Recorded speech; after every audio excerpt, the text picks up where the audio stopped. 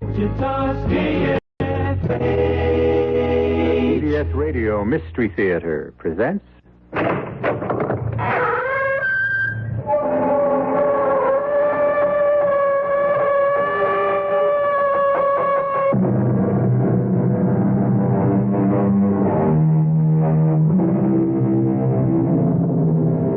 Come in. Welcome. I'm E.G. Marshall. Mark Twain once said that everybody talks about the weather, but no one does anything about it.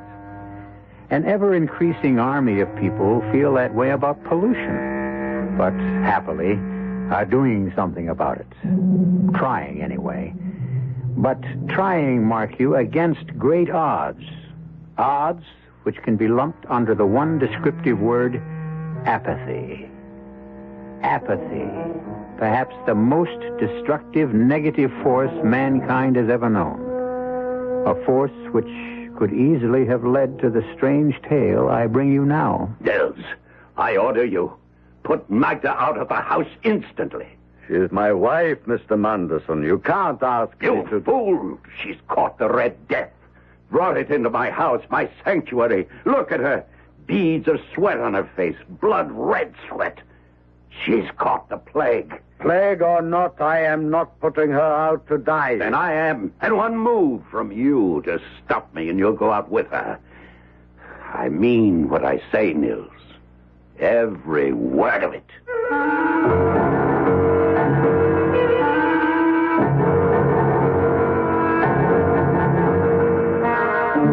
Our mystery drama, The Mask of the Red Death, was especially adapted from the Edgar Allan Poe classic by George Lothar and stars Carl Swenson and Stats Cotsworth. It is sponsored in part by Sign-Off, the sinus medicines, and Anheuser-Busch Incorporated, brewers of Budweiser. I'll be back shortly with Act One.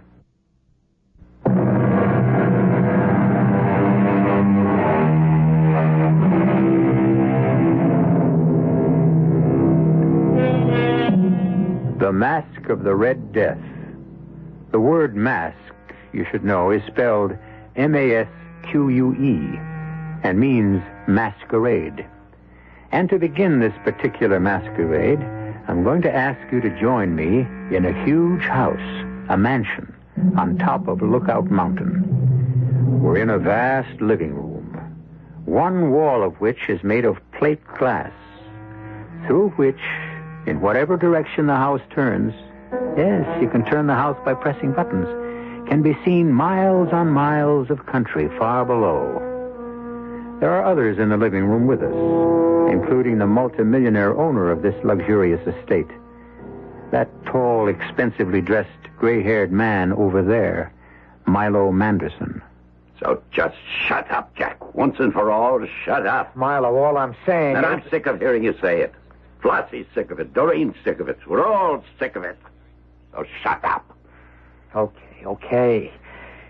But just let me point out one more Jack, thing. Please. Can't you see how upset you're making my father? You're talking as if he were doing something perfectly awful, when all he's doing is saving us from the Red Death. You ought to have a little more gratitude, Jack. Don't you understand? Any of you understand? Look out that window into the valley where the village is. The farmlands, dead animals in the fields, cows, horses, pigs, chickens, everything. Doreen, shut him up. Shut him up or I won't care if he is your husband. Which is the only reason I brought him along. I'll throw him out. I'll make up your mind, Milo. You didn't bring me here. You forced me here. For Doreen's sake, not yours. You penniless hayseed, you farmer. Would you believe it? 1996. Here we are in the year 1996, and he's still farming like it was 20 years or 30 years ago. Not 20 years ago, Milo. Not 30, 100. I'm trying to bring the land back to what it was, trying to replenish the earth, to restore what fools like you took out of it with every pollutant you can think of. I'm trying to save... Now I've had it. I'm warning you for the last time. Doreen, talk to this fathead you married. Talk some sense into him. Milo, give Flossie a little drinky. A little martini. I could do with one myself. Now, you talk to him, Doreen.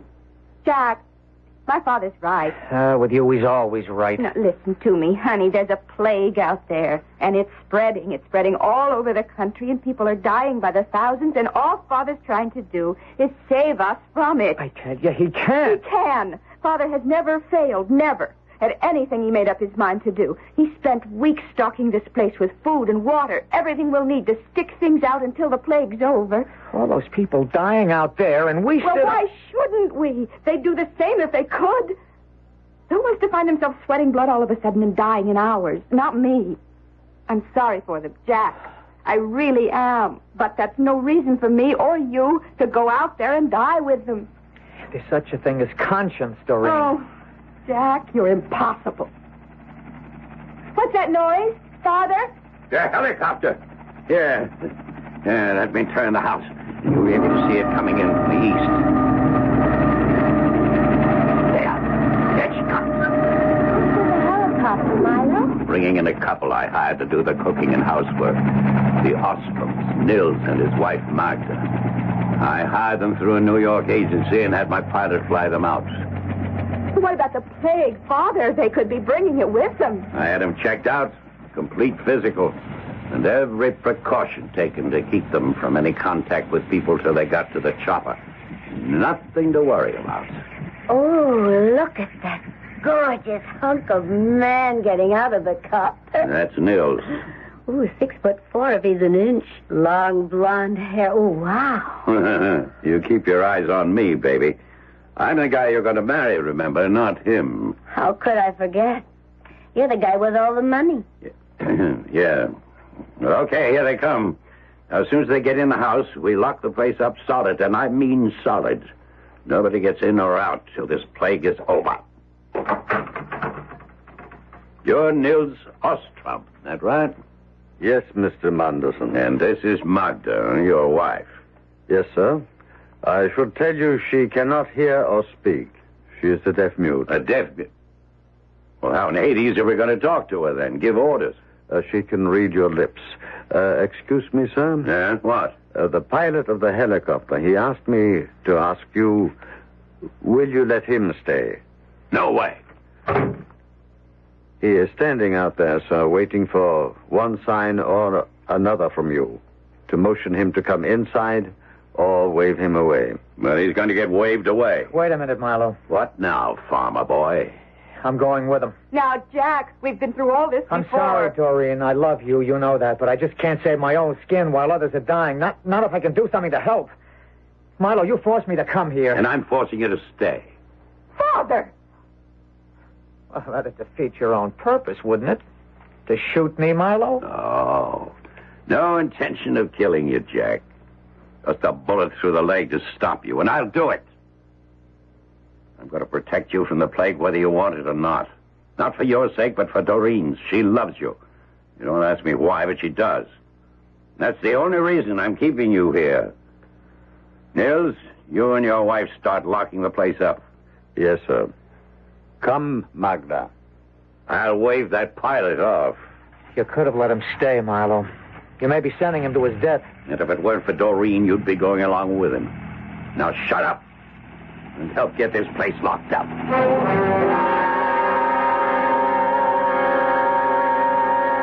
Oh, here you are, Jack. Yeah. Milo sent me to find you. Everybody's at the dinner table but you.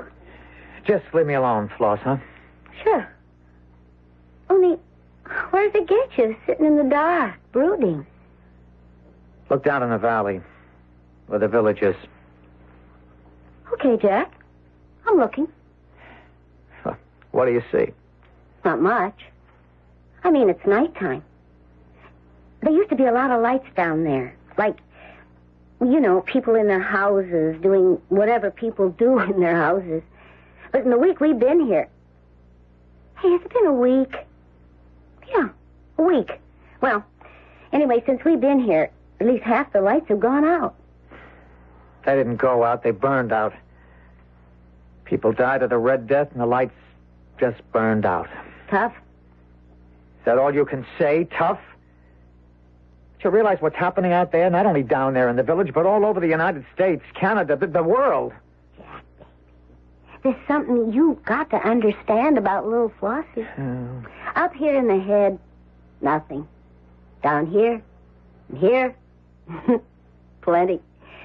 But up here in the head, oh, forget it.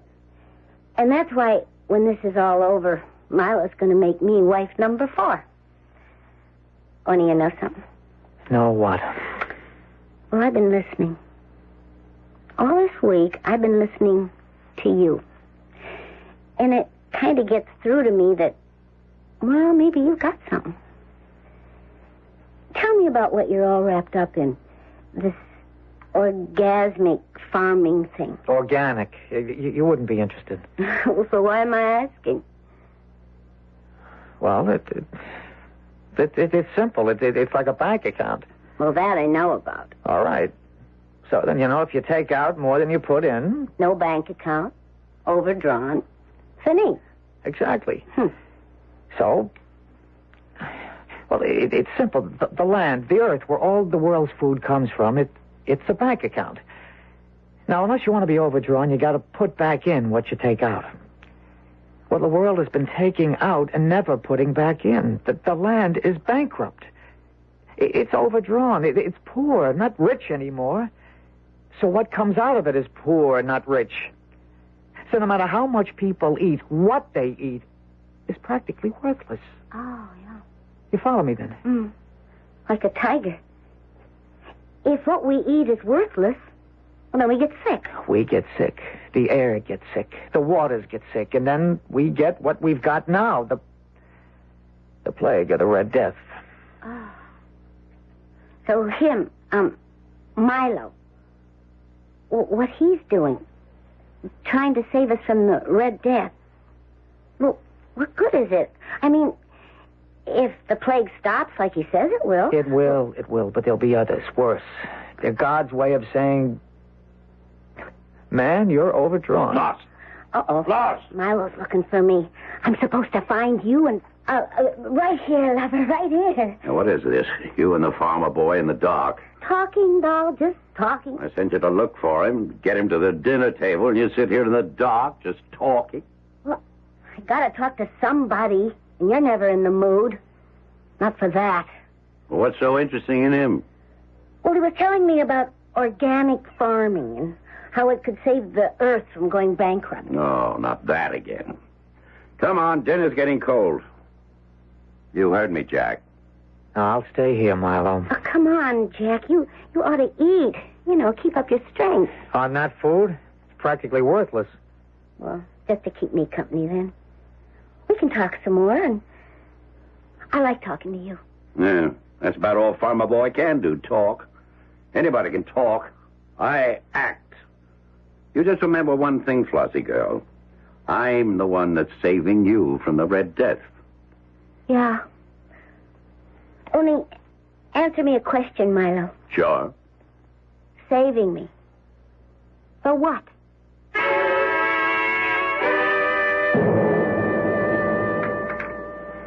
More souffle, Mr. Munderson. No.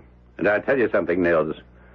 Your wife's cooking hasn't been so hot in the past few days. She better get on the ball. I am sorry, sir, but she has not been feeling herself. I'll have more, Niels. I think it's quite good. Yes, madam. Yeah, and what about the coffee? I asked for another cup. Yeah, in a moment, sir. My wife is heating it. Anyone see the news on Global Vision today? Oh, I did, Doreen. Why?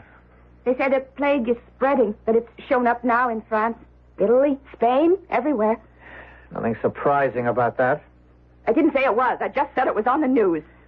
No need to take my head off, Doreen. No need for you to be sarcastic. I wasn't being... Oh, don't tell me. Look, all I said It isn't was... what you say, it's your attitude.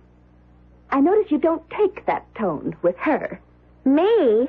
How'd I get into this? You know how you got into it. Don't pull the innocent on me. If you're Oh, implying... skip it. Nils, where is that coffee? Here's my wife with it now, madame. Magna, let me help you with the tray. I don't intend to skip anything. If you're implying that I've been up to anything... Look, you little... Now stop it, the two of you. The last 2 or 3 days you've been at each other like a couple of alley cats, and I'm sick of it. Well, you just tell your girlfriend... You watch your tongue. Flossie isn't my girlfriend, she's my fiancée. What's more... What the devil? Sorry, sir. I'm very sorry. My wife, The tray slipped from her hand. Magda! Look out, she's collapsing. Magda! Oh, my dearest. Let me give you a hand with her, Nils. No, sir, stand back. But, Nils... No, get back, sir, get back. Don't come near her. Can't you see? See what? Her face. She's sweating blood. Yes, I'm afraid she has the red plague. It's worse than that. She's brought it here.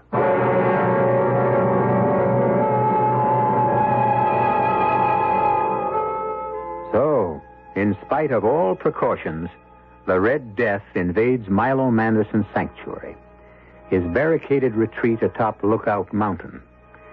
And you ask me, another disease has invaded the mansion. Jealousy. Doreen's and Milo's resentment of what appears to be a developing friendship between Floss and Jack. I'll be back shortly.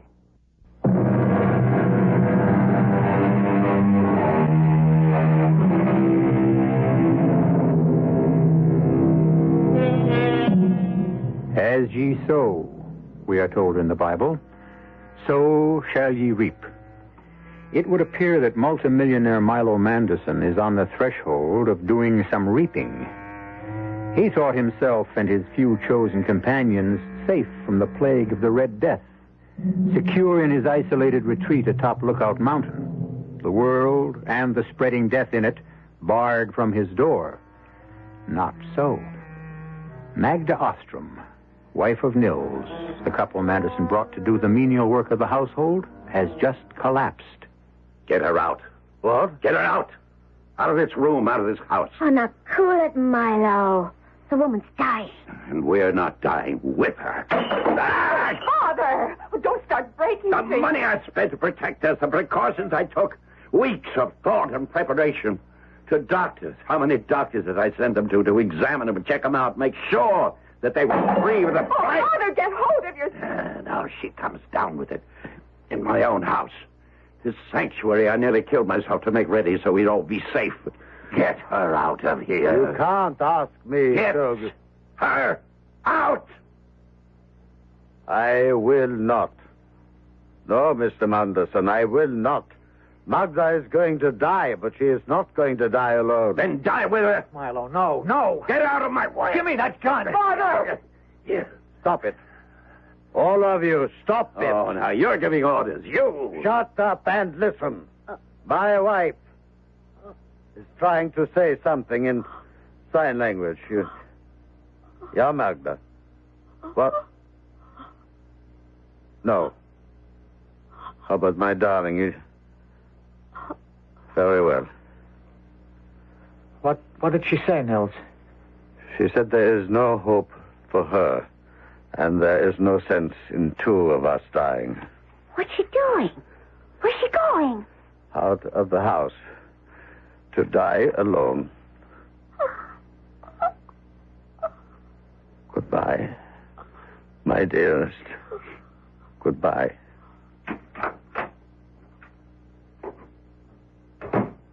I'll see you dead for this, Manderson. Mr. Manderson. And I'm not scared by threats. No threat, Mr. Manderson. A promise. Business has been brought to a virtual standstill throughout the world. Here in the United States, countless thousands who tried and are still trying to leave the congestion of the cities for what is considered the relative safety of rural areas Shut that thing are off. blocked by military and local I said police. shut There that are thing riots off. in the... Oh, look. His face. The Red Death. He's got it. His face. Red. With sweat. All right, I'll shut it off. The sight of death becoming too much for you, Mr. Manderson? Shut up. I'm sorry, sir. I thought perhaps the sight of my wife's body lying out in the patio where she collapsed and died. Nils, you'll go too far, I warn you. I'd shoot you now if we didn't need you. Need me? For what? Are you also incompetent, so helpless you can't do for yourselves? The ladies can cook. Me? I can't boil water. And I don't intend to. That's what you are paid for. You are so like your father, madame. You think everything can be bought, even life. Now, you look here. Since your wife died 2 days ago, you've been acting like anything but the servant you are. Now, you just cut it out. You just remember your place. Remember who and what you are. Do you understand me, Nils? Totally, madame. Is there anything madame wishes before I go to make up the beds? Not at the moment, but when there is, I'll let you know. Thank you, madame. Now, that's the way to handle a servant. Nice going, Doreen. I'm proud to call you daughter. Well, I'm not proud to call her wife. The man isn't himself. He's broken with grief.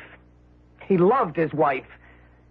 He saw her go to her death alone. He watched through this window as she collapsed out there in the patio and died before his eyes. And you treat him as if he were nothing, the way you treat me, treat Floss. I thought you'd become Flossie's champion, and now I know. All I'm saying is you It's can't... too much, as usual. You've got a big mouth and a head stuffed with hay. The trouble is here, we're bored. That's the one thing I didn't think of, that we'd get bored.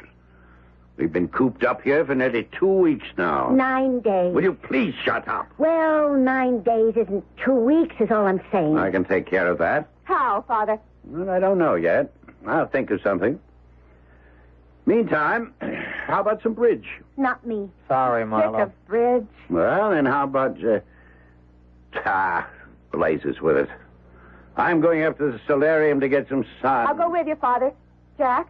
No, I'll stay here. With Flossie, of course. Yeah, we'll have the orgy I've been planning for weeks. I wouldn't be surprised. Join me in an orgy, Floss? But you know something? What? I have joined you. What do you mean? Well, me, I'm no great brain, but... Well, I'd have to be a dope not to... Well, anyhow, begin to realize that you're right. Milo and Doreen, well, they're wrong. Oh? Hmm? If you mean it, what you keep saying all the time, that is. You mean... Well, like the world's gone to hell. It's become a cesspool, you called it. Yeah, cesspool of corruption. But it can be cured, brought back to what it was once. Pure and clean and beautiful and healthy.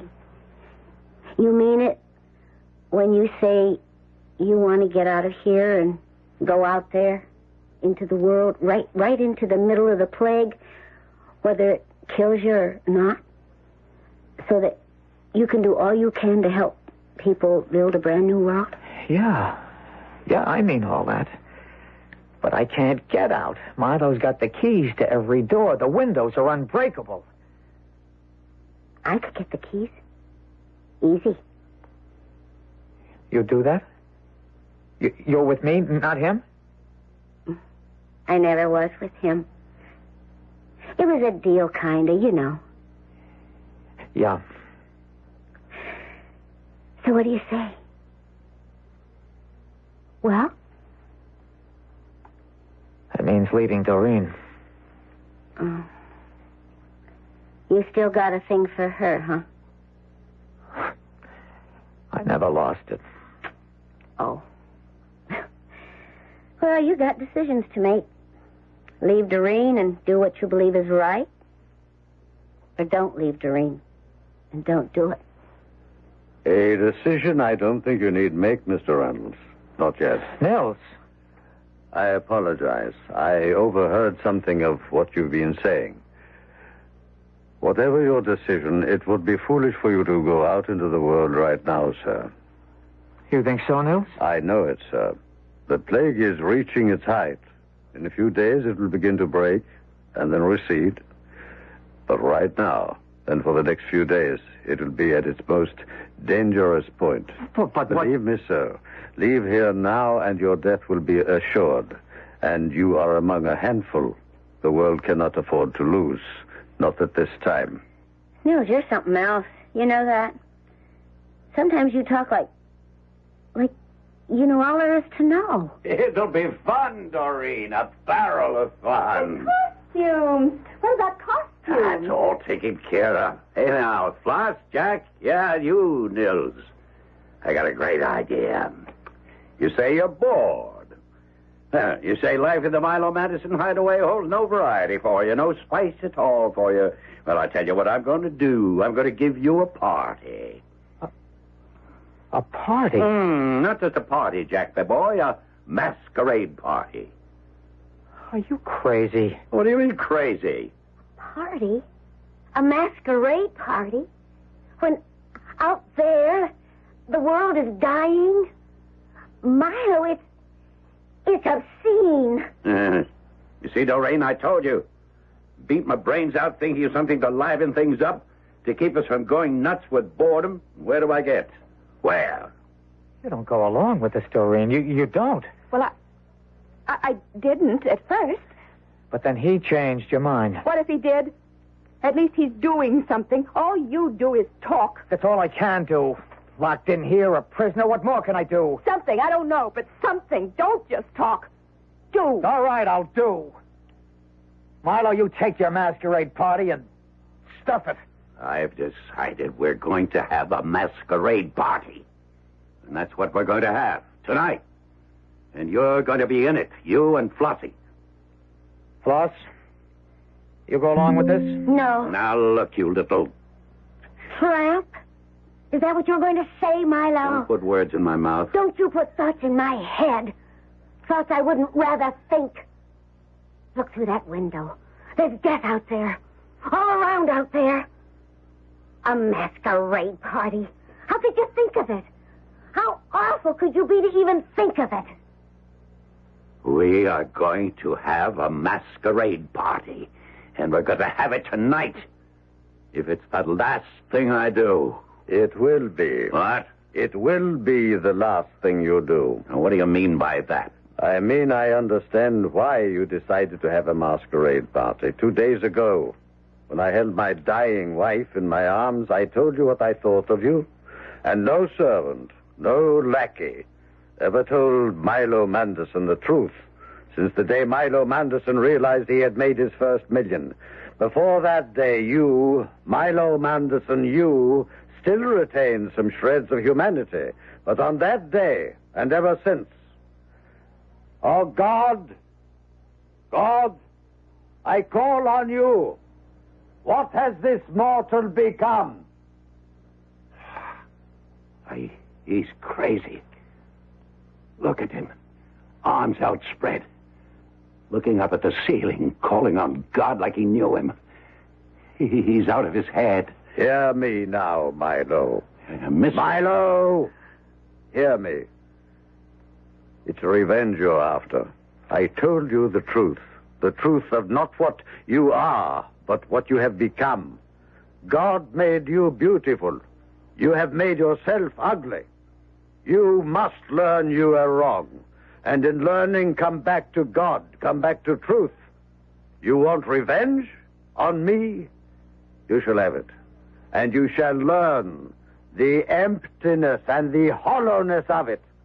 Revenge is mine, says the Lord, not yours. Mine. And this, Milo Manderson, you are about to learn.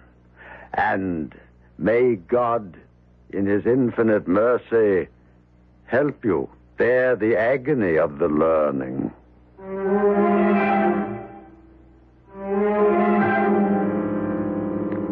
A strange speech, surely. Nils calls on God as if, as if he knew him as intimately as I know you. And we do know each other, you and I, very well indeed by this time, don't we? Ought to. Been together a long time. Pleasant time for me, anyhow. Hope for you, too. Back shortly with Act 3.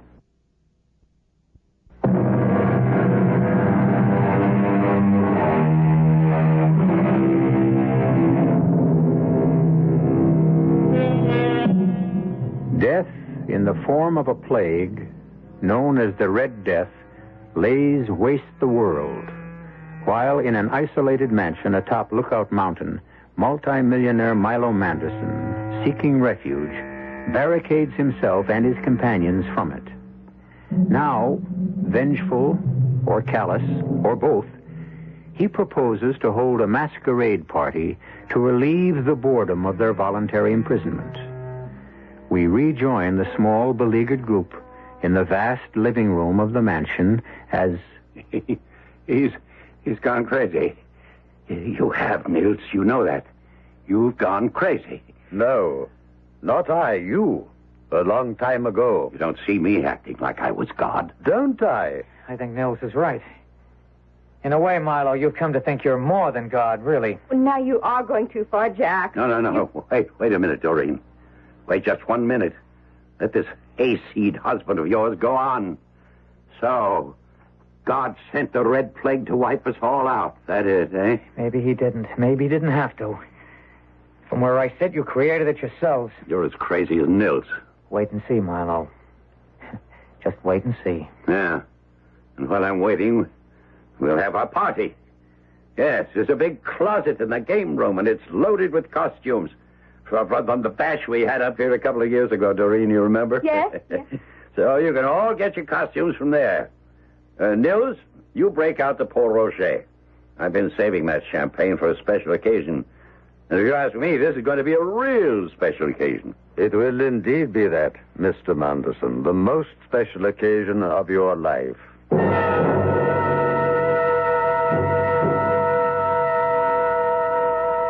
Jack. Yes, Doreen. Hook me up in back. This Marie Antoinette costume is hard to manage. Oh, okay. You look handsome. That black and white domino. What kind of mask? Black or white? Black. Oh, romantic as well as handsome.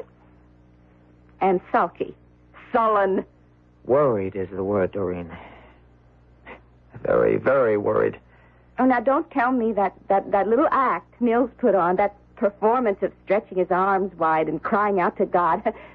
Don't tell me it got to you. The way it got to you? To me. I thought it as laughably ridiculous as my father did. Your father He's did... only trying to save us from the Red Death, Jack. And it's about time you gave him some credit for it instead of insulting him every chance you get. I'm not insulting him. I'm trying to wake him up. I don't know why it is, no matter how I try to keep things pleasant between us, you always manage to start your eternal harping on pollution. I'm sorry, Doreen. Oh, you're always sorry. But that doesn't help. You ruin everything, just as you're trying to ruin my fun. Fun? How can you talk about fun? Because I need fun. That's why, because my father's right. We're going house crazy with boredom, and I don't see how a few hours of fun will change anything in that world you worry so much about, one way or the other. The music is starting. Oh, let's go down. Jack, please, please, for once, let's enjoy ourselves.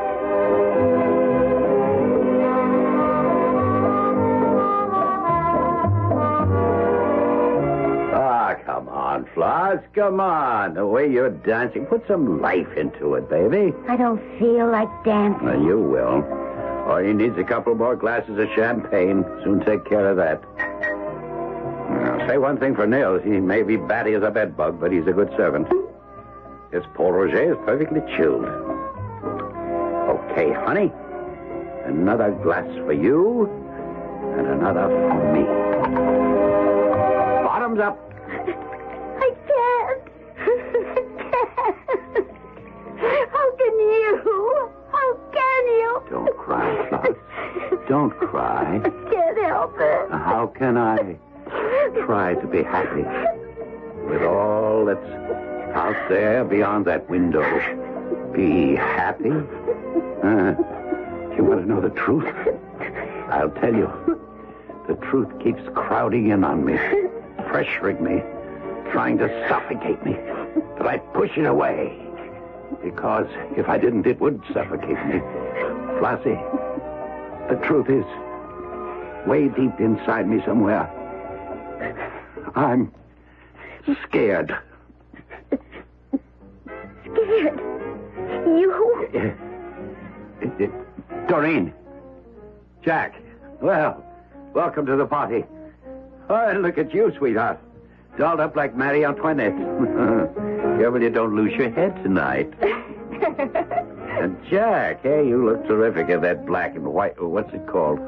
Domino. Yeah, that's it. That's what it looks like. No, and say, you want to see something really terrific? Take a gander at Flossie, a fairy queen. You look lovely, Floss. But white? My dear, you in white. No, hey, come now. None of that. Not tonight. Tonight, even if it is just for tonight, we're going to stop sniping at each other. Hold it. Wait a minute. We need Nils. He's a guest, too. He's a kind of a serving guest, but still a guest. Nils? Hey, Nils. The party's starting. Come on, join in. Coming. And hurry up. We all want to see what costume you're wearing. This one, Mr. Manderson. Nils. Oh. Who do you think you are? Who the devil do you think you are? I beg pardon, sir? Your costume, it's blood red. Suit, shirt, cape, the mask covering your face. All blood red. The Red Death, Nils? Yes, sir. The Red Death. Wait a minute. What are you up to? Simply turning off the music. So that's it, is it? You intend to ruin my little party, do you? You come dressed as a Red Death to throw a wet blanket over the fun we're going to have. Well, I'll take care of that right here and now. I'm ripping that costume off you, ripping all of it off, beginning with the mask. There! I am not costumed as the Red Death, Milo Manderson. I am the Red Death. A skull. A blood-red skull. No face. A skull. Blood red. You are the Red Death. God help me. God will not help you now, Milo Manderson. There comes a time when mortals must help themselves, and your time has come. What do you want of me? You may make a choice I will give you. You may make the choice for good or ill. Name it. I'll choose what's right, what's good. I swear it to you. You can choose to live. Yes. Or die. What do you mean, Nils? I'm sorry. That's not your name, of course. Oh, it will do. What do you mean? To live or die? One of you or your father, must die. And the choice I leave to him. Are you saying that Milo must choose either to give up his own life and save Doreen's or refuse and let her die? I am. Oh, wow. I mean, wow. Nils, what about Floss? What about me? You have no part in this. When I am gone, as I soon shall be, when I no longer plague the world, you and others like you will be needed to restore it, replenish it. Me? Him I can understand, but me? I'm nobody. I'm nothing. And that makes you something. Milo Manderson, what is your choice? Haven't I anything to say about all this? Haven't I some choice in whether I live or die? None. But that's not fair. If my father chooses to let me die to save himself... But he hasn't. Not yet. Choose, Milo Manderson. Choose. Father. I can't die. I can't face death. It's too horrible. The thought is too horrible. Horrible. Your daughter dies then. Yes. What? What was that? He can't make a choice, don't you see? He hasn't the courage to choose death for himself or for me. Scared. He said it himself. Deep down inside, scared. And I never knew in all these years. Never knew. I thought he was the strongest man on earth, but he's just a scared child. Nils, take me. He must make the choice. Choose. shoes. No. Take her. Take Doreen. She offered, didn't she? She's not afraid. But I am. Look at me. Look, I'm sweating with fear. Look again. You're not sweating with fear, but with death. Red. Remember, I sweat. Blood. Red. I... Stricken, Milo Manderson. Stricken with the Red Death. But why? Oh, why? You gave me a choice. And again, you chose the wrong one. You chose to do evil instead of good, as you always have. Always. Now die. No! Die. And may your soul go to the hell it deserves. No! He flung himself through the window.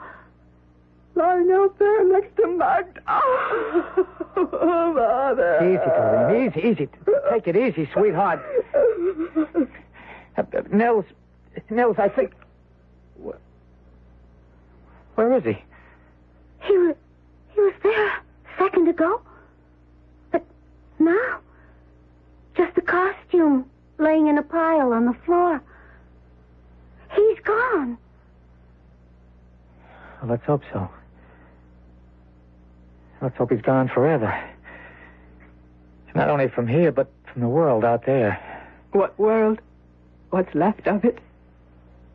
There are still some lights burning in the village. And everywhere else, I guess.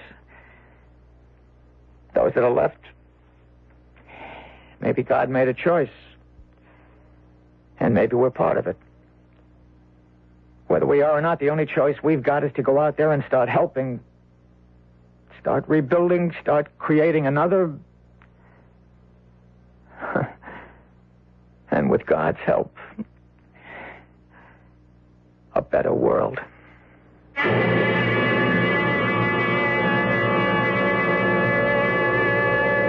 So ended the masquerade, if you will, of the Red Death. The year 1996 isn't too far off as years go. And as we know, there are men and women in the world today with the foresight to see what lies ahead if the pollution of our air and our water and the very earth itself isn't brought to an end. I'll be back shortly.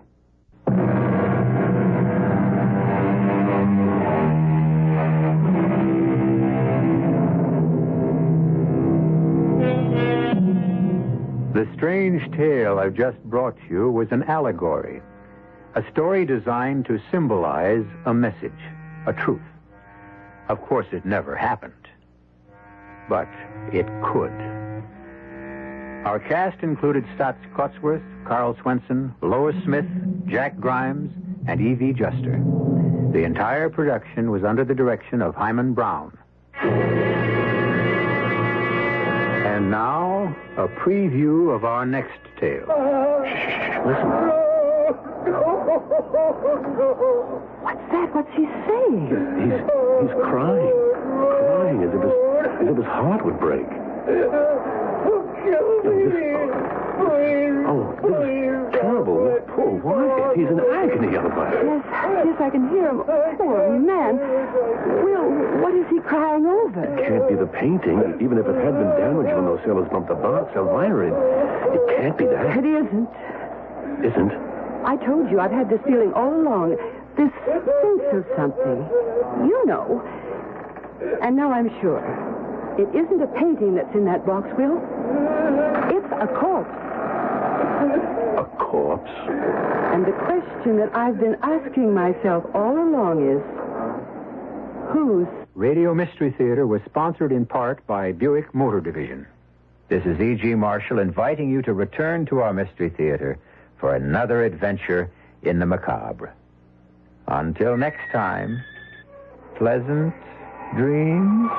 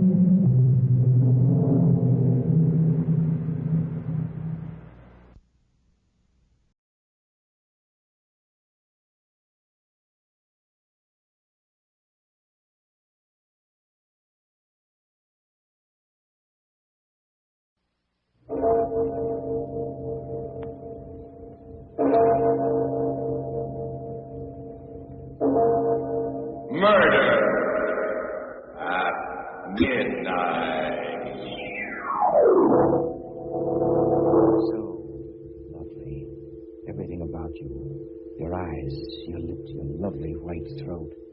I can feel it pulsing under my hands, throbbing. Don't, Frank, you're hurting me. You're choking me. No!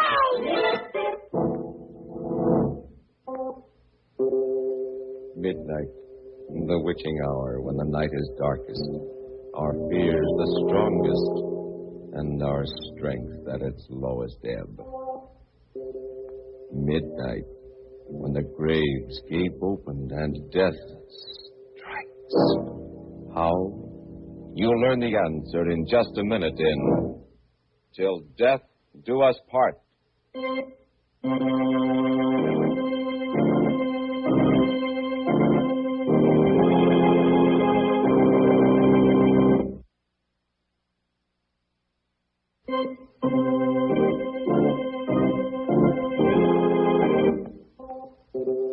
And now, Murder at Midnight.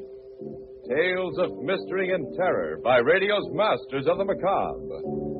Our story by Joseph Ruskell is Till Death Do Us Part.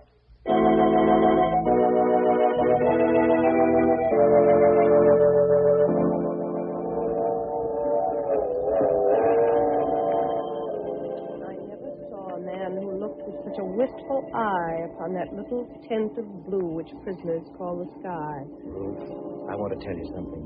Put down that book and listen. I love you.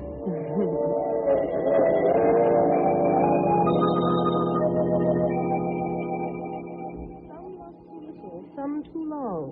Some sell and others buy. Some do the deed with many tears and some without a sigh. You hear me, Ruth? I love you. Some do it with a bitter look. Some with a flattering word. Professor Clark. Yes, Professor Clark. Love me, darling. Wildly? Put the book away. Almost there now. Bridal suite waiting. Oh, Frank. Promise you'll always love me. Till death do us part.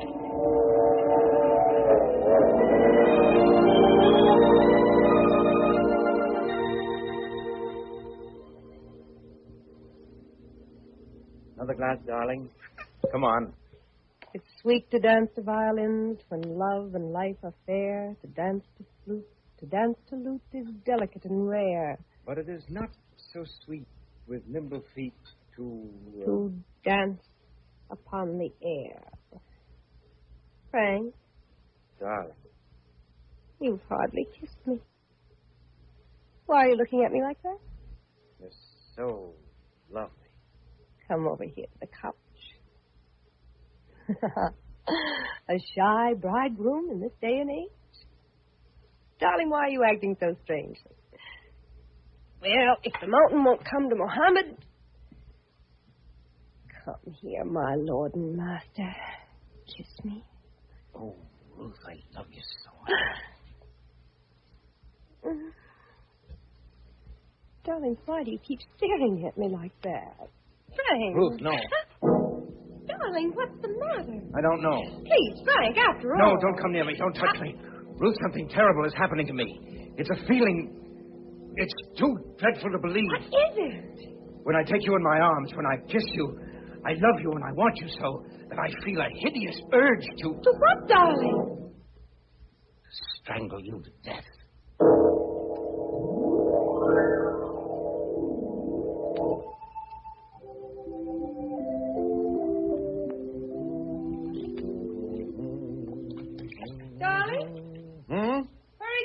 Just brought in breakfast. What are you doing? Shaving. Finishing up now. Morning, Professor. Morning, Professor. Life is wonderful. Wonderful. Towel? Thank you. Leave us enter the parlor, husband. Yes. Leave us eat, my bride. Ah! What feast is this that tempts me palate? Fall to, spouse. Ah! Citrus, my favorite ice squirt. I'm so happy I feel like dancing. It's sweet to dance to violin. Yes, that's right. How's it go? It's sweet to dance to violin. When love and life are fair. Eat, dear. What's wrong? I guess I'm not very hungry. Frank, you're thinking of that incident last night again. You are, aren't you? How could I have said that to you? I can't understand it. What got into me? Now, darling, you're to forget it. Don't talk about it anymore. Don't even think of it. It was just your little joke. Some joke. Wonder I didn't frighten you to death. Well... The funny thing is, the next minute I was laughing at myself, and so were you, but when I said it, Ruth, I can't explain it. I can't eat now. Frank. It was like an obsession. Yes, that's it. It was an obsession. Ruth, you're a psychologist. What does it mean? To have felt that horrible urge to do that to you. To you, I must have been mad. Now, darling, don't say that. Don't spoil our honeymoon with this nonsense. You'll be talking things into yourself. I don't know what it is. Your nerves are on edge from your accident, that terrible crash just 3 months ago. Please, Ruth, please. I don't want to think about it. I can still see it, that horrible, twisted wreckage. Well, you're lucky you're alive. Be thankful I am. She was hitting 80, showing off. I couldn't stop her, that daffy little sister of yours. Darling. I'm sorry, dear. I'm sorry. I guess I felt as awful about it as you did. Brilliant student, could have been one of my best if she'd ever opened a book. The poor kid, what a way to die. Maybe if I hadn't accepted a lift to town, who knows, she might still be... Now, please, darling, let's forget it. It's not good for you. You haven't been at all yourself ever since then. No, I haven't. Have I? Well, everything has its compensation, dear. After all, that's what brought us together. Closely, I mean. Yes, that's right. In the hospital. What? You were an angel. Oh. Well, you were just an angel from heaven, the way you helped to nurse me through all that time. When I was only half conscious. Nursed me and read to me. Read to me. Yes. The way you read to me. Why do you say it like that, Frank? Well, I don't know. There's something you read to me over and over when I was barely conscious. I've heard it ever since, deep down. I can't seem to recall it, but I feel that it had something to do with my crazy behavior last night. A line. It's still with me. It never seems to leave me. Seems to make me want to do something horrible. Now, Frank, stop talking. You're ill again. You're pale as a ghost. What is that line? I've got to know. Please, darling, please, stop shouting. I'm with you. Your love is with you. Now kiss me, dear. Hold me tight. Oh, so lovely. Everything about you. Your eyes, your lips, your lovely white throat. I feel it pulsing. I can feel your throat pulsing, darling, in my hands. Pulsing. No, Frank, you're hurting me. Oh, you're choking me. No!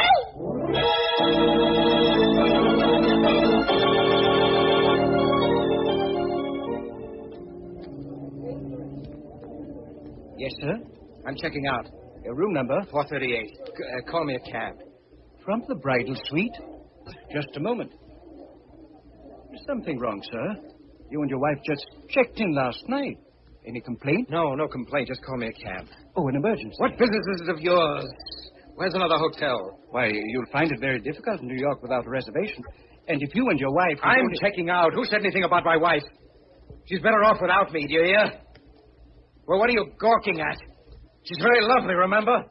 Would she make a nice corpse in a bridal suite? Oh, go to the devil.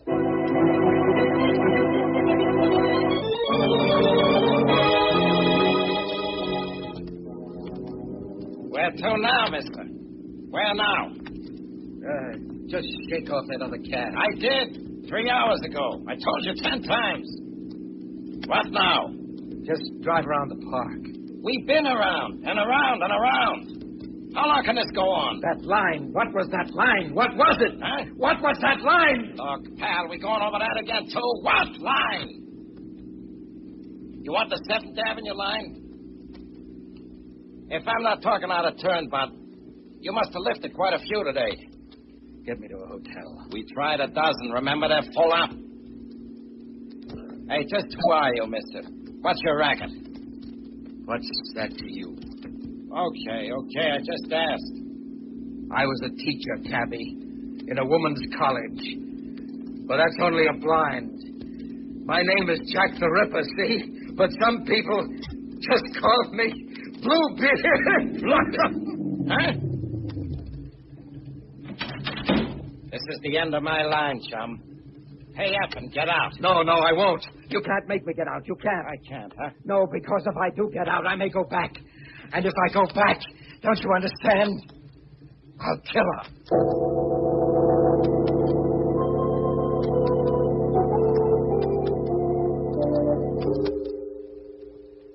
For for poorer, in sickness and in health, till death do us part. A bridegroom, dazed and obsessed, standing on a city street, fearing to return to his bride, because he knows if he does, it will mean murder at midnight.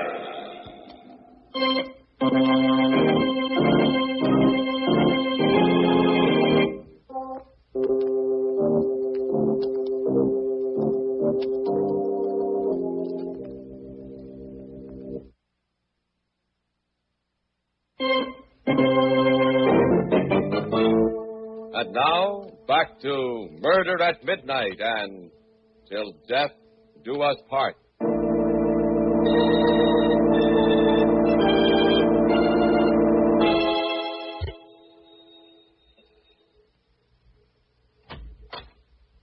Yes? What do you want? Good evening, sir. My name is Bluebeard.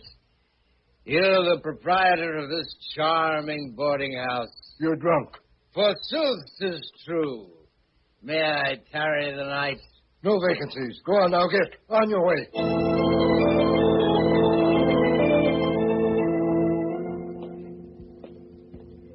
Where's his room? Top floor, rear, Mrs. Clark. He came in about an hour ago, drunk as you please. He asked for a single. I'm not one to rent to drunks, mind you, but I can see he's really educated. And a gentleman, though a queer one, if you ask me, with his eyes all bloodshot. Here it is. Did he say when he'll be back? He said he was going for his bags. I'll just wait in his room if you don't mind. It's all right. I'm his wife, I tell you. Well, I don't know. Something mighty fishy about all this. And excuse me, there's the hall phone. If it's not one thing, it's another. All right, all right. Hello? Yes? Who? Who? Oh, just a minute.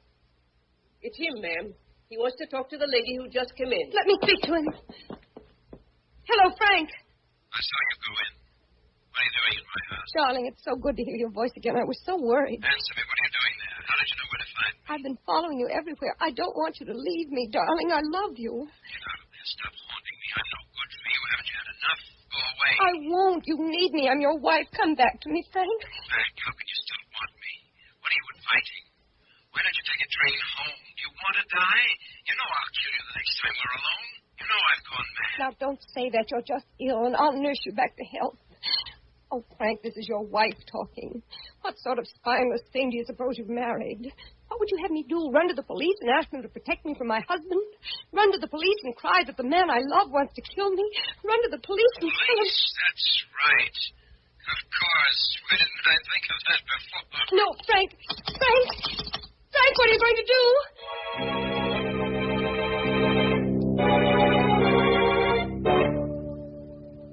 Have a seat, Mrs. Clark. What is it you want of me, Inspector Wade? Why was I called here to the police station? You've no idea? No. Oh. Is he here, my husband? He told you?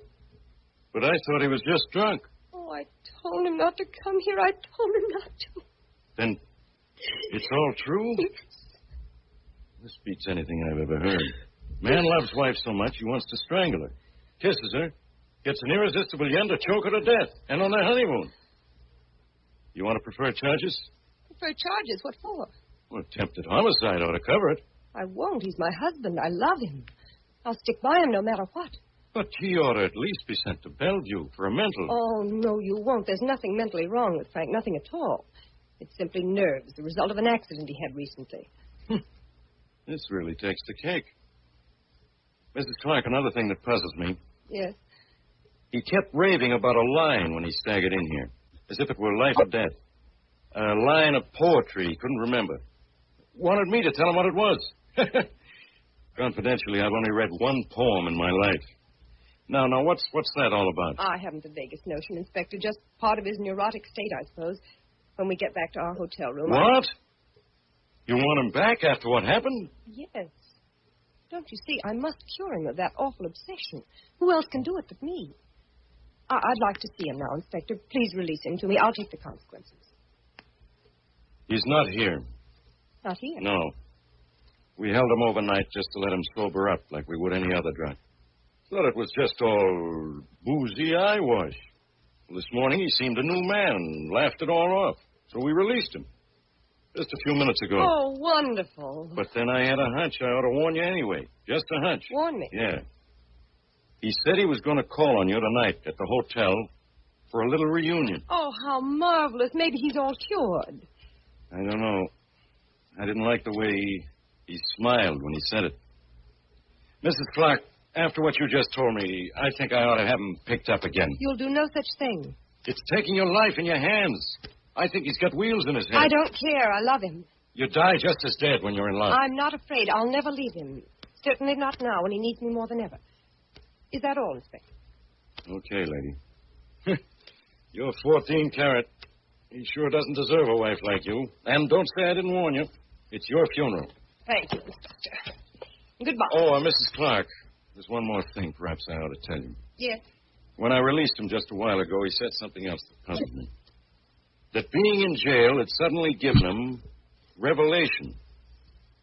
He smiled very queerly when he said it. Oh? I think maybe he found that line of poetry, Mrs. Clark.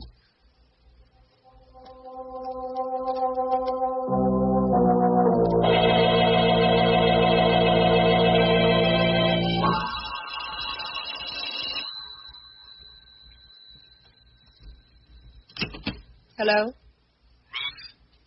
Where are you, Frank? In the lobby. Come up. I don't know exactly what your game is, my sweet bride. But I'm warning you. I've had revelation. I know. It's high time. I'm going to finish it, Ruth, this time. You asked for it. Come up, Frank. Sure? Sure. Your funeral.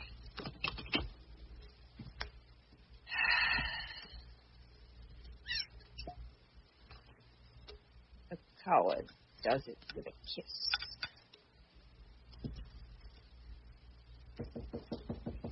Come in, Frank. The door's open. Throwing a party, my dear? Yes. Who's invited?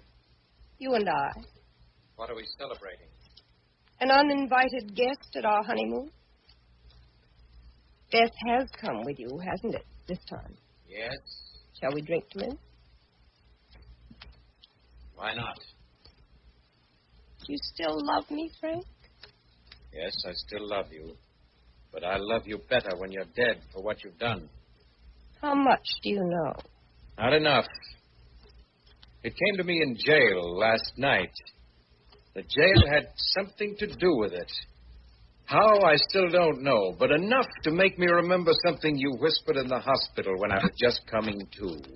You said, "I'll get my revenge, Frank. Do you hear me? I'll get my revenge." Splendid. From memory. What else? Enough to make me realize that you hate me and have always hated me, although you pretended otherwise. Brilliant. Say loved and hated you. Go on. And that somehow, I don't know myself in what way, but I'm sure it must be a very clever way, as your psychology students would agree. You've been coldly, deliberately torturing me, trying to make me think myself a maniac, or have others think so. Close enough. Why? What I can't understand is why you did it, or why you weren't afraid that I'd really murder you. You'll soon find out. And I'm convinced now that you've done it all with a single line. A single line of poetry. In my jail cell, I was sure of it. The very walls seemed to tell me, I don't know why, that it was a line that you kept reading to me at the hospital. Over and over and over again, that made me think I wanted to kill you. And what was that line? That's what I'm going to find out. Right now. Don't come any closer, Professor. You'll know it's perfectly ridiculous. Looking at you now, close to you where I can almost touch you, that crazy obsession is still with me.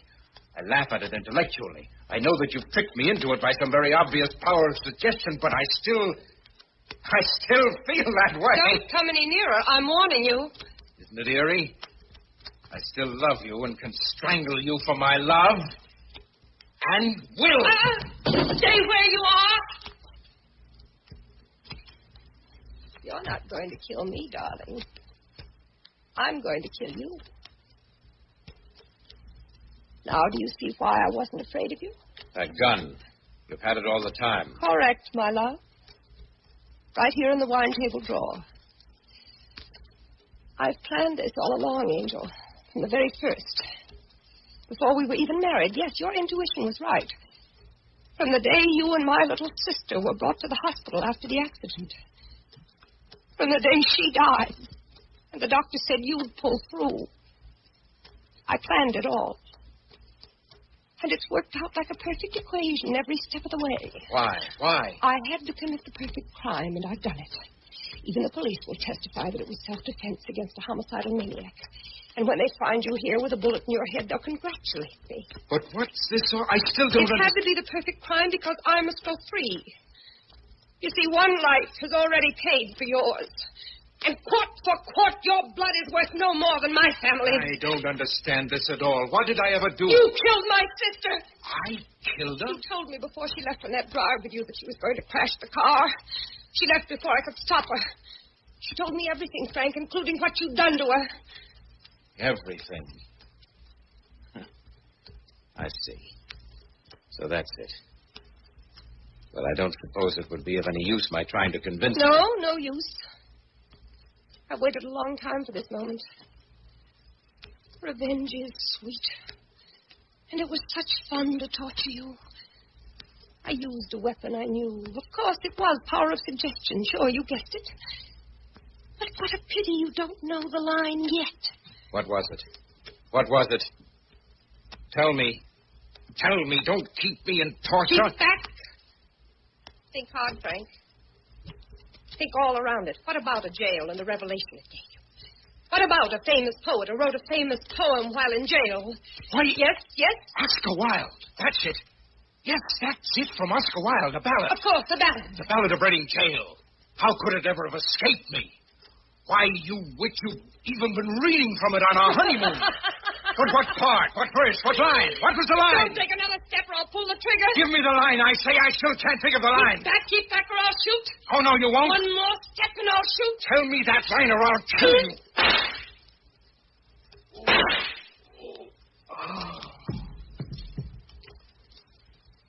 All men kill the thing they love. Remember, Frank? How's the next line go, Mrs. Clark? By all, let this be heard? So I heard. Too bad I was a little late. Inspector Wade. You know, ma'am, like I said, I only read one poem in my whole life.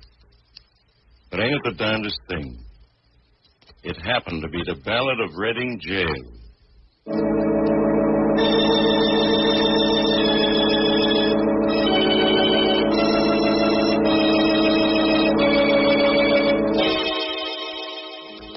Till death do us part. A honeymoon in the bridal suite. Red wine spilled on the table. And red blood on the floor as the clock strikes 12 for murder at midnight.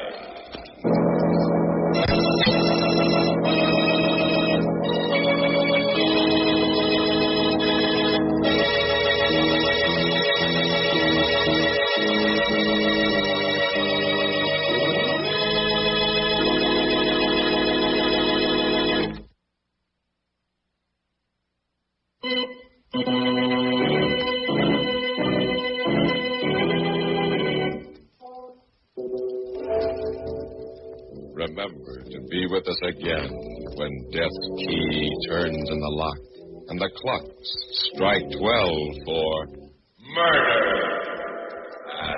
Midnight. The part of Professor Ruth Clark was played by Elspeth Eric. Professor Frank Clark by Eric Dressler. With music by Charles Paul, Murder at Midnight was directed by Anton M.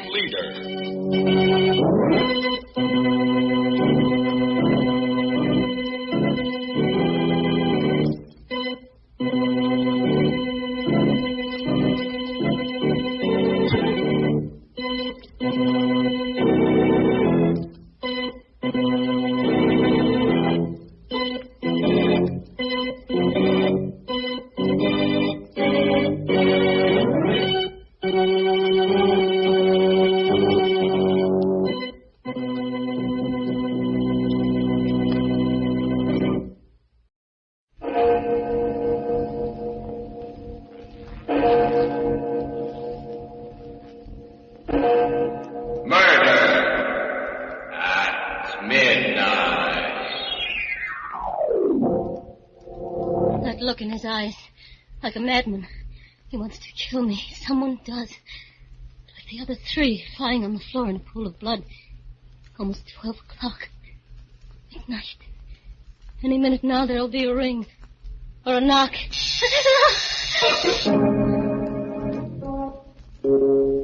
Midnight. The witching hour when the night is darkest. Our fears the strongest. And our strength at its lowest ebb. Midnight, when the graves gape open and death strikes. How? You'll learn the answer in just a minute in The Creeper.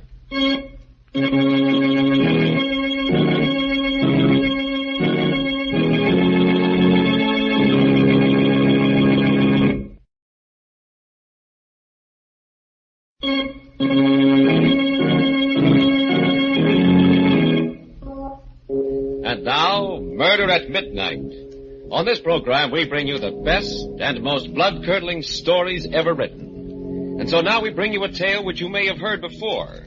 A tale which we consider a classic in terror and suspense. The Creeper, by Joseph Ruskall. In the kitchenette of a New York apartment, a man and his wife listened to the evening news broadcast. New York. The unknown killer called the Creeper has struck again, adding a third female corpse to his toll. Virginia Peters, a comely waitress, was found strangled to death in her third-floor apartment early this morning while her radio blared.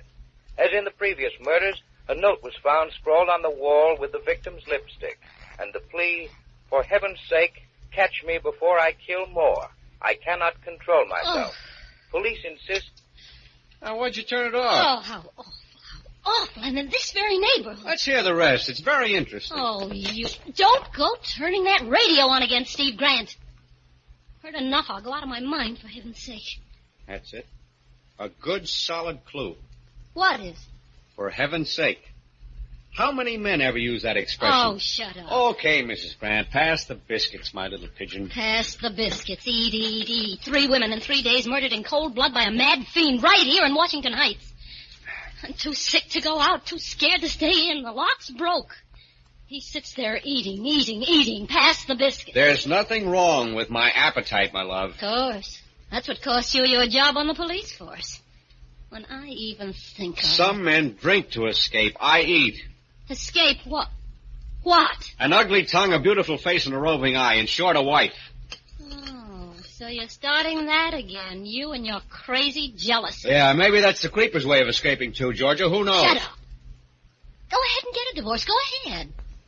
Can I help it if men look at me? I don't know why you come home at all. Where do you go? What do you do with yourself? Where were you this morning? Why'd you come back? To eat. But someday I'll lose my appetite for that, too. Yeah, and when I do, my dear, there'll be no escape. And now I'm off again. Kiss. Still using stage lipstick. Wipe it off. How many times must I tell you? You're married now, remember? Steve, wait. Yeah? At least go buy my medicine. Sorry, I got no time. Don't leave me here alone. Stay home this evening. Please, I'm afraid. Oh, don't be silly, pet. Nothing will happen to you. You got a doorman here, an elevator boy, Mrs. Stone across the hall, a phone. You're safe enough. But the night lock, it doesn't work. Oh, now you can't lock me out anymore. It doesn't catch. Something's happened to it since last night. Steve. Get a new one. I can't get a locksmith. I've tried all day. Steve, please. If I want to phone you, where will you be? Out. Goodbye. Take care of your cold.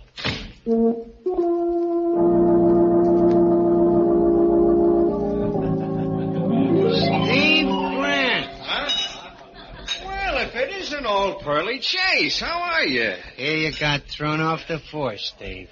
Yeah, I hear you got thrown off the news, Pearly. You heard wrong. I wasn't fired. I was just warned. I wasn't fired either, just suspended for 3 days, eating a lamb chop at Casey's when I should have been ringing in from the box at the 162nd with all that trouble up there.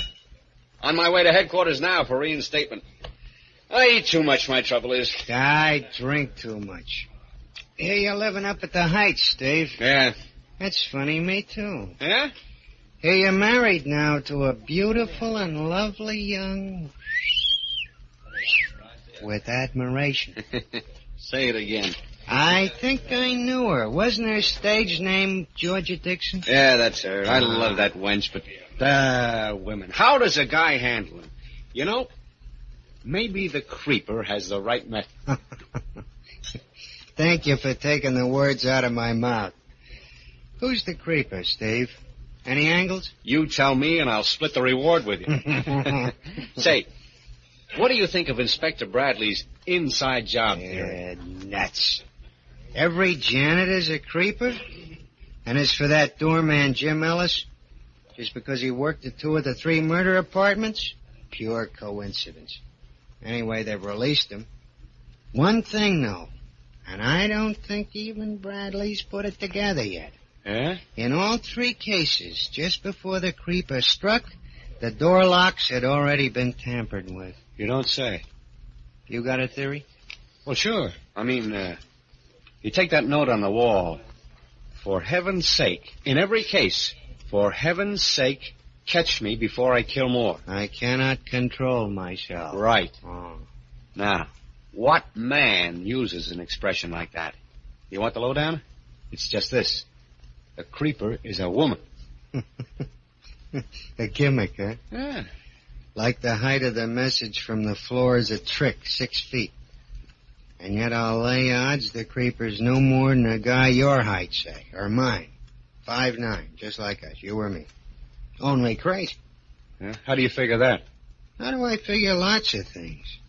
How do I know where the creeper's gonna strike next? You do? Certainly. The creeper's not so smart, he's just crazy. You'll play along crazy and you're one jump ahead of him.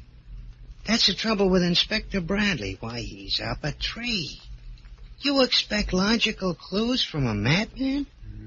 You play along crazy, make out you're the creeper. And what do you get?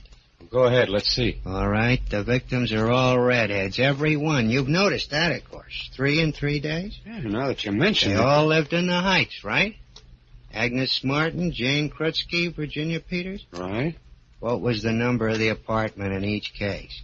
Agnes lived in 1A, Jane 2B, Virginia 3C. Don't ask me the why or wherefore. Don't ask me the logic. Just play along crazy. See what I mean? Where's he going to strike next? Huh? I don't get you. The next victim of the creeper also lives in the Heights. She's a redhead. Her night lock's been tampered with. She's going to get hers today, and her apartment number's 4D. Well, why are you looking at me? Don't you like my arithmetic? Pearly, my wife's a redhead. We live in the Heights, and our apartment number is... You're just a boozy reporter.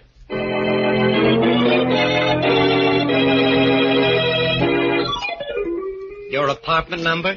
4D, I told you. 4D, of course. It's pretty late, but I'll have it delivered. I was busy admiring your lipstick, Mrs. Grant. I've nothing like it in stock. 4D, I should have guessed it anyway. Why? Well, a face is a number. Believe me, since you've moved into the neighborhood, Mrs. Grant, for me it has a special number, like Double Dandy Delicious Dream. 4 Ds, you see? Go on. Bet you tell that to every customer. Female. I'm a ladies' man? Like the creeper? What did I say? What's going on in this block? Raw nerves, you can't joke. The creeper, that's all I hear all day. It's mass hysteria. There ain't such an animal. You don't think so? I assure you, Mrs. Grant, it's a fairy tale for circulation of the tabloids. I'll send you a prescription up with the boy. No, I'll just wait here for it. Well, it'll take some time. You should go right home and stay there if you're just getting over the flu. I'll tell you what. I'll deliver it myself. It'll be a pleasure. No. I'll wait.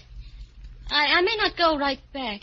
I don't want to be there alone. I'm afraid. Very well. Suit yourself. Have a seat. For heaven's sake, stop me before I kill more. What? I cannot control myself. Wait! I was only joking, Mrs. Grant. Wait, Mrs. Grant, your prescription.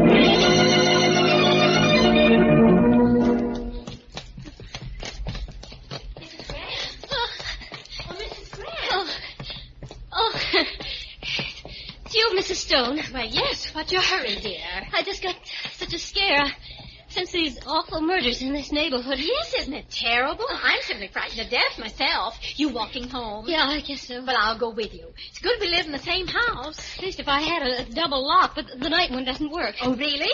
Well, I have a chain lock besides, and still... The way it is, I sit and shiver when there's a sound at the door. Can't get a locksmith. Tried all day, but they're all so busy. Mr. Frank on the corner promised to, but didn't know when. Why are they all so busy? Well, my dear, because every woman in the neighborhood's changing theirs, too. Simply a nightmare. Oh, but don't you worry. We'll stay together this evening. Mr. Stone's out, too. Think of it, we've never visited, though we live right across the hall from each other. Isn't that like a big city, for heaven's sake? Or would you rather I dropped in on you? Well, I don't know. Well, make it your place, then. Isn't it horrible, the ghastly things they're saying? The theories one doesn't know what to think next. You believe the latest? The latest? That maybe it's a woman, the creeper? A woman? Can you beat it? I just can't imagine how in the world the police figure that, for heaven's sakes. Can you? I say, can you, Miss Grant? I don't know. I was just thinking of something my husband Though said. I can see where a married woman now, if her husband was faithless, well, I can understand such a theory, because they take my husband now. You've met Mr. Stone, haven't you? Oh, Mrs. Grant, why on earth are you staring at me like that, for heaven's sake? I don't feel well. I must get home. I feel faint. But Mrs. Grant, for heaven's sake. Sobbing with terror, the woman with red hair runs up the dark street, back to her apartment and the door with the broken lock. As the hands of the clock move on towards 12 o'clock and... Murder at midnight.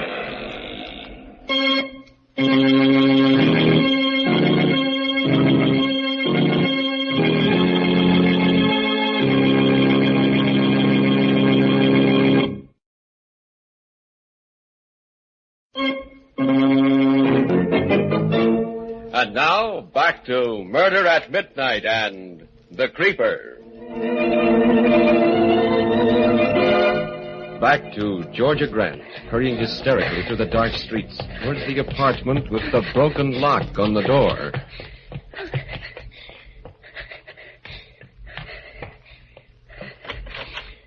Good evening, ma'am. Out late, aren't you? Oh, yeah, you're the new doorman? Just relieving Charlie. Nice night. Yeah, it was very nice. Here, let me ring the elevator for you. No, you don't have to trouble. No trouble, ma'am. There. Apartment 4D, huh? Yeah. How did you know? Doesn't take long. When will this elevator come? Coming now. Terrible things, ma'am. The happenings. What? The creeper. It's sort of... Going up? Yeah.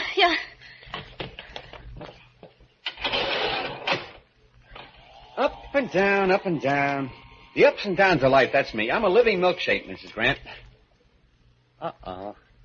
What's wrong, Jimmy? Stuck. Imagine getting stuck between the third and fourth with a production like you. Get going, Sonny. You want me to report you? Okay. Can't you take a joke? Maybe I misconstrued that smile you always give me. Maybe you shouldn't ought to smile that way. Fourth floor. Let me out. If I drop in later, will you be more receptive? Oh, home. Oh, thank goodness. Must be going out of my mind. Key. Where's my key? Darn this lock. Darn the lock.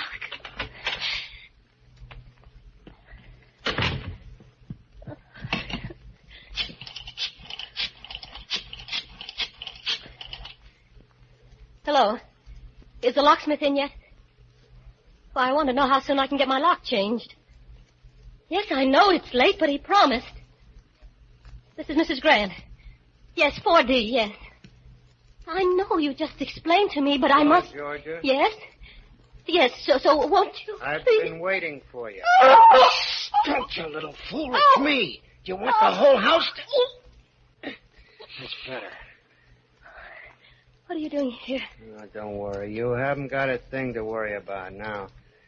I've come to protect you. Give me the phone. Hello?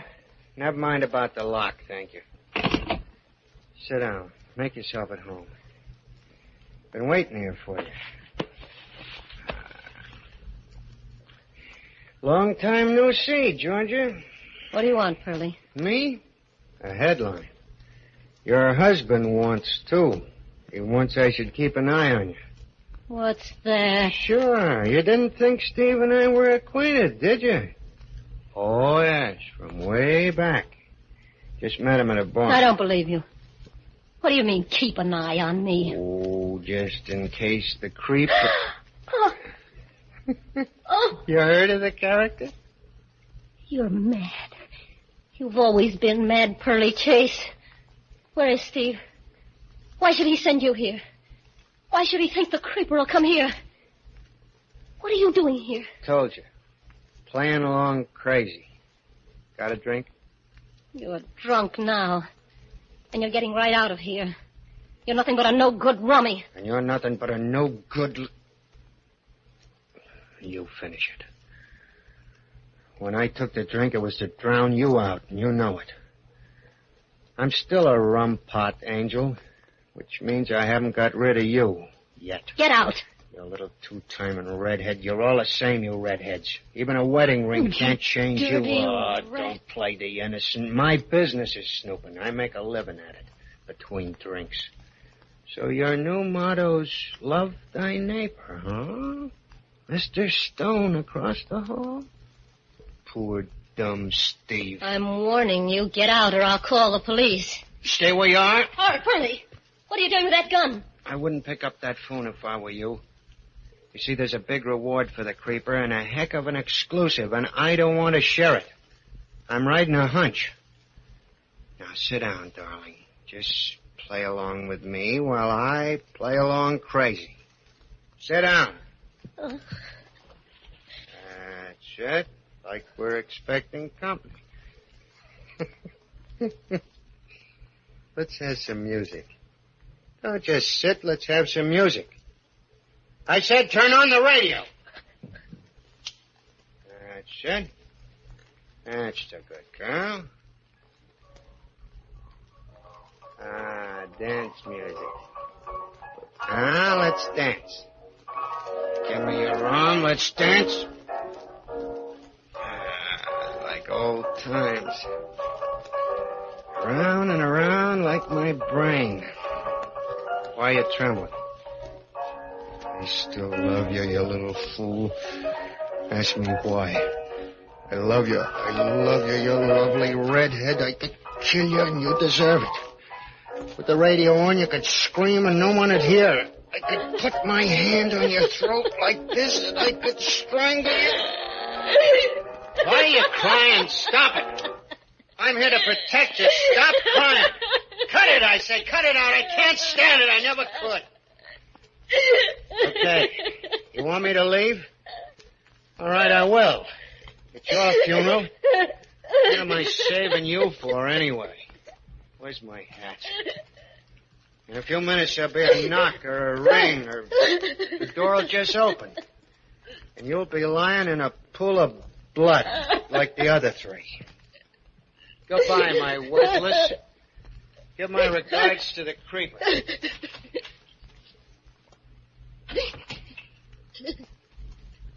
What if he comes back? He wants to kill me. Somebody wants to kill me. I must lie down. My head is splitting.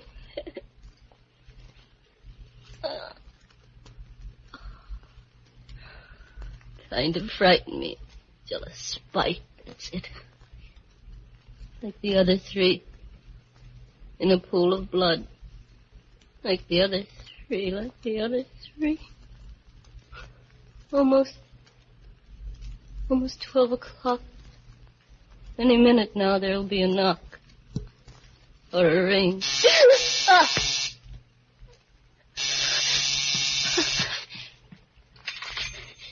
Yes? This is the doorman, Mrs. Grant. Yes? The druggist is here with a medicine. Shall I let him up? A medicine? Yes, let it... No. Don't let that man up. Want me to bring it up? No. I'm perfectly all right. I don't need any... I don't need it, you hear? Don't you dare come up. Don't tell him.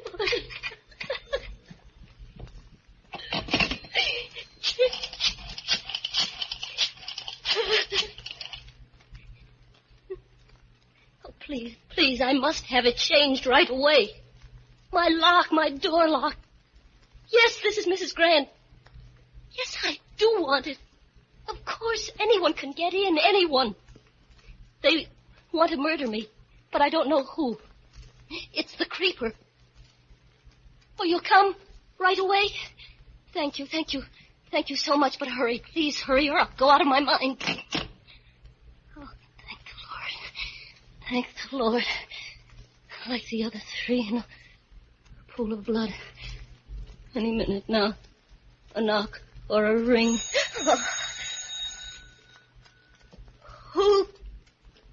Who's there? It's me, dear. Mrs. Stone. Oh, what do you want? I've been worried about you. Are you ill? No, I'm all right, Mrs. Stone. I'm feeling fine. Open up, dear. Don't you want me to keep you company? No, thank you. I was just... Oh, stop that. Do let me in, silly, and we'll... No, please, go away. I'm going to sleep. Go away. You hear me? Go away. Hello. Hello, Georgia. You all right? Oh, Steve. Steve, I've been frantic. So good to hear your voice. Where are you? At headquarters. I'm coming right home. Sweetheart, is anything wrong? You said No, not now. Not when I hear you, Steve. I don't know what came over me all day. I've been imagining things so silly. My nerves. Sorry about supper tonight, honey. I wasn't myself. My job had me down, but now everything's Oh, of course. Forgive me, Steve. I've been bad, wicked. Oh, darling, if you knew what I've gone through tonight, the most dreadful state. And then that... Steve, did you send someone here today? Pearly Chase? Then you did? Yeah, to keep you company. Isn't he still with you? No, I just got rid of him. Oh, I wish you hadn't. He's an all right guy. Smart reporter. Lives in the neighborhood, too. Honey, it sounds cockeyed. I mean, Pearlie's theory, but I was kind of worried when I got to thinking, so... Listen, Georgia. Yes. Don't let anyone in the house till I get home. No, I won't, Steve. Not anyone, do you hear? Not anyone. Oh, Steve, wait. What? Wait, Steve. It's, thank goodness at last now I can breathe easy. Darling, just a minute. Georgia. Hello, Georgia. Mr. Frank? Mr. Frank. Thank goodness you've come. Please, step in. It's the lock on this door. I want... Just a moment. My husband's on the phone. Hear me, Georgia. Steve? Yeah, what happened? There was something else I wanted to tell you. It's all right, darling. Everything's all right now, Steve. You needn't worry. Didn't I just hear you talking to someone? Was that somebody at the door? No, it's no one, dear. It's just Mr. Frank, the locksmith. What a load. Georgia, listen, Georgia. That's what I was going to tell you. What is... The police are on a new trail. They think maybe you're a locksmith. Georgia, you're listening? They think maybe the creeper's a locksmith. Get him out, quick. What nice lipstick you Georgia, use, can you Mrs. Grant. Yes. Very nice lipstick. Georgia. Very nice. Can you hear me, Georgia? Georgia. Georgia. Hello, Georgia. Hello? Hello, who's this? Hurry. Catch me. before I kill more. For heaven's sake.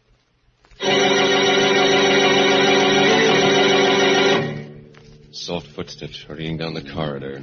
Away from the door with the broken lock, now standing ajar. The body of a red-headed woman. And still, should she not have known that her only visitor would be death? When the clocks struck 12 for... murder at midnight.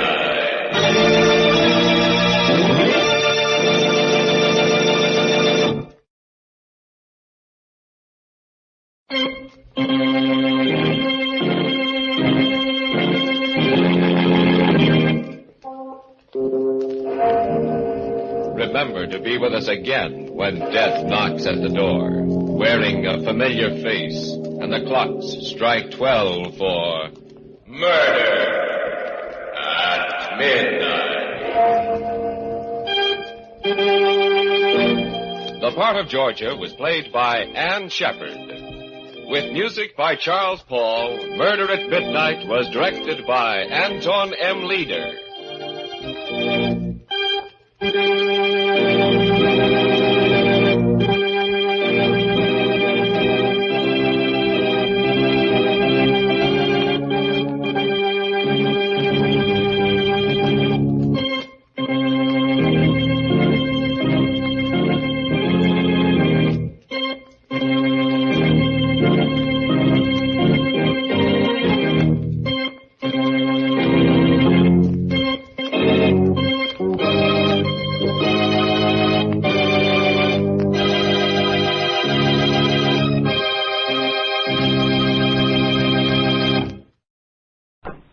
Whitehall 1212.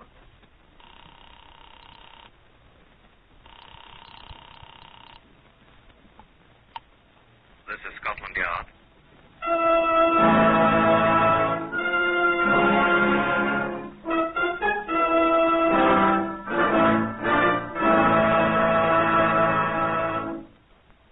For the first time in its history, Scotland Yard opens its official files to bring you the true stories of some of its most baffling cases. These are the true stories, the plain, unvarnished facts, just as they occurred, reenacted for you by an all-British cast. Only the names have, for obvious reasons, been changed. The stories are presented with the full cooperation of Scotland Yard. Research for Whitehall 1212 comes from Percy Hoskins, chief crime reporter of the London Daily Express. The stories for radio are written and directed by Willis Cooper.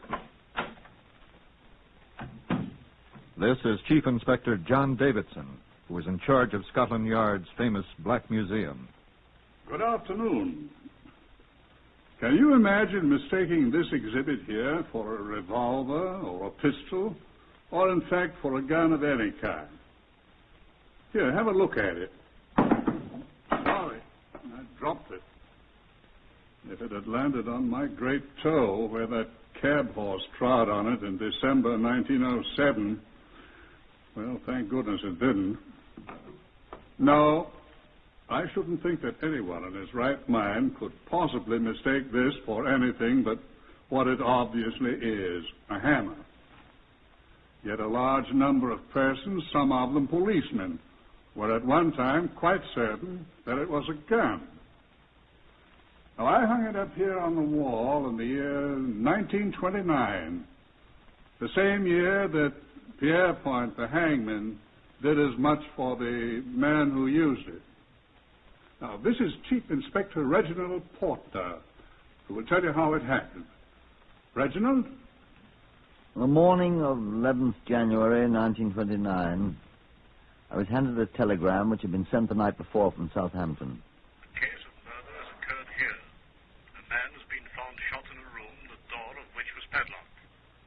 Body was found today. It has probably been in the room some 8 or 9 weeks.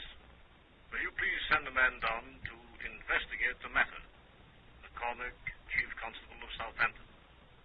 One thing was obvious to me at once. That Mr. McCormick had had very little instruction on the art of eliminating unnecessary words in his telegrams. A good CID detective sergeant could have told the story in 20 fewer words, although I agree not so elegantly. In Southampton, a smart young detective sergeant, smelling of pear soap and a good grade of hair oil, escorted me to the scene of the discovery. The place here was formerly a garage, sir, as I'm sure you can see. Yes, I can see, Sergeant. Yes, sir. Is this the one that was padlocked? Yes, sir. As a matter of fact, both this door and the one in the rear were padlocked. The rear one is still intact. This is the one that was broken. The main entrance? Quite, sir. The men who found him broke the lock? Yes, sir. Where are they? They should be inside, sir. I'll ask the constable at the door, sir. By all means, Sergeant. Yes, sir. I say, Constable, those two gentlemen are inside, Sergeant. I suppose you're looking for them, aren't you? The ones that found him? Inside, sir. Inside here, Chief Inspector. No, sir. This way, if you please. You needn't sound like a blasted shop walker, you know, Sergeant. Morning, sir. Morning, Constable. They'll be inside, sir. I heard you. Yes, sir. Door's open, sir. Am I blind? Yes. After you, sir.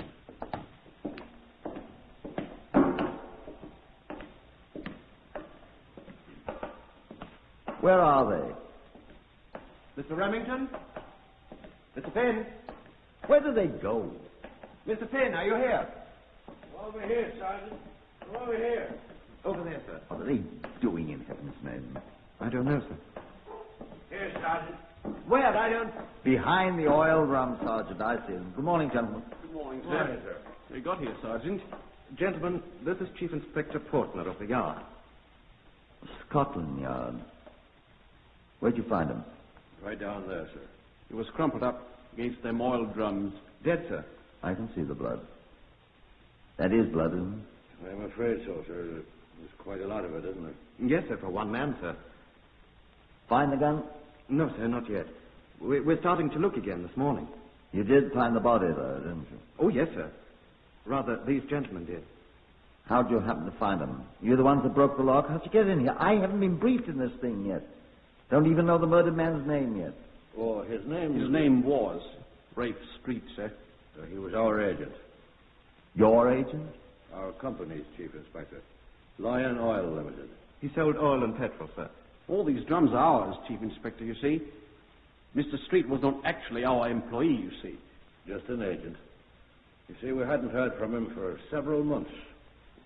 Several months? October 28th, to be precise, Finn. I hope you don't mind being precise, gentlemen. This is a murder, you understand. Sergeant. Sir? Had this man been reported missing before his body was found? Not to my knowledge, sir. I'll want to know why his disappearance wasn't investigated, if he was reported missing, you know. I'll check, sir. Now, gentlemen, I am to understand that your agent had not been heard from for something over 2 months. And you people up to now made no effort to find out why. Is that true? Well, sir... Oh, I can explain that, Chief Inspector. Do so, please. Well, in the first place, the late Mr. Street was a man of no known relatives, according to our records. That's right, sir. He had sleeping and living quarters in the back of this building. And I suspect there was nobody to notice his absence. Wouldn't you people notice him? Well, the company had written to him several times regarding his failure to send in his reports of November the 1st and December the 1st. Isn't that unusual with you people? Not necessarily, sir. Our agents are often late in rendering their reports. Oh, yes. We did become concerned, Chief Inspector, when we'd heard nothing at all from Mr. Street for so long. He owed us 3 consecutive monthly reports. November 1st, December 1st, and January 1st. That's right. So the company sent us down from London to investigate, you see. That was when you found his body? We found the garage door padlocked front and rear, and... We had no keys, of course. These premises were Mr. Street's. So I got a tire lever on my toolkit. Together we ripped the padlock off the front door. We have that padlock, sir. Be quiet, Sergeant. And then you entered and found the body? Precisely. We could have them both for breaking and entering. Sergeant, will you please put a sock in it? Well, sir. Sergeant. Yes, sir. You didn't use a hammer to break that padlock, gentlemen? No, sir. No, sir. Tire lever. From, Well, then will you tell me what that bloody hammer's doing? Sir, is it necessary to use such language? Sergeant, you have an evil mind. Will you look at that hammer there beside the Lion Mane SAE 30 oil drum? How'd that blood get all over the hammerhead if that man was shot?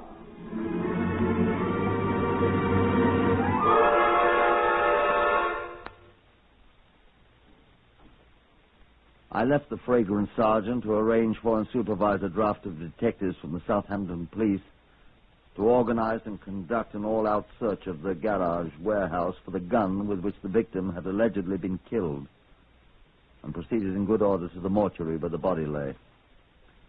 It was not in very good shape, but a careful examination on my part convinced me that the cause of death was not a bullet, but a series of wounds caused by repeated blows from a heavy object.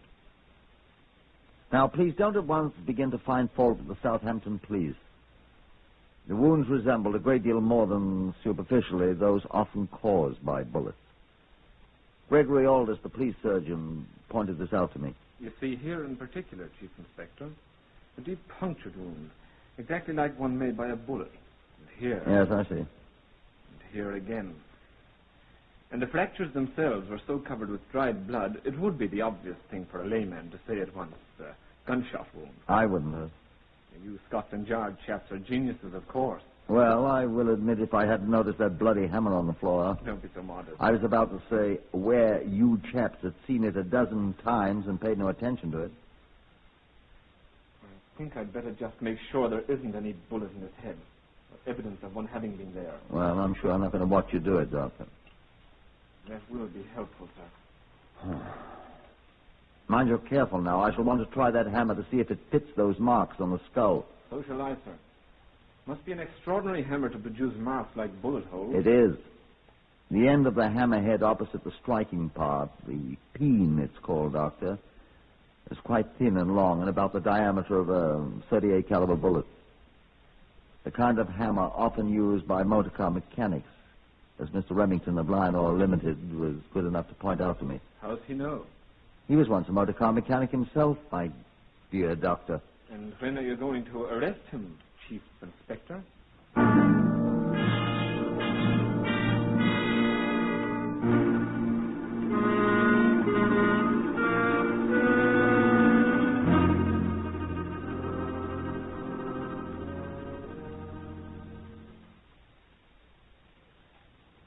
It had occurred to me at the very moment I was saying it to Gregory Aldous. I went back to the garage to find him. He had gone back to London to report to his firm's officials, but Finn was still there, helping assiduously but ineffectually in the search for the alleged murder gun. I sat him down in a corner of the place, which rang to the voices and the noises they made as they overset racks of oil drums.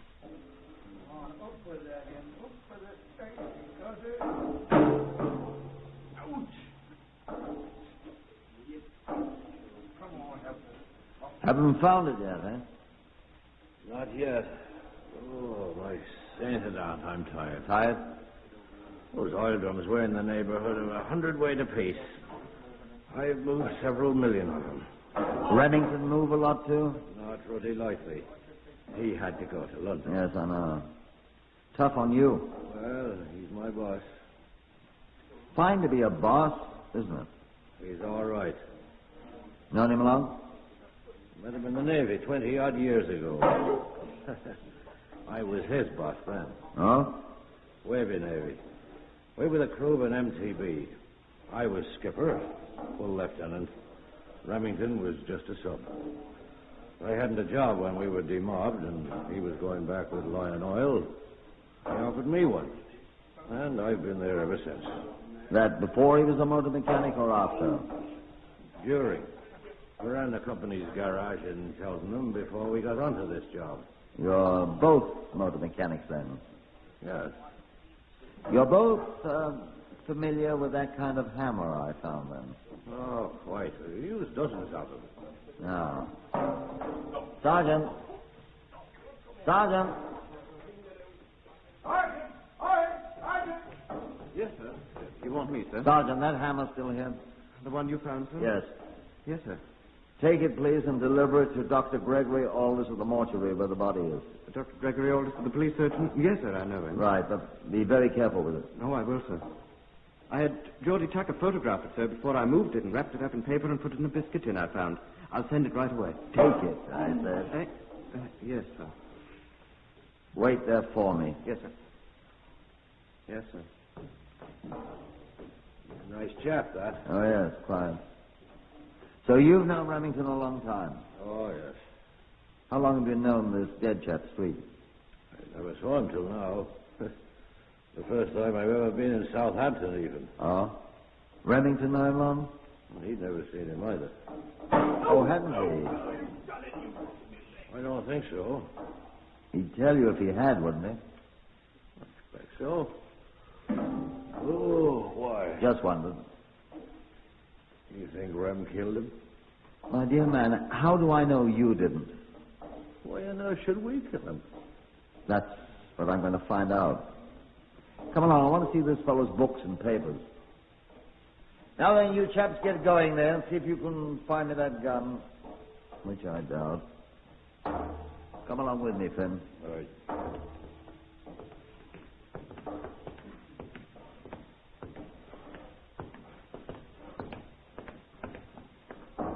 This his office, I suppose? It must be. It's the only door in the place. Open it. You've got keys, haven't you? I've got no keys. Then I'll open it. Stand clear. Some use for regulation police boots, after all. This must be where he slept. Oh, fair frosty in here. Ew. It's a pity there isn't a window. Had he any desk? Doesn't seem to have had. Well, the man do business. He did all right. He was a good customer, even if he did live in a pigsty like this. Wonder where he kept his money. Here, what's this? What is it? I found where he kept it. Kid's money box. Well, it's empty now. Don't touch it and spoil the dabs. What? Fingerprints. Oh. Robbery, eh? Place was locked up. There's a spring lock on the door. Ah. Poor devil must have closed it himself when he came out. Or no, the murderer did it after he killed him and broke the money box open. Cool blood, huh? He must have known the place pretty well. What are you looking at me for? Where are you going? Well, I just want to see what's in his coat there. Where? Here. Oh. How did you know it was his?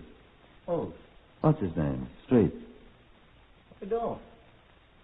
There must be, though.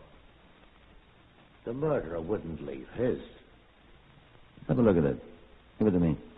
Here. Pockets full of papers. Well, not exactly full. Letter. Here, hold it close. Okay. Ah. What's the matter? How well do you know your friend Remington? What? This letter, Mr. Finn, is attached to one of Street's invoices. This is the letter. It's on the stationery of Messrs. Clive and Buckley of this city. It says, Dear Sir, the amount, £14.11, mentioned in your attached invoice, was paid to your salesman, Mr. Remington. What?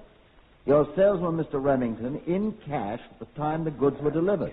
You can't. Remington didn't know the man. We suggest that you consult your Mr. Remington regarding this amount, for which we hold his signed receipt. Yours is set for Clyde and Buckley, per Terence Buckley, Secretary of Treasurer. I'm afraid I must ask you again to come with me. Where? Where are you? We are going to the nearest police station, sir, where I shall telephone London to bring me Mr. Remington. I'm going to consult you both. Come along, if you please.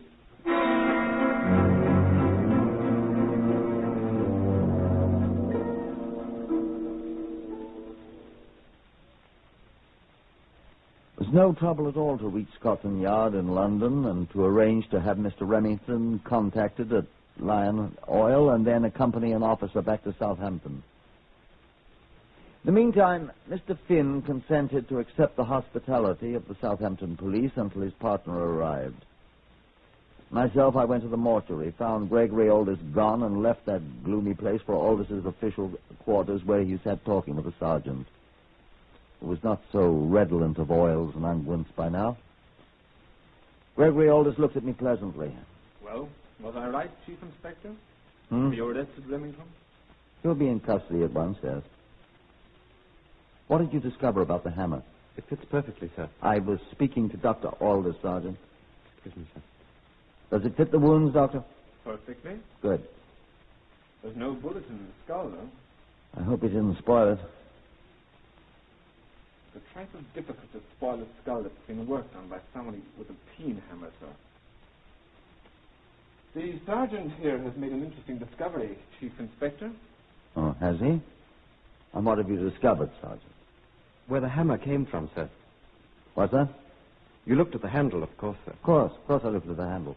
Why? You saw that Morris Works and a number was branded on it. Sergeant, I must admit I did not. Thank you, sir. Who is this Morris Works? Did you find out? If you had lived in Southampton, sir, you'd of course recognize it at once. Of course. Well, what's so blasted funny? That's the factory where they make the Morris motorboats, sir. The Morris Works. Well, I'll be blowed. That shows you what a Londoner doesn't know, doesn't it? And what else did you discover, Sergeant? Well, sir, I rang up a chap we know at the Morris Works, and I asked him about that number. Good. And he put me on to the tool issuing department, and a man there recognized it at once. Better and better. It was the number of a chap in the engineering department, a motor mechanic. You see, Aldous? You were right. I was right. Go on, Sergeant. Well, sir, that's the lot. We found this fellow, name of... I wrote it down. I found this at the garage while we were hunting for the gun. There isn't any gun. Nothing but the hammer. Yes, sir. The fellow's name is P. Gallant... No, that's not it. Oh, here, on the other side. Here it is. Teddy Finucane. Go out and arrest him at once, Sergeant. You found him, you make the arrest. Thank you, sir. Doesn't suspect anything, does he, eh? He's not the one, sir. What? What are you telling me? No, sir. On October 24th last year, Finucane reported that his hammer, a spike peen hammer, he called it. I told you all this. Spike peen? Go on, Sergeant. Well, he'd lent it to a man, a stranger who never brought it back, and he had to requisition a new one. That's all, sir. Wow. Sergeant, just as soon as they deliver this Remington chap from London, you and I'll hurry him right down there. It would save time if we got this Teddy Finucane to come up here, sir. Right. Then we'll let him identify the fellow. No, by gad. What's the matter? Let him identify whichever one of the two borrowed the hammer. If he doesn't know the man's name... He doesn't, sir. Well, that's either Finn or Remington. They're good friends. We'll see which one he identifies. Sergeant, that's extraordinarily good work. Thank you, sir. Tell me, what kind of hair oil is that you use? Oh, it's an excellent taste.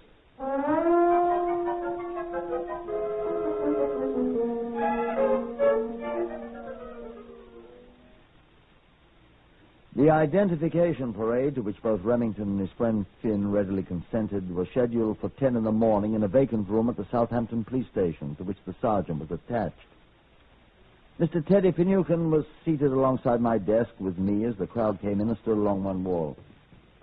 I had secured 6 or 8 other persons to stand in with them to make it as fair as possible for the suspects. That, of course, is standard procedure. Will you gentlemen please take off your hats? Thank you. Not that there was any doubt by now. We're all ready, sir. If you please, Mr. Finucane. Now, will you please tell us whether you recognize any of these gentlemen, sir? Good, the first one. No. Remington was third, Finn seventh in line. This gentleman, Mr. Finucane? No. This one, sir? Yeah, I know you. Well, you ought to, Ted. Even after all these years. Corky Remington! Oh, I haven't seen you since the night you and I and Joe Finn were thrown into the clink together. And Sheerness. Where in the world have you been? Joe Finn's right here, Teddy. Why, Joe, it's Teddy. Why, Teddy Finucane, why, you old blighter. You know them? No. Why, they're the best pals I ever had in the Wavy Navy in the war, and I haven't seen them since. Say, Corky, what time is it? The pubs will be open any minute. I know you'll excuse us, won't you, Admiral? Boy, Corky, what are you doing here? I'm the blinking suspect, mate.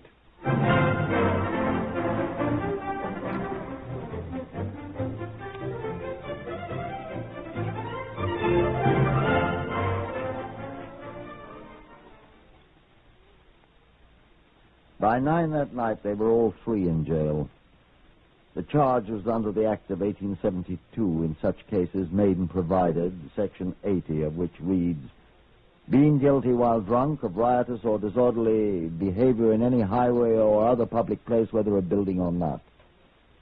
It had been both, and the Royal Navy Volunteer Reserve had done themselves proud. Mr. Teddy Finucane, former artificer petty officer attached to motor torpedo boat squadron Ump, was able at last to master his hangover and speak to me.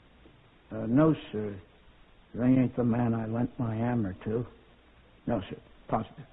I'm very sorry to put you to all this trouble, Mr. Finucane. Pleasure, sir. But it couldn't be them. Neither one of them has a slide in his left eye.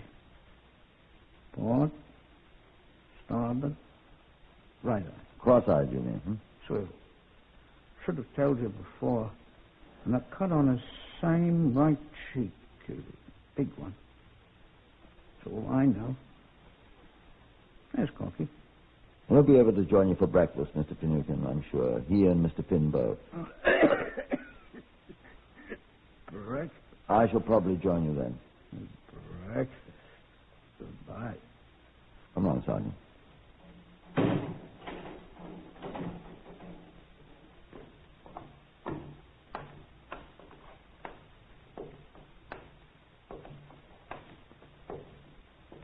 Well?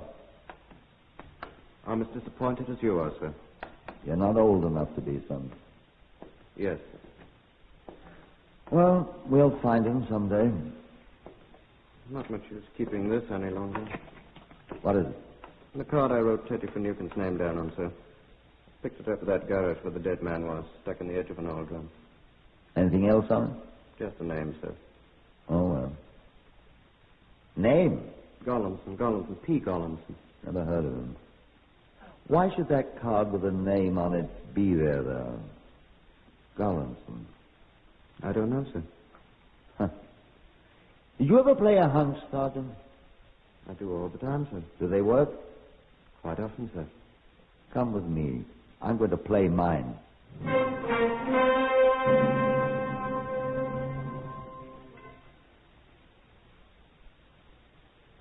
I borrowed a telephone in Dr. Gregory Aldous' office at the police station. Trunk call, sir? I'll get it for you.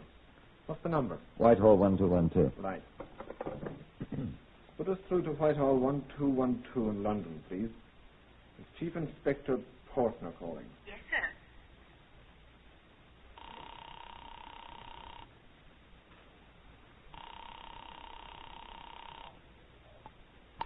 Yes, Chief Inspector. Put me through to the CRO.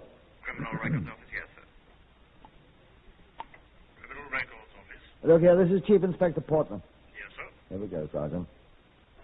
Do you have anything on a man named... Wait a second, let me see the card, Sergeant. Gollinson. Gollinson. Gollanson. P. Gollinson. I'll see, sir. The eye, sir. What did you say, sir? Oh, yes. He has a slide in his right eye. What, sir? A slide, a cast. Yes, sir. And a large scar on his right cheek. Can you check him at once, please? I'll try, sir. Will you wait, please? I'll wait. He's looking, Sergeant. Are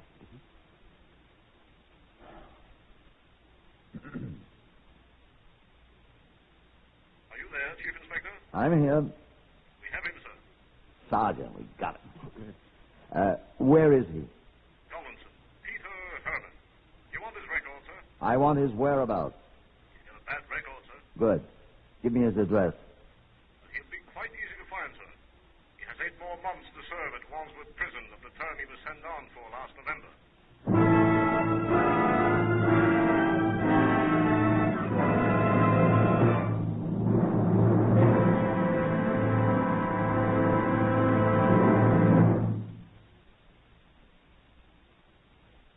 That's all. That's nearly all, anyway. There he was in Wandsworth, calmly sewing mail sacks. He knew what he was doing when he pled guilty to breaking and entering 2 days after he murdered poor Street. Rather, he thought he did. He had worked for Street for a short time and had been stealing from him consistently, using the name Remington, which he had seen in some of Street's correspondence. We took him to Southampton. This time, Finucane identified him at once as the borrower of the hammer with which Street was killed. Street, Gullinson said quite calmly, had accused him of stealing, and he had hit the poor man several times with a borrowed tool. So he stayed in Southampton for the assizes, and when they found him guilty there, Sir Charles Wilson sentenced him to go back to prison, this time at Winchester, where they hanged him.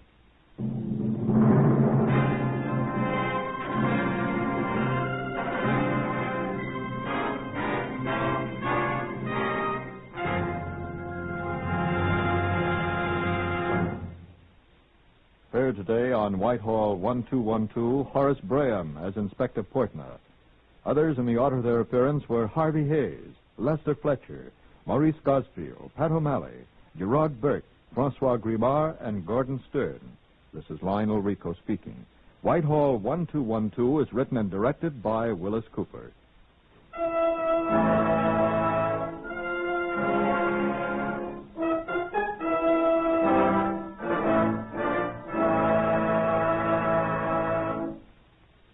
When you're driving your car, remember that speed has its price.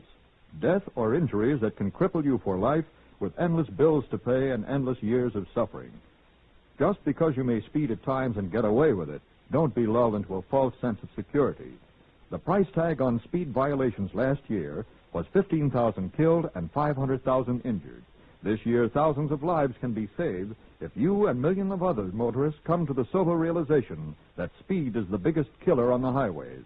Follow the campaign of the next president on NBC.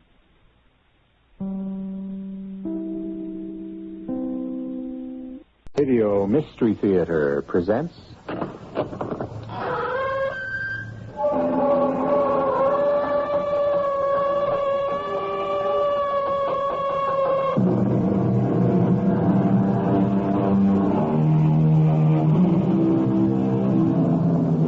Come in. Welcome. I'm E.G. Marshall, foreman of this crew of mysterious miscreants who mingle here at this hour.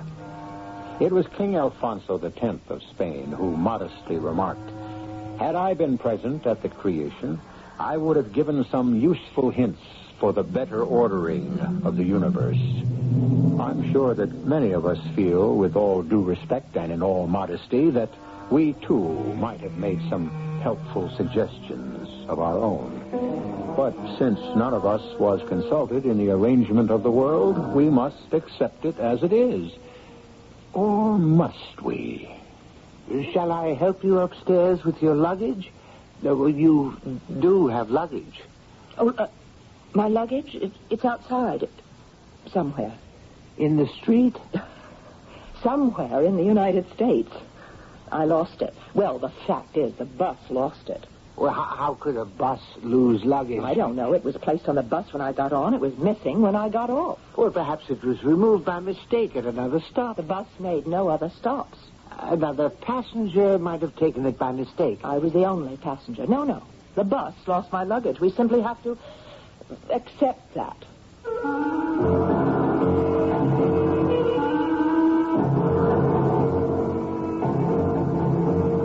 Our mystery drama, The Cornstarch Killer, was written especially for the Mystery Theater by Sam Dan and stars Robert Dryden. It is sponsored in part by Greyhound Package Express and Buick Motor Division. I'll be back shortly with Act One.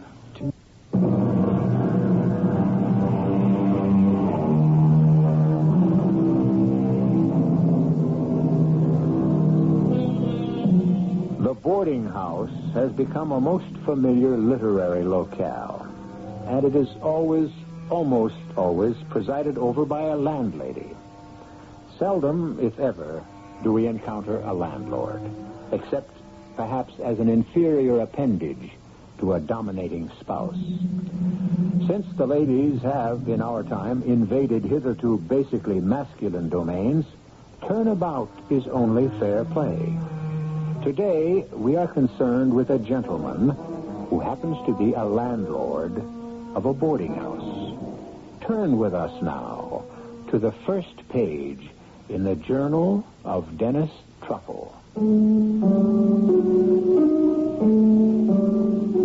Have you ever waited for death? Oh, a rather ridiculous question. We all wait for death, don't we? But in the prime of life, I suppose we wait for death as an eventuality, not as an impending occurrence. But here I am, starting my story at the end instead of at the beginning. The beginning. It was a rather damp, foggy November night. A moment, if you please.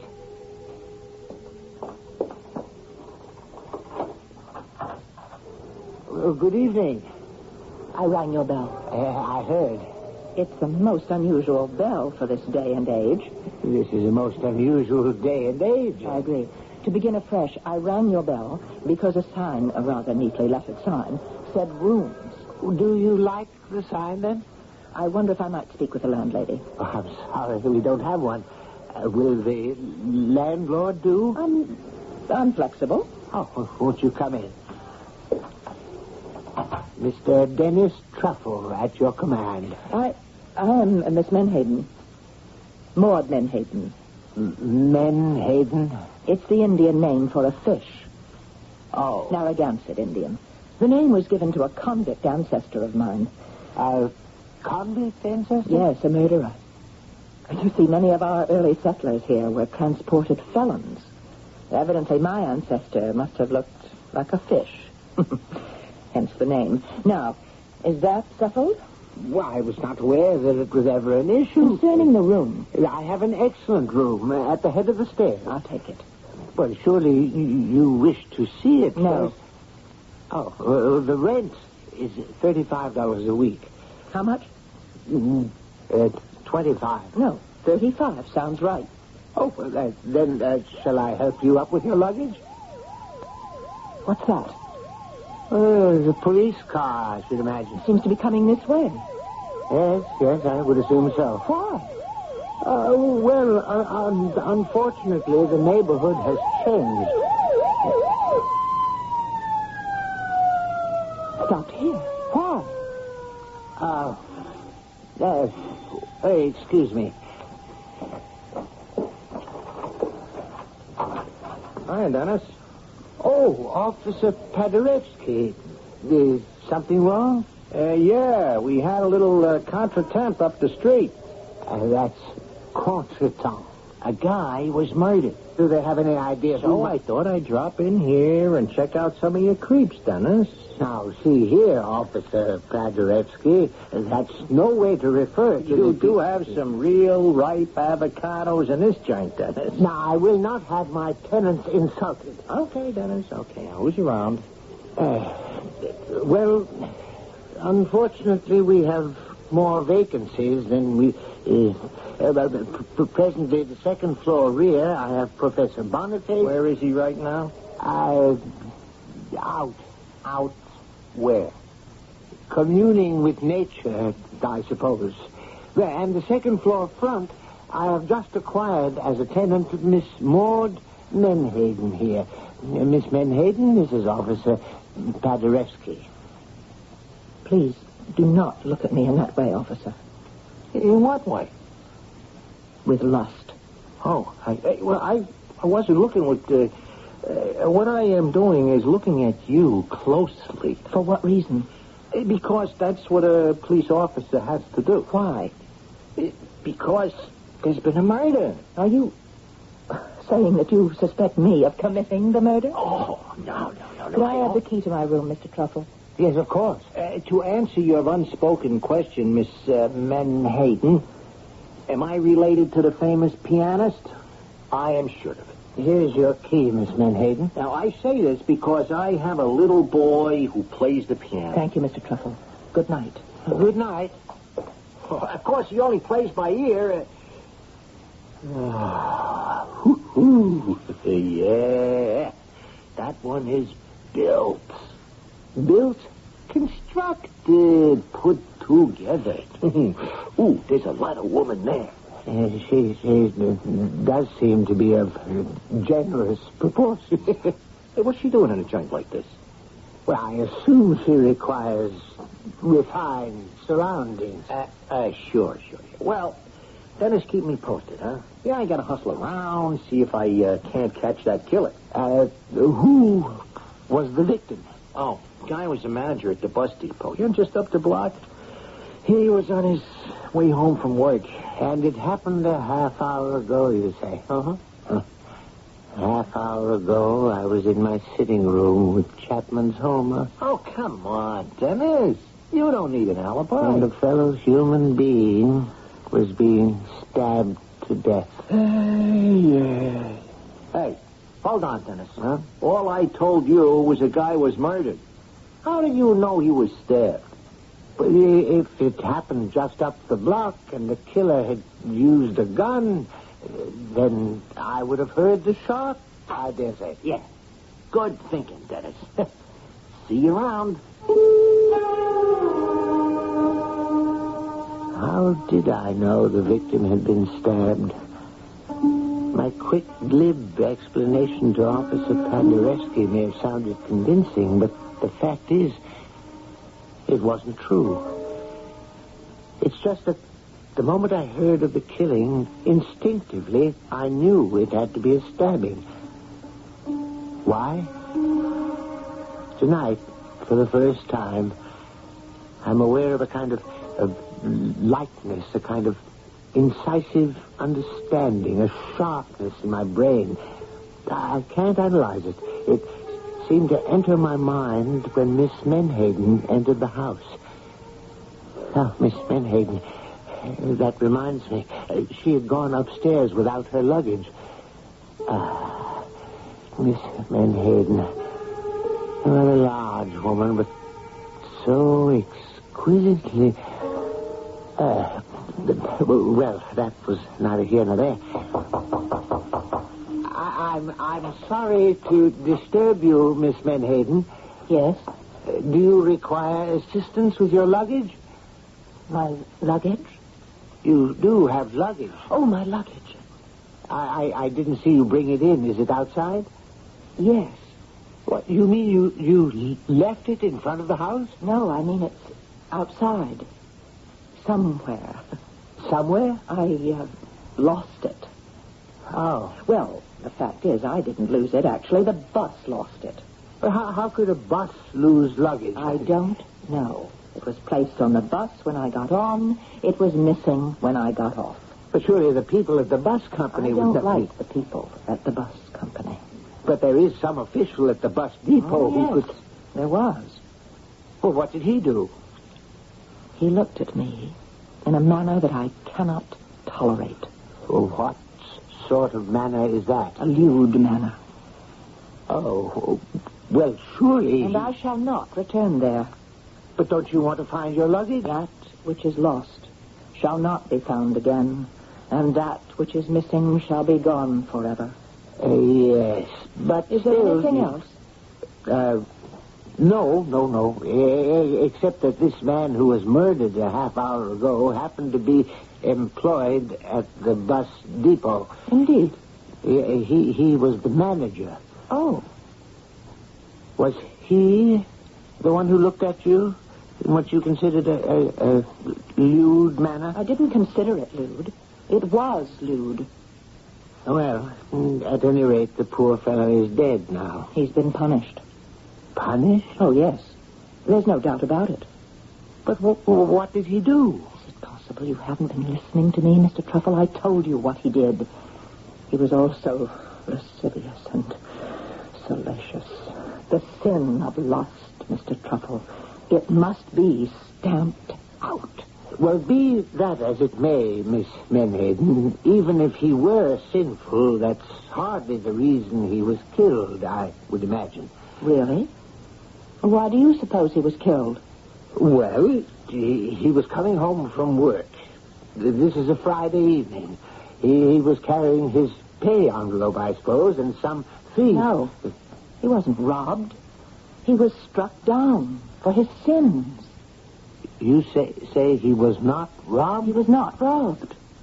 Good. How do you know? I know. But how? Retribution, Mr. Truffle. retribution. The hand of justice cannot be stayed. Whole cities, Sodom and Gomorrah, were expunged from the earth.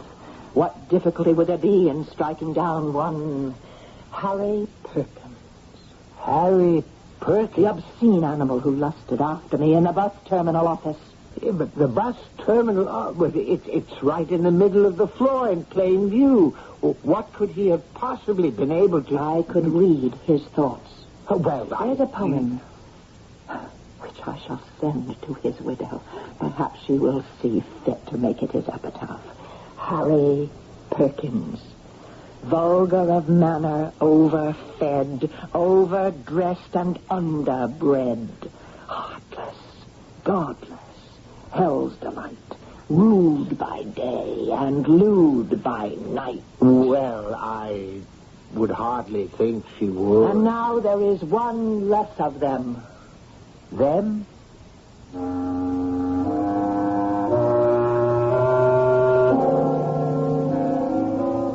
It takes all kinds, as they say, and we seem to have a special kind right here in Dennis Truffle's boarding house. Why did Mr. Harry Perkins die? You are probably spinning your own yarn, so why don't we compare designs when we meet again in just a few moments for Act 2.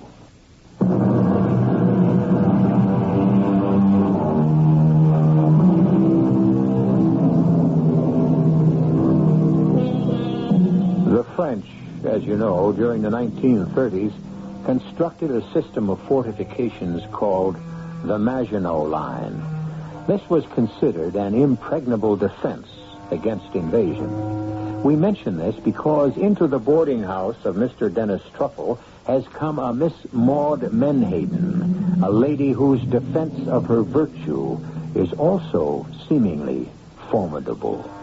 We read further from the journal of Dennis Truffle.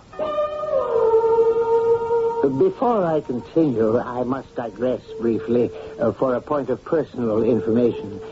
Since I have never actively courted a member of the fair sex, certain coarse and unkind people have seen fit to question, as it were, my inclinations.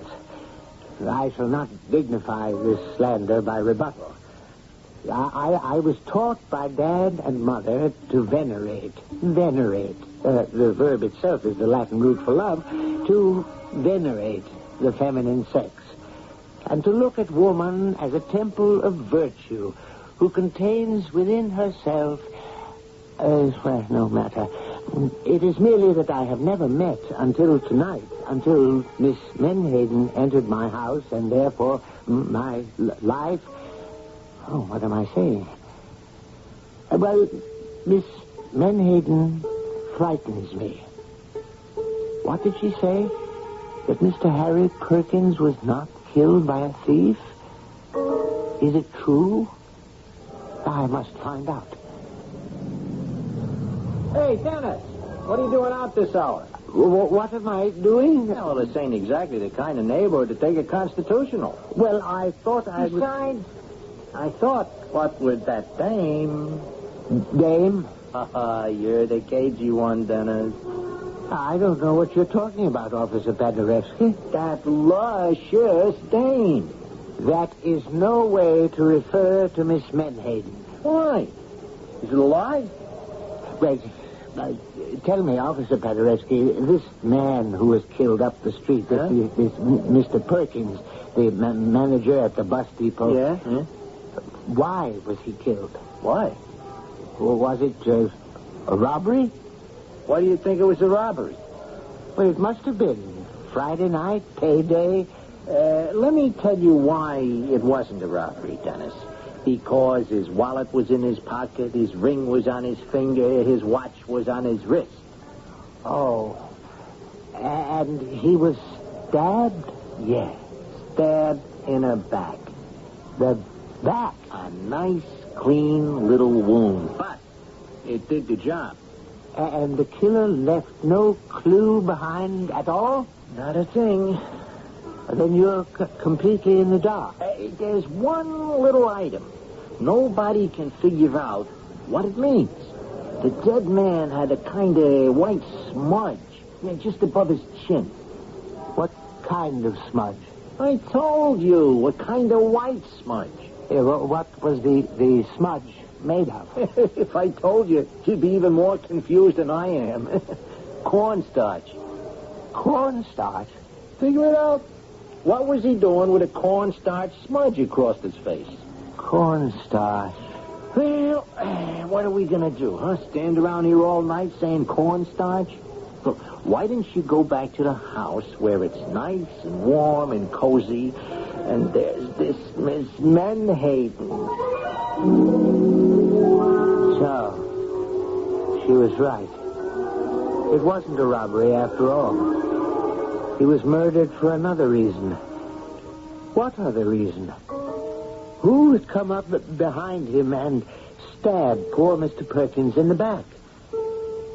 Is it possible he had been punished? Why had she been so sure? And the cornstarch, what did the cornstarch mean? It was too much. I went back home and brewed myself a nice hot cup of tea.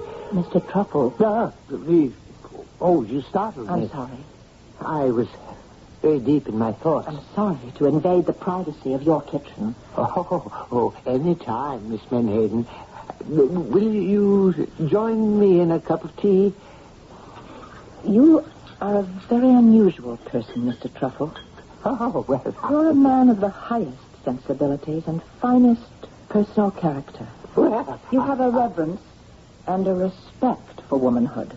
You are completely free from sin. As I hope to be one day. One day? Yes. I must continue to fight temptation constantly. But surely, Miss Menhaden, love between men and women is filled with traps and pitfalls, snares set by Satan, and furthermore this lust, this love, this carnal knowing. I must not bore you with a recital of my innermost feelings. Oh, no, please, Miss Menhaden, feel free. Yes, Mr. Truffle, you are a fine human being. One of the very few, perhaps. The only one who deserves to be saved. And I shall do my utmost to save you. Oh, well, I certainly appreciate that. I came down here for a purpose. Do you have any cornstarch? Cornstarch? Cornstarch. Ordinary, everyday cornstarch. Of course, I realize cornstarch has become old-fashioned in this so-called improved world we are afflicted with. Well, I have a box right here. Here, take it. Oh, I just need a little. Use as much as you like and return the rest. Well, thank you, Mr. Truffle. No, don't return it. I rarely, if ever, use it. Cornstarch has an almost infinite variety of uses. For example, do you know what I use it for? No. Well, you may find this somewhat difficult to believe, but at one time... Dennis, old pal, old chap, old buddy. Let's have a little drink. Professor, come on, Dennis, baby. You got the bottle underneath the sink. Now, Professor, you had too much. Sure, but it's no good if you don't have too much. Ain't that so, baby? I beg your... Miss Menhaden, may I present Professor Wilbur? Not. Oh, what bitter. Professor Boniface is your fellow boarder. This hulk, this carrion, look at yourself. A corrupted container of lust and sin. Is that bad? You will be struck down in the midst of your obscene Professor, you look tired. It's time you get to bed. That's right, Dennis, old boy. Time for bed. What do you say, sweetie? You have chosen licentiousness. You have chosen to revel in the depravity of the flesh. What is he carrying on about? No, Professor, you are being rather forward. Ah, so what? A little lovin' never killed anybody. Take heed. A little loving may very well kill you. Good night, Mr. Truffle. Good night, Miss Menhaden. Good night, honey. Now, really, Professor, she was highly insulted. What do you know about it, Dennis? I know that Miss Menhaden is a highly moral... Yes, Menhaden is a woman. And you never insult any woman by praising her. Must you be so indelicate? Oh, what can I do, Dennis? It's the law of human nature. From this point on, I must be extremely careful with my facts, lest I inadvertently do someone an injustice. I permitted Professor Boniface to wheedle several drinks of a rather strong spirituous liquor which I keep about the premises, purely for medicinal purposes. The result was he passed out. I then assisted him up to his room, where I deposited him safely onto his bed. On the way back downstairs, I passed by Miss Menhaden's door. I paused for a moment. I was about to knock, to inquire if she was all right, when it seemed to me I heard a rather strange noise. What could it be? And then I remembered where I had heard such a sound before. It was a knife being sharpened on a whetstone, a smooth, marble-like stone. I remember it was the sound made by Dad as he sharpened his razor. The sound one makes when one carefully and patiently puts a fine cutting edge on a delicate steel blade. But, of course, it may have been nothing of the sort. Which brings me to the next evening. Well, Professor, how are you this evening? Whatever happened to Helen of Troy? According to Homer, she went home to Sparta with her husband, King Menelaus, where they... Oh, that ain't the one I'm talking about. I mean the lady upstairs. Well, why do you call her... Because she's the best-looking dame I ever seen. That's the angle that I'm going to use on her. What angle? You know, feed her all them classics. Chicks really go for the cultured guys. Well, I don't think Miss Menhaden goes, as you say, for anybody. Oh, I've seen her in action, Dennis. Oh, that one is mine. All mine. Well, how can you say that? Because it's a fact. No woman can resist Wilberforce, the Boniface. I am now in stage 2 as far as she's concerned. What is stage 2? I play hard to get. You must understand, he believed every word he said. Poor Professor. He'd been in the boxing ring, you know. He was the junior light heavyweight champion of Stormfield, New Hampshire, and it was said the experience left him intoxicated. No, punch-drunk. Well, at any rate, he went out. About a half hour later... Oh, good evening, Mr. Truffle. Oh, well, good evening, Miss Menhaden. May I offer you some supper? No, thank you, Mr. Truffle. The hosts of the Lord must fast before they go into battle. Battle? Battle. Well, that sounds grim. On the contrary, it's glorious. You say you're going into battle.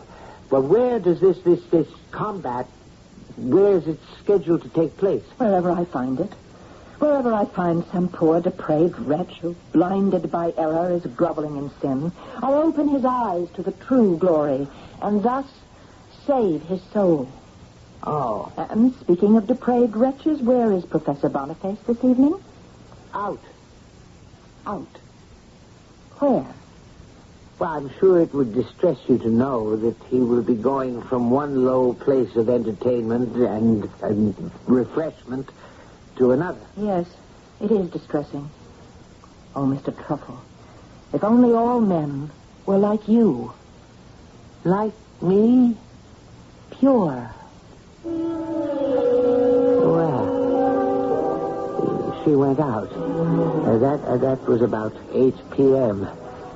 She returned, I would say, at about 11. There was absolutely nothing unusual about her appearance or manner. I remember I said, "Good evening, Miss Menhaden." Good evening, Mr. Truffle. I wonder, did you save any souls this evening? I may have. And with that rather cryptic remark, she went upstairs to her room, and I heard her lock the door behind her. I then put on a record of a 16th century Danish composer and was almost lulled to sleep by the dissonances when there was a loud clanging of my doorbell. All right, I'm coming. Dennis. Officer Paderewski. Oh, Dennis. Dennis, I got some bad news for you, so get a hold of yourself. Now, I know how fond you was of him, and... It's Professor Boniface, isn't it? Yeah. Old Boniface. And he's been murdered. Yes, Dennis. How did you know?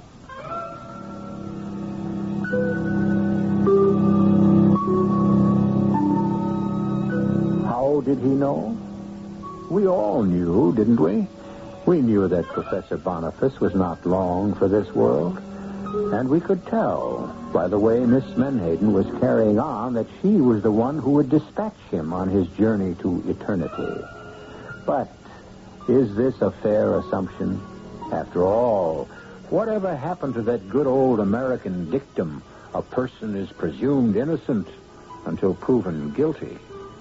What actual proof do we have? We may or may not have some when I return with Act 3.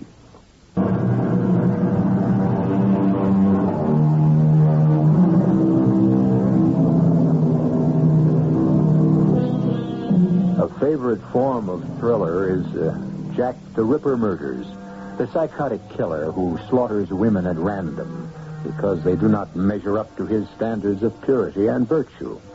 In these days of women's lib, however, we must not be male chauvinists and make all our killers masculine. Is it possible that we are dealing here with a Jacqueline the Ripper? Who knows? With us, anything is possible. Boniface, Wilberforce Boniface, the professor, dead? Yeah. I don't know what to say. Well, I was hoping you might be able to tell me something. You know, after all, he was one of your boarders. Well, he would sleep all day and go out drinking all night. Well, think hard, Dennis. Did he know Harry Perkins? Harry Perkins, the manager at the bus depot who was murdered the other night? Well, I couldn't be sure, but why? Well, we got an idea that the same person murdered them both. That the same person? Why? Cornstarch. The professor also had this smudge of cornstarch across his face and a knife wound in the back. Cornstarch? Yeah, that's what I said. And that's what we're calling the murderer now. The cornstarch killer. But why would the killer leave cornstarch on the victim's face? Well, we got nuts in this world like you never dreamed existed. Do you know anyone who would want to kill the professor? Kill him? No. Anybody in the house who might have been mad at him. In the house? Well, at present there's just myself and Miss Menhaden. Maybe I'd better talk to Miss Menhaden. Yeah, but she doesn't know anything about Professor Boniface. Can you be sure of that, Dennis? Yeah, tell her I'd like to, interrogate her. If you don't mind. Miss Menhaden, there's a police officer downstairs. The relative of the famous musician? He wishes to talk with you in an official capacity. It seems that there has been another murder. Another one? This one even closer to home, I fear. I actually at home. Poor Professor Boniface. The lecturer? Whatever. The unfortunate fellow is dead. Officer Paderewski will want to know if you know anything about it. Yes. I know about it. You do? Professor Wilberforce Boniface was an abomination. As such, he was removed from this earth. removed? Justice was done. Morality was served. Yes, but who did the doing and the serving? I know that he was struck down because his time had come. Well, yes, I can understand that point of view, but the police might press you for specifics. Why? Well, if you say you know who killed poor Professor Boniface, he will automatically ask, who? Who? I should think anyone knows who. The avenging angel. The avenging angel. Yes, and now there's one less of them. Them? And she wouldn't say another word. I ushered her downstairs to Officer Paderewski. I am ashamed to say that he was merely using the murder as a pretext for having a conversation with her. Do you go out very much, Miss Menhaden? Out? Oh, you know, for a little fun. Fun? Laugh. What is it you're trying to say to me, officer? Well, I was wondering if some night we could... Officer, I dislike the way you look at me. And I detest the way you talk to me. I know a place. Oh, I dare say. Oh, I could show you a great time. Have you any questions to ask me in your line of duty as a police officer? Police officer, indeed. Who shall watch the watchman? Good night. Now, there is a fish. I'm afraid you angered her. Officer Paderewski, there's something you must know. Oh, what is it, Dennis? Well? Well, what? What could I tell him? Could I tell him that Mort Menhaden had spoken in a threatening manner about both Harry Perkins and Professor Boniface? Could I tell him that she had been out somewhere when the professor was killed? And about the cornstarch? Why did she want the cornstarch? Wasn't that something that might be of interest to the police? And yet I couldn't say a word. Hey, Dennis. Oh, Officer Paderewski. Have you found anything new about the murders? The cornstarch killer, it's all over the media. Yes. But has anyone reported seeing anyone who might be a suspect? Not a rumble. Now, how this guy can manage to sneak up behind his victim and just slip the knife into the back... You say guy. Why are you so sure? Hey, are you trying to tell me it could be a dame? Well, Dennis, you're not a bad guy, but when it comes to figuring out murder, you're in over your head. But suppose I were to tell you... Hold it. Who there she is? Who? Look, across the street. Miss Menhaden. Look at the walk on her.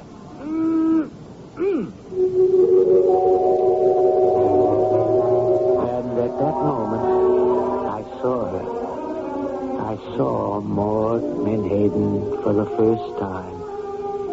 It was a flash of revelation. I saw her as the most beautiful and desirable woman in the world. How could she be a killer? And even if she is, which is a ridiculous assumption, how can you lose her? I ran home as quickly as I could. I listened. I could hear her upstairs in her room. Oh, my darling Maud. I was about to knock on her door and make my impassioned declaration of love when I heard the sound. Was it my imagination? Was she sharpening a knife? What could I do? I went back to my sitting room to think. I turned on the radio. There was a program of 8th century Albanian folk music. It put me to sleep. I awoke. It must have been hours later. The radio is still on. And now, the news headline on the hour. The notorious cornstarch killer has struck again. No. Another victim, this time an officer of the law.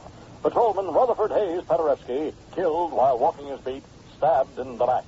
And as a signature, a smudge of cornstarch across his cheek. More details as they come in. Now we return to... I waited for Miss Menhaden to come home. And finally I heard the front door open and close, and her footsteps in the hallway. Miss Menhaden. Oh, good evening. Are you all right? Of course. Why do you ask? Well, you know there was another murder. Another murder? Officer Paderewski. The police say it was by the same person. Do they? He was stabbed in the back. And the usual signature, the cornstarch, was smudged on his face. Well, that's one less of them. Them? If you'll excuse me. Miss Menhaden, you remember you borrowed the cornstarch? Yes. Oh, shall I return it? Oh, no. You were about to tell me what you used it for? Face powder. Face powder? Well, of course. At one time, ladies only used cornstarch or rice powder. Well, why would you want to use anything at all? You're beautiful. What are you saying? Desirable. Mr. Truffle, do not look at me like that. Not you. Your face, your body. I see lust in your eyes. Don't look at me. Dearest Maud. Oh, lewd, lascivious fool. She ran upstairs to her room and slammed the door. I knew now how 3 men had died. She did not sneak up behind them. No. She approached them slowly, with her mouth parted in a slow smile, her eyes shining with promise. And she embraced them, which is how the cornstarch powder rubbed off on their faces. And as she kissed them passionately, she deftly inserted the knife into their backs where it quickly found a home in their hearts.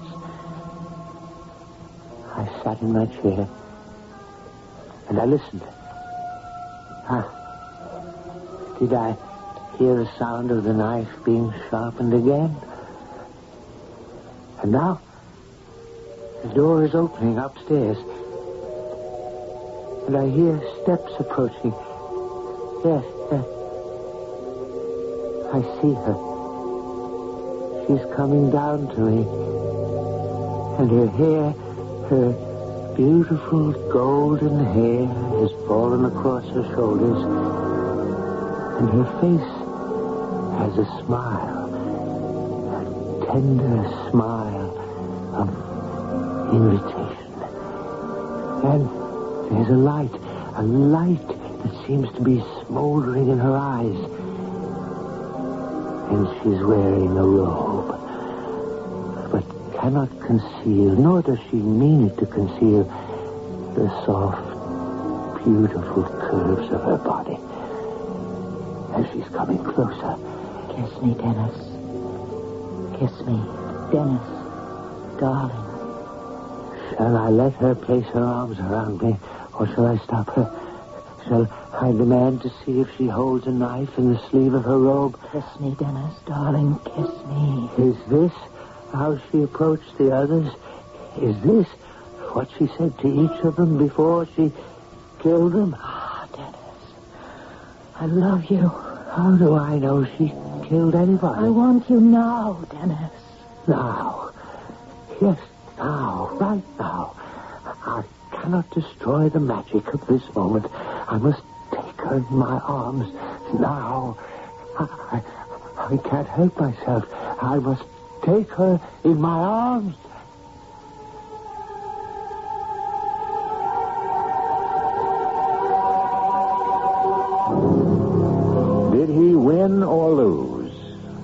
What do you think?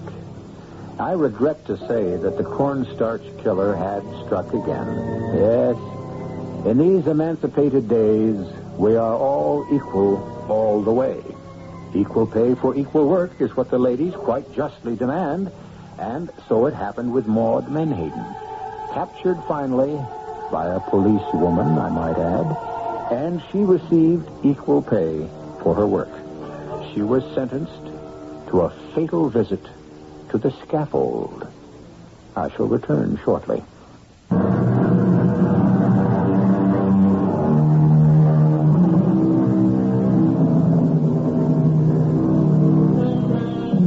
Our friend Dennis Truffle died in the violence of passion. And yet, he probably died happy in the arms of the woman he loved. It wasn't much of an affair, perhaps, from your perspective or mine, but it was the great love of his life. And if it was of only momentary duration, well, who is to say longevity is always for the best in these matters? After all, you will admit he didn't have time to grow tired of her. Our cast included Robert Dryden, Marion Selders, and Earl Hammond. The entire production was under the direction of Hyman Brown. And now, a preview of our next tale. Hello? Al? Oh, I just thought you'd like to know the grand jury handed down indictments against your clients, Dr. Grant and Ms. Stafford. I'm just having warrants issued against them both for first-degree murder and conspiracy to commit murder. Now, you know that's going to be a waste of time, Al. You don't say. I just did. Ballistics showed that Mrs. Grant was killed with a bullet from a gun other than the one on the scene of the crime. That gun has disappeared, Al. Without it, you have no case. You wouldn't want to bet on that, would you? I'm not a betting man. It's just as well. I've got a nice little surprise to spring on you just for once. See you in court. Al? What's he got, J.C.? Such me. I'm more worried about what I may have got. What? Like they say, a bull by the tail. Radio Mystery Theater was sponsored in part by Allied Van Lines and your nearby Goodyear Auto Service Center. This is E.G. Marshall inviting you to return to our Mystery Theater for another adventure in the macabre. Until next time, pleasant dreams.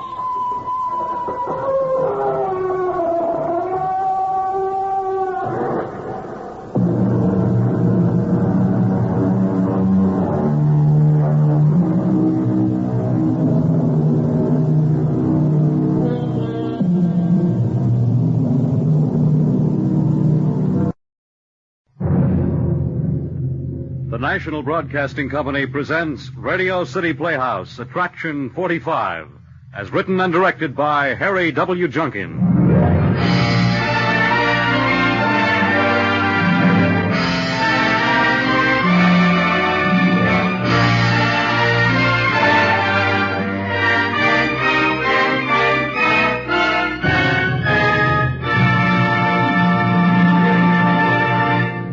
Ladies and gentlemen, Harry W. Junkin. Thank you, Fred. Friends, as some of you know, Radio City Playhouse is now on the air twice weekly, Mondays and Thursdays.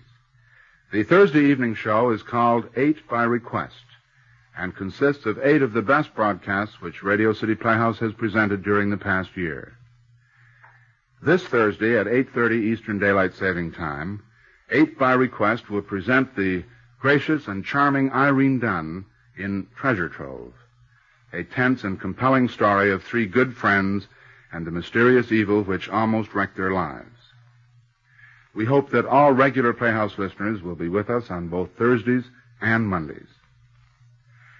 Our show tonight stars Carl Swenson, one of the busiest, best, and most popular actors in New York. We're very happy to have him with us. Here then is Carl Swenson in Murder is the Easiest Way, Attraction 45 on Radio City Playhouse.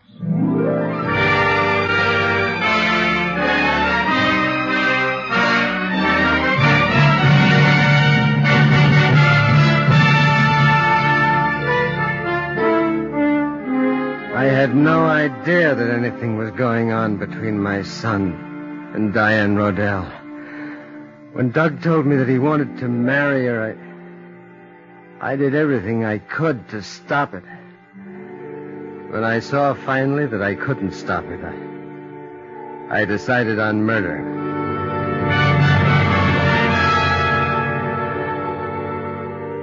Can you possibly understand how a father feels? Doug was my whole life. From the day his mother had died, the boy had been the center of everything. Perhaps because he was slightly lame, I felt deeper about everything he did. I didn't want his physical handicap to warp his life. I wanted him to be happy, successful, well-adjusted. Maybe I wanted too much, I don't know. I always had the sneaking feeling that he was a little bit ashamed of my business. I manufactured girdles and foundation garments. I think that he thought it was a sissy sort of business for a man to be in. I guess the fact is I never knew what Doug thought. When he told me he wanted to marry Diane Rodell, I'll never forget the blinding stab of pure fright I experienced. He came bursting into the office, glowing with pride and pleasure. Hi, Dad. Got a minute? Well, hello, Doug. Of course I've got a minute. Come on in and sit down. Dad, I want you to be the first to know that you're going to be a father-in-law. Doug, you mean you're going to get married? Well, who is she? The gal who makes millions of women think they can have her figure if they wear smooth-skin girdles. Doug, surely you don't mean Diane. Not Diane Rodell. Now, wait a minute, Dad. I don't like the tone of your voice. Just because she's a model is no reason Doug, for... now isn't it possible that you've let yourself get carried away? I mean, a beautiful girl like that and... And what? Doug, I want you to be happy, but please, Doug, not Diane Rodell. Why do you say not Diane Rodell like that for? Because I know what she is. Dad. She's a very experienced little number, and she knows that you'll own this business someday. She's the patient, careful type. Dad. And she's grasping and greedy. Cut it out, She's Dad. cheap and common and no good. Cut it out, Dad. Doug, you can't. You can't. I won't let you. If you're going to talk like that, let's drop the subject. Doug, now, please, let's not quarrel, but please, let's talk this thing over. There's nothing to talk over. Doug, you're making a mistake. You're making a terrible mistake. The girl is no good, believe me, I know. I just can't let you do this. What do you mean, let me? That's exactly what I mean. I won't let you. Well, I'm afraid you won't be able to stop me. Do you mean to say that you've never figured out why Diane Rodell, with her looks, would marry a 24-year-old kid with a lame foot?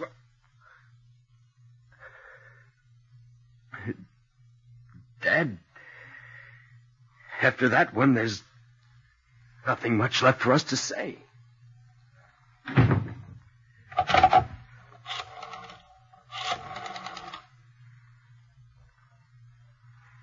Hello, Miss Campbell. Mr. Feeney there? Oh, would you ask him to step into my office for a moment? It's urgent. Thanks. Oh, he can't do it. He just can't do it. Mary, I promise you, I won't let him do it. I won't let our boy marry that girl. Hello, Frank. You got something on your mind? Doug's going to marry Diane Rodell. Yes, I know. You know? Diane phoned me this morning. What about? She said that if I had any idea of showing Doug that picture, she'd know what steps to take. Harry, we've been partners for 10 years. But if it's a choice between your happiness and Doug's, Harry, please, the boy is only 24.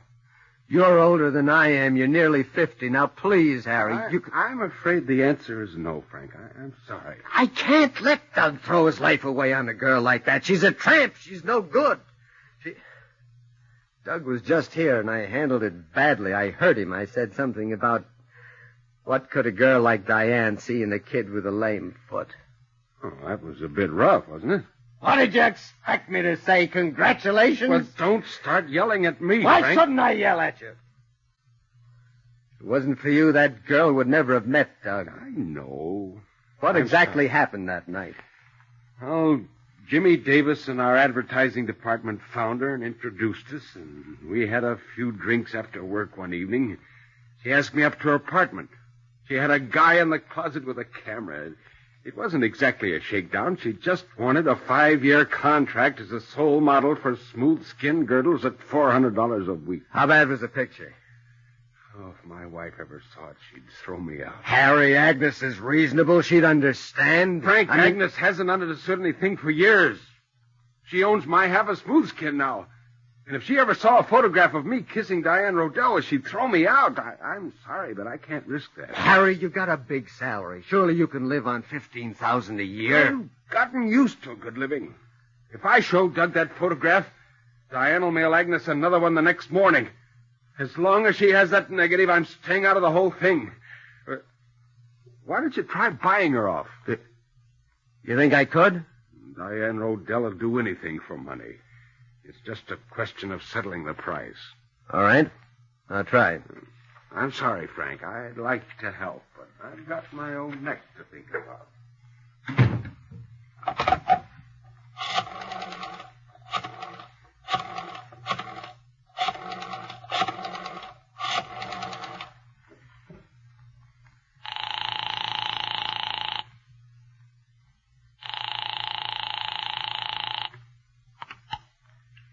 Hello?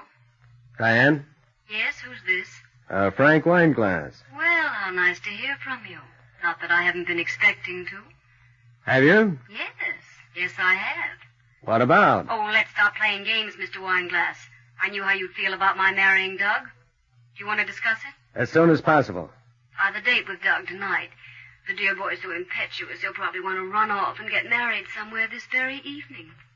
What time is your date? Dinner. He's picking me up at 7. Supposing you come up here around 5:30. All right. I'll be there.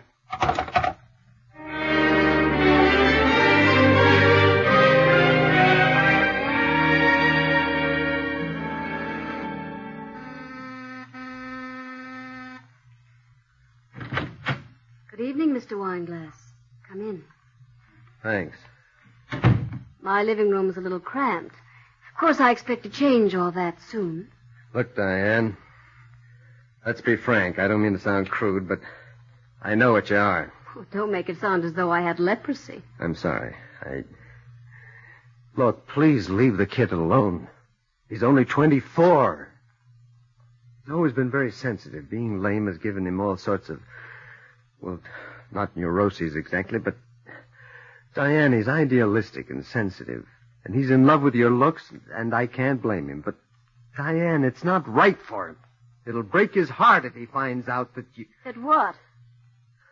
That you blackmail. That you've got an incriminating photograph of Harry Feeney. The disillusionment would break his heart. Now, I'm not here to quarrel with you, Diane. I'm here to beg you to let that kid alone. Now, I'm willing to pay you anything within reason. How much do you want? Oh, I didn't think we'd get down to figures quite this quickly. However, if that's the way you want it, how about 100,000? Diane, please, now let's be reasonable. I think that's very reasonable. I'm making you a fair offer. I expect you to meet me halfway. Why should I? $100,000 is out of the question. What did you have in mind? Half that amount. $50,000? I can't possibly afford any more. Look, Mr. Wineglass, I have my own sources of information. You're worth almost $500,000. But not in cash, Diane. If you figure the plant and the equipment, yes, but I can't give you machinery. I just couldn't raise $100,000. Now, please, Diane, please be reasonable. I can't let this happen to Doug. I just can't. Oh, this broken-hearted father act is getting tiresome, Mr. Wineglass. As a matter of fact, I wouldn't be bad for Doug at all. We might hit it off rather well. If you can't pay off now, that suits me. I'll get it eventually anyway. Diane, I can't raise $100,000 in cash. It's impossible. Then I'll wait. You can't marry him, Diane. It'll ruin his life. He's terribly in love with you, and when he finds out But he won't find out. If you try to tell him, he'll never speak to you again. He'll say you're jealous and that you're lying. You see, I don't care which way it goes. 100,000 now, Or we get married, and eventually it means the same thing. I'll cut him off. I'll kick him out of the business and cut him off. You think that'll help? You really think you could stand being alienated from Doug, from your only son? How do you women get so rotten? So rotten? If you know what's good for you, Mr. Wineglass, you'll keep a civil tongue in your head. You're cheap and common and no good. Why, You are. You're dirty and rotten. And you're not going to marry Doug. Just try and stop me. I'm warning you, Diane. I'll stop you if I have to kill you.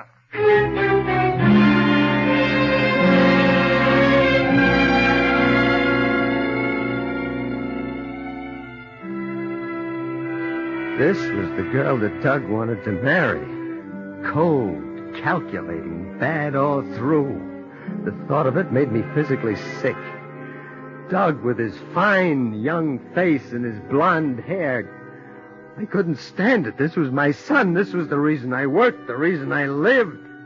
If this thing happened to him, my life would be over. Even at 45, I'd have nothing more to live for. Well, it wasn't going to happen. The next morning, I apologized to Doug. The words stuck in my throat, but I made him believe them. The things you said yesterday, Dad, are pretty hard to take. I know, Doug. I know. I'm terribly sorry, and I want you to have the cottage in Newport for a wedding present. Are you trying to buy me off? Oh, Doug, please don't hold a grudge. Give me a chance. I've said I'm sorry. Can't we let bygones be bygones? Okay, Dad. Let's forget it. Thanks, Doug. Thanks. Well, now, can we talk business for a moment? Sure, what's up? Would you mind going out of town for a few days? Where? Well, I'd like to have you represent us at the National Underwear Manufacturers Convention in San Francisco. You'd have to leave on the Century tomorrow. Tomorrow? Yeah, I know it isn't much notice.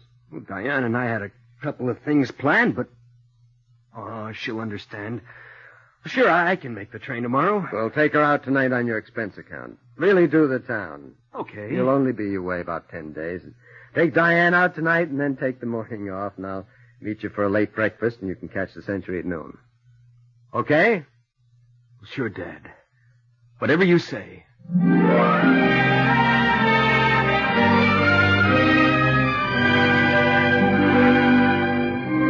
In one conversation, I'd regained Doug's confidence and gotten him out of town for 10 days. That was step one. Step two was my alibi. This was going to be a perfect murder. And not hard, you know, if you use your head. At 9 o'clock that night, I went to my club, the Hampton Club on 48th Street. As usual, Colonel Dover was in the reading room. That's the way he spent all his evenings, reading the Times. At 9:01...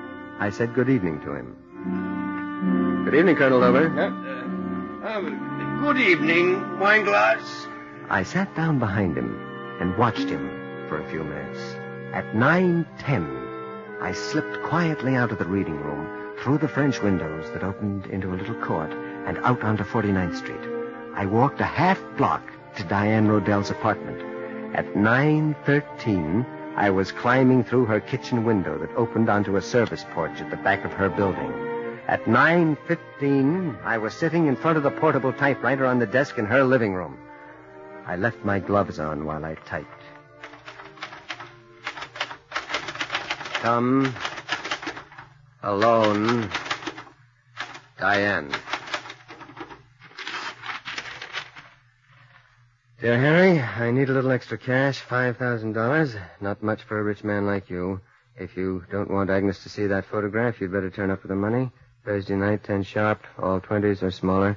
Be sure, darling, that you come alone. Diane. It's foolproof. It's foolproof. At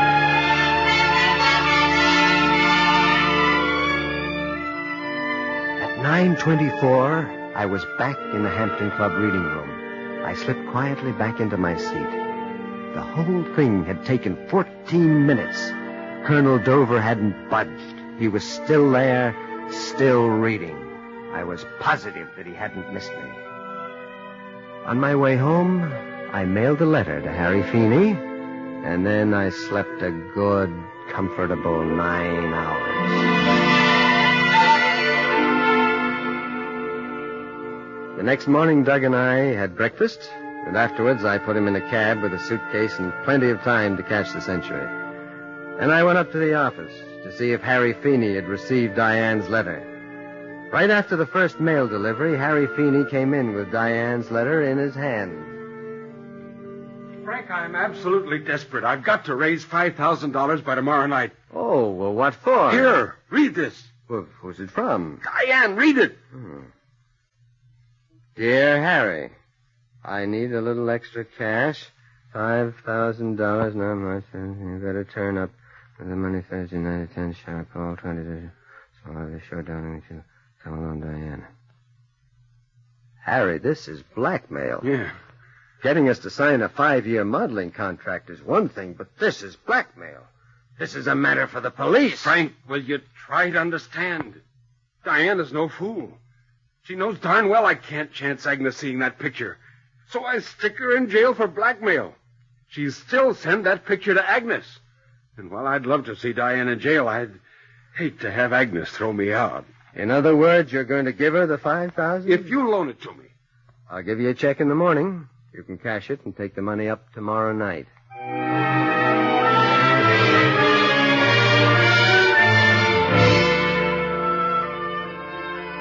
Things were going very well.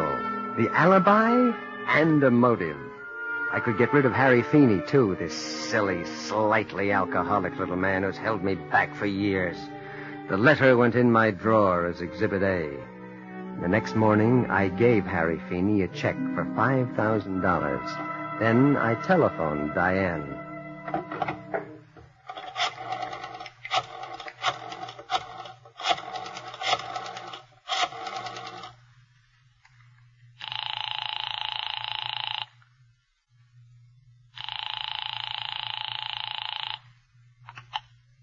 Hello? Diane, it's Frank Wineglass. I've been thinking things over. I'll meet your price. 100,000? It's worth that much to me to prevent Doug ruining his life. When can we get together? How about tonight? All right. What time? 9:15? 9:15 will be fine.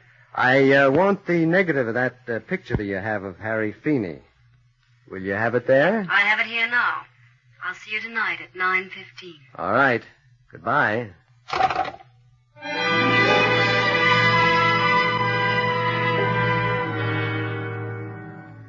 That night, I went again to the Hampton Club.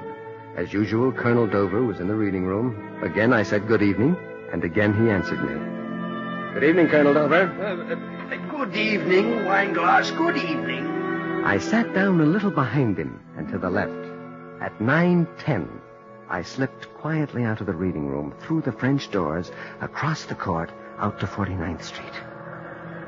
I was sweating, nervous, tense.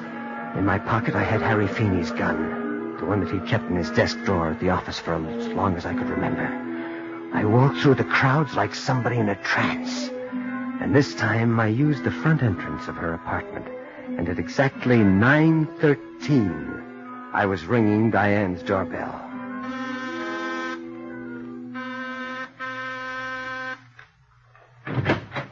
Hello, Mr. Wineglass. Come in. Hello, Diane. Thanks. Would you like a drink or anything? No, thanks. Sit down. Say, what is this? What are you doing? What's the idea of the gun? What is this? I'm going to kill you. Look, let's not play Alan Ladd, shall we? Last night, while you were out with Doug, I wrote Harry Feeney a letter on that typewriter, over your signature, also typed. You were here last night? In it, you asked for $5,000 for the picture that you got of him. He borrowed the money from me, and he'll be up here at 10 o'clock. What? He'll find you dead with his gun beside you. You're crazy. You're At the absolutely... trial, Colonel Dover in the Hampton Club reading room will swear I was there all evening. Now, look, let's not get excited. I'll be glad to give you the picture now. I'm sure you will. I'll give up, Doug. Now, look, Mr. Wineglass. Here's the negative. Here, take it. Just don't move. Don't move. Frank, for heaven's sake. Some men will do anything for their sons. Have you seen Death of a Salesman? You mean it. You actually mean it. This could be the death of a sales girl. Except that what you have got to sell has been picked over so often I doubt if there's a market anywhere. Good night, Miss Rodell. I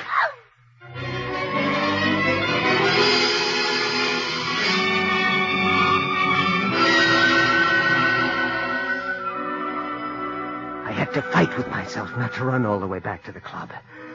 Somehow I did the necessary things. The gun beside her, the incriminating negative, the front door slightly open. I was almost hysterical by the time I got back to the club. I caught my breath in the courtyard and slipped into the chair behind Colonel Dover. And very quietly, I picked up a magazine from the table beside me. I'd been gone exactly 11 minutes. It was 21 minutes after 9. And then I let the Colonel have it.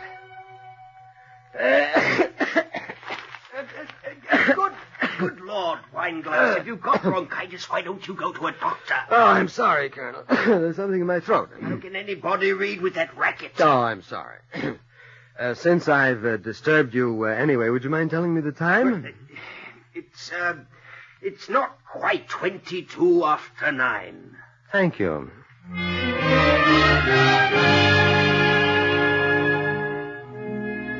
It was perfect. All evening I'd been in the reading room of the Hampton Club. Colonel Dover would swear to it. At 10:30, there was a telephone call for me. I knew who it would be. Be Harry Feeney. Be hysterical. Desperate. Want advice. He'd gone up with the money and found her shot. I was quite calm when I stepped into the telephone booth beside the club desk.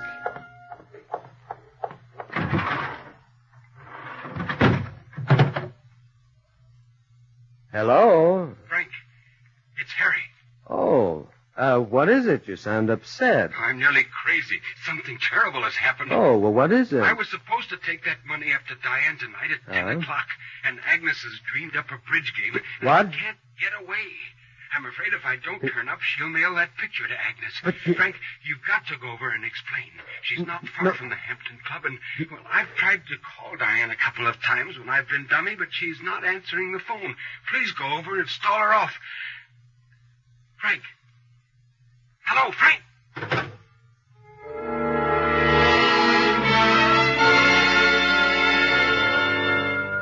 Pure, stark terror clutched at my insides. If Harry Feeney played bridge all evening, he'd have a perfect alibi, too. I sat there in that close, hot telephone booth and let the fear rush over me. Somehow I got home. After 3 Nembutols, I got to sleep. About 5 in the morning. When I woke up, the telephone had been ringing for a long time. It was past noon. That horrible, insistent bell beat its way into my consciousness. Hello? Dad, where have you been? We've been phoning all over for you. Why, Doug... Dad, something terrible has happened. Somebody shot Diane last night. They say I did it. Please, Dad, can you come down right away? I'm at the 72nd Street station. I don't know what's going on. Doug, are you in New York? Dad, can't you understand? Diane's been shot. Where are you? Where are you? You're in San Francisco. No, I didn't go. I decided to fly instead of taking the train. That way I could spend a couple of extra days with Diane.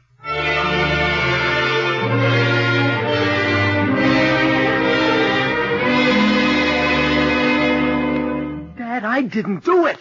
I didn't. You know I didn't do it. Doug, I don't know what to say. I know I should have caught the Century, but by flying, I could spend 2 extra days in New York with Diane and still get to San Francisco for the opening of the convention. I got a seat out on a plane for tomorrow. I went up there late last night, and I found her shot.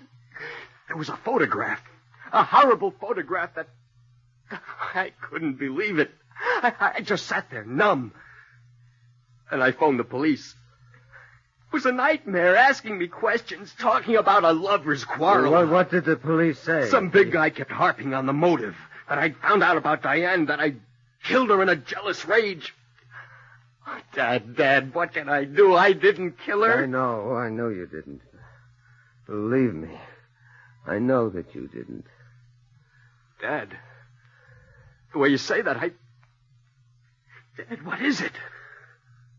Why are you looking at me like that? Dad, what is it? I can't tell you, Doug. I'll tell the district attorney.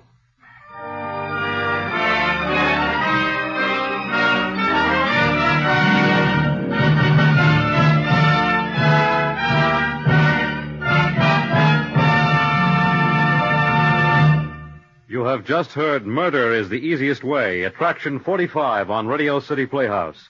Carl Swenson starred as Frank Weinglass. Marilyn Erskine was Diane. Nelson Olmsted was Harry Feeney, and Bill Lipton was Doug. The music was composed and conducted by Roy Shield. Script was based on a story by Jules Archer and was written and directed by Harry W. Junkin.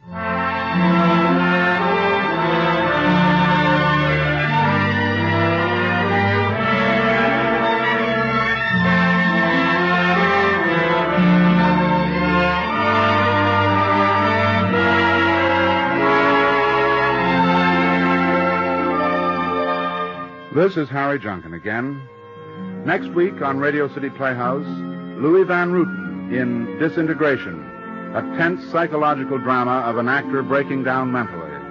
All 12 parts are played by Mr. Van Rooten in the most exciting job of acting we have ever heard. We hope you'll be listening to Disintegration, starring Louis Van Rooten, next week, Attraction 46, on Radio City Playhouse. Good night, everybody.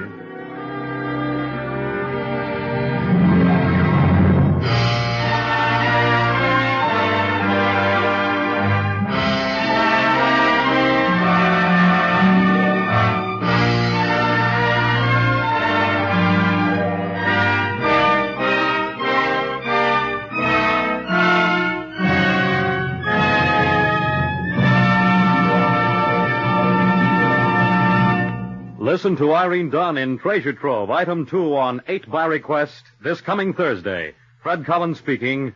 This is NBC, the National Broadcasting Company.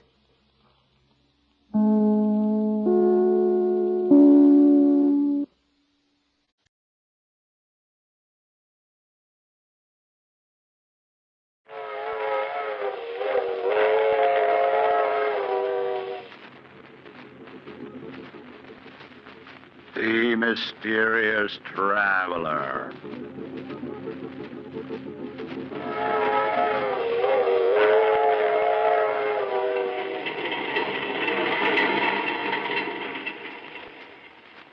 This is the Mysterious Traveler, inviting you to join me on another journey into the realm of the strange and the terrifying. I hope you will enjoy the trip, that it will thrill you a little and chill you a little. So settle back, get a good grip on your nerves, and be comfortable, if you can. Where are we going? We're going to join Charles Foster as he takes an excursion into crime. I call the story The Case of Charles Foster.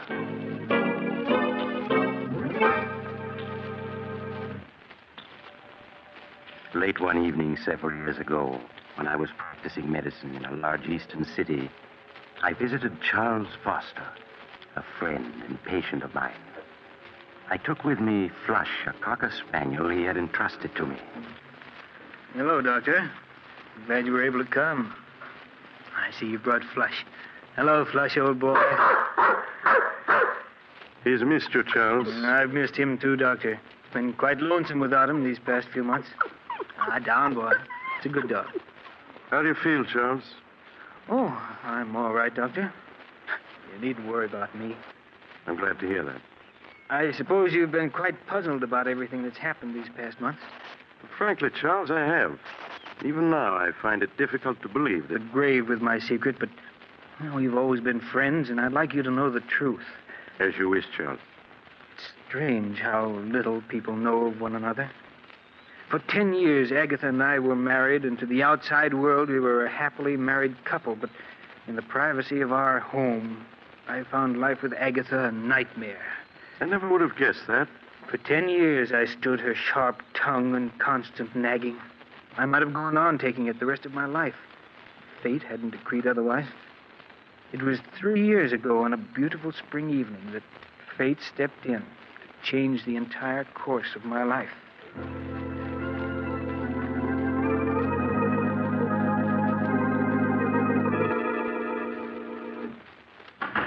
Is that you, Charles? Yes, Agatha? Did you remember to buy me some more of my cough medicine? Yes, here it is. Supper ready? Some men would be more interested in their wives' health than their own suppers. I'm sorry, Agatha, but you really don't look sick to me. That's because you don't care. I'm not well, and you know it. I work myself to death day in and day out, keeping this house clean. And little thanks do I get for it. I told you before, Agatha, if the house is too much for you, hire a maid. And how exactly can we afford a maid on your miserable bookkeeper's salary? Well, if you can't manage it out of my salary, there's always the $50,000 your father left you. That money is mine, and I'm not spending a single cent of it. It's up to you to provide a maid. All right, Agatha. Please, let's not quarrel. Oh, hello, Flush. How are you, old boy? No, you care more about that dog than you do me. You know that isn't true. It is. Sometimes I think the only reason you come home is because of that dirty old dog. Quiet, Get away Flush. from me. All he does is eat and put his filthy paws on my furniture.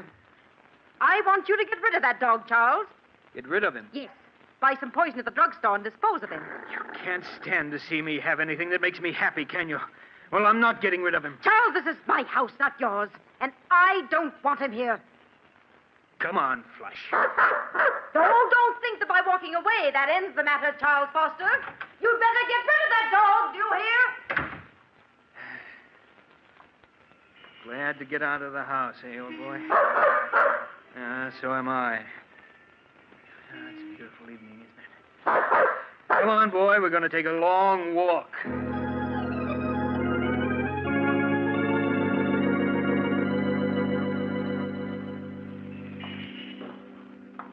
You want to turn around and go home now, Flush? No, neither do I. Pardon me, but aren't you Charles? Julia! Julia Sanders! Charles, I thought it was you. Oh, let me look at you. Oh, Julia, you haven't changed a bit. You're as lovely as... How long has it been since we last saw each other? 10 years, almost 11. Has it really been that long? Julia, have you ever forgiven me for what happened? Of course, Charles. I was so insanely in love with you, Julia, that I couldn't bear to have other men look at you. You know that I didn't mean... I know, to... Charles. I've thought of that night constantly. It's been like a nightmare ever since. Please, Charles, it's all past and forgotten now. You were perfectly justified in breaking our engagement. After what I'd done, there was nothing else you could do. I understand you married Agatha Winthrop a year after I'd gone abroad. Yes, Julia. After you left for Europe, people kept telling me what a wonderful wife Agatha would make me. I allowed myself to be convinced and married her. Well, I'm sure everything turned out for the best. But it didn't, Julia. Almost from the beginning, our marriage was a failure. For these past 5 years, Agatha and I have merely been living together under the same roof. Well, I'm sorry, Charles, that it didn't turn out well. Nothing turned out well, Julia, after I lost you. I hope things have been better with you these past 11 years. Oh, I can't complain. I spent a number of years in Paris studying art and working at dress designing. Oh. I only came back a few months ago. You've never married? No. I'm working now for Morgan's department store as their art director. Oh, really? Well, my office is only a few blocks from there. Look, Julia, why don't we have lunch together tomorrow? There are so many things I'd like to know. Well, I'd like to, Charles, but I think it would be much better that we don't. Oh, now, surely, Julia, there's no harm in two old friends having lunch together, is there? No, I suppose not. I won't take no for an answer. Do you know where Drake's restaurant is? Yes. Will 1 o'clock tomorrow be all right? Yes, that's my usual lunch hour. Good, then it's a date.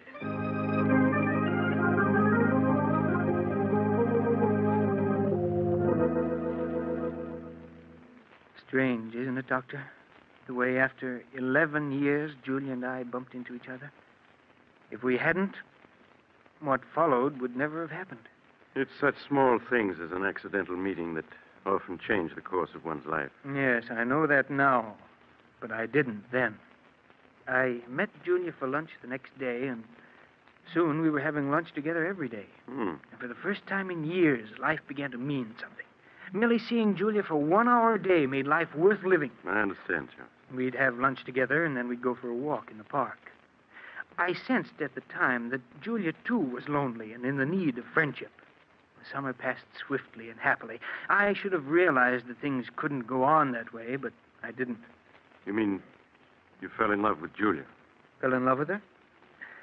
I don't think I'd ever really stopped loving her. I became aware of how much I really cared for her one warm autumn day as we were walking through the park together.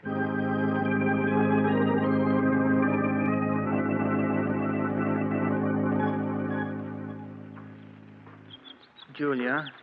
Yes, Charles? What about going to the theater with me tonight? I wish you hadn't asked me, Charles. Why?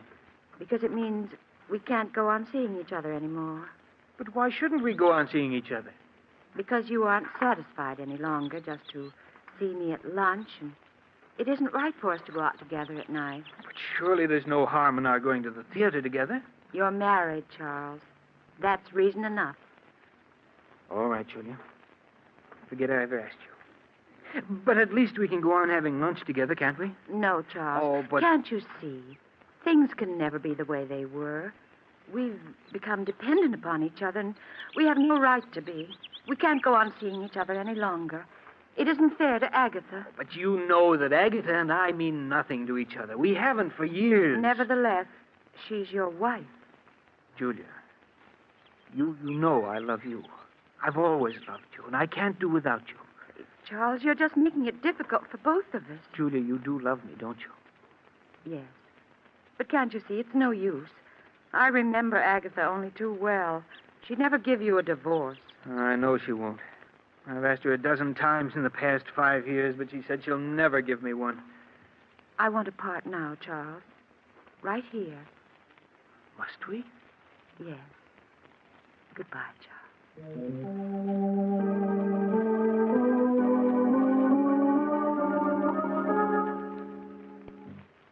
My life seemed to end that day, Doctor, with our parting.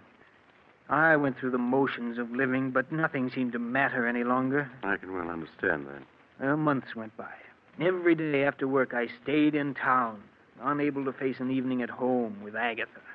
When I did arrive home late at night, she'd be waiting for me. Is that you, Charles? Yes, Agatha. Sorry if I woke you. Now, lot you care. Coming in night after night at all hours, leaving me alone in this big house. Oh, don't think I don't know what you're up to. I know you're kind, Charles Foster. You better go to sleep, Agatha. A fine chance I have to sleep with you putting on the bathroom light. You know I can't sleep when that light's on. It'll take me a minute to brush my teeth, then I'll turn off the light. Agatha. Well, what is it now? What's this bottle of prussic acid doing in the medicine chest? That's a deadly poison. I know that. I got it from Mrs. Smedley, the druggist's wife. She used it to get rid of an old cat they had. When I told her about Flush, she said it was a thing... What's that about Flush? I said Mrs. Smedley gave me that bottle of prussic acid so I could get rid of Flush. I'm going to put him out of his misery tomorrow. You'll do no such thing, do you hear? If you so much as lay a hand on Flush, I'll kill you. I'll kill you, do you understand? Yes, Charles. You get rid of that poison tomorrow. Let's have no more talk of putting Flush out of his misery.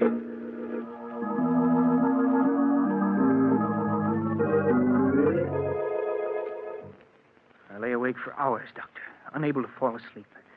Julia's breaking off with me and my wife's refusal to give me a divorce. And the prussic acid she meant to poison Flush with had left me all worked up.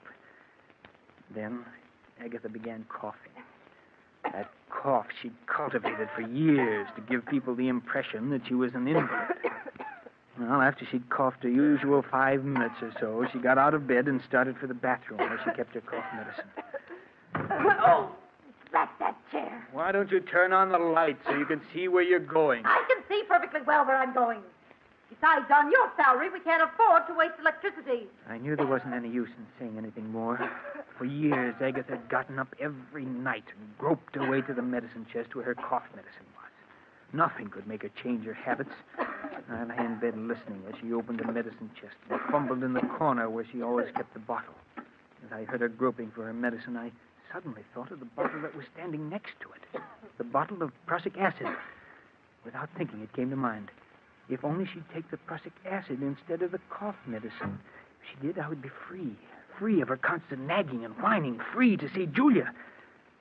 Then I knew it was useless to hope for such a mistake to happen. Agatha's cough medicine always stood in the same corner of the medicine chest. Even in the dark, she'd never take the bottle of prussic acid. And then it came to me. What if the bottles were to be switched? What if the following night the prussic acid were placed in the customary spot of the cough medicine? Suddenly it was all very clear to me what I was going to do. Agatha? Well? Agatha, I've been thinking over what you said about Flush. What? I suppose you're right. Flush should be disposed of. He certainly should. He's old and he's smelly. It'll be a blessing for him to be put out of his misery. Yes, of course. I'm sorry I shouted at you before, Agatha, but, well, I see now that you're right. When are you going to do it? Oh, we'll wait until Saturday. And none too soon, either. You're sure the prussic acid won't make him suffer? Nonsense. Of course it won't. Mrs. Smedley said nothing worked faster than prussic acid. Oh, you told her what it was for. That's fine. Very well, Agatha. Just leave everything to me.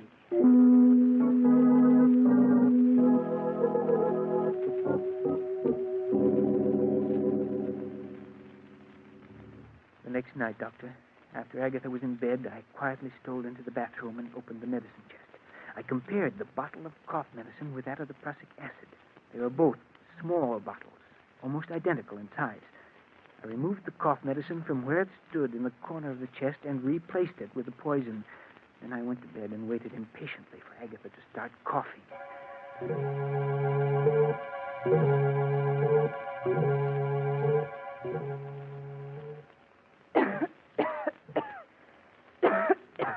Can I get you a glass of water or something, Agatha? Water won't do any good. What I need is my cough medicine. Oh, that's that tear. Why don't you turn on the light? Because I can see perfectly in the dark. Besides, someone's got to economize on the electricity in this house. I lay there in the darkness, listening to her grumble as she opened the door of the medicine chest. The blood pounded in my ears as I heard her fumbling for the bottle. Would she feel the slight difference in the bottle when she picked it up? Scarcely able to breathe, I waited. Listened. And she fell to the floor. I quickly got out of bed, turned on the lights, and went into the bathroom. She was lying on the floor, quite dead. There was an agonized look on her face. I returned the bottle of cough medicine to its proper place, and then I phoned the police.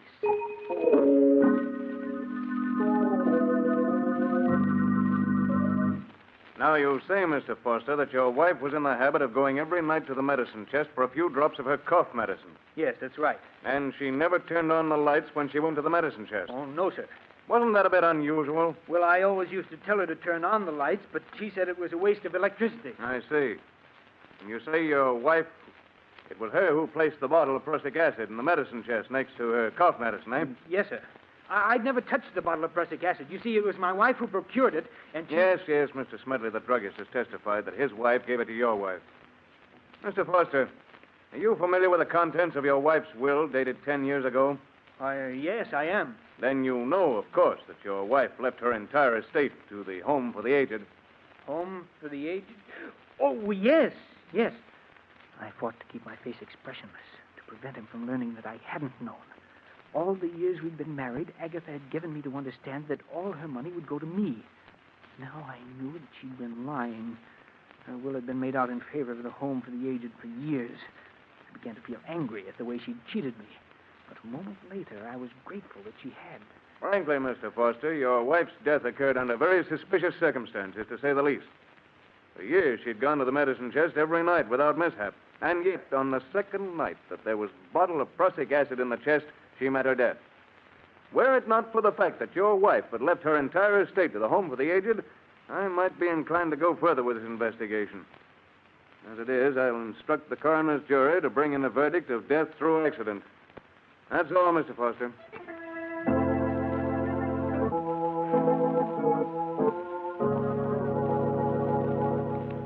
I walked out of the district attorney's office a free man. A few days later, I moved out of the house which had been Agatha's and took up quarters elsewhere. 6 long and uneventful months passed. I made no effort to contact Julia for fear that the police might still have their suspicions.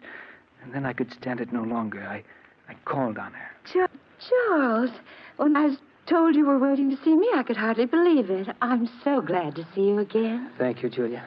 It's good to see you again, too. Charles, you don't look well at all. These past few months have been something of a strain, Julia, but I'm all right now. I was tempted so many times to get in touch with you. Then I thought perhaps you didn't want to see anyone. I did want to see you, Julia, but I was afraid it wouldn't look right. I understand, Charles. Now, let's not say anything more of the past. Only the present and the future. Julia, do you think we might try to pick up where we left off last autumn? We can try, Charles.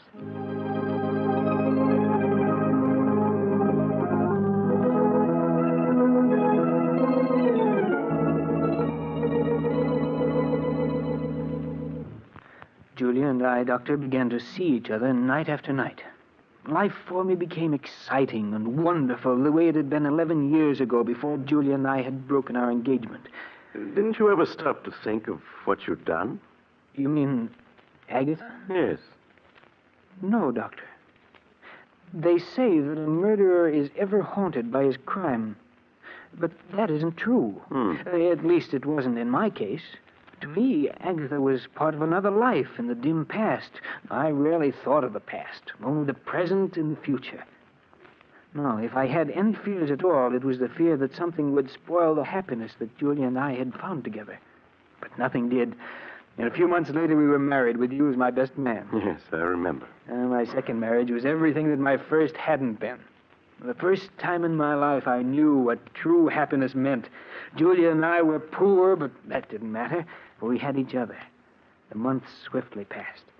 And as our first anniversary approached, it was hard to believe that we'd been married almost a year. Charles, before you leave for work, will you sign a check for me? Oh, who's it for, dear? Never you mind, Mr. Foster. You just leave a signed check. I'll fill in the amount and the party it's meant for. Mrs. Foster, you're acting very mysterious. Well, a wife has a right to act mysterious once a year.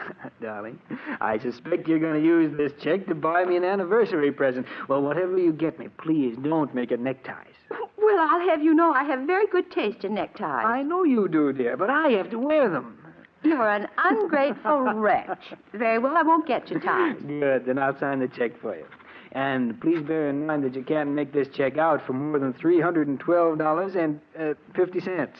That's all we have in the bank. Oh, I'll leave you at least the 50 cents. You'd better leave a good deal more. We won't be going up to Lake Ellis. Charles, are we going up to Lake Ellis? Oh, it slipped out. And I meant it as an anniversary surprise. Oh, Charles, that's wonderful. When are we going? This Friday afternoon. I've rented a cabin and a small motorboat on Lake Ellis for the weekend. Oh, darling, what an exciting surprise. Charles, you're sure it won't be too expensive? Why, nothing can be too expensive for our first anniversary. Oh, darling, I've never been so happy.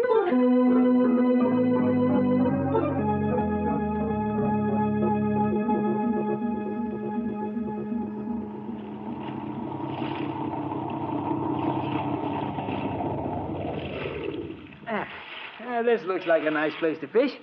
Let's see, where'd I put that bait? Here it is, dear. Thanks, darling. Uh-huh. Here's a nice, fat, dimpled worm. Well, if you can't stand to see me bait him, just turn the other way. That's it. It'll only take me a minute. Charles, look. Let's wait till I get this. There's smoke coming out of the engine hatch. What's that?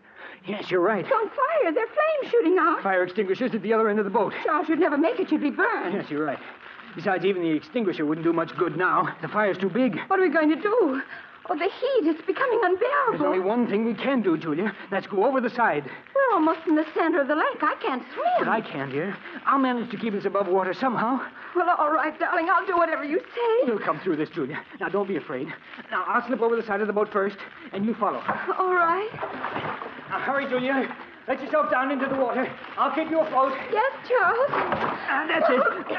Now, let go of the side of the boat. I have you. Yes, Charles. Now, don't be afraid, darling. You see? It's no trouble keeping you above water. Now, just relax, dear, while I swim with you a bit. We've got to get a good distance from the boat. It may explode. Yes, Charles. Do you see any boats around? No, but someone's bound to see the fire and come to our rescue. Until they do, we must have courage.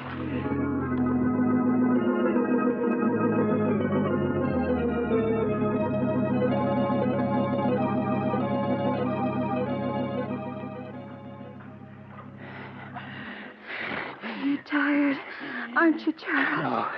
No, don't worry, dear. I can keep us afloat for a long time yet. Oh, why doesn't someone come to our rescue? They will. Someone must surely have seen that boat burning. But Charles, we've been in the water so long. Oh, it just seems long, darling. It can't be more than 10 minutes. 10 minutes? It feels more like... Charles! I've got you, Junior. Just for a moment, you slipped away from me.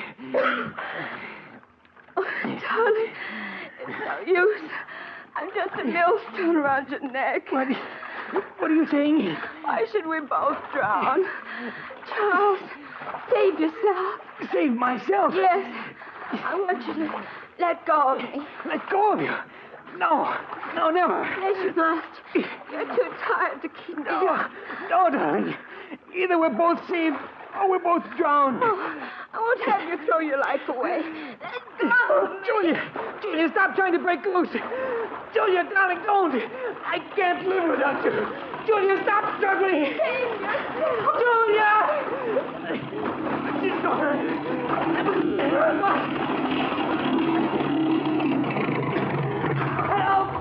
Help, my wife. My wife. Yeah, we saw it all. Hey, Mike, he's passed out. Get him before he goes under. I got him. Here, help me get him aboard, Skipper. All right. Any sign of his wife? She's gone, Skipper. Yeah, too bad. Well, if it's the last thing I do, I aim to see justice done to this fella. She never had a chance.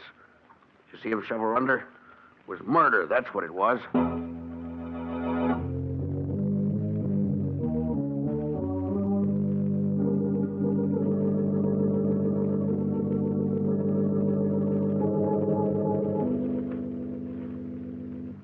Now, Mr. Foster, both of the men who rescued you claim that as they approached you and your late wife in their boat, they saw you struggling with her. You admit this? Yes, but I tell you I was trying to save her, not drown her. No, you were trying to save her. But both the witnesses testified they saw you push her head under. They're wrong. I wasn't pushing her under. I was trying to bring her to the surface. You must believe me. Oh, Mr. Foster. You maintain that you were rescuing your wife, not drowning her. Yes. Is it true, Mr. Foster, that you were engaged to your wife 11 years ago and that she broke the engagement? Yes, that's true. Would you mind telling the jury why she broke the engagement? We had a misunderstanding. A misunderstanding? Do you call shooting the woman you're engaged to just a misunderstanding? No. You must let me explain. It's true that 11 years ago I did shoot Julia, but I've been drinking. I didn't know what I was doing. Mr. Foster, you do admit shooting and wounding her. Yes. Have you ever seen this before? Why, yes. That's the insurance policy I took out for Julia and myself. Exactly. And when was this policy taken out? Well, about a month ago. June 15th, to be exact.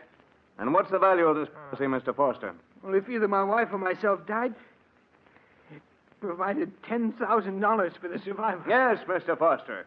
If either you or your wife died a natural death, it provided $10,000 to the survivor. But there's also a double indemnity clause in this policy, isn't there? Yes, but One that provides you with $20,000 if your wife died an accidental death, such as drowning. Yes, that's true, but I swear I didn't drown my wife. I tell you, I was trying to save her. Save her, not drown her. You must believe me. You must.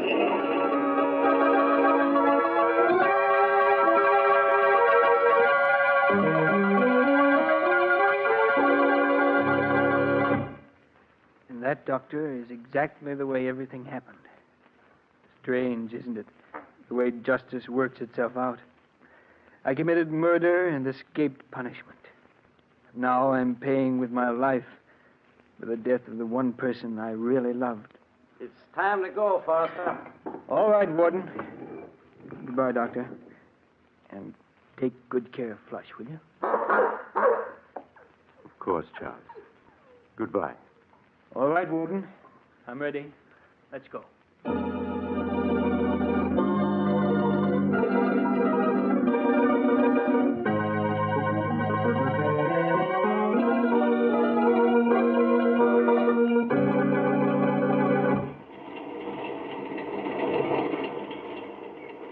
This is the mysterious traveler again.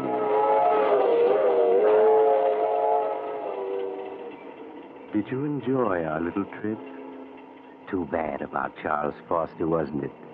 As he was strapped into the electric chair, there was an ironic smile on his lips, for he was being executed for something he had not done. But as Charles himself said, justice has a strange way of working itself out.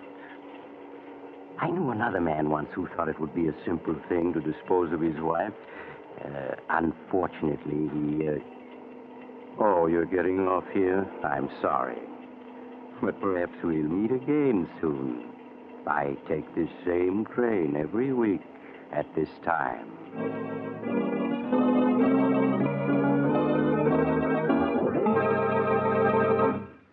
You have just heard Chapter 64 of The Mysterious Traveler, a series of dramas of the strange and the terrifying. In tonight's story, The Case of Charles Foster, Humphrey Davis played Charles Foster, Nancy Sheridan played Julia, and Joan Shea played Agatha. The Mysterious Traveler is written by Bob Arthur and David Cogan, and original music is played by Henry Silverne. The entire production is under the direction of Jock McGregor.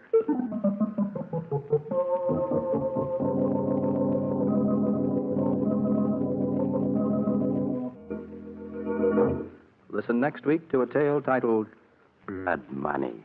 Another tale of the Mysterious Traveler.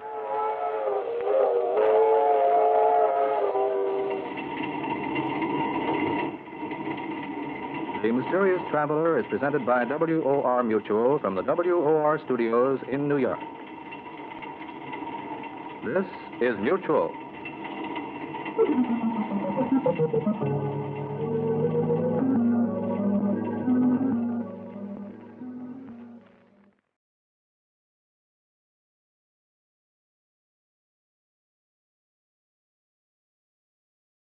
The Jack Benny Program. For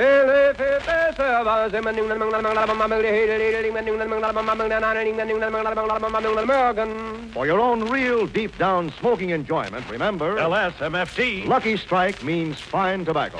And fine tobacco is what counts in a cigarette. Year after year, at auction after auction, independent tobacco experts, auctioneers, buyers, and warehousemen can see the makers of Lucky Strike consistently select and buy that fine, that light, that naturally mild tobacco. Fine, light, naturally mild tobacco. Yes, Lucky Strike means fine tobacco. And in a cigarette, it's the tobacco that counts. So for your own real deep-down smoking enjoyment, smoke that smoke of fine tobacco, Lucky Strike. So round, so firm, so fully packed, so free and easy on the draw. At 59, American.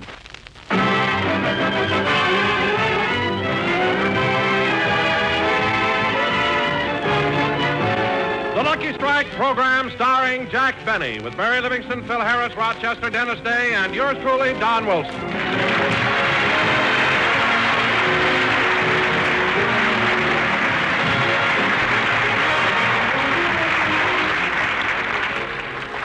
Ladies and gentlemen, let's go out to Jack Benny's house in Beverly Hills, where we find Jack and Phil Harris alone in the library.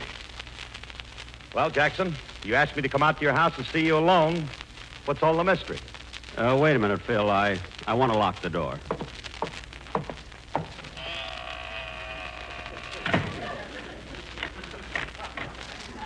Okay, Jackson, what is it? Just a second, Phil. I want to shut the window.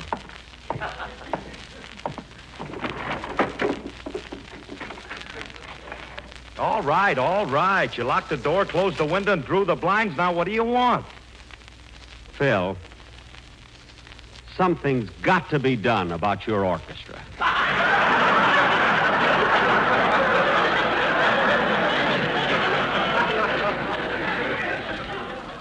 I don't know what, kid, but something. Are you kidding? No, Phil. Look, I'll admit, when we're doing radio shows, I joke about your music. But now we're in my home, just the two of us. Believe me, I'm serious. Something has got to be done, or else. Now, wait a minute, Jackson. Don't go getting tough with me. If you got any beef, talk to Petrillo. I've already talked to Petrillo, and he's on my side. Believe me. On your side? How do you like that? You miss your dues 1 week, and the mother hen starts kicking you out of the nest. Look, Phil, After 10 years, I don't mind your band. I'm used to it. But listen to these letters I've been getting. Listen to this one. Dear Mr. Bennett, I am a poultry farmer. I read in a magazine that music helps the hens lay more eggs. So I put a radio in the hen house. 2 weeks ago, I tuned in your program. The hens heard Phil Harris's orchestra. Now they are laying more eggs than ever, but the yolks are green.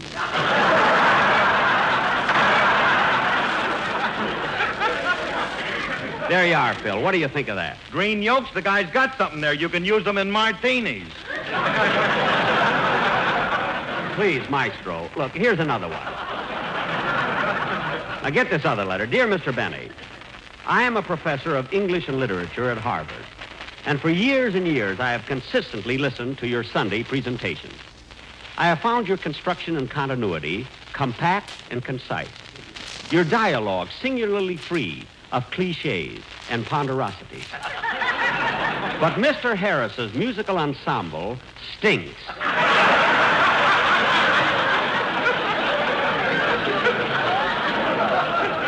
And Phil, this proves he's a high-class professor. He spells stinks with a Y. Now, those 2 letters are just samples of the mail that comes in. Every week I get thousands and thousands and thousands of letters like those. Well, if I'm getting all that mail, I want more dough. Oh, look, Phil, what I'm trying to tell you is that you better do something about your orchestra. What are you talking about? I got one of the greatest musical aggravations in the country. That's aggregation, but for once, you're right. Of course I'm right. You take my boys. They've all got great backgrounds in the music business. Oh, fine. Sure, take Frankie, my guitar player. For 7 years, he played first washboard for Spike Jones. Well, he's not playing the washboard now, so tell him to stop strumming his guitar with that box of duds. If he's that close to soap, why doesn't he get some of it on him? And Charlie, your piano player. Now, wait a minute. Don't be talking about Charlie, my piano player. He held a job with Guy Lombardo's orchestra for 12 years. 12 years with Guy Lombardo? Yeah, and he wasn't even a brother. Phil, that has nothing to do with it.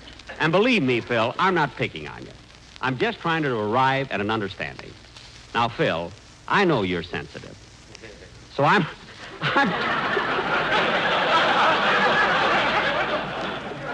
talking to you not as an employer, but as your friend. Now, let's try to... Phil, stop chewing on that ham hock and listen to me. Please. I'm sorry, Jackson. I just happened to have one in my pocket. All right, but Phil, I hope we understand each other now. Okay, Jackson. Look, I got to run along. Do you mind if I go? No, go ahead. Phil, I said you can go.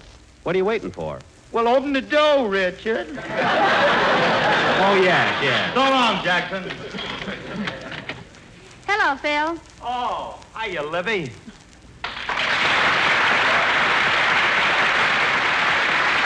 Well. Hello, Mary. Mary, come on in the library. I want to hear all about your trip. Where'd you go? Well, Jack, I thought you knew. I went back east to attend my mother and father's wedding anniversary. Really? And how were the Duke and Duchess of Plainfield? Oh, swell, and you know, Jack, they have the cutest way of keeping track of their anniversaries. Each year on their wedding date, Papa snips off a lock of Mama's hair and puts it away. Well, that's awfully sweet. How long have they been married? I don't know, but for the last 3 years they've been calling Mama Baldy. And, Jack, you should have seen my sister, Babe. She looked beautiful. She wore a strapless evening gown and was really glamorous. You know, Mary, those strapless gowns fascinate me. How do they keep them up? I don't know about the other girl, but Babe uses fish hooks. Fish hooks? When Babe's out to catch a guy, she ain't kidding. Well, how did she do? Oh, she's got a nice boyfriend now. He's a credit dentist. Oh, you mean one of those dentists who let their patients put them on the installment plan? Yeah, one of his slogans is, don't sit around and gum your hash just because you're short of cash. That's one of his slogans? You mean he has others? Yeah. His best one is, don't keep your lips closed in sorrow. Smile today and pay tomorrow. Well, he certainly sounds like the right guy for Babe. Yes, and he's very successful, too. He's the one who invented that new lower plate. It bites underwater. Oh, yes, it's got those new ballpoint teeth. By the way, Mary, would you like to have dinner with me? Oh, I can't, Jack. Dennis is coming by to pick me up in a few minutes. He's taking me to a movie. Oh. How come you're going out with Dennis tonight? Well, he called me up in Plainfield for the date. And... Dennis phoned you in Plainfield? Long distance? Yes, long distance. Well, of course he has 2 shows. You know, Mary, Hello, Mr. Benny, Mary. Oh, hello, kid. We were just talking about you. I'm ready to go, Dennis. Say, Mr. Benny, ask me what picture we're going to see. What? I say, ask me what picture we're going to see. All right. Well, what picture are you going to see? It's the one about a couple of deers. A couple of deer. The yearling? No, the Dolly sisters. What? You sure stepped into that one. Damn it. For a big-time comedian, you ain't got that Oxidol sparkle. Dennis, stop with the jokes, will you? Come on, Dennis, let's go. Wait a minute, kid. Hello? Oh, hello, Don. What? You've been rehearsing the commercial for next week? Don, what's so difficult about the commercial that you have to rehearse it? All you have to say is LSMFT, LSMFT. Lucky Strike means fine tobacco. Yes, Lucky Strike means fine tobacco. That's all you need. The quartet? No, Don, I'm not going to use them anymore. I don't care if they are in your room rehearsing. We're not going to... Well, all right, I'll listen to them. But I'm warning you, this is their last chance. Okay, put them on. Hello, fellas. Now cut that out. Just sing your commercial. Go ahead. It's not bad at all. LSMFT, I love you. Da-da-dee-da-da-da-dee. Say, that sounds beautiful. Da-da-dee-da-dee-da. Fellas, hold it. Hold it. You started out so beautifully. Look, fellas, that isn't what I want. Wait a minute. Put Don back on. That's not what I... Hold it a minute, fellas. Put Don back... Fellas, wait a minute. Wait a minute. Wait a minute. Wait a minute!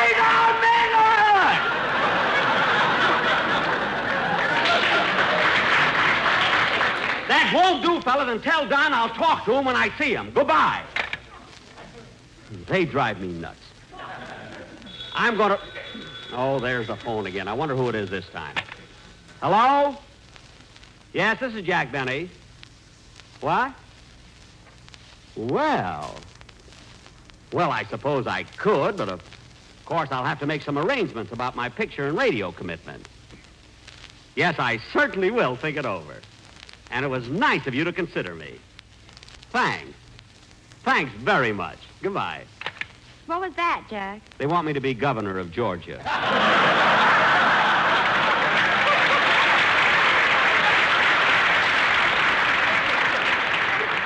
Well, go ahead, kid. You can run along now. All right, so long, Jack. So long. Goodbye, Governor. Goodbye, you all. Enjoy yourselves.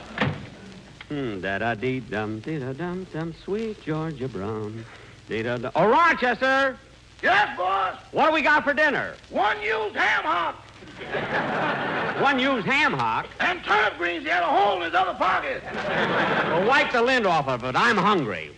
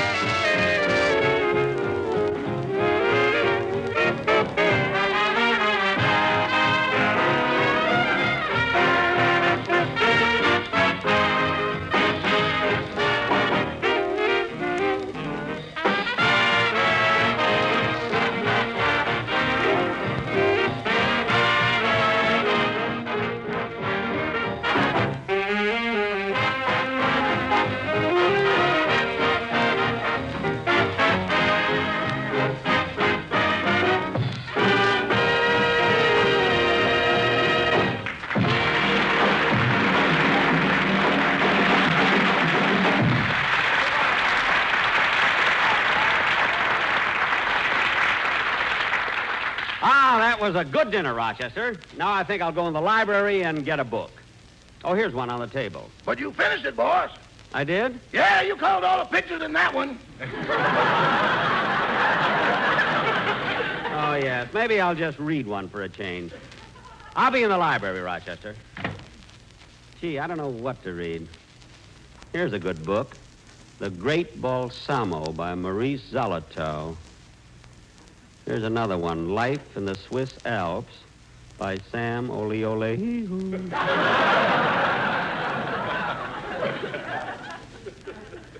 Here's another one. The Rover Boys on Mulholland Drive. Say, they're growing up. Here's one. I Stand Condemned by Maximilian Q. Langley. I Stand Condemned. I think I read that about a year ago. Gee, it was pretty good. Exciting, too.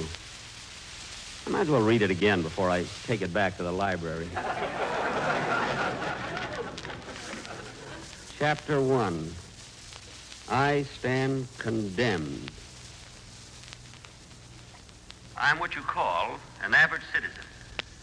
I come from a little town in the Midwest. Yes, I'm married. I have a lovely wife, and we have 3 fine boys and a dog. George, Frank, Harry, and Fido. Harry is the dog.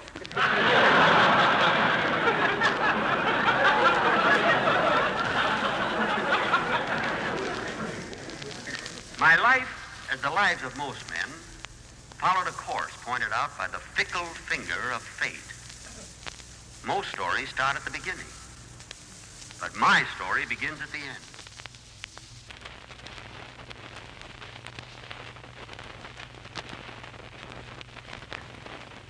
I am occupying a cell in the death row at the state penitentiary.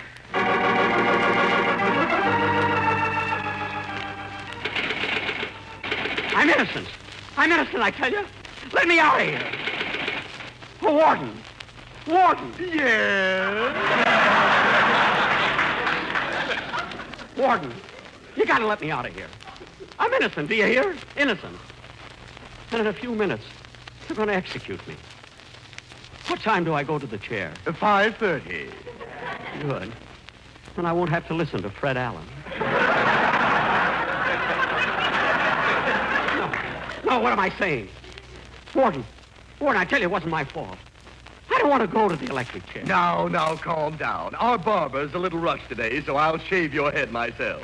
But, Warden... Sit still. I'll start with the scissors. Take it easy around the sideburns, please. Yes, sir. Manicure? No, thank you. Wait a minute. Let me out of here. I don't want to go to the electric chair. I won't leave this room. I can't walk that last mile. Oh, you won't have to. We'll bring the electric chair in here.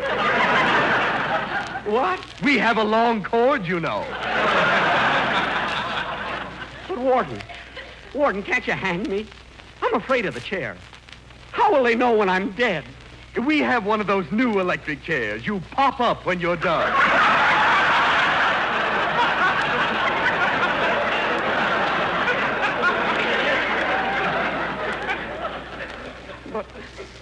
But Warden, I'm innocent. If you'll only listen to my story, I know you'll believe me. Oh, very well. What is your story? Well, Warden, it goes back a long, long time. I would have led a normal life, except for the fickle finger of fate.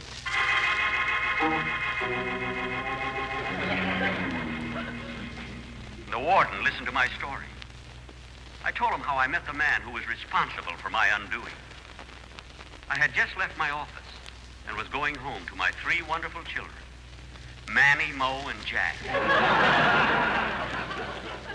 We had Manny and Jack and felt that we should have one Mo.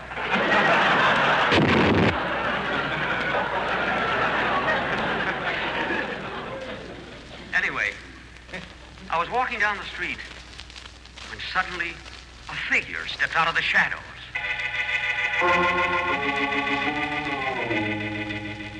He was a tall man with a sort of a square face. He reminded me somewhat of Boris Karloff. But his voice was so pleasant when he tapped me on the shoulder and said, Pardon me, please, but may I trouble you for a match?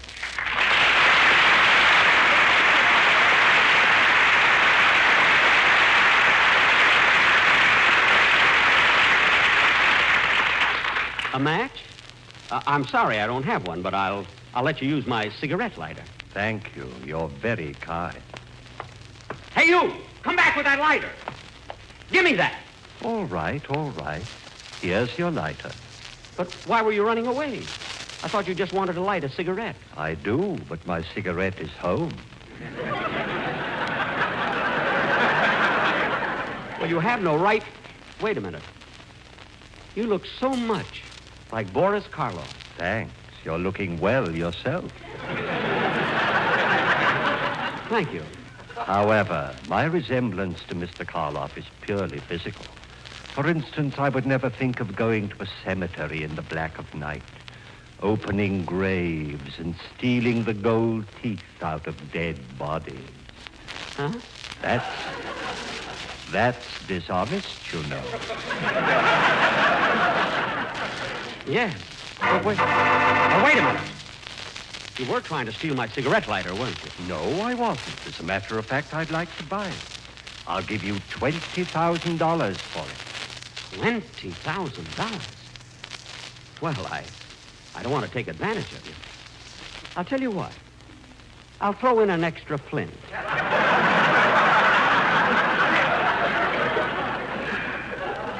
Just as I said, you're very kind. Here is the money. A $20,000 bill. Gosh. Well, so long, mister. I hope you enjoy the lighter. Just a moment, please. I also admire your necktie. My necktie! I know it sounds fantastic, but he bought my tie for $17,000. And then he bought my shirt and my shoes and my suit.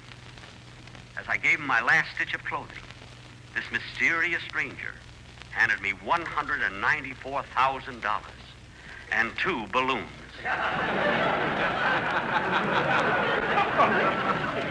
Having no clothes, I blew up the balloons and danced my way home. The next day, I met the same mysterious man for a second time. Again, he gave me fabulous prices for my clothes. And again, I danced my way home. On the third day, the same thing happened. I was not only getting richer, but I was dancing better.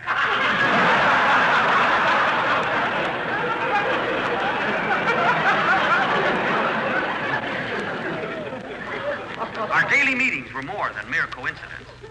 A bond developed between us. 2 weeks later, I was sitting in the kitchen having breakfast with my wife and my 3 lovely children, Minsk, Pinsk, and Busher. The mysterious stranger had not yet come downstairs. Yes, he was living with us.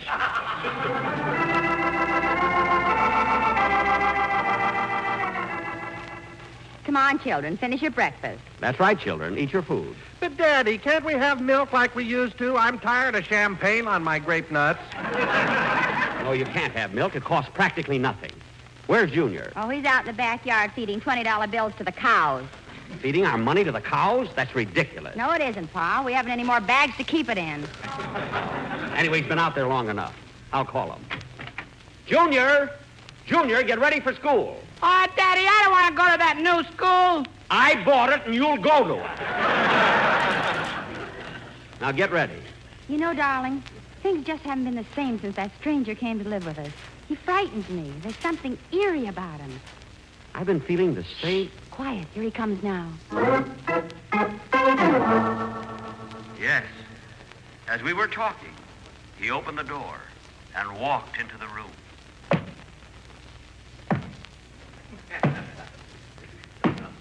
He was wearing sneakers. As I rose from the table, he said, Good morning, everybody. Good morning. Did you sleep well? Yes, I did. Nah. Sit down. Thank you. I'm sorry I'm late for breakfast, but I overslept. I was out at a party last night. A party? Well, how do you feel this morning? Oh, well, have some tomato juice. Yes, I'll get you some. You know, I envy you two. A beautiful home, lovely children. Haven't you any children? No, I married a smudge pot. You married a smudge pot? Oh, then you haven't any children. No, but we're lousy with oranges. Oh. By the way, I don't feel I should live here any longer without paying you rent. How much do you want? Well, I'm no good at these things. Let's forget it. Oh, but I insist. Would $1 million a week be enough? Well, with or without meals? With meals. That'll be $3 extra. I'll be glad to pay it. Glad? Things like this were happening every day. I had gone money mad. Money, money, money. My wife left me. And so did my 3 lovely children. Sarah, Toga, and Trunk. But I didn't care. I had my money. I had accumulated millions of dollars, which I kept in my shoes. I was now 11 feet 6. I begged the OPA to raise the ceiling. One day, as I was sweeping some loose change under the rug, he came in. Hello, my friend. Look, I have a present for you. A brand new $10,000 bill. A $10,000 bill? Let me have it. Give it to me quick. I gotta have it. All right, but be careful how you handle it. The ink is still wet. Don't worry, The ink is still wet. Wait a minute. You mean you've been printing this money yourself? Certainly. But doesn't everybody? Oh, so that's it. I must have been blind not to see through this whole scheme. My life is ruined. I've lost my wife and my 3 lovely children. Chico, Pico, and Sepulveda. I thought I was rich, but I haven't got a tie or a shirt or a suit. All I got is money, money, money, and all counterfeit. You've even got my cigarette lighter, and I, like a fool, threw in an extra flint. Yes, you are a fool. Do you think I'd really pay you $17,000 for a necktie? Huh? $22,000 for your button shoes? Now, wait a minute. Yes, you are a fool. Do you think I'd give you $500 for a dinner when I can get the same thing at Ciro's for $400? Ciro!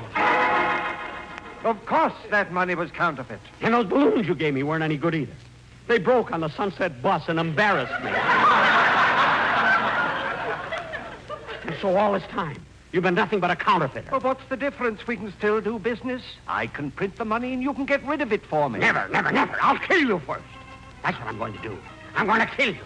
Oh, get your hands off my throat. Take them away. Take them away. Don't kill me.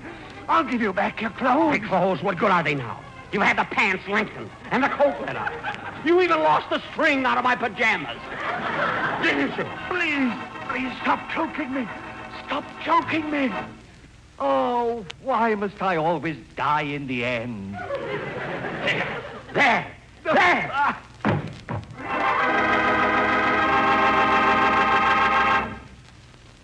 Yes, I killed him.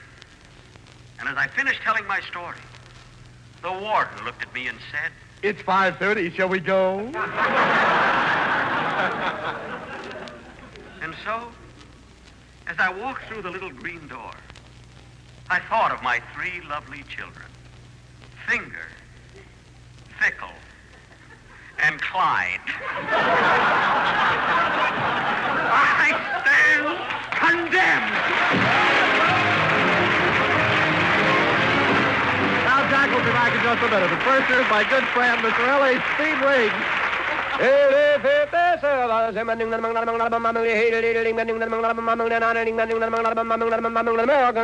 No doubt about it. In a cigarette, it's the tobacco that counts. And year in, year out, consistently, Lucky Strike means fine tobacco. Here's a tip from a man with a lifetime of tobacco experience. Mr. James Monroe Ball of Winston-Salem, North Carolina, an independent tobacco auctioneer for the past 31 years. Mr. Ball said, I speak as an eyewitness when I say that season after season, I've seen the makers of Lucky Strike buy fine, ripe, mellow leaf. That good kind of tobacco that makes a swell smoke. I've smoked Lucky's myself for 29 years. Remember, at auction after auction, independent tobacco experts like Mr. Ball can see the makers of Lucky Strike consistently select and buy that fine, that light, that naturally mild tobacco. Fine, light, naturally mild tobacco. Real Lucky Strike tobacco, yes? LSMFT. Lucky Strike means fine tobacco. And this fine Lucky Strike tobacco means real deep-down smoking enjoyment for you. So smoke that smoke of fine tobacco, Lucky Strike. So round, so firm, so fully packed, so free and easy on the draw. I want to thank Boris Karloff for appearing here tonight, and he can currently be seen in his latest RKO picture, Bedlam. Oh, say, Jack. Yes, Don? I understand you're going to be on Kenny Baker's program in the morning. Yes, I am, Don. Will you pick me up for rehearsal? Yes, Jack. Rehearsal is at 7:30 a.m. Oh. Well, don't bother. I'll go right over there from here. Good night, folks.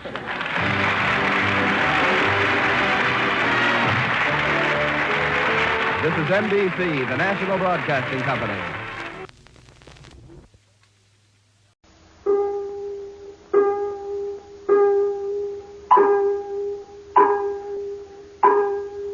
Crime and the little gray cells.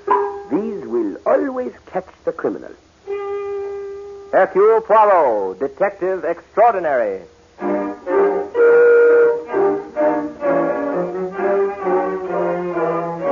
From the thrill-packed pages of Agatha Christie's unforgettable stories of corpses, clues, and crime, Mutual now brings you, complete with bowler hat and magnificent mustache, your favorite detective, Hercule Poirot, starring Harold Huber in The Trail Led to Death.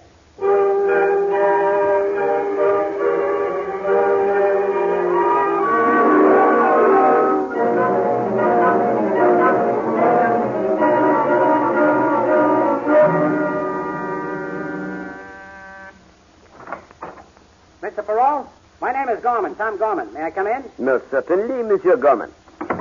I'm in a funny spot, Mr. Perrault. I hate clients who start that way myself.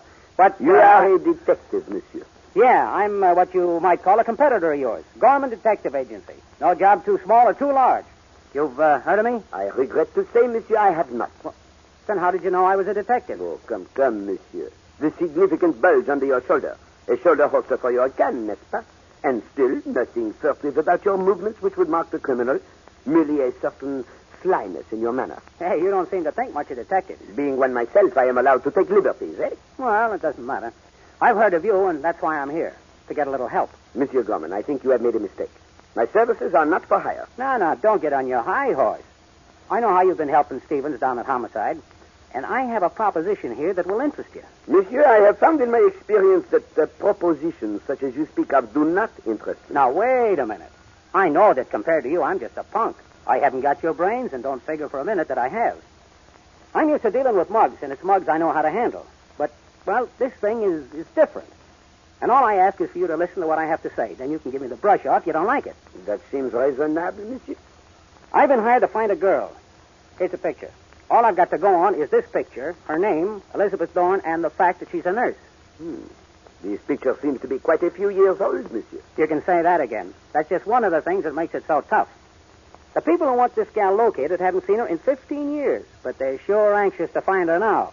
$10,000 worth anxious. And that's why I came to you. Pardon. I do not understand. Look, this is big-time stuff. Ordinarily, I'd never get a look in on a case like this. But for some reason, I can't figure out these people came to me. I know when I'm licked, I tried every angle I could to find this dame. I figured that if she was 30 when this picture was taken, she'd be about 45 now. But I'm licked, and I admit it. But I don't want to give up that $10,000. And you want me to find this Mademoiselle Dorn, eh? I figured you might help me. I'd split the fee with you. I am sorry, monsieur, but it is out of the question. What? You mean you won't? Exactly. But, Monsieur Gorman, I wish you luck, and here is one bit of advice. What? You might ask yourself why these people who have not seen Mademoiselle for 15 years are suddenly so anxious to locate her. Who cares? $10,000 is $10,000. And sometimes, Monsieur, $10,000 has upon it the smell of the grave.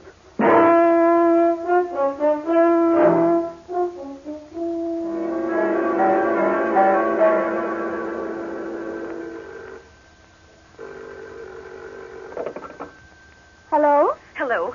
Dilly? Oh, Elizabeth. How are you, dear? Worried, Dilly, worried sick. Well, they haven't found you, have they? No, thank heaven, but I feel this is the year. Well, you've stayed away from them for over 10 years now. What makes you think they'll find you? Oh, I'm not worried about myself, Dilly. It's Jimmy. If they ever get their hands on him, Now, stop worrying.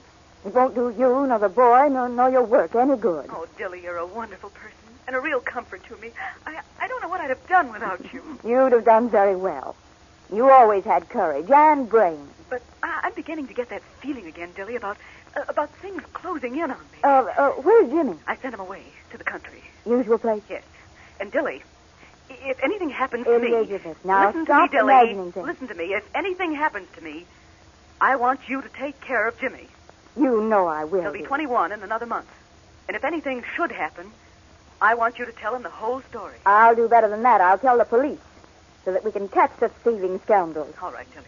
You're sure you don't want to tell the police now? I can't, because then I'd have to tell Jimmy, too. Well, all right, Elizabeth. You can count on me, dear. Oh, heaven bless you, Dilly. Goodbye. Wait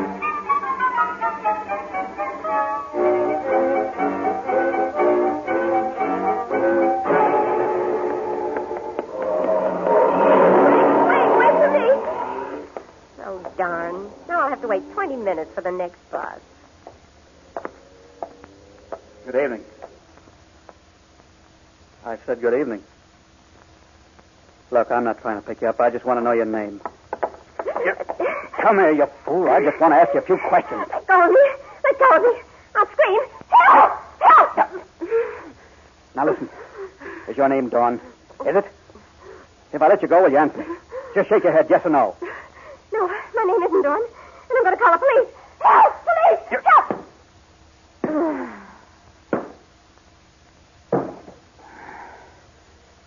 If you hadn't yelled, you poor fool, you might still be alive.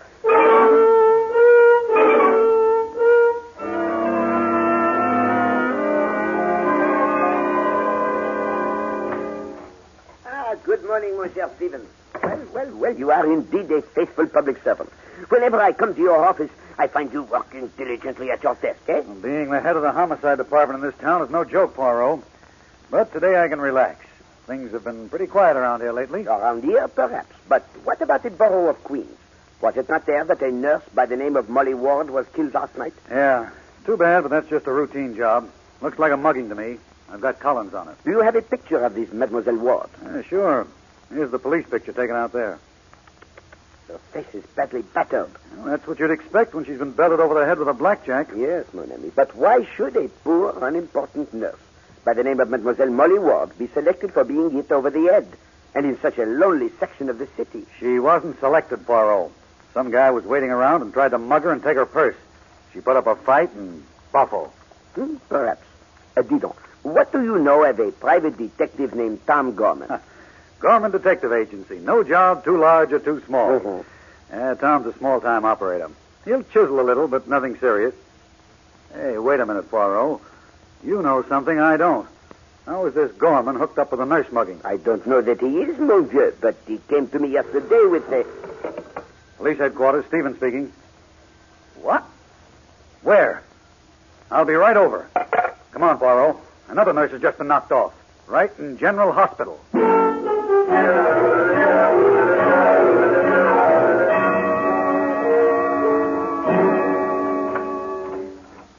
Miss Wood, I understand you're the head nurse here. Why, yes, I am. I'm Inspector Stevens of the New York Police, and this is Hercule Poirot. Oh, yes, I've heard of Mr. Perot. If anyone can solve this brutal killing, I'm certain he can. You are most kind, mademoiselle, but it is the good Stevens who is the authority on mugging. Now, wait a minute, Poirot. I didn't say this was a case of mugging, or that it has anything to do with that murder of the nurse out in Queens. But you will admit, mon ami, that the coincidence of two dead nurses gives one furiously to think, n'est-ce pas? Well, I don't know about this other nurse you're discussing, but I'm willing to swear that Miss Dilly's death was no case of mugging. What makes you say that? Because of the man who came here to see her. What man? What did he look like? Well, it's difficult to describe what the man looked like. All I remember is he was of medium height and wore a blue pinstripe suit. Is it a custom at this hospital to permit nurses to have visitors? As a matter of fact, Mr. Perot, it's not. This man was so insistent that I allowed Miss Dilly to come down to the reception room. What happened then? I don't know, Inspector. When she came into the room, I left. But is it possible, mademoiselle, that you overheard perhaps a bit of their conversation before you closed the door? I do remember hearing him ask her if she knew a woman by the name of Elizabeth Dawn. But then I closed the door and couldn't hear any more. Tiens, that is most interesting. Did you know this, Mademoiselle Dawn? No, I'd heard of her. She worked here several years before I came. I've been told that in addition to being an excellent nurse, she was quite a beautiful woman. Did the unfortunate Miss Dilly know Elizabeth Dawn? Why, I really couldn't say. Come on, Poirot. We've got to lay our hands on that guy in a blue pinstripe suit. Let's get out of here. A little moment, please, Stevens. Perhaps Mademoiselle Wood can inform us if she heard any sounds or screams in the reception room when she left Mademoiselle Dilly alone with the visitor. No, I couldn't. I'd gone upstairs to my office to check into hospital matters. I first noticed that Miss Dilly hadn't returned to her ward when I checked it about an hour later. Poirot, there's something behind all this. How perceptive of you, mon ami. There is indeed. But as yet, it is only a, formless shadow. Perhaps a visit to the Gorman Detective Agency will help us to fill in an outline.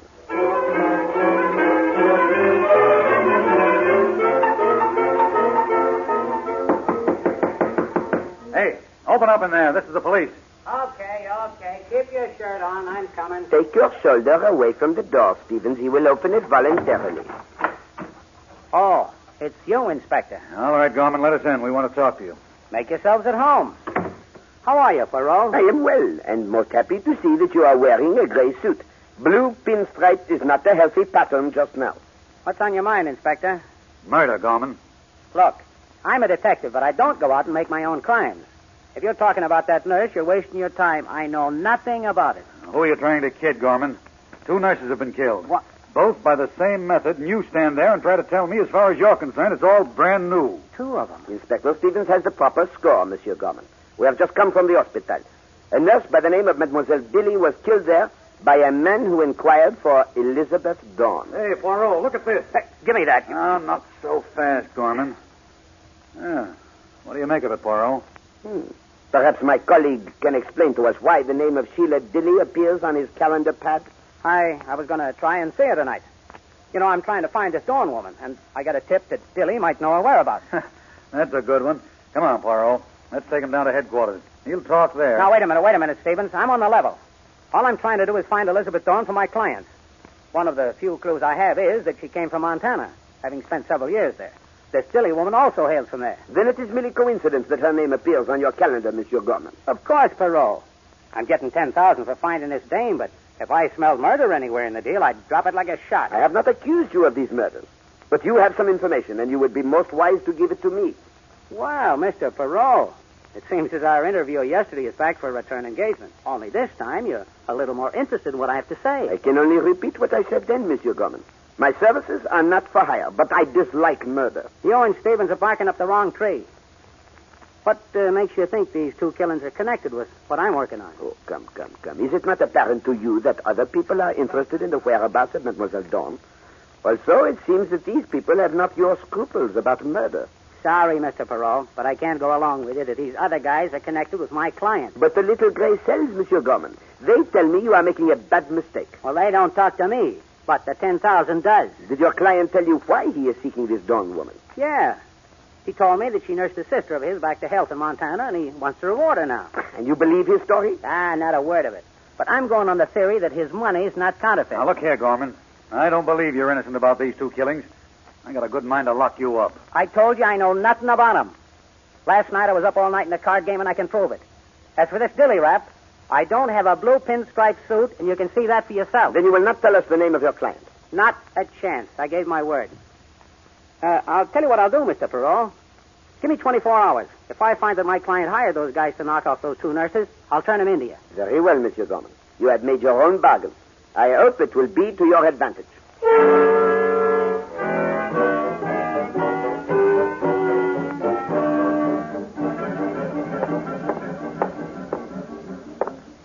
Calm down, Poirot. You'll wear out the floor of my office. What is the matter with those Montana police? The answer to our teletype should have been here hours ago. Hey, what's wrong with you, Poirot? I've never seen you so nervous before. It is the delay of that teletype. I know it will give us the motive for those killings. Well, I wouldn't worry about that. Even if those Montana cops don't send through your message, Gorman's bound to show up here tonight and give us the lead on the murderers. Sacre bleu, Stevens, never have you been so naive. You do not mean to tell me that you trust Monsieur Gorman. Well, frankly, Poirot, I've been working on another theory. And you have been keeping it a secret from me, monsieur? But why? Well, I didn't have it all worked out. But the way I figure it is, a maniac's been responsible for these killings, and unless I miss my guess, we're in for a mess of nurses' deaths. A maniac? Tell me, Stevens, how do you arrive at this startling conclusion? Oh, it's simple. Some guy who lost a wife or someone else close to him because Elizabeth Dorn botched up the job of nursing her has gone out of his mind and is going around killing all the nurses he can find. Mon ami, it is a pity that all that thought should be wasted on such a worthless theory. Now, oh, come on, Poirot. That message from Montana's coming in over the teletype now. Excellent. Hurry, Stevens. Well, now we'll find out something. Yes, mon brave. I think we begin to arrive in the vicinity of somewhere. Elizabeth Dorn, resident of Butte, 1927 to 1930. Registered nurse. Employed last 2 years here by James and Ellen Fenway as nurse for James Fenway II. All trace lost of her after death of James and Ellen Fenway when she disappeared with their child, adopted by her. Last known to have worked for Dr. Henry Monkton in New York City. Quickly, Stevens. Where to? To find this Dr. Monkton.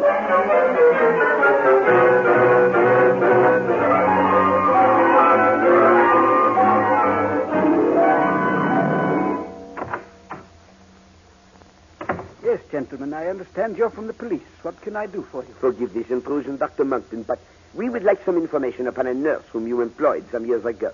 Her name was Elizabeth Dorn. Well, gentlemen, you're fortunate. As you see, I'm an old man. My memory isn't what it was in my youth. There have been a lot of people inquiring about Miss Dorn lately. Who are they? What do they look like?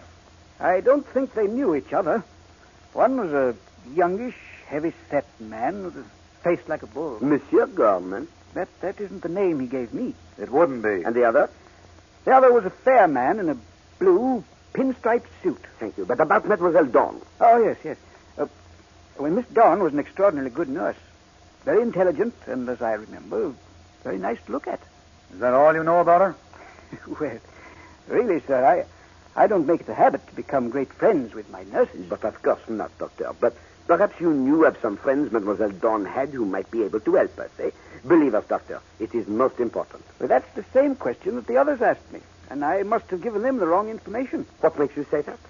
Well, they came to me a few days ago, and I managed to recall with some difficulty that Miss Dorn did have one close friend, a Miss Dilly. Dilly? Why, that's... Exactly, Stevens. A most logical maniac, n'est-ce pas? Please go on, Doctor. Well, then they came back today. Together this time, Doctor? No, still separately. And they told me I must have had the wrong name. Well, then it came to me. I had looked into my files meanwhile, and I found that Miss Dorn had one close friend who used to look after her little boy. Yes, Doctor. And the name of the friend? Dillon. Miss Emma Dillon, yes.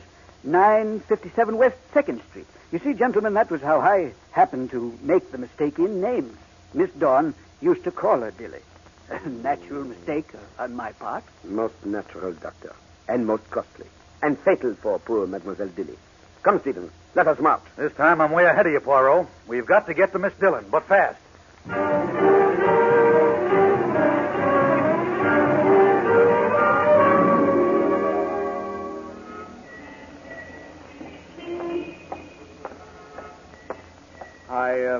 I beg your pardon. You're Miss Dillon, aren't you? Oh, why, yes. I didn't mean to frighten you. I just want to talk to you about a nursing assignment. Oh. My name is Arnold Smith. Oh, of course, Mr. Smith. If you'll come upstairs, I'll be happy to discuss it with you. Yes. Very kind of you to see me like this. I need your help pretty badly. Well, it's difficult for a nurse to keep office hours. Must be tough to have to climb stairs like these every day. Hmm? Oh, I really don't mind. I'm rather used to it. You live all alone? Yes, it's too late to change my way of living now. Well, here we are. Thank you.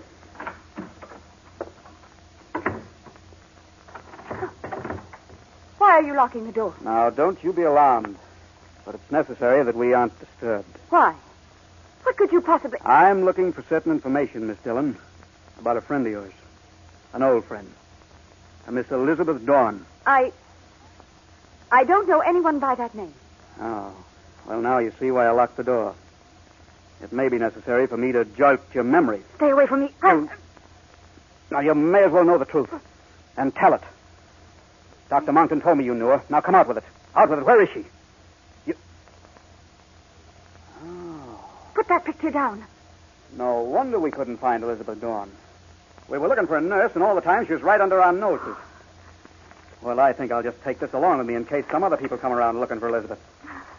Who would have thought that Elizabeth Dawn, who was a nurse, could have become Diana Rogers, the famous actress? What are you going to do? Oh. Goodbye, Miss Dillon.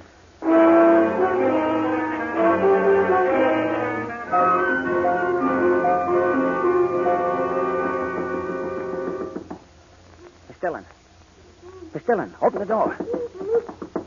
Miss Dillon, are you all right? It wasn't locked. Holy smoke. Help, stop him. Stay away from me. It's all right, Miss Dillon. I'm a detective.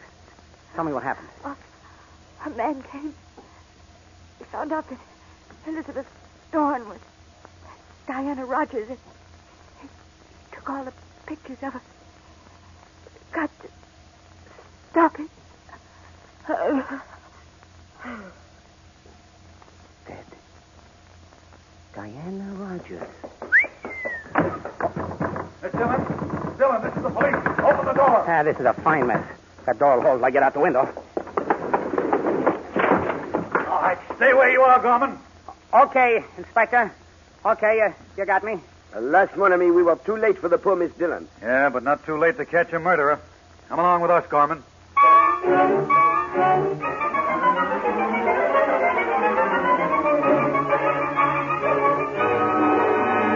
I tell you, I didn't do it, Inspector. I didn't do it. Now, that line has whiskers on it. You're guilty, and don't try to deny it. Look, Mr. Perot, you know I didn't knock off that nurse. Don't pay any attention to him, Poirot. This case is all wrapped up. Pardon, mon ami, but is it not significant to you that Monsieur Gorman did not have the murder weapon on his person? What's that got to do with it? I rush into a room, find an old dame with her head bashed in, and the guy hustling out through a window. That's all the proof I need. There is another fact to be considered, Stevens. Monsieur Gorman is not psychologically capable of committing murder. Sorry, Poirot, but I don't agree with you. One little moment, monsieur, but I should like to ask Monsieur Gorman a question. Yeah, go ahead. Last night you said you would tell us the name of your client if you discovered him to be a murderer. If you are not guilty, then is it not obvious that your employer is? Keep going.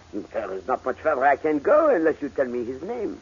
I've changed my mind. Why, he's a Welsher in the bargain, Poirot. Monsieur, you are making a grave mistake. You still refuse to tell us the name of your client. That's right. Then you must know where Mademoiselle Dawn is. You're crazy. Not at all, monsieur. You merely believe you will make better use of your information than we. But come, monsieur, a bargain, eh? If you will tell me where Mademoiselle Dawn is, I will tell you why your employer is so anxious to get in touch with her. How do you know that, Poirot? From spending some time with the newspaper files of Butte, Montana, printed 15 years ago. Okay, that's a deal. Eh bien, 15 years ago, James and Ellen Fenway died in a train accident. Their estate, which consisted of 4 of the largest silver mines in the West, was left to their only heir, James Fenway II. Yeah, I remember the kid from the teletype. James Fenway's will appointed as trustees the board of directors of the Archer Company of Montana. Hey, I think I'm beginning to get it. But the most important thing is that the child was not to receive his ownership of the mines until he reached his 21st birthday. Some birthday present. And from the teletype Inspector Stevens and I received, it is apparent that someone of influence on the Archer Company board is looking for Mademoiselle Dawn. Sure, I've got the whole picture. They don't want the kid to inherit the mines, so they're trying to find him and bump him off. Alas, that is the unhappy situation. Now, Monsieur Gorman, where is Mademoiselle Dawn? Okay, I'll pay off on my end of the deal. She's over in Jersey with the Fenway kid. Here, I'll write down the address for you. Do not take such needless pains. You are lying. I'm only trying to tell you where the darn dame is. All the facts show you are wrong. She is here in New York. Let him go, Poirot. We don't need him anymore. You cannot release him, mon ami. He would not be safe the moment he leaves here. Why, you dirty double-crosser. Monsieur, it is you who has given the cross double by lying to me. And you're also not clever enough to realize that to know the whereabouts of Mademoiselle Dawn is fatal. Okay, but what do we do next, Poirot? We go back to the Dillon apartment, Stevens, and use the little gray cells. It is there that we must find the clue leading to Mademoiselle Dawn.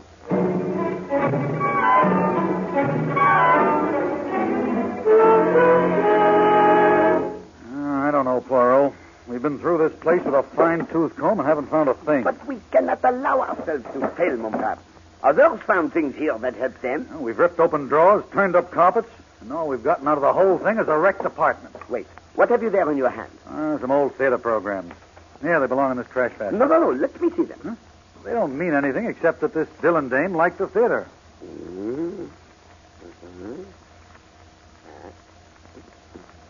This gives one furiously to think.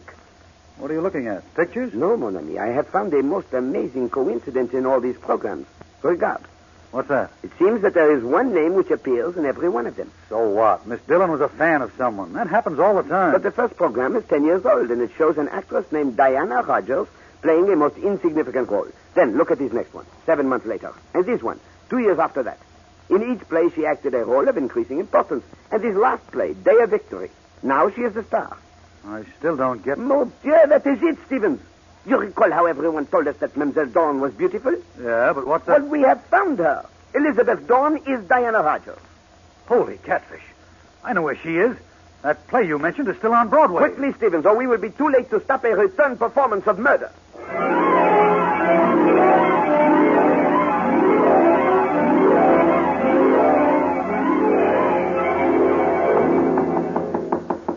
This is her dressing room, Mr. Chisholm. Open up, Elizabeth. This is Michael Chisholm. Come on, let us in. It's been a long time, Elizabeth. What do you want, Mr. Chisholm? You know what we want. We want to know where the boy is. I'll make a talk, Mr. Chisholm. I prefer the gentler method, Smith. Well, Elizabeth? Why do you think I took him and ran away from Montana after his parents died? I've often wondered. I knew that you'd been stealing from Mr. Fenway. I also knew that you intended to put the boy out of the way so that you could take over the mines. How true, my dear. But unfortunately for you, your accusations will never be heard outside of this room. What are you going to do? Now, Mr. Chisholm? No, Smith. Not just yet.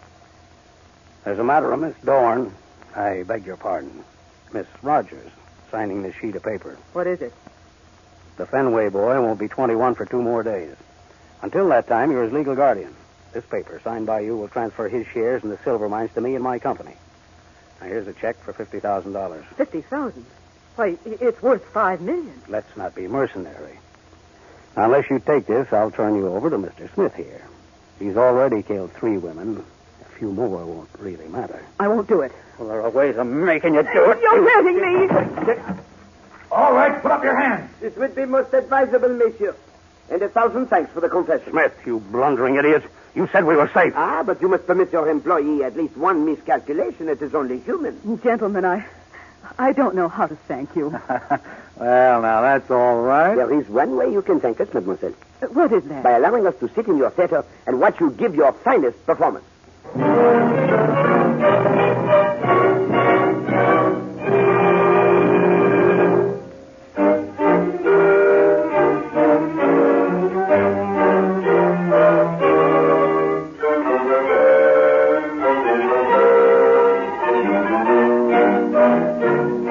Be sure to listen next week when Agatha Christie, America's favorite mystery writer, brings you her favorite detective, Hercule Poirot, starring Harold Huber in Murder is a Private Affair.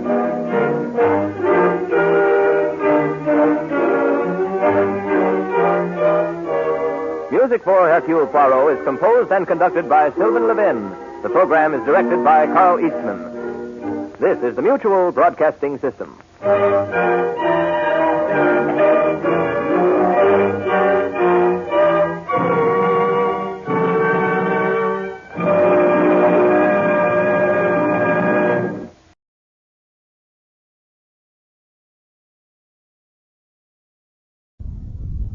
The CBS Radio Mystery Theater presents...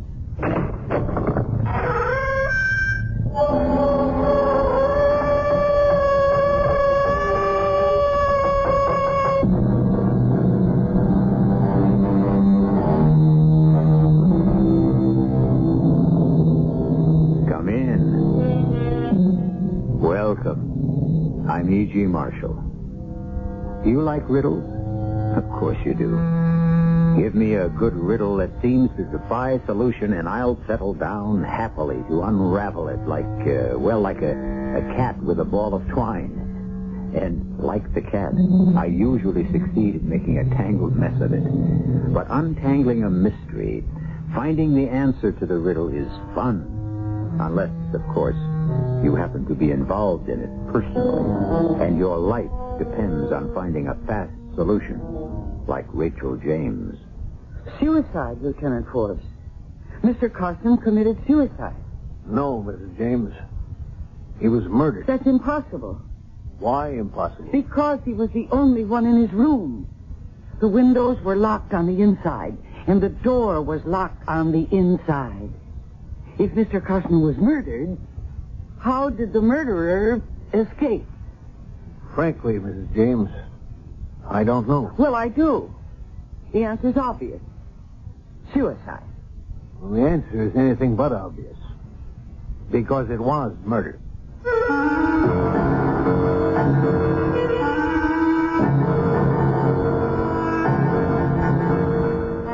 Our mystery drama, Key to Murder, was written especially for the Mystery Theater by George Lothar and stars Mercedes McCambridge.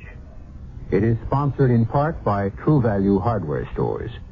I'll be back shortly with Act One. The most important tools you buy.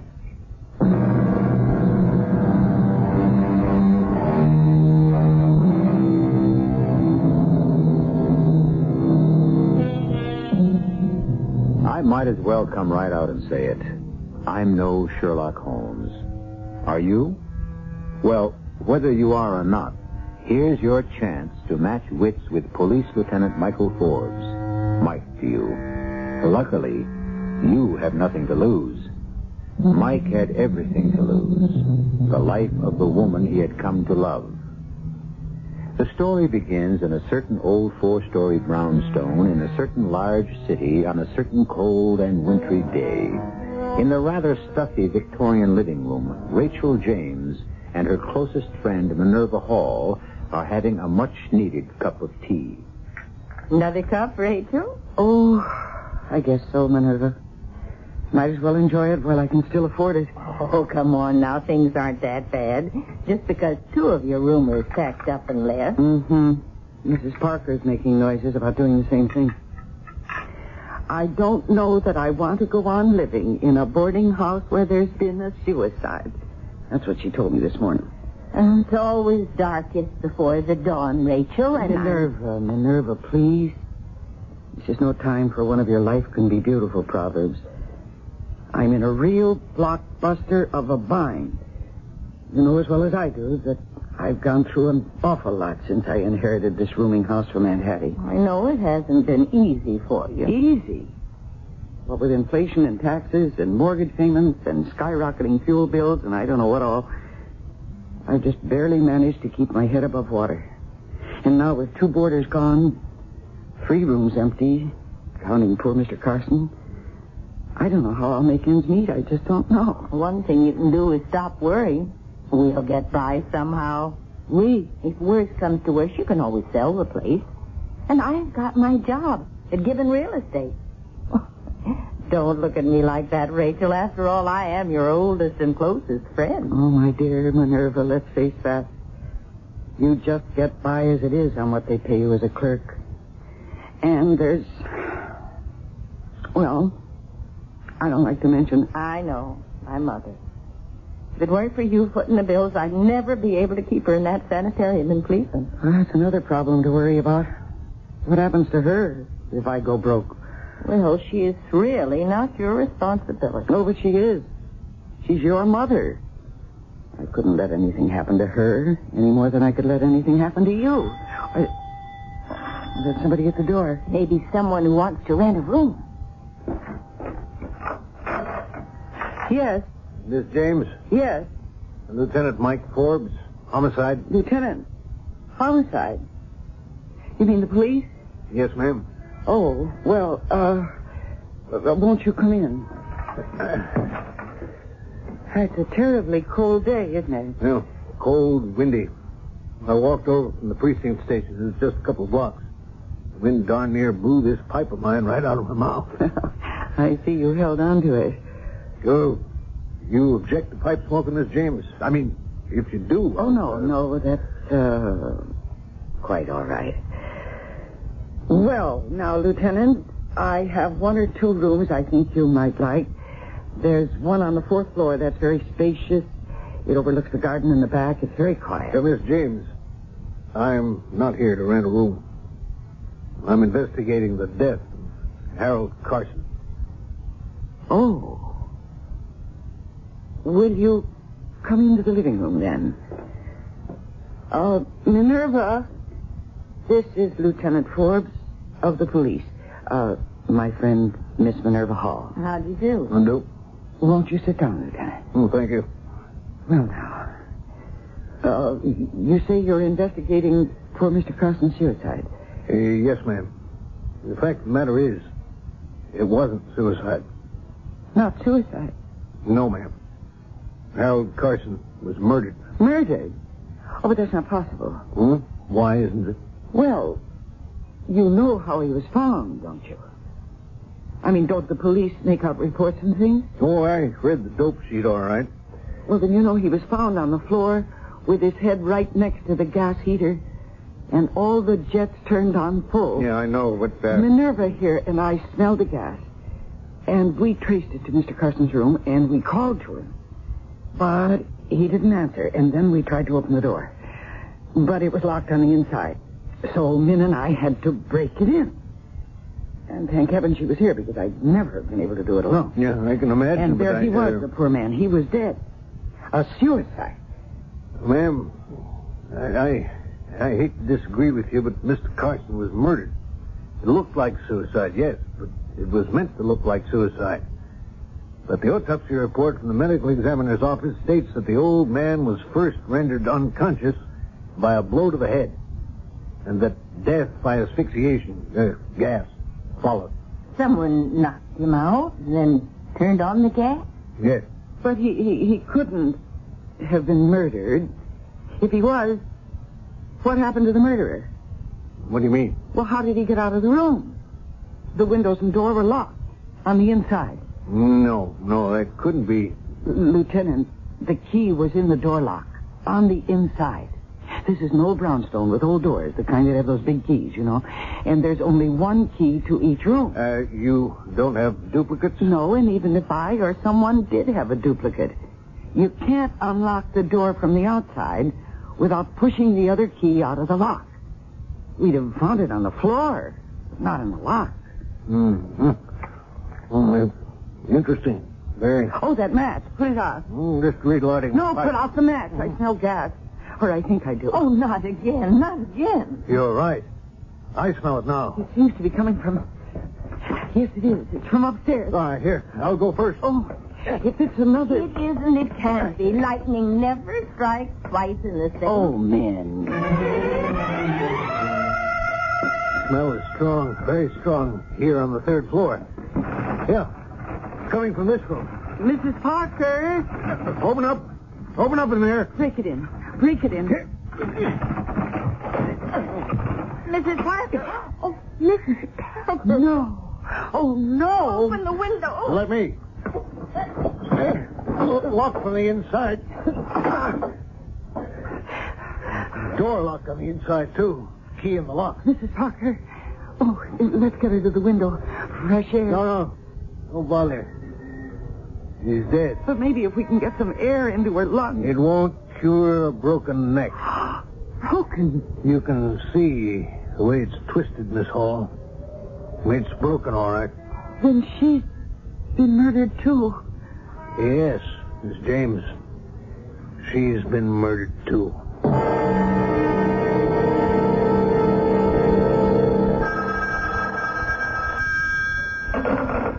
Hello? Oh, yes. Just a minute. For you, Lieutenant. Oh, thank you, Miss James. You?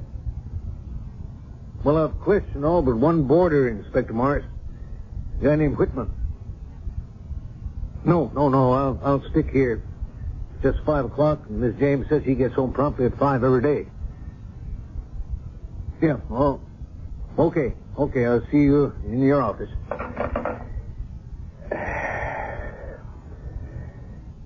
You look pretty beat, Miss James. Why don't you go to lie down for a while? No, it isn't rest I need, Lieutenant. It's just a little peace of mind. Yeah, guess so. 2 murders in your house in less than 36 hours. And a wrecked livelihood. 2 more boarders, after you questioned them, told me that they were moving out. And nobody is going to move in. You can be sure of that. Things kind of rough, huh? Oh, you don't know the half of it. Mm-hmm. I haven't seen your husband around. You a widow, maybe? I'm divorced. Oh, I'm sorry. No, you needn't be. He was a drunk. I put up with that for years. I would have gone on, I guess, except that he started to cheat on me. There was another woman. I never found out who she was, but I... Oh, I guess this is Whitman, huh? Yes, it is. Mr. Whitman, will you come in here, please? If it's the... You've thrown 2 touchdown passes. The last observation you make, Jack, is the key. He hasn't been sacked. And again, I reiterate... This is Lieutenant Forbes of Homicide. And according to him, Mr. Carson didn't commit suicide. He was murdered. And then just a couple of hours ago... let me handle this, Miss James. Sit down, Mr. Whitman. John C. Whitman, right? Yeah, but what happened a couple of hours ago? Now ask questions. Well, you don't understand. I'm a newspaper reporter, Daily Globe. Well, not exactly. I want to be a reporter, and I need a break, you know. I keep looking for a break, and if there's been another suicide here, wait, you said murder. There's been another death, yes. Miss James has filled me in on you pretty much, so just answer me a couple of questions now, huh? Sure. You work at the Daily Globe, 8 to 4:30, right? That's right, 8-hour day, half-hour for lunch. Yeah. Now, Miss James tells me you always leave promptly at 7:30 in the morning, but today you didn't leave until 1 in the afternoon. Well, sort of off my feet. I called in sick. Yeah, on the day Mr. Carson met his death, on that day you called in sick too, didn't you? Well, what are you getting at, Lieutenant? Just routine questions, Mr. Whitman. How well do you know Mrs. Parker? Mrs. Parker? Did something happen to her? Is that what this is all about? How well did you know her? Oh, just to say hello to, that's all. How well did you know Mr. Carson? Same. Wish I'd known him better. If I'd known him better, I might have written a story my editor would have printed. But he didn't. Into the scrap basket. Says it wasn't good enough. Mr. Whitman wrote an account of what happened the other day. Thank you, Miss James. I assumed as much. You're welcome, Lieutenant Forbes. Oh, well, thanks, Mr. Whitman. Yeah, now, about Mrs. Parker. What happened? I could get my teeth into one good story. A scoop, you know? Listen, the city editor would make me a reporter, maybe. So, Mrs. Parker, what happened? Mrs. James will tell you, or you can read it in the evening edition. One suspect, Lieutenant. Is that all? Yes, Inspector. Whitman. 32 years old. Been in newspaper work since he graduated from journalism school. Dying to be a reporter and hasn't made it all these years. He's hot for a scoop. Well, it struck me he could maybe be making his own scoop. Well, if he made this one, how come he didn't cash in on it? You checked his city editor. He told you Whitman never said a word about Mrs. Parker's murder. Yep. Yeah, well, have a look at this dope sheet. Harold Carson withdrew his life savings from the bank, $4,300, the day before he was murdered. Read on, Lieutenant. Mrs. Parker withdrew her life savings yesterday. And not a dollar of that money, cold cash, was found in Carson's room or Parker's.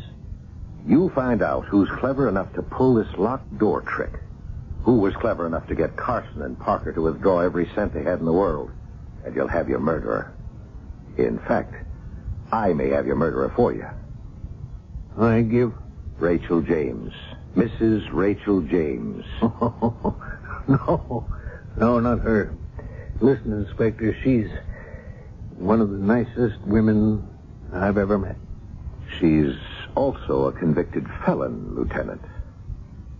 What? Back in 1965, she served 6 months for theft. The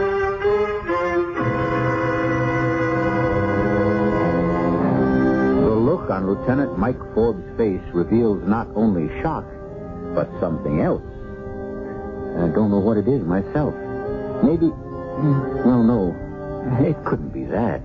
He's only known Rachel James a few hours at most. And I never believed much in love at first sight. I don't know. Maybe we'll find out when I return for Act 2. You know how...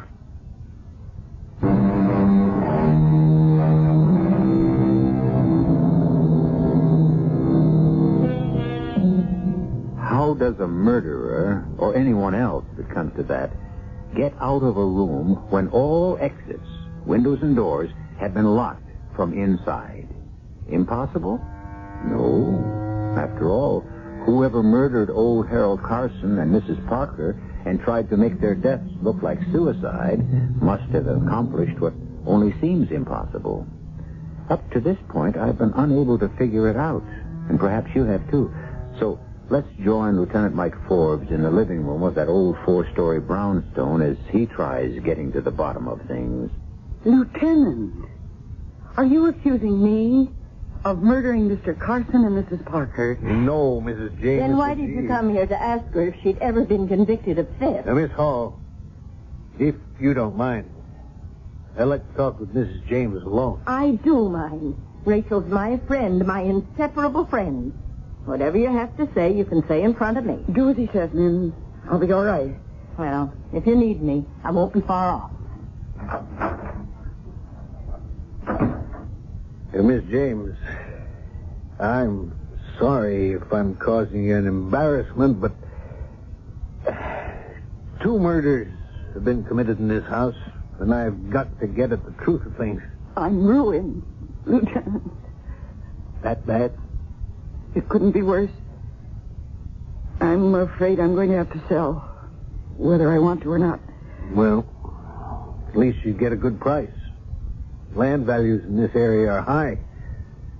Gone up, too, since they built that office complex and shopping mall over on 8th. Yeah, but, look, I've got to ask you these questions, Miss James, and it'll be in your best interest to answer them.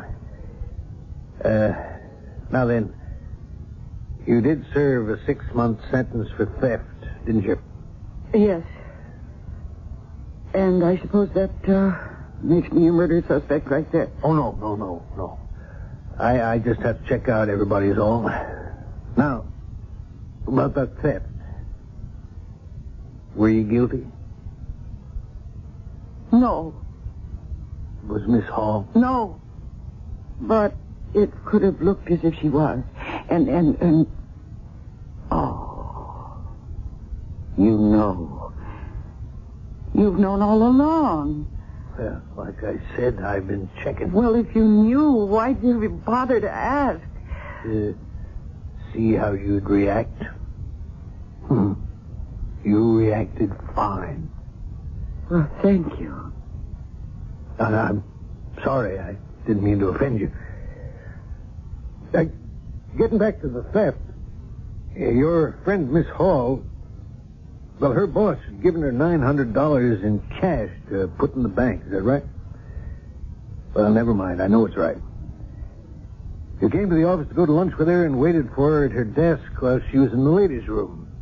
When she came back, she opened her desk drawer to get the envelope with the money in it, and it was gone. Now, you just told me you weren't guilty. Is that so? Why'd you plead guilty? Well, why? To protect me, Lieutenant. Yes, I've been listening outside the door just in case you got too rough with Rachel. Oh, Min. You might as well know, Lieutenant. You probably know anyway. I stole that money. Min! No, it's got to come out now. My mother came down ill, very ill, and I needed money. When my boss gave me that $900, well, The temptation was too big for me. It was a stupid thing to do, especially since I was sure to be suspected, as I was. But that's when this wonderful woman here stepped forward and said she'd done it. When you had to be with your mother, she needed you. And I was divorced and living alone. Oh, you sacrificed yourself for me, Rachel. And I'll never forget it. Someday I'll get the chance to repay you.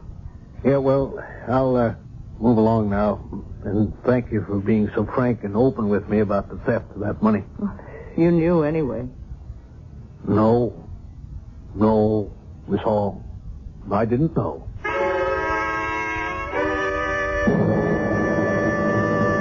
Then, as I see it, Lieutenant, you've got 3 suspects now. 3, Inspector? Jack Whitman, Minerva Hall, Rachel James. Rachel, Miss James, you can eliminate her.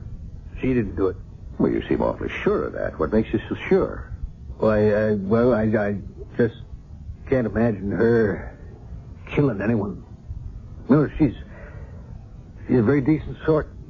Generous, sympathetic. Well, anyhow, that's the picture I get from the boarders I talk to and my own observation.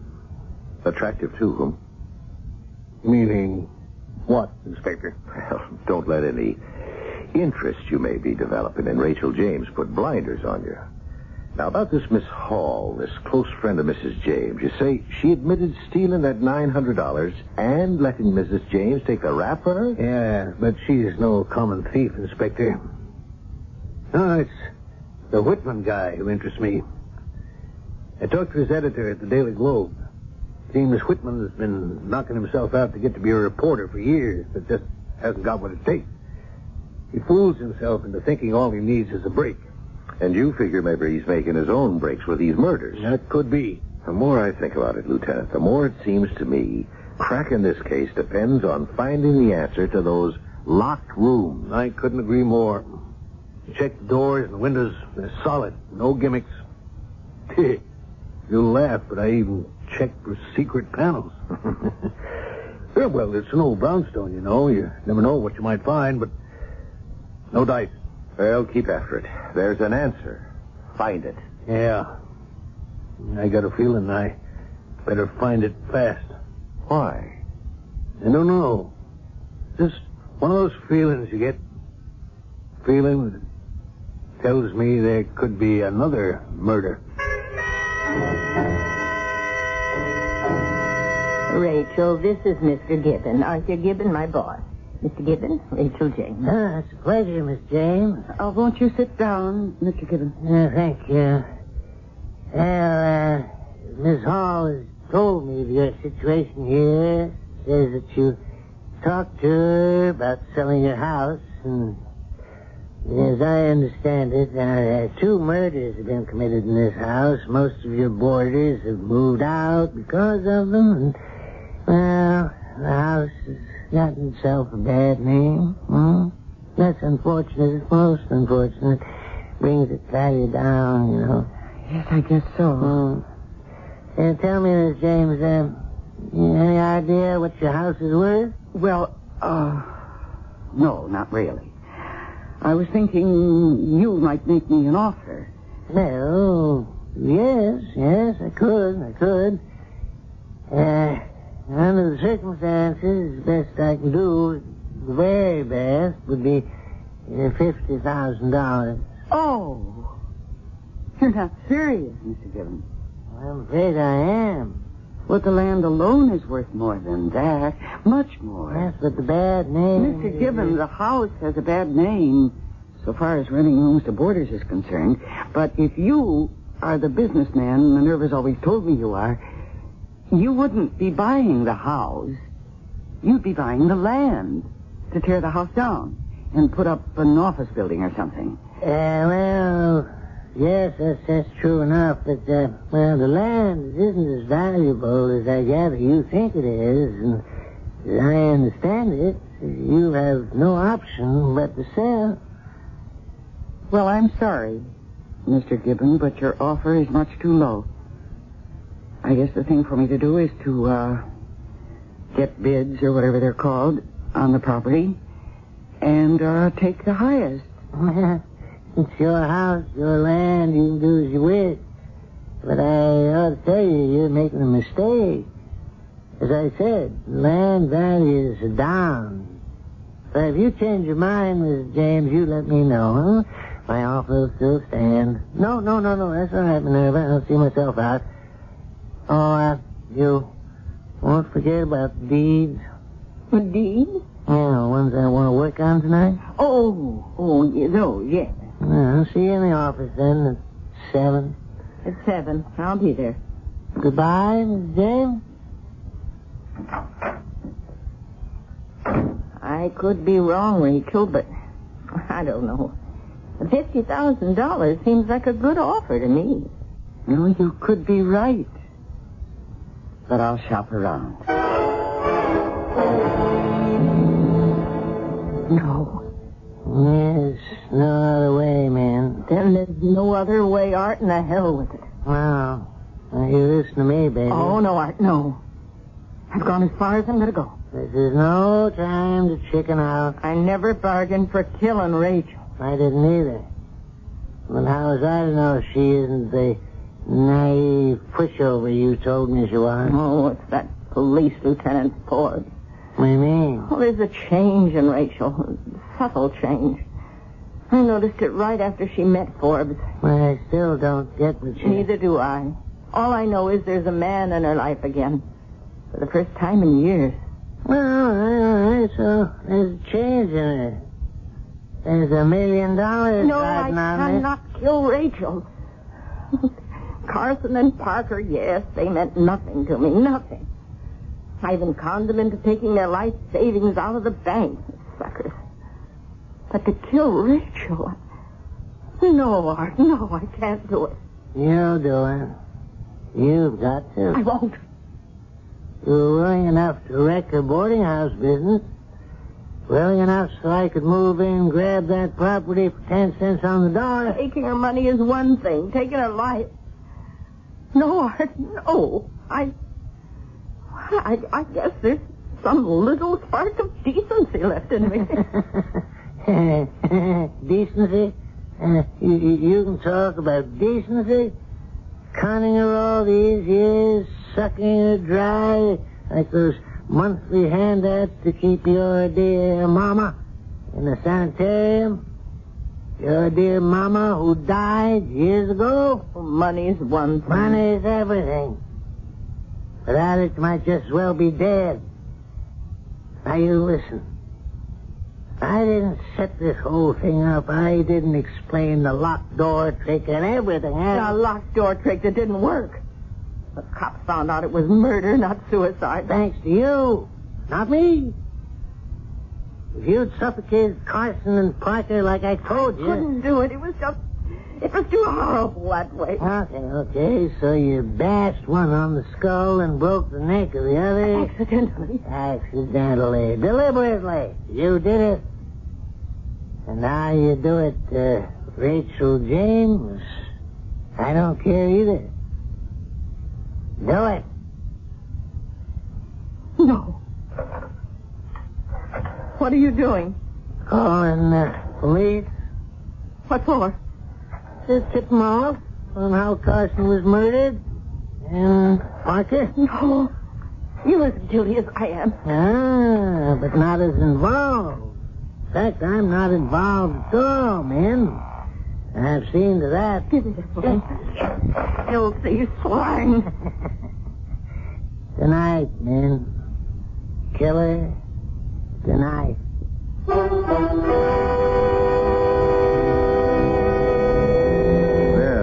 a spark of decency may still flicker in Minerva Hall's soul, but clearly it's been thoroughly quenched by Mr. Arthur Gibbons. Or has it? We'll see. We'll also see how someone can walk out of a room locked on the inside when I return for Act 3. This is WBBM Chicago.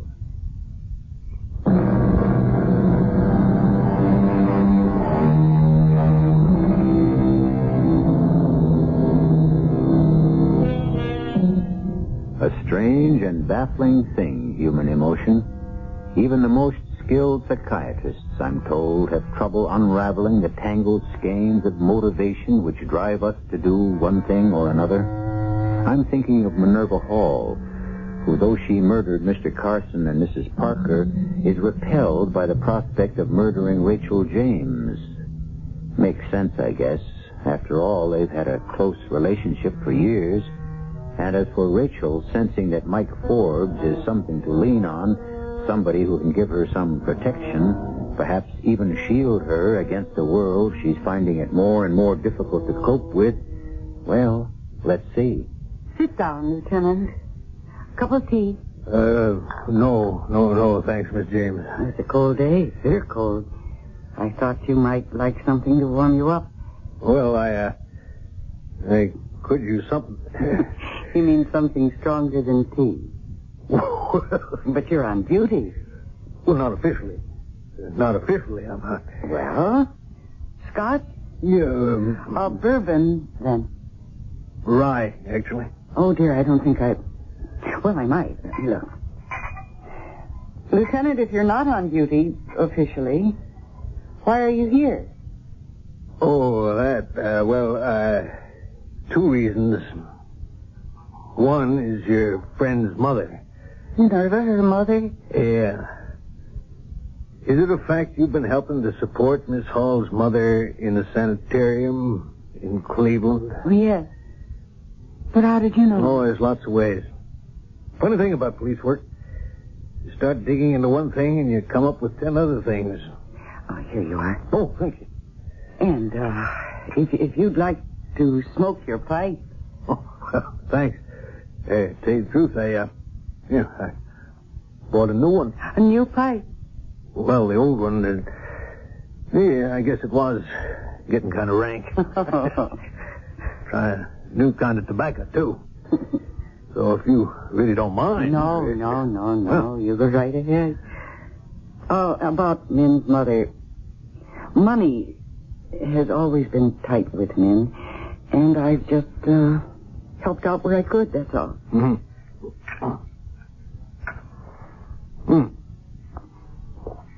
I see. What is it you like about Miss Hall so much? What makes her such a good friend? Well, that's a funny question, Lieutenant. I'd do anything for Min, and she'd do anything for me. It's as simple as that. You said you had another reason for coming to see me. Yes. What is it? Well? You. Now, there. Wait a minute. Don't get me wrong, Miss James. Rachel. I don't know how to put this exactly, but, well, it's like this. Oh, hang it all, Rachel. I like you. Well, I like you too, Lieutenant. You do? Mm-hmm. Well, women, they scare me. Always have. But not you, though. You, well, you're... You know what I mean? I think I do, yes.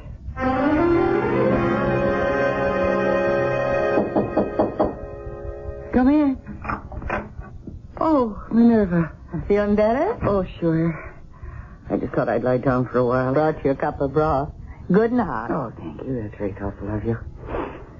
This bedroom of mine always has been chilly, even with the gas heater going. Yeah, so here. This will warm you up. So you did the town with Lieutenant Forbes last night, did you? Uh-huh. It was a marvelous time.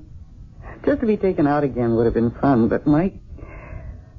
He's a wonderful man. You better be careful. You know what they say. Marry in haste, repent and leave. Oh, Min, who said anything about marriage? Your eyes and that look on your face. That's what says... Oh, nonsense. There's no thought of marriage at all. We hardly know each other. Oh, I'm sleepier than I thought. I better start waking up. I have an appointment at Metropolitan Realty at 11 this morning. About the house and land? Oh, drink that broth while it's hot. Yeah. And I've got appointments at a couple of other real estate firms this afternoon, too. It's going to be able to get those bids I mentioned. You won't improve on the offer Mr. Gibbons made, Rachel. Well, maybe not. Oh, good heavens. I can't be this sleepy. Yes. Yes, Rachel, you can. Oh, nonsense. I didn't get much sleep, that's for sure, but... Oh, what in the world... Or you dropped your cup and saucer. Oh, I don't understand.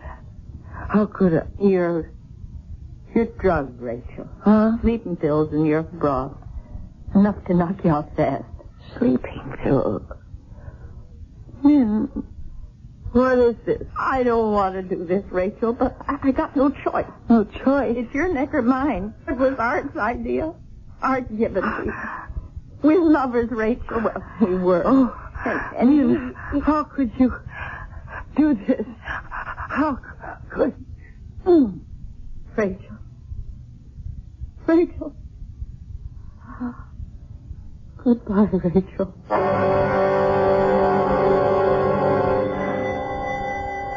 Coming. Oh, Lieutenant Forbes. Miss Hall? Miss James in? Oh, yes, but she's lying down. I hear you two painted the town together last night, huh? Oh, I wouldn't say painted it exactly. Enjoyed ourselves. Oh, Mr. Whitman, isn't it? Yeah, how are you, Lieutenant? Okay. Yeah, quite a bundle of laundry you got there. Yeah, always go out and pick it up Saturday morning. My day off. Well, see ya. I'll tell Mrs. James you dropped by, Lieutenant. Oh, well, maybe she'll be up before I go. I really dropped by to see you, Miss Hall. Me? About what? Oh, one or two things. Your mother, for one. My mother? Yes. According to my information, Rachel's been supporting her in that Cleveland sanitarium for years, giving you a monthly check for just that purpose. Oh, what of it? I checked with the sanitarium. He told me your mother died 4 years ago. Yeah! What? I smell gas up here. Lieutenant, Miss Hall. Hey, let's get up there. It's coming from Mrs. James' room. Mrs. James' room right there. Oh, no. It's locked. Rachel? Rachel! Get out of the way. Rachel! Rachel! Whitman, get that window open. Yeah, okay. Rachel! Window shut. Break it, fast. Lieutenant... No. Thank God, no. We got here in time. Get into the window. Now breathe, Rachel. And you, Miss Hall. Minerva, stay right where you are. Oh, I'm just going down the stairs. Stay where you are. You're under arrest for murder. Murder? Arrest? What are you talking about? You know damn well what I'm talking about. Oh, you're out of your mind. You're not making any sense. We find Rachel on the floor by the gas heater, the door locked on the inside. Yeah, Lieutenant, the key is in the lock. And you accuse me of murder? Murder one. And I'll make it stick, Miss Hall.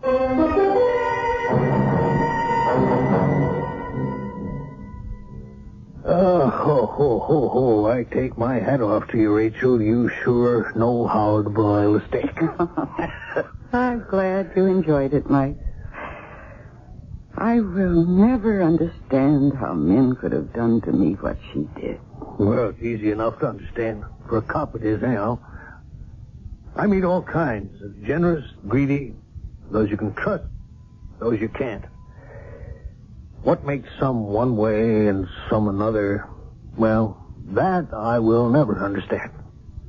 People, you can't figure them out. You figured out the mystery of the locked rooms fast enough. Oh, that didn't take much. If Minerva had been smart, she'd have gotten away with it.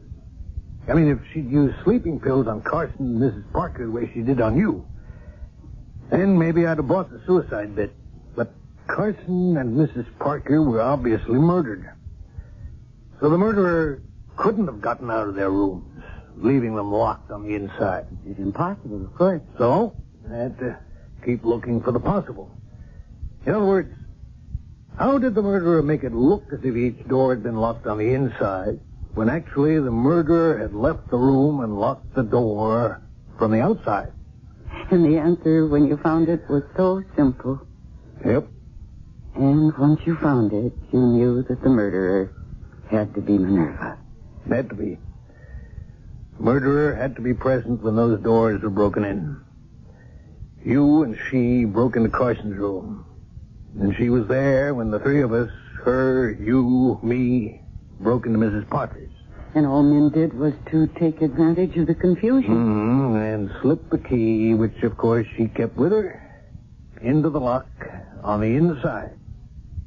As simple as that. Well, you may call it simple. But I think it was a marvelous piece of deduction, for which you deserve more steak and potatoes. Oh, no, I couldn't. I'm full up. I would like to smoke my pipe, though. That's okay with you? You better know that it is. And it always will be. Mike?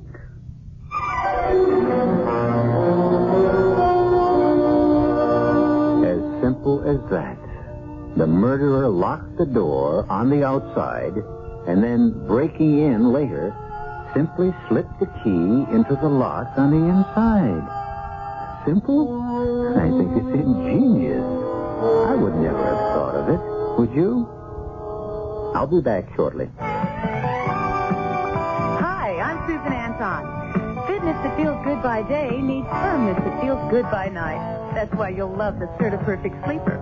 Luxurious top comfort plus deep inner support. You get both with every perfect sleeper. So remember, be a perfect sleeper. Try a perfect sleeper, perfect sleeper. Try Certa. It's a healthy investment in yourself. The boy next door's a doctor, and he's single. My daughter, what a girl. She's single, too. I'll invite him for some donuts and my coffee. Maxwell House, I'm leaving it up to you. Maxwell House is good moment. Maxwell House is good coffee. Good to the last drop. Maxwell House. Get together with the great taste of Maxwell House coffee. Coffee you can count on. Good to the last drop. Maxwell House.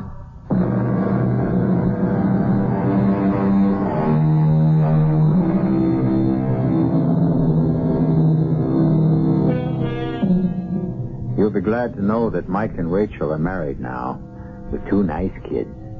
And they live in Rachel's brownstone house. Sentimental attachment, I guess. Mike's made captain. And, oh yes, he's got a collection of pipes now. 8 beauties. Each bought on the anniversary of the day he saved Rachel's life. Bought by Rachel. Our cast included Mercedes McCambridge, Mary Jane Higby, Robert Dryden, and Robert Maxwell. The entire production was under the direction of Hyman Brown. And now, a preview of our next tale. I know you saw it, me. What kind of a chump do you take me for? Oh, look, I'm sorry about the accident, but you know I didn't mean it. And besides, you know, you and me, well, we used to like each other. What are you talking about? Look, I was the best safe cracker in the city, and you was the smartest detective on the force. You was out to get me, and I was out to beat you. But there was nothing personal in it, huh? Each one of us was only doing his thing. Hey, man, that's why you gotta get me out of this. Why should I? Because you know I didn't kill him. I don't know anything of the kind. Oh, look, man, I was going to say, look me in the eye and say that, but I can't because you can't. You know I'm not a killer. And you know that I didn't kill him. This is E.G. Marshall inviting you to return to our Mystery Theater for another adventure in the macabre. Until next time, pleasant dreams.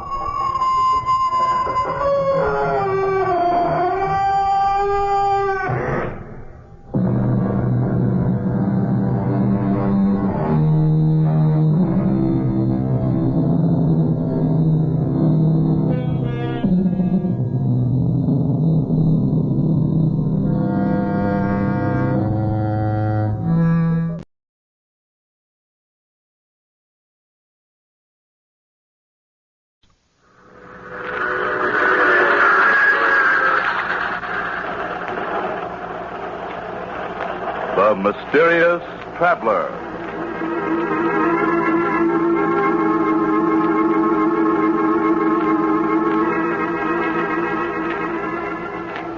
This is the Mysterious Traveler, inviting you to join me on another journey into the realm of the strange and the terrifying. I hope you will enjoy the trip, and it will thrill you a little and chill you a little. So settle back and get a good grip on your nerves. If you can. Where are we going? Why, tonight we're going on a little excursion into the realm of pure imagination. You've all heard the old saying, believe in a thing enough and it'll come true. Well, just suppose many people came to believe in something that couldn't possibly be real. Such as an artificial monster growing in a scientist's laboratory. What would happen? Well, if you want to know what might happen, listen to the story I call If You Believe.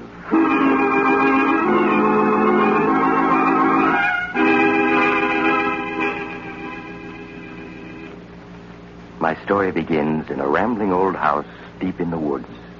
In a homemade laboratory, gray-haired Professor Jonathan Davis is peering eagerly into a large glass container that holds an odd, transparent, jelly-like substance.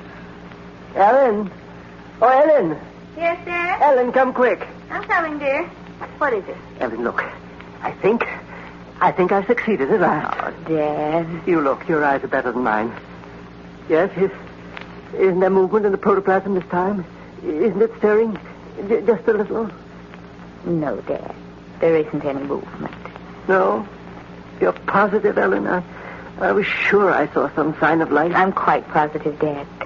Now, please, won't you admit that what you're trying to do is impossible? No, Ellen. No, I will succeed. I know it. Now, come, we've got to try another feeding mixture. If you hand me the saline solution and dextrose, and I'll begin again.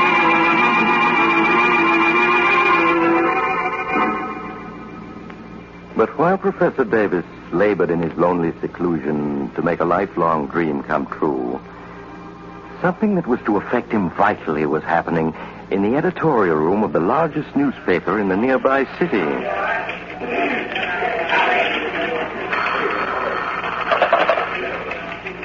Steady desk, Benson speaking. Oh, hello, Mr. McGuire.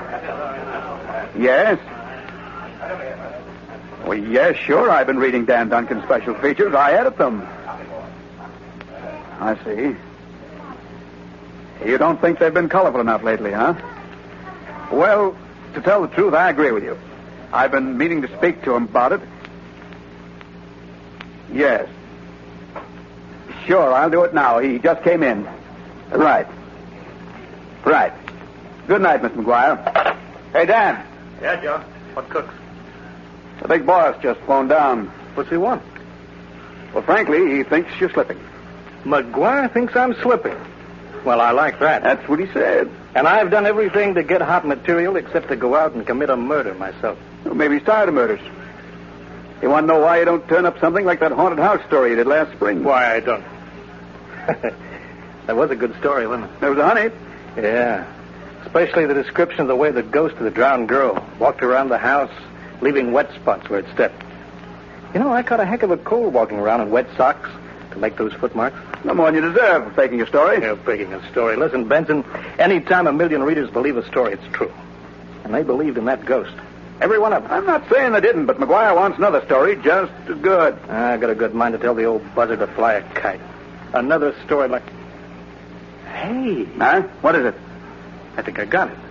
Hey, Ted. Ted Jones. Oh, yeah, Dan? Front and center. Oh. Yeah, what is it, Dan? All right, dump your camera on the desk and sit. Okay. Now, tell me, what was that story you told me last week about some professor living up in the woods back at town, never coming out of his private lab? Oh, you mean Professor Davis? Yeah, that's the one. Yeah. Well, what about him? There was a fuss over something he said in the lecture one day, wasn't there? A fuss? Well, it was more like an explosion. Hey, wait a minute. I remember that case. Professor claimed he could create an artificial man. Wasn't that it? No. He said that an artificial man might be produced someday. Might be.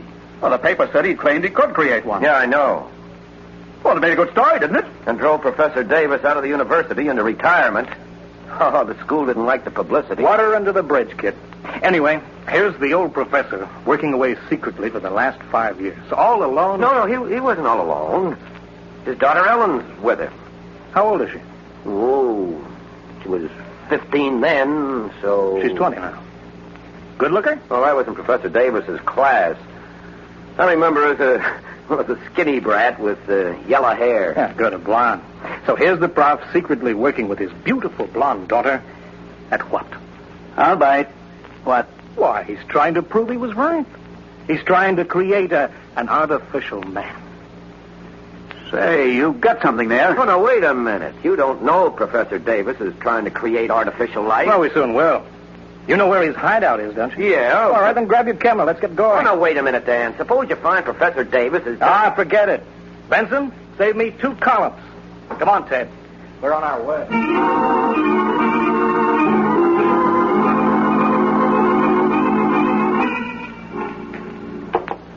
There, Ellen. It's done. Now we must warm it ever so gently. It'll stay at blood heat until morning. And then, Ellen? Oh, I hope so, Dad, but... Darling, if you fail again, won't you please promise me to stop trying to create this artificial protoplasm? Well, we'll talk about that in the morning. Now, who could that be? I'll go see, Dad. Yes? I'm Ted Jones, Miss Davis. I don't suppose you remember me. Ted Jones? Oh, you were one of Father's students, weren't you? Yes, that's right. I'm a newspaper photographer now. Could we come in? I have a friend with me, a reporter. Ellen, who is it? Newspaper men, Dad. They want to see you. Newspaper men, don't let them in. Send them away. All right, come now, Professor. We just want to ask you a couple of questions, but we can talk better inside, so... There. Now we can talk like friends. Hey, but Dan, we weren't invited in. How dare you force your way in here? Get out, both of you. Please go. Dan, come on. Professor Davis doesn't want to talk to us. Keep your shirt on, Ted. Just a couple of questions, Professor. Now, isn't it true that hidden away here you're creating artificial life? I won't answer your questions. You just print more lies and ruin everything I'm trying to do. Then you are creating artificial life, huh? Young man, Tell me how far you've gotten. You figuring on springing an artificial man on us one of these days?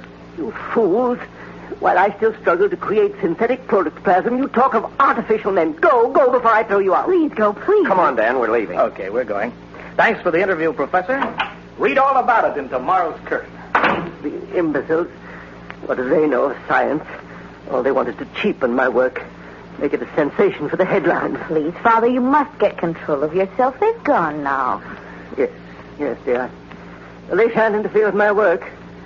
Well, come, we must adjust the heat. Ellen. Yes, Dad, what is it? Ellen, the mixture's moving. This time I'm sure of it. The protoplasm, it's alive.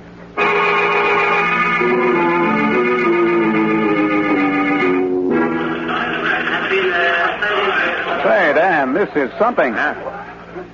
Behind bolted doors, deep in the woods, Professor Jonathan Davis toils night and day to create the world's first synthetic man. In a great vat lies a strange caricature of humanity. It has a head, arms, legs, a body, all of them fashioned of a pale green substance like gelatin. Nice touch, huh? Day by day, life stirs more strongly in this grotesque creation of science. Someday it may breathe, walk, eat. Now, look, Dan, aren't you going pretty strong? Ah, forget it. The old man wants a story, doesn't he? Besides, the professor really is working on synthetic protoplasm. Maybe he has got a pale green monster in his bathtub. How do I know? Okay, Dan, but if you're faking this story, I know nothing about it. Faking it? You know I never fake stories. Okay. We'll set this up and put it in the press wires. By noon tomorrow, 40 million people will be believing in Professor Davis' artificial monster. By noon tomorrow, I'll be believing in it myself.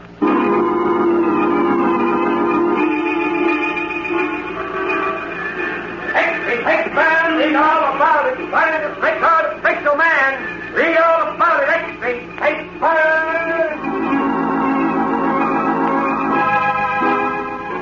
And so, all over the nation, people read the story and marveled and believed. While in the laboratory, hidden in the woods. Ellen, look. This time it is alive. It is. There can be no doubt of it.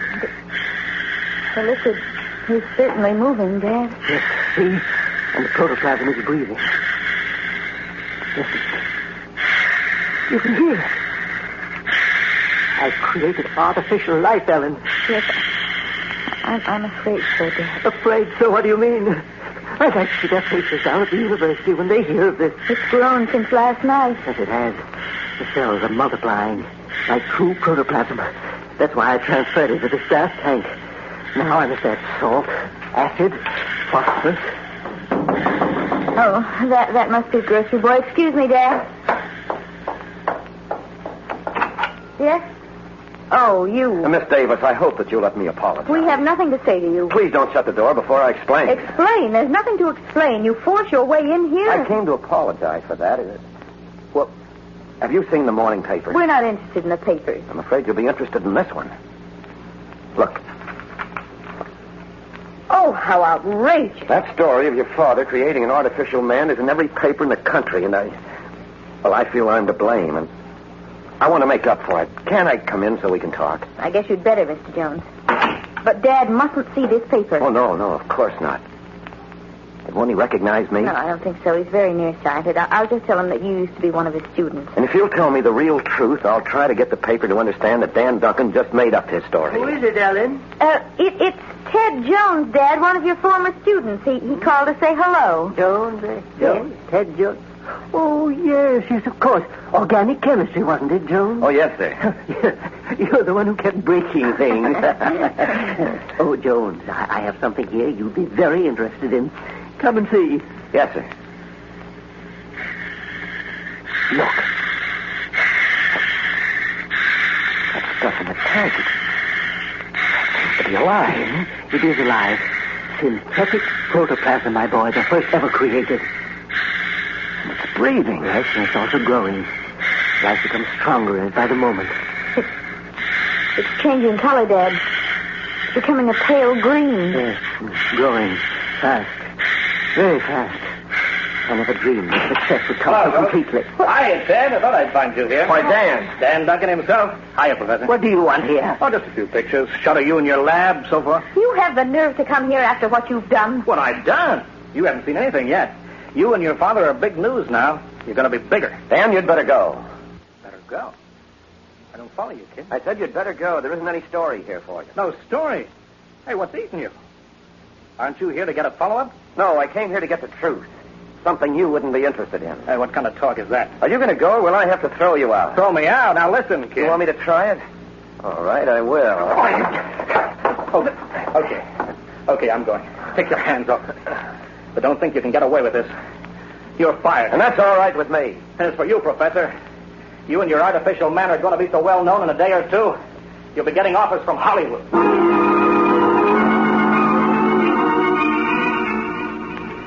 And so, with each edition of the papers, the headlines grew bigger. Read all about it. All about the artificial monster.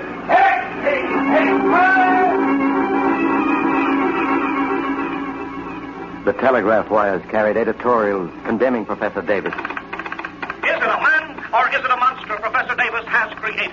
By his refusal to answer questions, the professor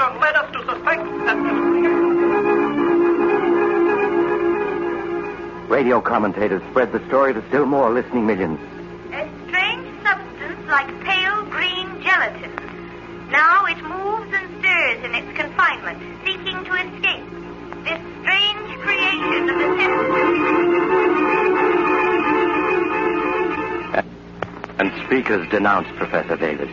And I ask you, can science be permitted to venture into these forbidden realms unchecked? Who knows what horror may emerge from the laboratory if we are not careful? This mad thing must be stopped. Stopped!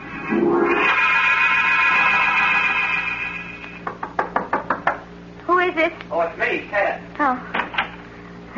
Ted, did you have any trouble? No, I got the medicine for your father, all right, and I brought the evening papers, too. What do they say? Pretty bad. They're all using Duncan's story, and he shot the works. Ted, how can he do such a thing? Well, he's a very plausible writer. He has a knack for making people believe him. If anybody accuses him of lying, he'll just say that he was misled by your father. I see. I'm sorry you lost your job trying to help us. That doesn't matter. I was about ready to quit anyway. How is your father now?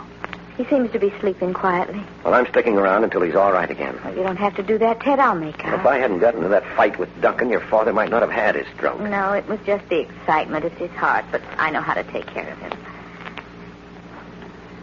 But, Ted, I'm frightened. About your father? No, about it, the protoplasm. Oh. It's changed just since this morning. It's changed? But how? It's grown and... Well, come on, see for yourself. All right.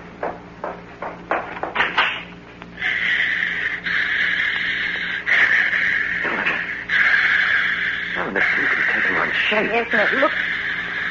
Oh, Ted, it looks like green gelatin. The way Duncan describes it. And look, there's a vague shape like a head and the rough outline of arms and legs. Oh, it isn't possible. It shouldn't be, but it's happening. Something terrible is taking place inside that glass tank. I don't understand. Your father certainly never intended to create this. You know, all afternoon I've been wondering if Father really has created it. I don't follow you, Ellen. You mean some outside force might be responsible? Ted, you know the old saying, believe in a thing enough and it'll come true. Yes, of course. Well, I think that's true. The power of belief is a tremendous thing. People begin to believe that there's going to be a depression, and there is a depression. But, Ellen... They begin to believe that strangers and foreigners are enemies, and pretty soon they are enemies. They believe there's going to be a war, and war comes. Well, that's true, but what are you getting at? How many people are reading Dan Duncan's story this very minute, right now, while we're talking? Well, hundreds of thousands, probably, all over the nation. Maybe 1 million. And they all believe it's true. Well, a good many of them. Yes, Dan has a genius for being plausible. Then don't you see, Ted? Here in this laboratory is the necessary material for a monster. And out there are all those people believing in such a fantastic monster. You mean 1 million people are thinking life into the protoplasm? Yes, Ted. I know it sounds fantastic, but that monster was never created by my father. Dan Duncan created it when he wrote about it. Well, if that's true... There's no other answer. Over there in that glass tank is something that's alive only because millions of people believe it's alive. No, it is alive. There's no telling what it may become. Ellen, we have to destroy it. It'll break Dad's heart, but we can't let it live. Well, it's growing bigger by the minute. We've got to get rid of it now before it grows any larger. There's acid in those bottles. There, that'll destroy it. All right. Yeah, I see it. Here. Just as soon as I get it open, it'll take care of the creature. Be careful, Ted. It can burn you dreadfully. Ellen, what's happening? What are you doing? Dad, darling, you're supposed to be in bed. I'm feeling better. I wanted to see how the protoplasm was. Please go back to bed, Dot. Your heart. Oh, my heart's all right, but I must be sure. Oh, it's changed. It's taken on a form. Yes, Professor, a monstrous, unnatural form. It has a head, arms, legs. But it can't have. It's only protoplasm. It's all impossible. Unfortunately, it's true. I can't explain now, but Well, we've got to destroy it. No, the culmination of my life's work. You can't destroy it. We must, Dad. No, I won't let you. It's the only thing to do. Professor, look at it. It's crawling around inside the tank now. It's trying to climb out. But it can't be dangerous. It's just harmless protoplasm. Dad, Ted is right. You've got to let us kill it. It's just protoplasm, I tell you. It was just protoplasm. Stand back, Professor. I'm going to empty this acid on. No, you mustn't. I will. Dad! Professor Davis! Davis, look up! Why, the tank. He fell against the tank and broke it. Is he hurt, Ted? Well, I'll see. Oh. Ted, the protoplasm is moving toward him. We've got to get him out of here. I have his arms. Quick, you take his feet. Oh, hurry up, Ted. He's trying to crawl out of the tank. Got to get him upstairs.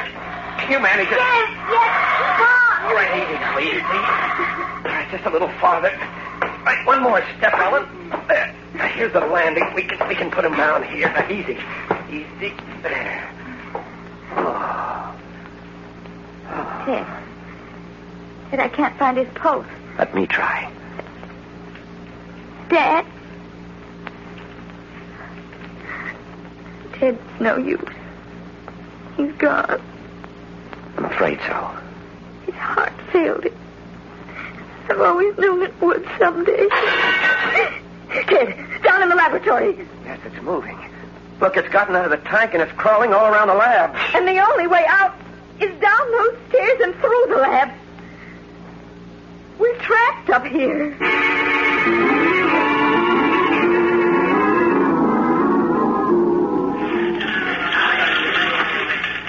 Look, I'm not saying it isn't a good story, Dan. It's a whale of a story. But McGuire wants some pictures. Pictures? How can I get pictures? I can't even get into the place. I don't care. Just get them. You want me to bust in the window, I suppose? Let your conscience be your guide. And I know you haven't got a conscience. But make it fast. I want those shots for the late morning edition. All right. I'm going. With a camera in one hand and a bunch of skeleton keys in the other.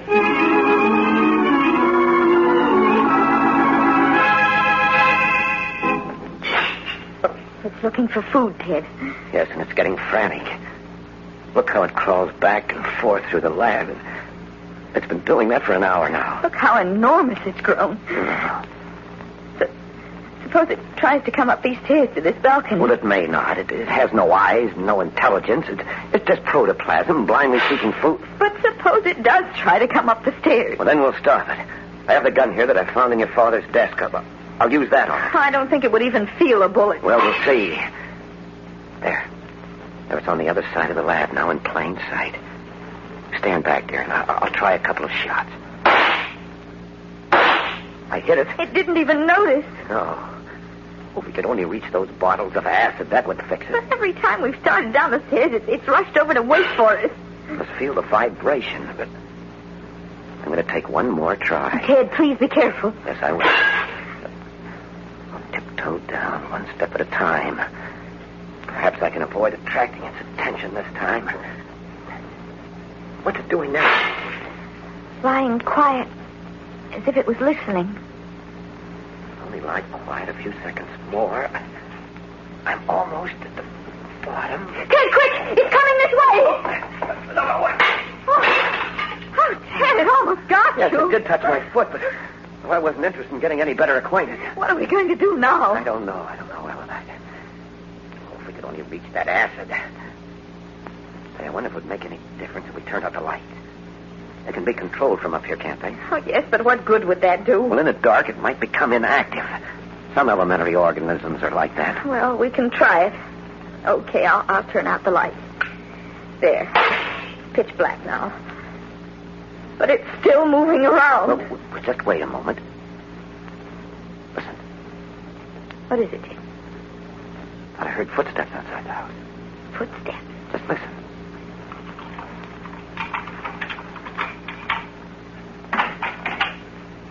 Someone coming in the front door. Yeah, there's someone in the lab. But who? Good heavens, Ellen. Duncan, is that you, Dan? Dan, answer me. Is that you? Get out, quick. Okay, kid, keep your shirt on.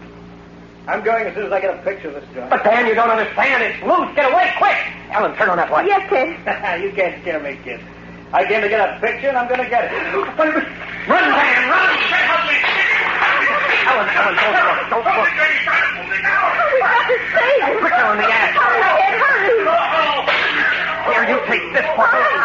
we'll break them over it, understand? Yes, sir. Well, come on, then.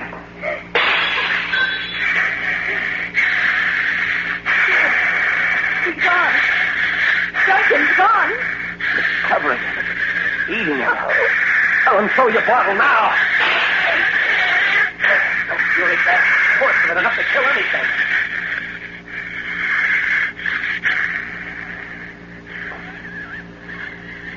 The acid is burning into it. It's killing it. Ellen is dying.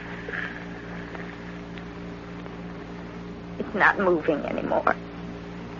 It's not breathing either. We've killed it. Starting to melt away. It's dissolving. Now that it's dead, it's turning back into the liquid it started from. The substance that the belief of millions gave an unreal life to. Oh, it's gone back to a liquid now. There's nothing left of it. It's gone as if it had never existed. Except for Dan Duncan. Oh, dear. There's nothing we can do for him, Ellen. He's dead. He created the monster. It's killed him.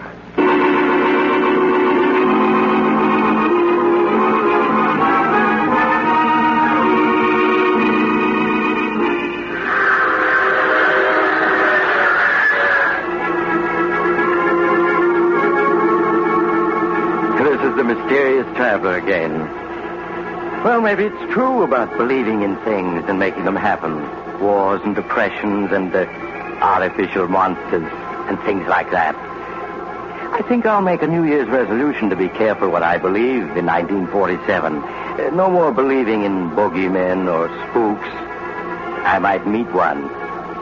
Instead, I'll try believing in some of the nicer things for a change, such as peace and goodwill among nations. Well, if I can get enough people to join me, maybe they'll come true and... Oh, you'll have to get off here. I'm sorry. But I'm sure we'll meet again. I take this same train every week at this time.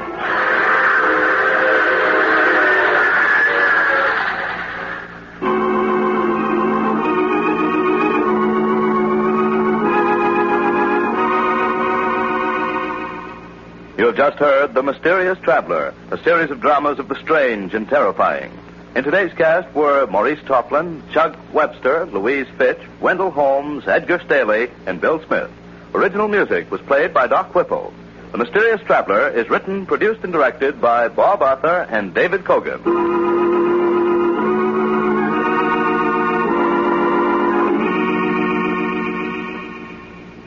And now, a preview of next week's strange and shivery story by The Mysterious Traveler. It's only 2 days now to New Year's Eve. Were you planning a big celebration to greet 1947? I'd be careful if I were you. Because, you see, our story next week is about a man who did just that.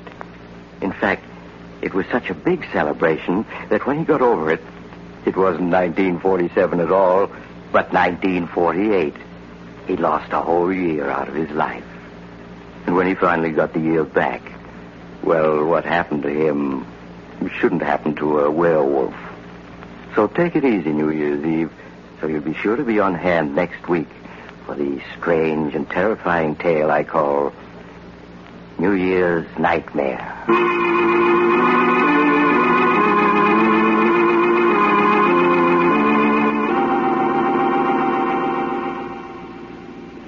The Mysterious Traveler is presented from our New York studios. Carl Caruso speaking. This is the Mutual Broadcasting System.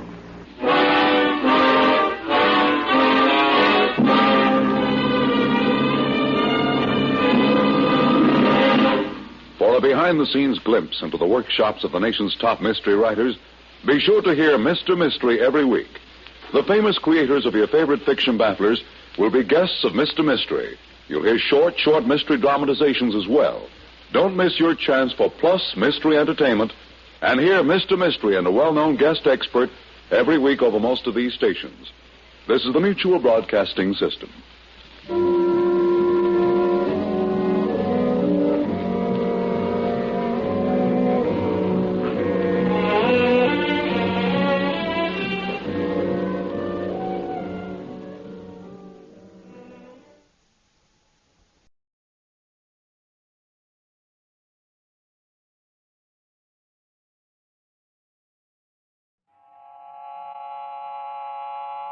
Have you heard the strange tales of the Whistler?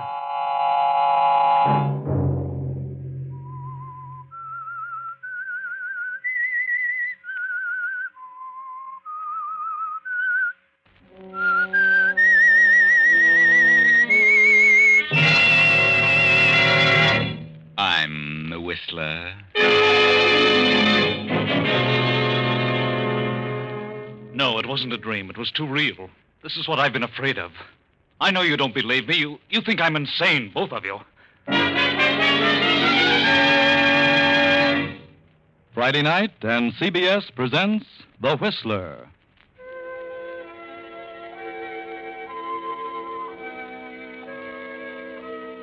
I, the Whistler, know many things, for I walk by night.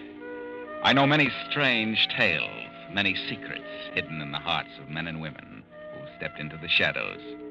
And so I tell you tonight the weird story of the Avengers. In the great Southwest, a range of high mountains extends as far as the eye can see. This is mining country, silver and gold. Halfway down the mountain is a tiny village, the mining town of Rainbow, a raucous sort of place composed of a number of stores, many saloons and the federal land office, where the fortune hunters file their claims. 15 years ago, Rainbow was a rip-roaring village, and in a back room of the Crystal Palace bar, a young man and a young woman hold an earnest conversation. Tell me, Miss Martin, how long have you been in this town? Oh, about 2 years. Came here from Kansas City. And you know my brother, John Maddox? Well, I certainly do. How well do you know him? Well enough. He came out here a year ago, and he's been hiding out up on the mountainside ever since. Got a cabin up there. Prospecting, of course. Who isn't? How well do you know him? Oh, he used to come into town quite often. I got acquainted with him in here.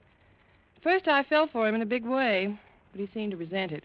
Finally gave me the cold shoulder. Well, he has a wife and a 5-year-old daughter back east. That's what he said, but I didn't believe him. He's a bit nutty, isn't he? Nutty? No, I wouldn't say nutty. He's a smart boy. He's an engineer. Graduate of the State School of Mines. He is?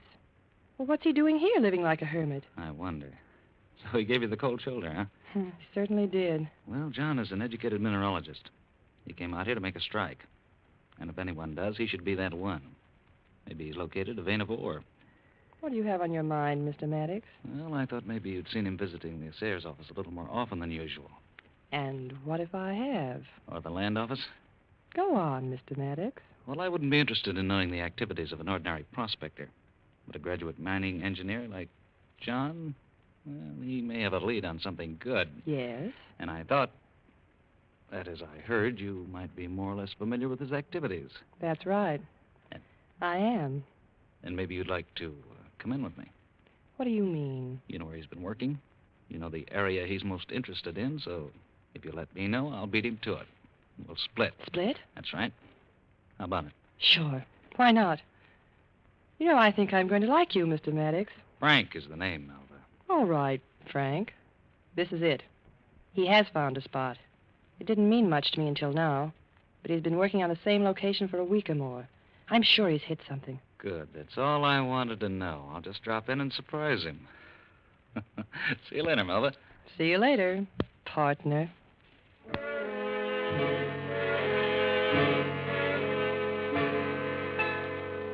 And so that night, John Maddox is working on some maps and papers. The meager lamp throws a dim light about the room.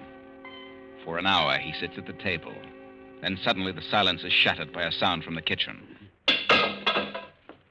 Who's there? Come out of there. Come on. What are you doing here? What do you want? Nothing. How long have you been in that kitchen? Why? So you're the little thief that's been stealing my things, huh? What are you after this time? Nothing. I know who you are. You're Tony Watson. So what? Just this. You're the one who pinched my camera, my binoculars. Yes, and several other things. I didn't know. And I'm turning you over to the sheriff right now. Sheriff! No, I didn't take him. I didn't. I didn't steal anything, but But what? I know who did. Why, you little liar. You're the one. And believe me, you're caught on the job this time, and I'll... just a minute. Sheriff. I didn't. Hey, come back here. Why, that little devil. Just a second. Well? Hello, John. Frank. That's right, your brother Frank himself. Come in. What do you want? What are you doing here? Oh, just dropped in town. Thought I'd see how you were doing. Getting along all right. But you might like to hear about your wife and your daughter. Is that why you came here? Your wife is very well. Your daughter's just 5 years old today. I'm still wondering how you're getting along and when you're going to send for them. I know all about that. I'm going to send for them very soon. Are you? All going to live in this little shack? Certainly not. There's something a lot better by the time they arrive. Will you? How? Didn't have a dime when you left. Yeah, thanks to you and your lies. I know who's responsible for Father's cutting me off with only $1. You. Have you struck pay dirt here, John? No. What are all these interesting papers and maps on the table? Nothing. Oh, but they must mean something. Get away from that table. Let them alone. Put up your hands and stand if back. If you touch those papers... Get back there. Uh-huh. Interesting. So you have struck something. All ready to be recorded. Frank, if you dare, I'll kill you. Why do you think I came here? You Don't dirty... worry, I'll settle up later. I'll see you get a share. My wife and my daughter, Doreen, they haven't a cent. I've not been able to give them anything in months. You can't do this. Do what? You put those papers down, Frank, or I'll break your dirty neck. You'd better stay where you are. Oh, no, I'll kill you. First, I'll kill you. John, you're crazy. Keep back. Keep away. You crazy fool. I told you I'd shoot. You're the fool, Frank. You're the fool. You won't get away with this. I'll see to that. You'll pay, Frank. I'm not through with you yet. You and everything you hold dear will be taken away. You'll pay it back, Frank. To me and mine. If I have to climb out of my grave. John! John! Frank stands for a moment, then stuffs the papers and maps into his pocket and rushes to the door and into the night. A few seconds later, a face at the window disappears and suddenly reappears through the back door. And the boy stands looking at the inert figure on the cabin floor. Huh. Serves him right. You won't tell the sheriff anything about me now.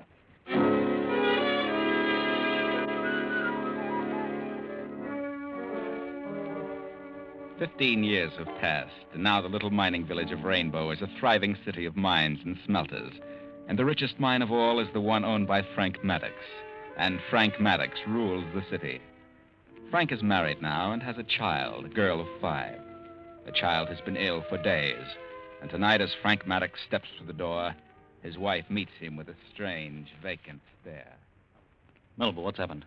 How is she? She's... Oh, Frank. All those doctors, and they couldn't save her. No. They said she didn't have a chance. They did their best. Fools, what good are they? What are they paid for? They don't even know what was wrong with her. No, Frank. But, well, whatever it was horrible. She died in agony. Specialists. I told them they could name their own price. The sky was the limit. It didn't seem to make any difference. Oh, the poor little thing, the poor baby. It didn't seem to be anything serious at first. It was just a week ago. She was sitting at her desk, drawing pictures, and then all of a sudden she started to gasp for breath and fell to the floor in a faint. Yes, I know. And then she lapsed into a coma. Oh, Frank. Frank, what was it? Why? Darling, couldn't they... What is it? I can't get my breath. Here, drink this. Frank, I didn't want to tell you, but I'm frightened. I've had it for several hours. It's just like the baby. The same thing. The baby and now you. I know what it is. It's him. It's John. John? Your brother? Yes, I knew this was going to happen. John told me. But John's dead. The night the baby took sick, I saw him in a dream. He told me something was going to happen to us, and last night I saw him again. He was grinning and laughing. He told me that... Told you what? He told me that he'd finally reached through to me, that he'd finally made contact. That's crazy. He said tomorrow would be a sad day for me. Today. But it's a dream. I know, but he said something else. He said that now his wife was dead, that the sooner I made things right with his daughter Doreen, the better. Frank, that's nonsense. No, there must be something to it. I'll find the girl. I'll get her down here. I'll try to fix things up. Maybe that'll stop all this. Frank, please use your head. It was a dream. I've got to find that girl. I'll send Anthony to find her. I'll explain the whole thing to him. He can find her. But why tell him about it? Well, he's my assistant. I confide in him. He'll find her. Very well, then. Tell Anthony. Tell him to find her and bring her here. Because if you... Frank. Melba, No, but darling. Please find that girl. Doreen.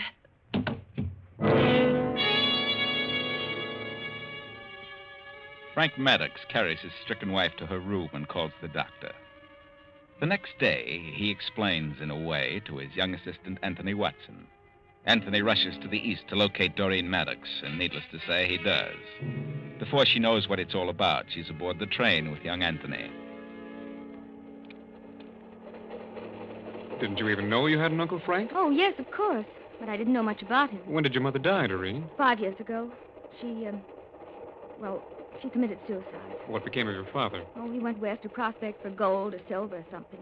But he got into trouble. Someone shot him, and that's all I know about it. Has your Uncle Frank ever offered to help you? No, not that I know of. Mother never mentioned it if he did. He's a very rich man, you know, and, as I've told you, very ill. Ill? Well, he's sort of mentally ill, as well as physically. Oh? Doreen, are you... That is... Well, a girl as lovely as you should be engaged, or in love. But I'm not. You're not? Really? No. Oh, that's wonderful. I can't believe it. Well, it's the truth, whether you believe it or not. Oh, I believe you. And, well, I'm glad to hear it.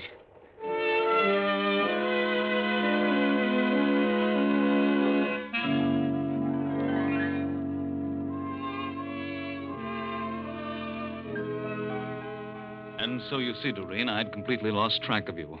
I wondered about you and your mother since the tragic death of your father. Mother died several years ago, Uncle. Yes, I should have attempted to locate you long ago. Should you? Yes, you're my brother's child. It was my duty to look after you. See that you want for nothing. Oh, but I've been getting along all right. I've not been well, Doreen. I've been quite ill lately. I've been terribly upset, my nerves. Perhaps you've been working too hard. No, it isn't that. Doreen, I'd like you to stay here. Make this your home. And I have a check for you, a little present, $5,000. No, please, Uncle. That isn't necessary. You must accept it, Doreen. You must. I don't need it. I'll be glad to stay here with you until you're better. But really, I don't know what I'd do with $5,000. I'd feel better if you accepted it. And perhaps your father would... Father would what? Doreen, I must tell you. I've got to tell you. It's driving me mad. John is trying to kill me. Oh, Uncle. Father's been dead for years. I know, but he died hating me. Hating you? He blamed me for his having been cut off with only $1 in our father's will. But he was wrong, and... Well, now he's trying to kill me. Oh, I can't believe such a thing. I have horrible nightmares. John appears to me, always threatening me. He came to me the night my little daughter became ill, and then after she died. He came again when my wife was stricken, and said that after she was gone, it would be my turn. But that's just your imagination, Uncle. Well, get it out of your mind. I can't. I'm afraid to go to sleep. You only see him in your dreams? Yes, but each time he comes nearer, closer, more real. Oh, it isn't just imagination. I'm afraid that one of these days I'll see him when I'm not asleep. And you think my being here will help matters? Is that it? Yes. If he knows you're here, that I'm taking care of you and have your welfare at heart, perhaps he'll let me alone. Prove to him that he judged you wrongly? Yes. I must make him understand. I can't go on this way. I'm a physical wreck. I'm afraid my mind will snap. I understand, Uncle. I'll try to help you. But you must try to get this off your mind. Yes, I'll try. You'd better go to bed now, Uncle. Please, take the check. Very well. Good night.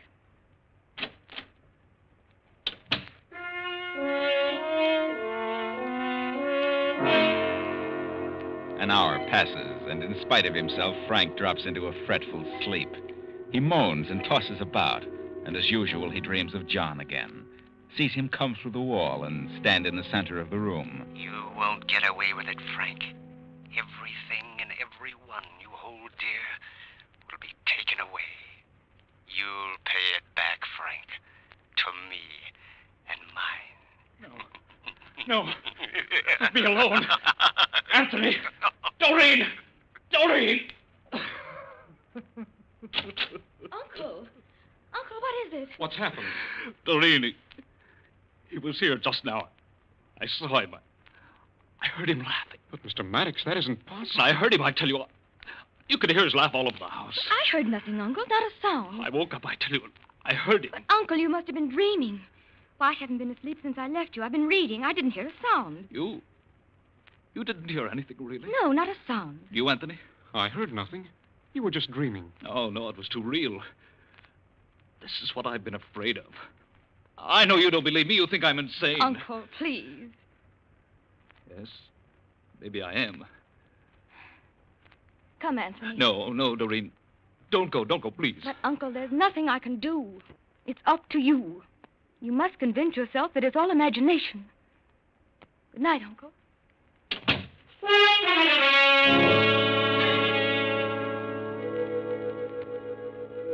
And then the next night comes, and Frank dreams again, the same frightful dream. John appears, repeats the same words, and laughs in the same way. Frank is wide awake now, shaking with fear, and all the while trying to convince himself that it's only his imagination. Then the bedroom door opens suddenly. Doreen steps into the room. Her face is white with fear. She trembles as she moves slowly toward the bed. Uncle. Doreen, what is it? What's wrong? Uncle, just now, I heard something. What? Doreen, what did you hear? I must have been dreaming. I must have. But it was so clear. Your father? Yes, I heard him. And he was laughing. Then if you heard him, it must be true. He has come back. Oh, did you hear it, too? Yes, he was here in this room. What did he say to you? I can't remember. I was so frightened. But I heard him. And that laughter. Now you believe me. Now you know I'm not imagining things. Oh, Uncle, I don't know. I'm so frightened I don't know what to think. I can't stay here any longer. I've got to leave. I can't stay another night. Oh, Doreen, please, don't go. Not yet. Promise that you'll stay just a while longer. Please. But, Uncle, All right, I'll try. I'll stay.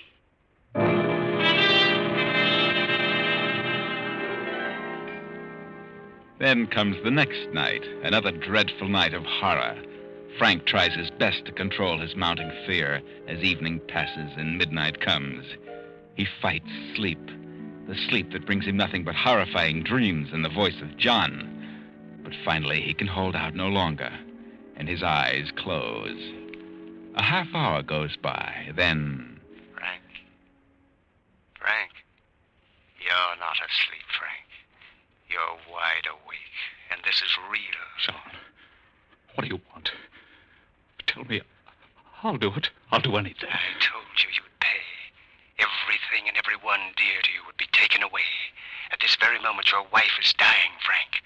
First your daughter, now your wife, and then you. John, please, I'll do anything. Then sit down at that table and write. Write a will. Everything to the one it belongs to.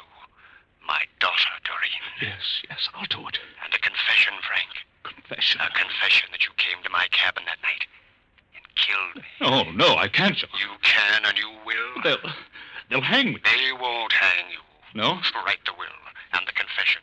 Yes, but I'm afraid that... They won't hang you. Because in just 1 minute, you will be dead. John, Hurry, no. Frank. You haven't much time to save your soul. You're going to have a stroke, Frank. In just a minute, you'll feel a sudden beating of your temples. A stroke is what they'll call it. And you'll be dead. Hurry. Yes, I'll write it. I will. Your conscience will be clear, Frank, and that'll be best for you. I know. I said I'd reach you if I had to crawl out of my grave. There it is. Now, please leave me alone, Frank. Please. It's too late, Frank. You're going back with me. Look at the clock. 15 seconds left. Now it's starting. Your head is beginning to whirl. Strange sounds beat in your ears. Faster. Do you hear? Yes. Oh, please don't, John. 5 seconds. There it is. You're dying, Frank. This is the end. The end of Frank Maddox. No, John! No!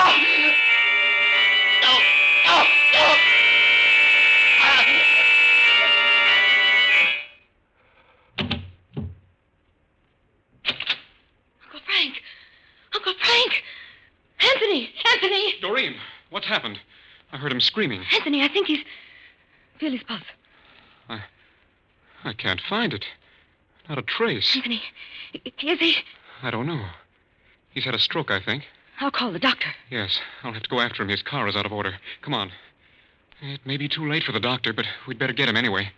Use this phone and tell him I'll be there in a few minutes.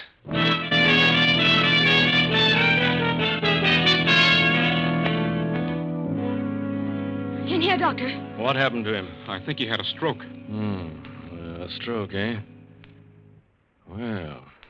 We heard him screaming, and when we got here, he was unconscious. Well, he's dead. But he didn't have a stroke. What? You can see for yourself. He's been stabbed in the heart. You don't need me. You want the police. You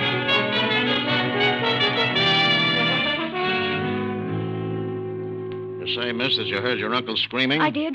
What did it seem to be? A scream of pain? No, I couldn't make out what it was. But it sounded as though he was horribly frightened. It seemed as though he was pleading with someone. Did you hear him, Anthony? Yes, it sounded just as Doreen said, as though someone or something were after him. What do you mean by something? Well, I just used that as a form of expression. And when you reached him, he was on the floor, unconscious? That's right. Was he dead? We didn't know. I couldn't find any pulse, but that doesn't necessarily mean anything. That's why I went for the doctor. And you didn't notice the knife wound in his chest? No. Did you see it, miss? No, it may have been there, but I didn't notice it. Are you sure he didn't have a stroke, Doctor? Positive. He may have had a collapse, fainted, but there was no stroke. He died from this stab in the heart. What sort of instrument would you say was used? Well, I'd say a long, thin knife, about a half-inch wide. Like a letter opener? Yes, sort of a stiletto. Doctor, had you been treating Mr. Maddox lately for any particular ailment? Well, I've been attending him frequently of late. What was troubling him? I don't know. Oh, you don't know. Are you sure? Well, I couldn't find any definite physical trouble, but he was becoming terribly run down. Seemed to get worse each day. He couldn't eat nor sleep. Extremely nervous. Hypertension. I gave him sedatives and tonics, but they seemed to do no good, so I finally came to the conclusion that it was mental. Mental? What do you mean? I think he had developed some sort of phobia, a fear. What, I was never able to determine. In time, it would have resulted in insanity and finally death, or perhaps a stroke and death. But in this case, it was not a stroke. You've been attending his wife? Yes. What is her ailment? Carcinoma, but she doesn't know it. There's nothing more I can do for her, except alleviate the pain. Miss Maddox, from the tone of your uncle's screams, would you say that there was some person in the room with him at the time? Yes and no. Yes and no? What does that mean? I mean, he may have thought someone was here with him. May have thought someone was with him. Yes, that is... Well, from all appearances, there was someone with him. The someone who stabbed him. Anthony, was Miss Maddox in this room when you came in? No, we met in the hall and came in together. Neither of you saw the knife wound. I'm sure I didn't. Doreen, you just said that he may have thought someone was here in this room. What do you mean? Well, he was afraid of... Afraid of what? Afraid of who? Afraid of my father. What? Why, your father's been dead 15 years. Yes, but that's just it. I may as well tell you. He was afraid my father was trying to kill him. That's what was wrong with him, why he couldn't sleep. Oh, bosh, now it's spooks. No. He said that father appeared to him every night and threatened him. Threatened him? Well, all right, so he threatened him. Why? He said father hated him, that father thought Uncle Frank had caused him to lose his inheritance. Well, Doctor, do you think that's what was wrong with Frank? Could have been. Quite possible. All right, I'll grant you that. But no spook produced that knife wound.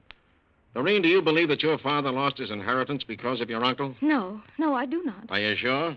I'm sure father did not lose his part of the estate because of Uncle Frank. Are you sure? Could you prove that? Well, no, I couldn't. But I never heard father mention it. I never heard him accuse Uncle Frank. What brought you here? My uncle sent for me. Why? Because he was afraid of my father. He thought my being here might help matters. That's right, Captain. He sent me for Doreen. I located her and brought her here. Oh, me. Oh, my. This gets worse and worse. You know all about it, too, did you? Yes, Mr. Maddox confided in me. He had the idea that if Doreen were brought here and he showed good intentions toward her, that John would leave him alone. Oh, poor John. What a busy guy. It isn't funny. You said it. Frank Maddox has been murdered, and it wasn't a spook. I know who did it, and I know why. What are you talking about? Frank Maddox didn't send for her. She came here of her own accord and for a definite reason. She did not. I brought her here. You're lying. You're trying to cover up for her. I am not. Because you're in love with her. Anybody can see that. Well, what if I am in love with him? That doesn't have anything to do with this. Frank Maddox sent me for her. He did not. She knew that Frank was the cause of her father losing his inheritance. So she came here to kill him, and she did. Well, that doesn't make sense. Why would she kill him? What would she gain by that? Ever hear of revenge? If it hadn't been for Frank, her father would have been wealthy, and so would she. But she didn't know about her father's accusations until Frank Maddox told her himself. Oh, then you admit that she does know about it now. I knew nothing about it until Uncle Frank told me.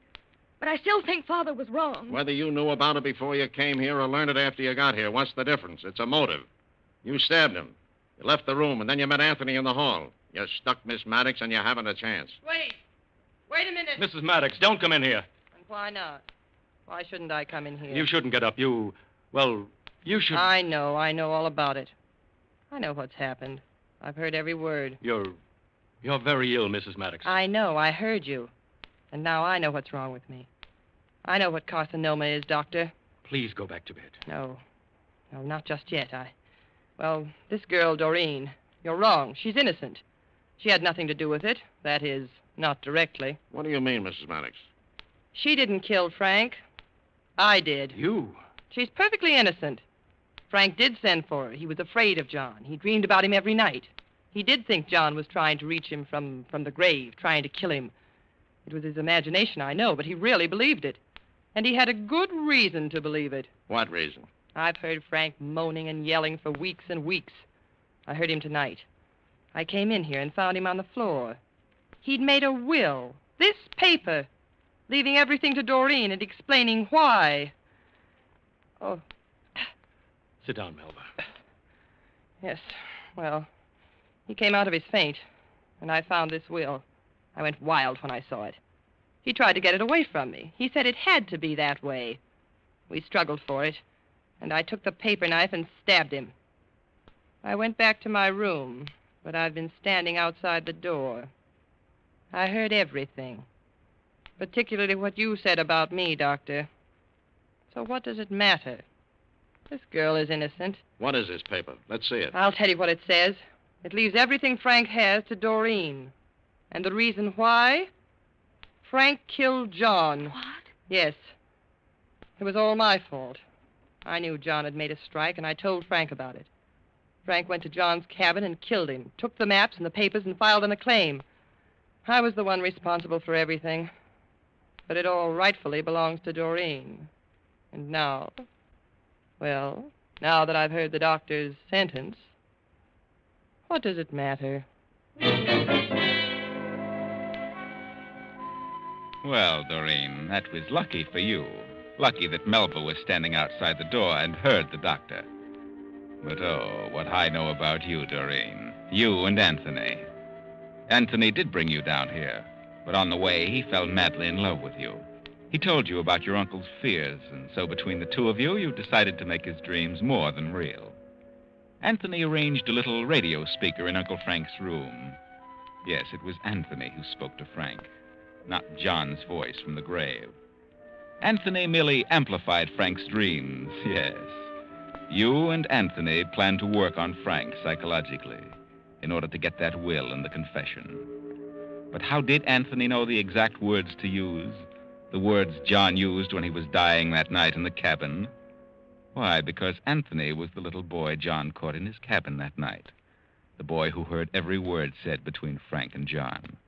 The smart little boy who saw it all.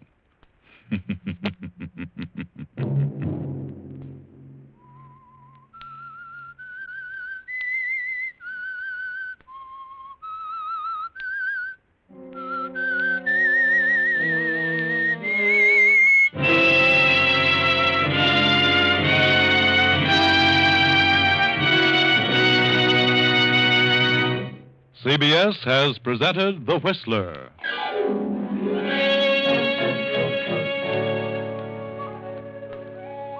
Original music for this production was composed and conducted by Wilbur Hatch. The Whistler is written and directed by J. Donald Wilson and originates from Columbia Square in Hollywood. Next week, same time, I, the Whistler, will return to tell you another unusual tale. Good night. This is CBS, the Columbia Broadcasting System.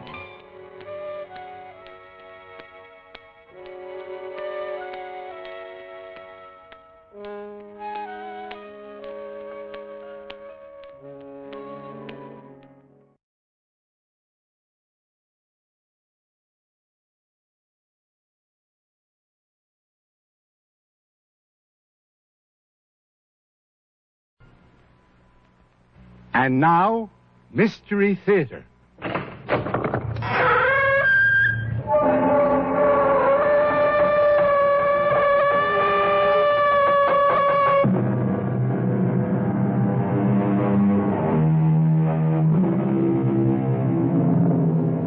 Come in.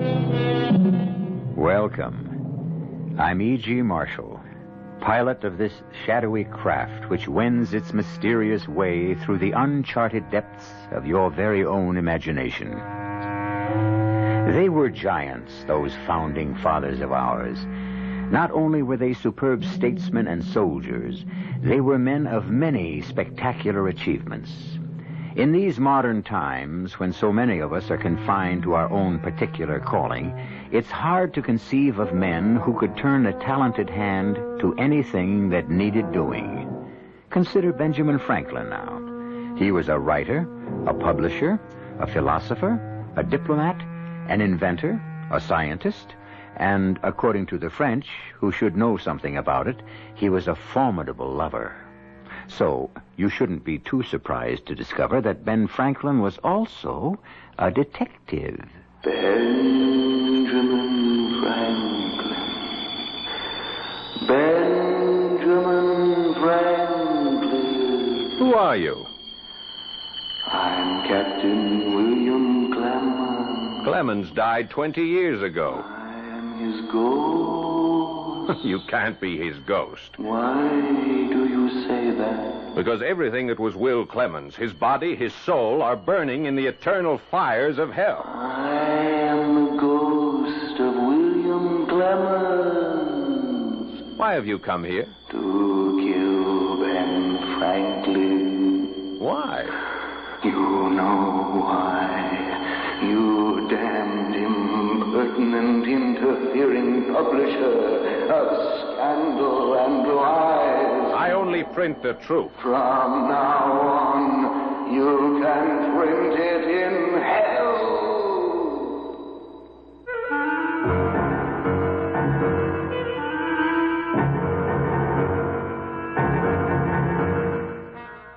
Our mystery drama, The Benjamin Franklin Murder Case, was written especially for the Mystery Theater by Sam Dan and stars Paul Hecht.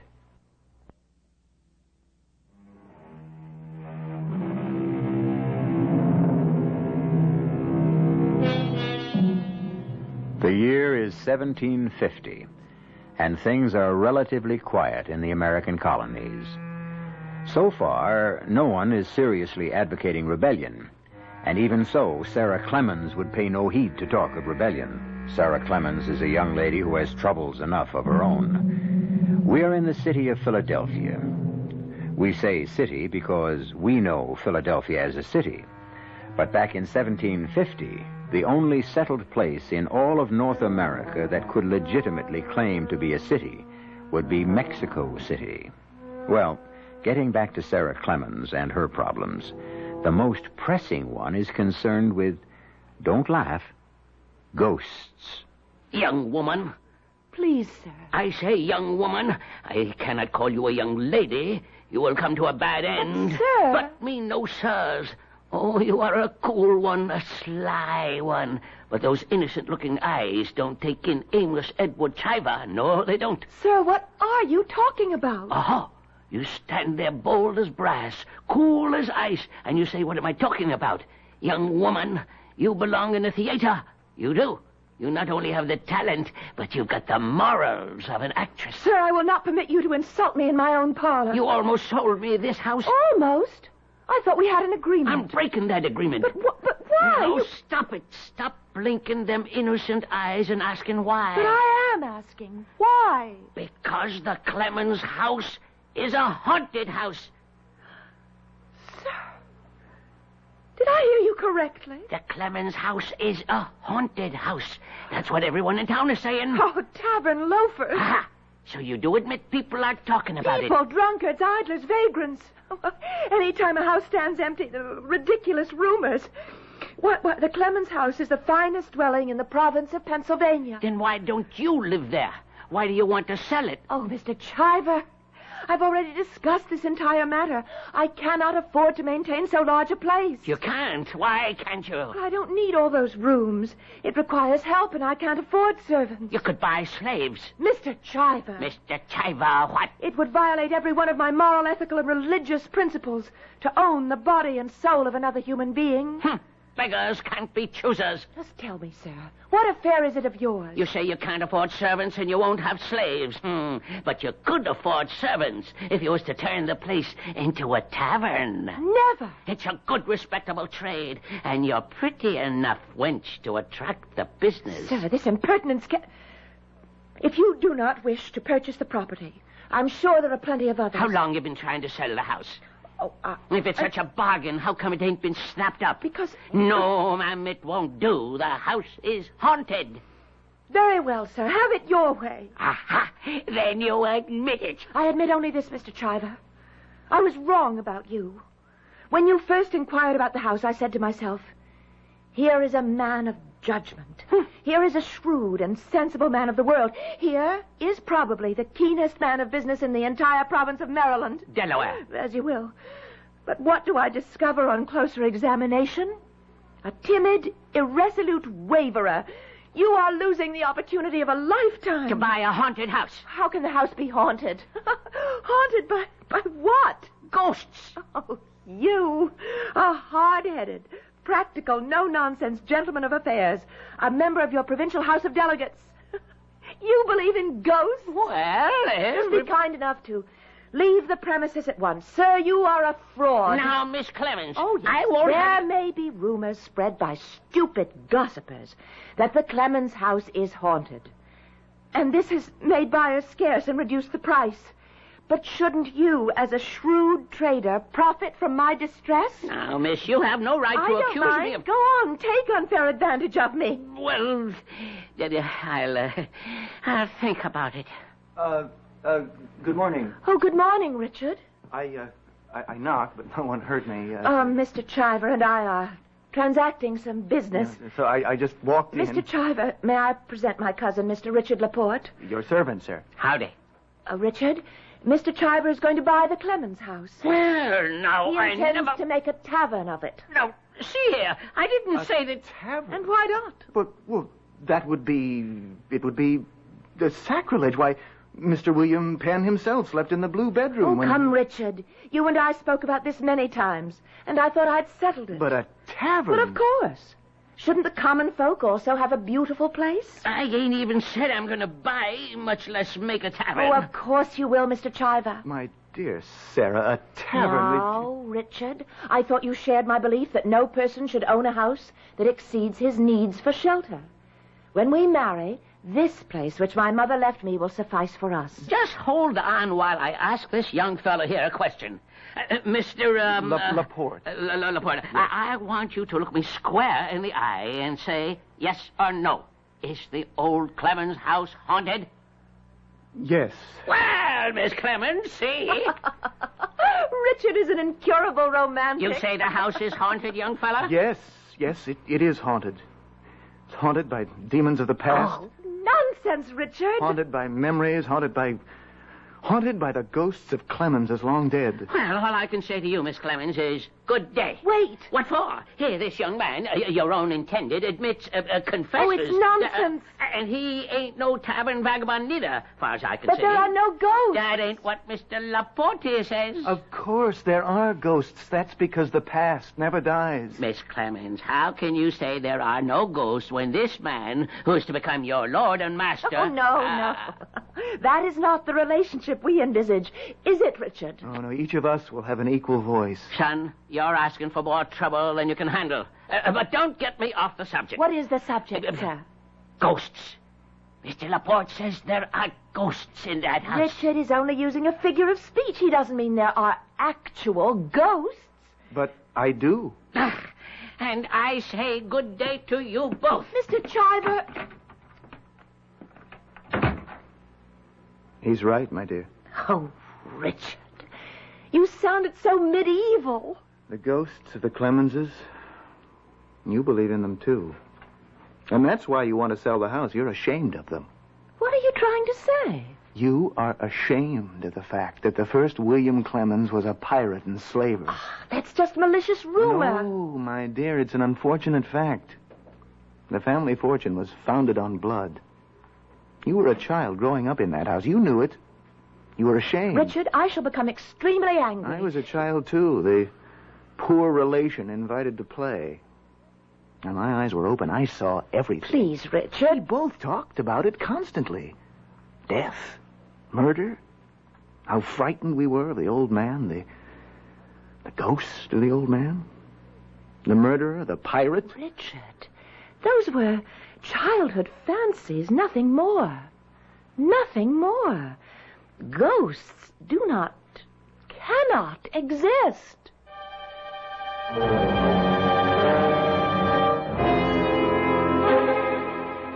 What was that question again, sir? Well, what I asked, Mr. Franklin, was, do you believe in ghosts? Of course, Mr. Chiver. You do? Certainly, sir. All of us are ghosts. Inside each of us are the ghosts of dead ideas. You know the old Clemens house? Yes, I do. Now, the girl wants to sell. I can buy it cheap. A bargain. Do you need advice to take advantage of a bargain? It might not be a bargain. Uh-huh. If it's haunted. Oh.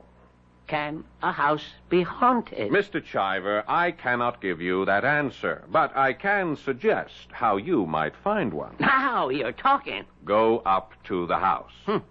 When you want to learn something, investigate for yourself. Well, you don't have to be smart to think of that. But the fact is, you didn't think of it. Oh. What I have suggested is something new among natural philosophers. It is called the scientific method. But that's nothing but old-fashioned horse sense. Exactly, Mr. Chiver. Exactly. That's what I'm going to do. I'm going up there and see for myself.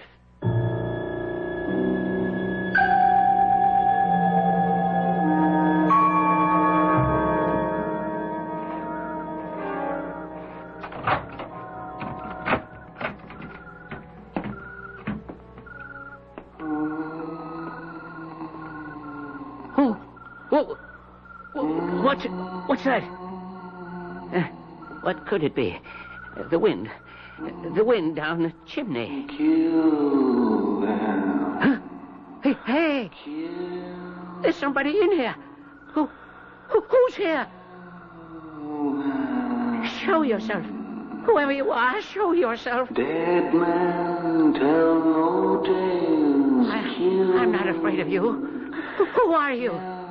Show yourself. That voice. It's coming from the chimney. No, it's coming from the wall. It's coming from all over. Somebody's in here with me. Somebody. Well, I ain't scared. Listen, even if you are a ghost, I'm going to buy the house and burn it down and build a better one. I ain't scared. No. Who's here? Who are you? Oh, it's a sailor. Get away from me. Get away. Don't. Who are you? What do you want? Don't. You're choking me. Please. Stop.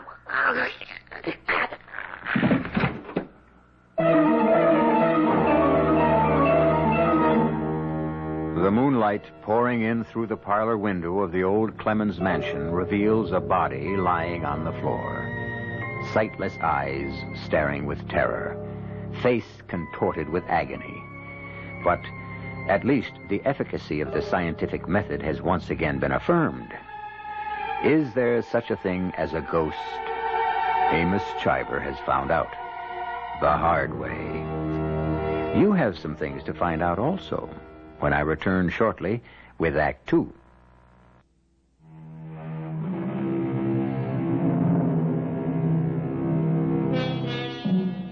In the years to come, Mr. Benjamin Franklin of Philadelphia will find plenty of things to make him angry.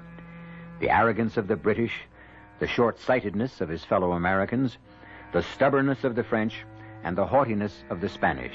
But right now, he is as furious as he will ever be.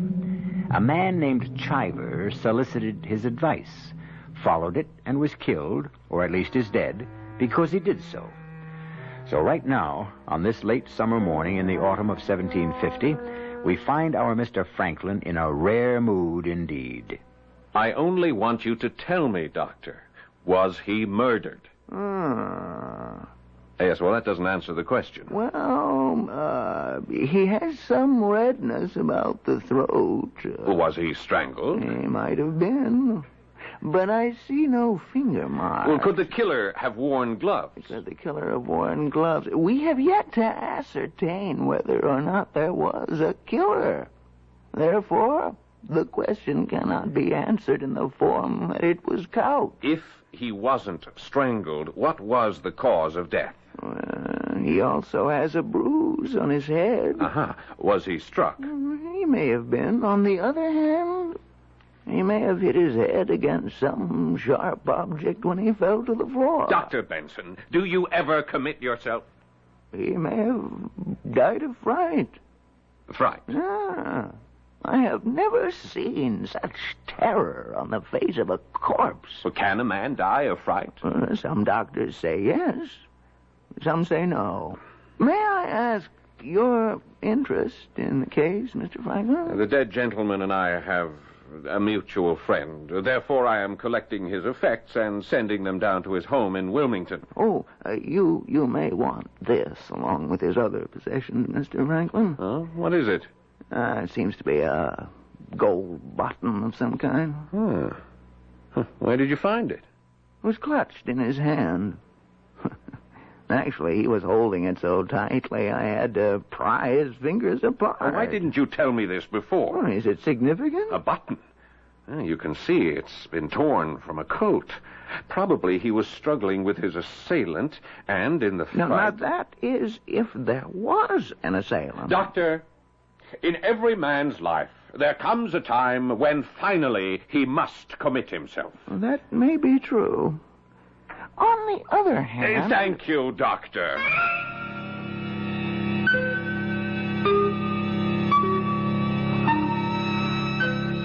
Now, Sarah, I want you to look at this button. How could that poor man have died in the house? Obviously, the murderous ghost The of button, Sarah. Richard, look. Do you recognize it? It's the kind of button that old Captain William Clemens wore. William Clemens, who built this house? This gold button with the star and the anchor. It was on all his uniforms. Well, then it was the ghost of William Clemens. No. What do you say to that, Mr. Franklin? I say we have a problem.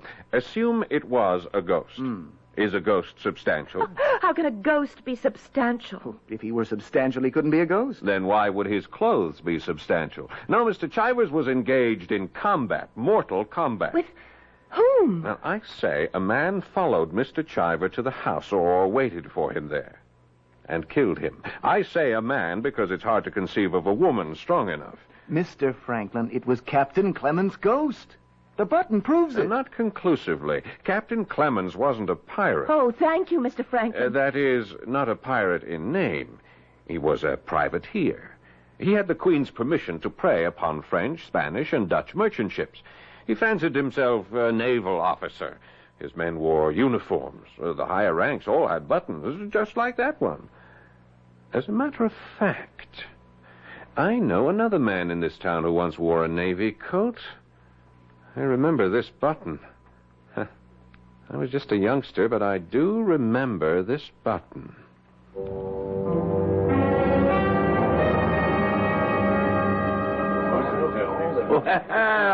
If it ain't Mr. Franklin. Good day, Abner. So what do I owe the honor? I've come here to see if I can arrange to have you hanged. Oh? What did I do? What did you do? What haven't you done, you scoundrel?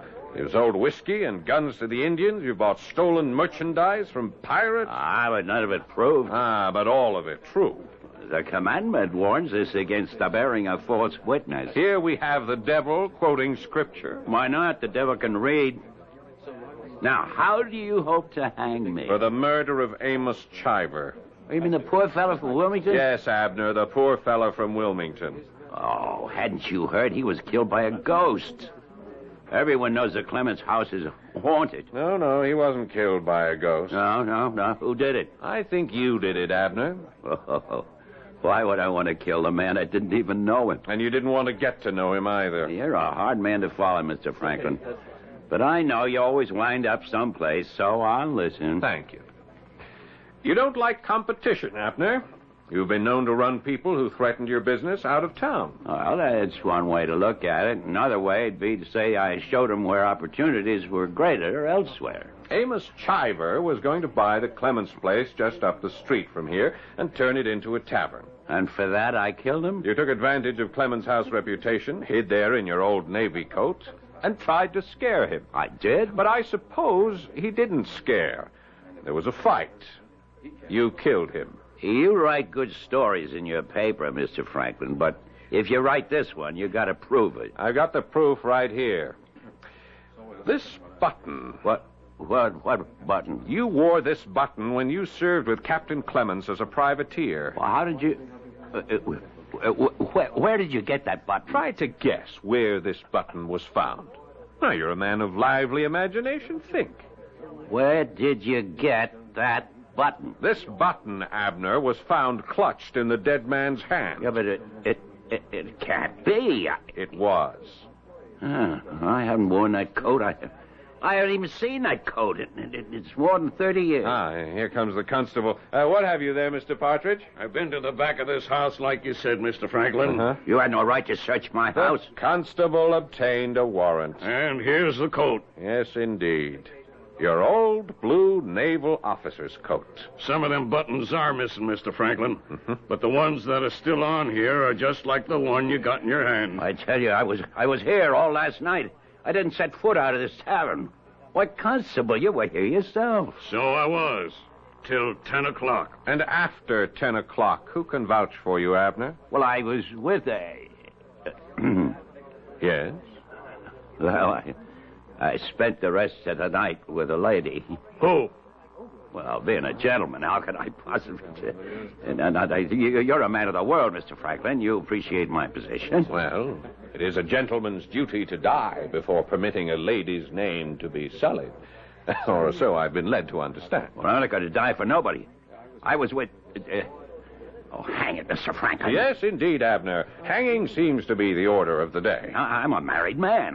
What's my wife going to say? Chivalry is dead, Abner. All right. I was with Charity Townsend. Charity Townsend, aptly named. I doubt we have a lady in town more generous with her favors. Abner, who's going to take the word of Charity Townsend? Yeah, but it's true. You can ask her. You can't... Oh, my Lord, what's my wife going to say? You'll have to come along with me, Abner. Mr. Franklin, can I have that button to go with this coat as evidence?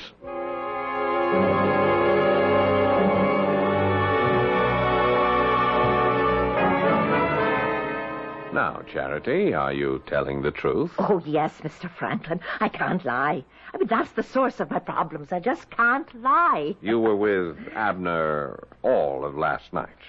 Well, I could lie, you see, and save my reputation. But my dear old dad, he's in heaven right now. He said to me, girl, never tell a lie. And you know why? Folks aren't going to believe you anyhow, so you might as well be hanged for telling the truth. Yes. Well, about Abner. Oh, I was feeling a bit poorly last evening, so I thought a glass of wine might suit me.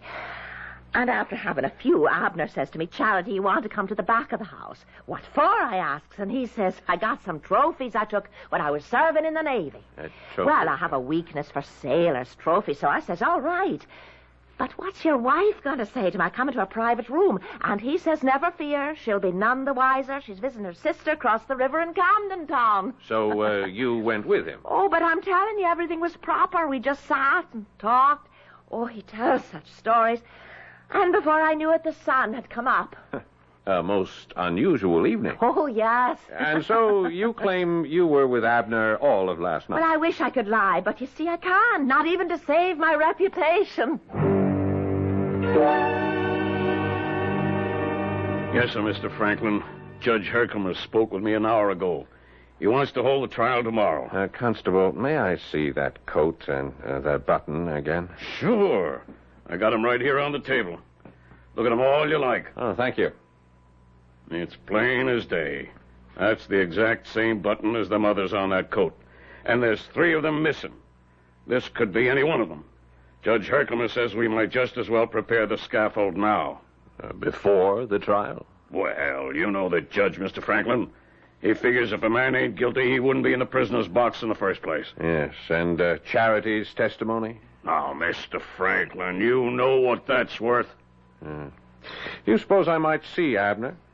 Can't imagine why, but you're welcome. And let me hold on to this coat and button for just a moment. Well, Mr. Franklin, I guess you were right. You said you'd arranged to have me hung, and you've done it. You think so? You know, in my lifetime, I've done 100 things that called for hanging, but I always cheated the rope. And now I'm about to swing for something I never done. I know. I can even prove it. You can. Abner, I have a problem. A most serious moral and religious problem. Now, look here, Mr. Franklin. If you know I'm innocent... Let us say you are innocent in particular, but guilty in general. Yeah, but if you know I didn't kill Chiver, why let me swing for it? I must search my conscience. Examine my soul, as it were. You are an engaging but a thoroughgoing scoundrel. You are responsible in one way or another for the death of hundreds of people. Well, scores would be more truthful. Yes. Even now, some poor farmer on the fringes of the Ohio Territory could be murdered by an Indian using a musket that was purchased from you. Well, that can't be proved. Justice must be served. Yeah, but that ain't justice. Well, if it's just for you to go free when you're guilty, why is it unjust for you to hang when you're innocent? Now, come, Abner, you can't have it both ways. Mr. Franklin, please. Think the commandments. Thou shalt not lie. Thou shalt not bear false witness. Oh, it's out of my hands, Abner. At this moment, within my soul, a battle is being fought for your life and freedom. Both sides are marshaling potent and convincing arguments. Shall you live? Shall you die? I must wait for the answer to be revealed to me.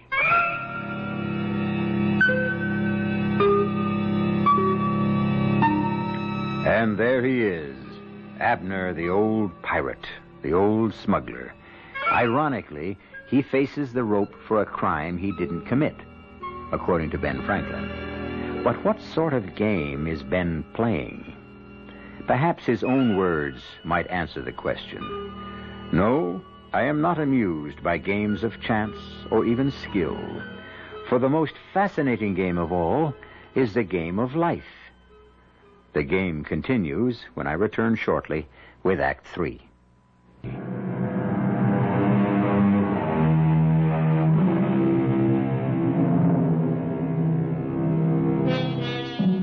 Retribution. Sooner or later, it overtakes us all. If not for the wrongs we have actually done, then perhaps for the wrong another has committed in our name. But one way or another, we pay the bill. Ben Franklin can prove that Abner didn't kill Amos Chiver. But why bother? Abner has killed enough people during his lifetime. It isn't as if the noose were being drawn around the neck of an innocent man. You say you can prove I'm innocent, Ben? How? Well, Charity claims you were with her all evening. Charity? Well, who'd believe a woman like her? Who? Tell me, Abner, if you were sitting on the jury, would you believe Charity? Well, not if she swore on every Bible in Pennsylvania. Interesting. And yet, in this case, you know she's telling the truth. Well, but why do you say she's telling the truth? Why should she lie? What does she gain by it? Well, I could have paid her. Yes, but you didn't. Because I know you didn't kill Chiver. How? How do you know? First, I have a little agreement here for you to sign. Here, read it. I, Abner Merritt, do hereby agree to give to the Reverend Peter Quincy the sum of £350. What for? The Reverend Quincy is the pastor in the village of Olmsted, which was destroyed in an Indian raid last week. The money will be used for rebuilding homes. But you supplied the Indians with weapons and the powder. Oh, but I didn't. Not directly, perhaps, but you did sell the muskets to unscrupulous traders. Read on. The sum of £500 to Mr. Henry Hewitt, director of the Children's Orphanage. Well, I ain't got that much money. Raise it. Oh, but Read on. You'll make a poor man out of me. Poor, but happy. Poor in wealth and worldly goods, perhaps, but rich in the love of your fellow man. Ah, no, I'll sign no such paper. All right, then hang. This is blackmail, you know. Perhaps. Well, how do I know you? How do I know you'll keep your bargain? How do I know you can prove that I'm innocent? Now, that is an interesting speculation. But we waste each other's time. I have in my bag here a pen and a bottle of ink. May I please have your signature? Oh, this is robbery. It's worse than piracy on the high seas. And you should know. All right. Where do I sign it? On the bottom. Uh-huh. Splendid. That's it. See, you now have an opportunity to create a new reputation for yourself. Till now, you have been reviled as a scoundrel. In the future, you shall be admired as a saint. Fortunate Abner. Yeah, but the proof. The proof you promised. Yes, the proof. Mr. Partridge? Mr. Partridge? What's up? I'm afraid we'll have to release Abner. Release? Why? Ain't he guilty? No, sir. Please, come in here, sir. And leave the cell door open, Constable. Abner will be leaving. But the button and the coat... Precisely. They prove his innocence. But any fool can see that button is exactly the same as the buttons that are on that coat. You have to admit that. I do. Then what do you do? It is exactly the same kind of button, but it was not fastened to that coat. And if it was not fastened to that coat, it could not have been pulled off that coat. But you can see that it's let's the button really look at what's to be seen. What color is the coat? Oh, any fool can see it's blue. Now, since the button was obviously pulled away or torn away during a struggle, there is a small shred of material clinging to it. What color is this material? Well, it's red. Captain's red. While Abner's coat is lieutenant's blue. I should have seen it myself. I could have saved a fortune. What's he saying, Mr. Franklin? The poor man's so happy to be vindicated, he's delirious with joy. But if Abner didn't kill Mr. Chiver, who did? It should be obvious to everybody. The ghost. The ghost of Captain Clemens. But, Mr. Franklin, isn't that impossible? We should never try to define the impossible, my dear. We searched the house thoroughly. And we found absolutely nothing? You recognize the button as belonging to Captain Clemens as being part of his uniform. This means you were familiar with that uniform. Oh, yes, sir. His uniform, his hats, his swords, they were all left hanging in his room, just as when he was alive. I remember we children used to spend hours up there. Why didn't we find the uniform coat just before, when we searched the house? Because the ghost is wearing it. Oh, really, Richard? Well, Richard's opinion is as good as anyone. You mean you actually believe that a ghost could be up in yes. And now our problem is to find out who the ghost is. But how can we do that? He'll be easy to recognize. Mr. Franklin, am I hearing you correctly? We shall recognize the ghost because, you see, he is branded. How can a ghost... He has committed murder, this ghost, and therefore he carries the murderer's mark. What mark? All murderers carry a mark which clearly proclaims them as killers. But I've seen murderers. I haven't seen any identifying... It's the brand of Cain. Sometimes it's visible on Earth, sometimes not. Mr. Franklin, are you feeling quite all right? Never better. Well, we must clear the place of its ghostly reputation, or else you shall never sell it. I think I'll go there myself this evening. But that ghost, it's a murderer. Listen to me. I talk as if I believe it. Well, why don't you believe it? The ghost has already committed murder. I suppose I'll have to take my chances. But you mustn't go alone. Richard, No purpose in my going. What shall I discover? That there's a ghost? I already believe it. Well, somebody should go with Mr. Franklin. Oh, no. When a man goes seeking a wife or searching for a ghost, he travels faster when he travels alone. Now, no one is to mention the fact that I'm to visit the Clemens house this evening. Yes, sir. Oh, we three shall keep the secret. Well, you know the saying. 3 can keep a secret if 2 are dead.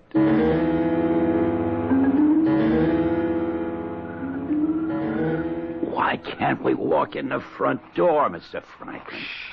Keep your voice low, Abner. Now, slide the window up. Up. That's it. Now, let's climb inside. Why are we going in like thieves? Because I am hoping the ghost will enter by the front door. Listen. I don't hear nothing. Well, to the front room. Hurry. Shine that lantern. Nobody here, Mr. Franklin? Uh-oh. Listen. Listen. Where's it coming from? Hey. That don't sound like a human voice. It's Captain Clemens. The old man himself. It's the captain. It's the ghost of the captain. Well, where is it coming from, Abner? It's the captain. Shh. It's coming from the fireplace. Huh? Yeah, that's the captain. That's how he talks. I'm getting out of here. No, wait. Yeah, it's the captain. He said death couldn't keep him away. He'd come back. That's what he said. Where is that voice coming from? It ain't human.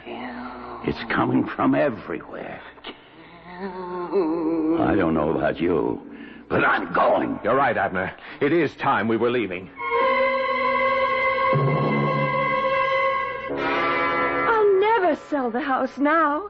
It's all over town. Abner's been telling everyone how the ghosts are all over the place. Thank you, Mr. Franklin. Sarah, Mr. Franklin was only trying to help. Besides, what could he do? After all, how can a human being fight a ghost?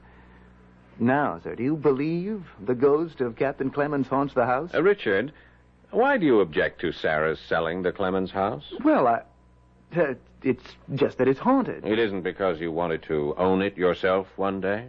Well, how could I ever own it? You will at least share in the ownership when you marry Sarah. Well, why would I want to own it? Mr. Franklin, Richard was always unhappy there. I know. That's why he wishes to own it. Richard was the poor, despised cousin who was patronized by the Clemenses. That's true, isn't it? They were very kind to me. The bread of charity is bitter when it is offered by the hand of arrogance. And so you dreamed, didn't you, of one day walking through that house, not as a petitioner, but as a master. Yes. Yes, it's human to feel that way. Yes, Richard. Why are you wearing a glove? I have an infection from a poisonous plant. So, you have discouraged Sarah from selling. But he never said to me, don't sell. He didn't have to. He spread the rumors that the house is haunted. Well, everyone in Philadelphia knows. You are the one, Richard, who keeps making sure that the reputation for the house being haunted is kept fresh and Sir, green. I cannot permit you to insult my fiancée. I thought you were my friend, Mr. Franklin. I am, Richard. And I am no fair-weather friend either. I shall stand by you as a friend, even though you are to be tried for murder. Murder? Mr. Franklin! Ask him, Sarah, ask him. I deny it. How can you deny it? How can you deny the brand of Cain? You killed Amos Chiver because he must have recognized you, and you knew I was going to be at the house last night. Richard, he couldn't kill anybody. He's so timid. You wanted to scare me, too. And your voice, it sounded ghostly, and it seemed to come from everywhere. It's probably because there are secret passages in that house. For accusing Richard of murder. And as a child, you discovered those passages. Yes, it was well done. And you know where the red coat is. And shall it show a missing button? But you can't prove that Richard did it. Richard, I defy you to take that glove off your hand and show us the mark of Cain that covers your palm. Richard? Yes. Yes, it's the mark of Cain. Here, look. Look, I'm branded. That great black mark. It won't wash off. It won't rub off. I'm marked. Oh, Richard. No, don't come near me, Sarah. I'm unworthy. Oh, why, Richard? Why? He knows why. He knows why. It was the bitter bread of charity. Oh, Richard. No, don't weep for me. I'm unworthy. I wear the mark of Cain. I'm sorry, Richard. I will now walk down to the jail and hand myself over to Constable Partridge. Let me come with you. No. I must be alone. From now on, I have the mark. Richard. Yes. The mark. The mark? That's impossible. I saw it with my own eyes. Yes. It's supernatural. Not exactly. Not exactly? Oh, sir, now what? Well, if we assume that there cannot be ghosts, we must assume that someone human was playing the part. Logical? Yes? That someone human would have to get into the house in order to scare visitors. Only 3 of us knew I would be going there last night. You and I. and Richard. Yes? Earlier in the evening, I smeared the doorknob with some nitrate of silver. Nitrate of silver? Yes, it is used in making mirrors. And when it touches the skin, it turns black, and it cannot be washed off or removed in any way until new skin grows. That's black magic. That's natural science. And our poor Richard entered the house through the front door, turned the knob, and thus his hand acquired the mark of Cain.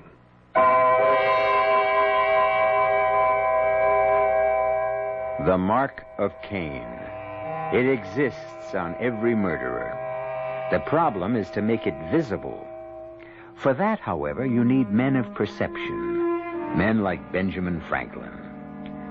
Well, poor Richard didn't hang. He went quite mad and spent the rest of his life in an asylum. Sarah went on to marry a very timid man and kept him under her thumb. And Franklin, as you well know, went on to become a founding father of this great country. And I shall be back in just a few moments.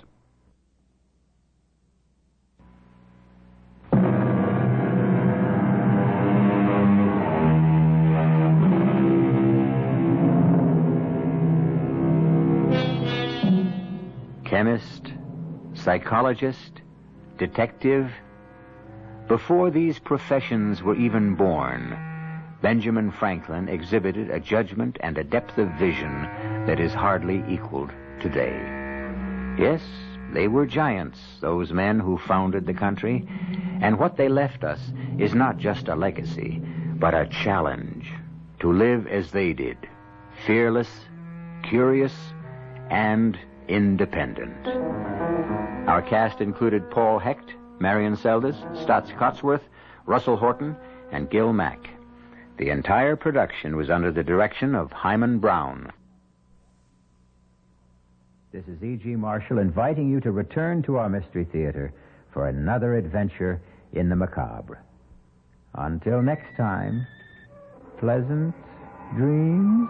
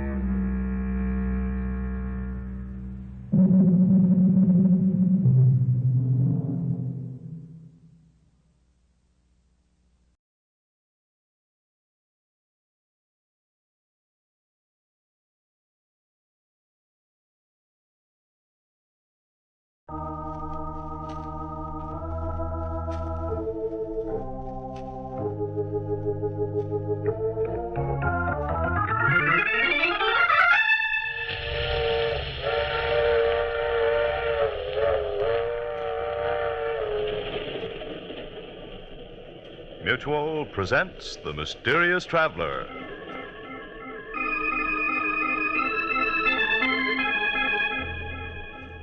This is The Mysterious Traveler, inviting you to join me on another journey into the realm of the strange and the terrifying. I hope you will enjoy the trip, that it will thrill you a little and chill you a little.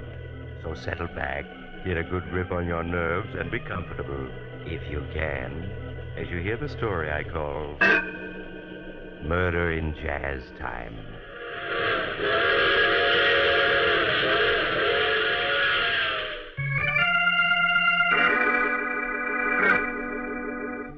Tonight, we're going to delve into the strange and confusing events in the life of Alexander Drake. But what person can tell you of these events better than Alex Drake himself? As our story begins, Drake is seated at a small table, staring at several blank sheets of writing paper. Slowly he picks up a pen, hesitates, and starts to write. I scarcely know at what point to begin telling of the things that have happened to me these past months. I suppose I should begin with Vicky. Vicky, who I have loved ever since we were children. If my love was never returned by her, I was content to wait, ever hopeful that someday she would reciprocate my feelings. We saw a great deal of each other after she graduated college, and I watched with interest as she embarked upon a singing career. Success came to Vicky quickly and smoothly, as all things did. She sang with several name bands and then became a star attraction at the swankier nightclubs. Several years passed, and then one night, as I had always dreamed of it happening, Vicky agreed to marry me. That was the happiest moment of my life. A week later, we were married and driving to New Orleans on our honeymoon. Happy, darling? Oh, yes, Alex, yes. No regrets about giving up your career? None at all. Oh, it's good of you to say that, Vicky. I'll try to make it up to you. Oh, no, really, Alex. Giving up my career isn't any sacrifice. For a long time now, I've known that I wasn't very good. Not very good? Why, you were getting $1,000 a week at the Casablanca.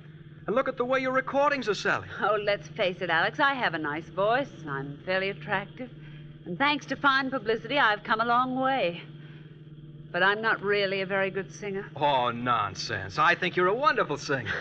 That's because you're in love with me, darling. But I know better. Take, for example, that recording of Easy Living that I made. That was one of the best things you ever did. Yes, Alex, it was. But have you ever heard the recording that Billie Holiday made of that number? No, I don't think I have. Well, if you had heard it, you'd know the difference between good singing and really great singing. You mean she was so much better? Yes, Alex. And if I can't be a top blues singer, then I won't sing at all. Oh, Vicky, you're young yet. It takes time. No, Alex. You either have it or you don't. I see. Is that why you decided to give up your career? Marry me? Yes, darling. I'm glad you told me. Oh, look, Vicky, that sign. Only 37 miles to New Orleans. Oh, wonderful. At last, I'm going to see New Orleans.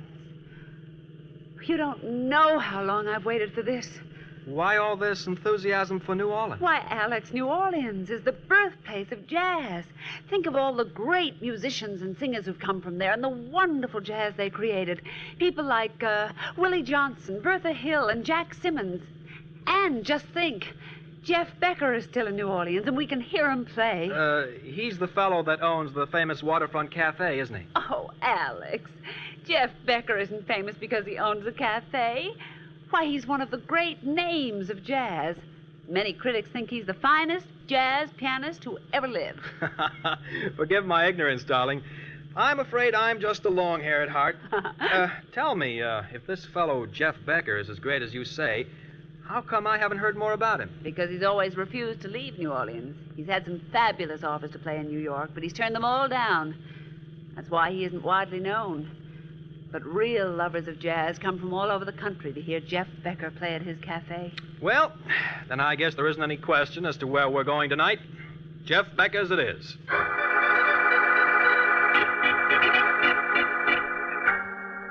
An hour later, we were in New Orleans and registered at a hotel.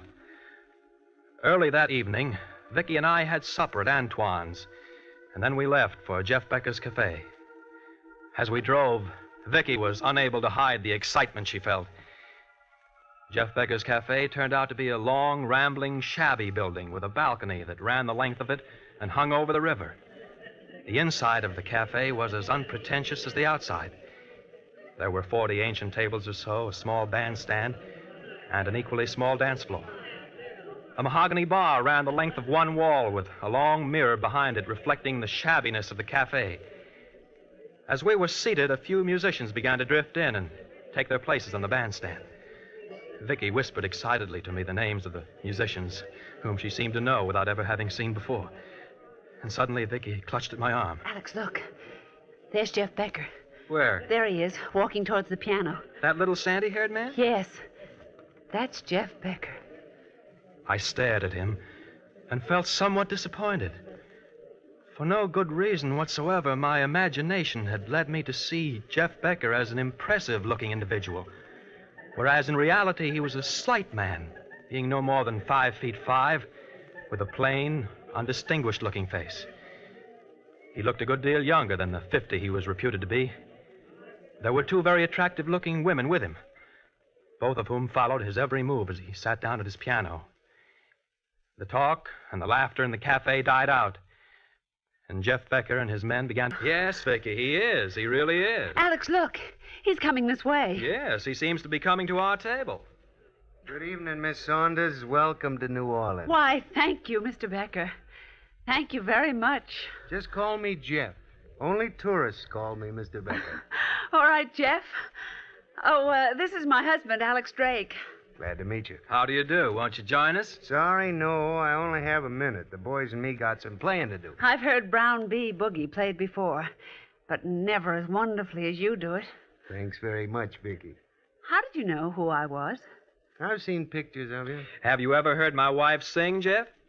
Yes, I have. Well, I gotta be getting back to work. It's been nice meeting you folks. See you around. Yes, of course. Huh. An abrupt sort of fellow, isn't he?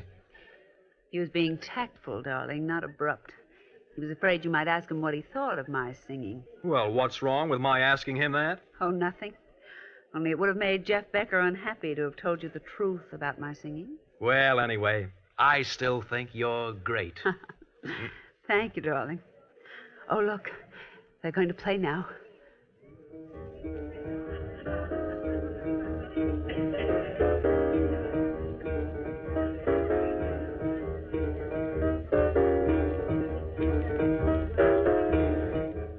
We sat listening to the magic of Jeff Becker's music for hours.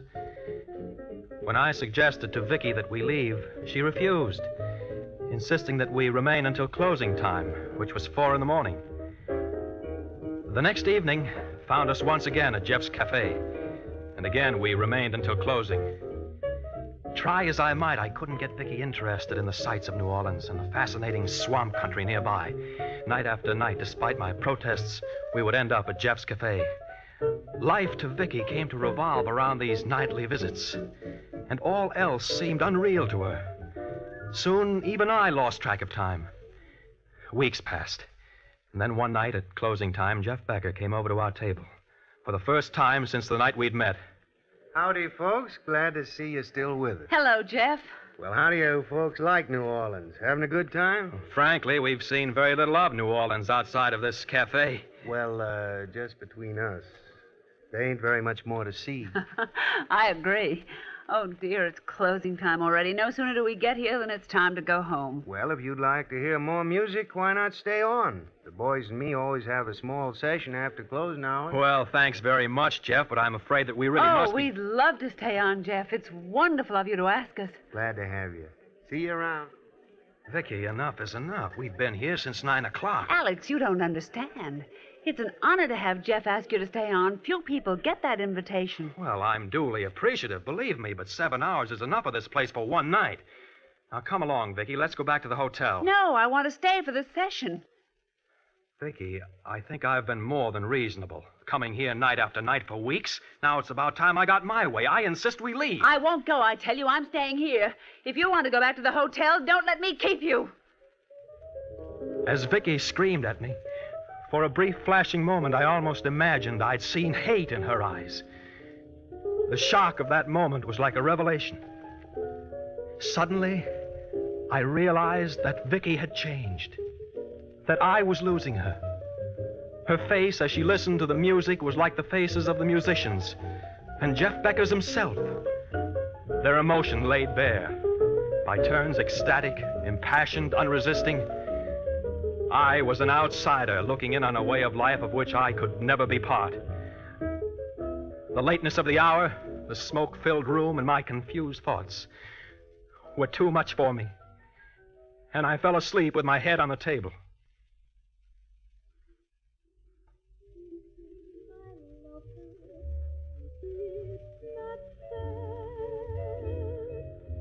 I have no idea how long I slept, but when I awoke, it was daylight. I became aware of a woman singing. I looked up. I saw it was Vicky.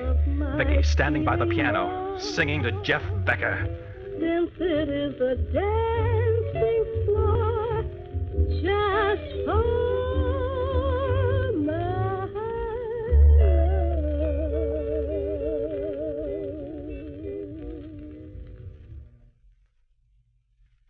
Jeff? I don't know, Vicky. What's wrong? Hard to say. Oh. Vicky, jazz was born in these parts. And it came from the people. The people who worked on the levees, the river sidewheelers, and in the fields. It was part of the bone and flesh of old-timers like Willie Johnson and Joe Fletcher. They played jazz the way it was in their hearts. A singer like Chippy Hill just stepped up, clapped her hands, and gave out with the blues. That's what made it great. They played and sang as they felt. I see. Second-rate musicians picked up something that was fine and clean and took it to the big cities in the north. But they weren't playing for the sake of music. They were playing for greenbacks. And is that what's wrong with my singing? Afraid so. I reckon you had too many teachers, Vicky, and they all taught you to sing by the book. It may be popular, but it ain't good. Do you think it's too late to go back? Hard to say, Vicky. Do you want to start all over? Oh, yes, Jeff, yes. Would you let me stay on here and sing with your band? Well, if you feel... No, Vicky. Alex! You're not singing with the band. We're leaving New Orleans at once. Alex, be reasonable. You It's know no what... use, Vicky. We're leaving New Orleans today, and that's final.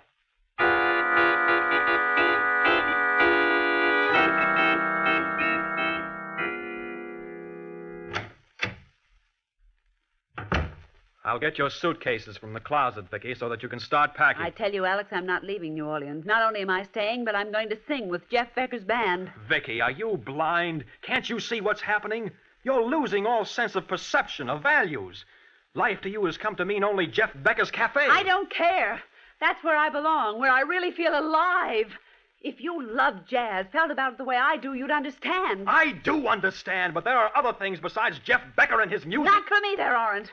Now, here's a suitcase. Start packing. It's no use, Alex. I'm not leaving. You'll have to choose between Jeff Becker and myself, Vicky. Well, I'm sorry it's come to this, Alex. But I'm still going to sing with Jeff Becker's band. It was at that moment I knew that I had lost Vicky. As she turned away from me, an overwhelming hatred for Jeff Becker surged up within me. Had he been in the room at that moment, I would have killed him without any hesitation. I left the hotel, walked the streets of New Orleans. I knew that Vicky would never be mine as long as Jeff Becker were alive. And I also knew that I couldn't go on without Vicky. There was only one answer. I returned to the hotel, told Vicky I would remain in New Orleans with her. Night after night, we continued going to that waterfront cafe. And each night after the place had closed, Vicky would sing with the band.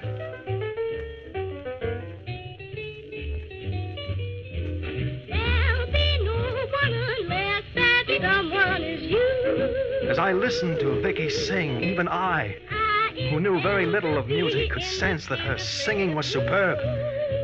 The musicians in the band looked at her approvingly and accepted her as one of themselves. Under Jeff Becker's almost hypnotic guidance, she sang with warmth and feeling. And as much as I hated Jeff Becker, I couldn't help but admire his genius for bringing out talent. The music ended, and Jeff rose from the piano and patted Vicky on the shoulder encouragingly. He left the bandstand and started walking through the cafe towards his office in the back. This was the moment I had long waited for. I quickly eased out of my chair, which was in a darkened part of the cafe, and slipped out into the balcony. I then ran quietly along the balcony until I reached the French door that opened into Jeff Becker's office. I got there just as Jeff sat down at his desk. He was alone. I opened the door and stepped into his office. Oh. Hello, Alex. What can I do for you? I've come for my wife.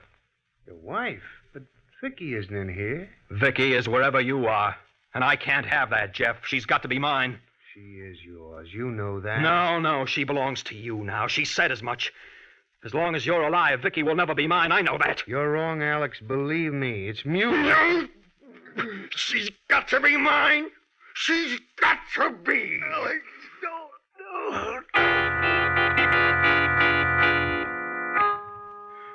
I felt Jeff's body go limp in my hands. And I knew he was dead. I quickly picked up his slight body in my arms and carried it out to the balcony. There was no one in sight. I leaned over the balcony rail and dropped Jeff's body. It fell into the river with a small splash and was gone. I quietly walked to the other end of the balcony and slipped into my seat in the darkened cafe. The musicians and Vicky were still on the bandstand talking, and I knew they hadn't missed me during the few minutes I'd been gone. The ordeal was over.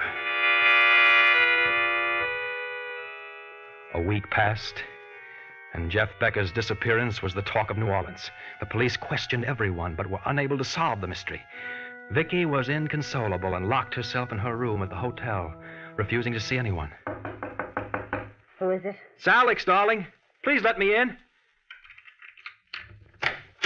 Darling, you can't stay in your room like this day after day. You know it isn't good for you. Vicky, let's leave New Orleans. Go to New York. No, I'm going to wait until Jeff comes back. Vicky, Jeff isn't coming back. What? What do you mean? A body was found floating in the Gulf this morning.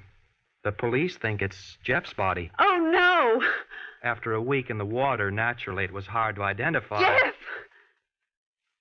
Dead? Yes, darling. It's in all the papers. Oh, Alex! You mustn't cry, darling. Here, let me wipe your tears. Don't you think it would be better if we left New Orleans? All right, Alex. Anything you say.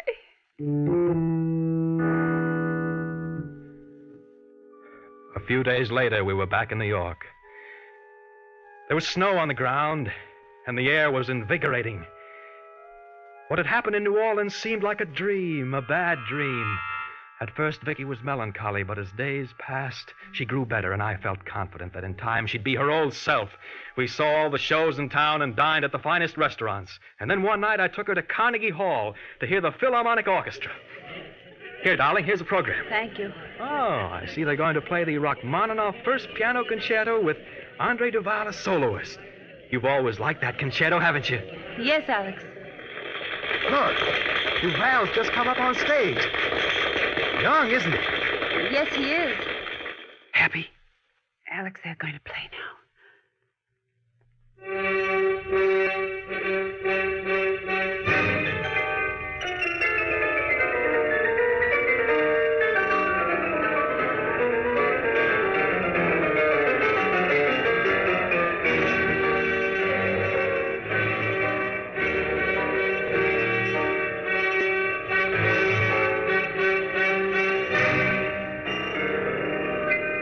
As I sat there in that great concert hall listening to the orchestra, I became aware of discordant playing.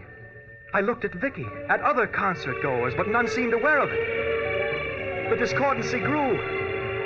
And then suddenly I realized it wasn't the music of Rachmaninoff I was hearing. It was the music of Jeff Becker, being played faster and faster, louder and louder. I fought the impulse to scream out. As I put my hands to my ears, I became aware of my arm being shaken. It was Vicky. Alex, what's the matter with you? Vicky, the music. Listen to it. Alex, be quiet. Everyone is looking at us. I can't stand it anymore. Let's get out of here. All right, Alex, but please be quiet. Everybody's looking at us. Hurry, Vicky, hurry.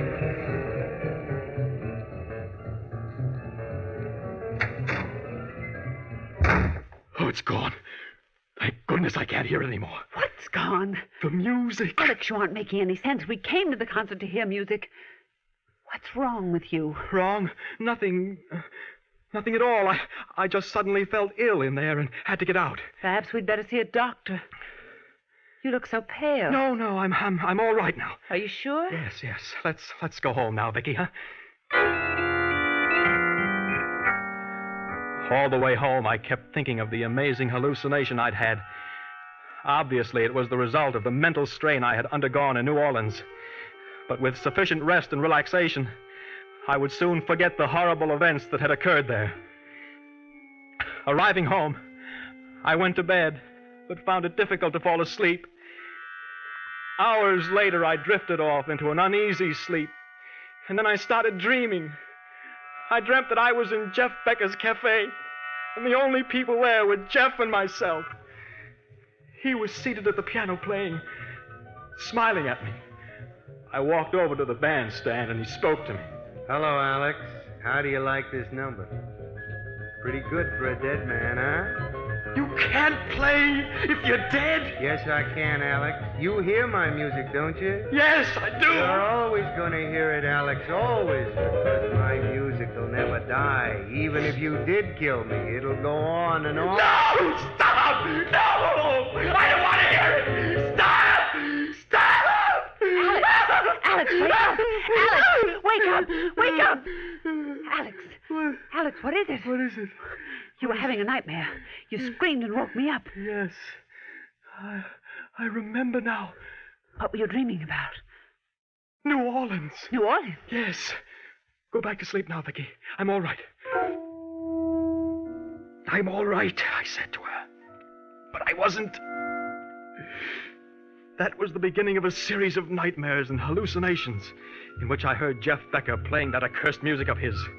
When an attack came, I would flee from room to room, pressing my fingers against my ears, but there was no escape.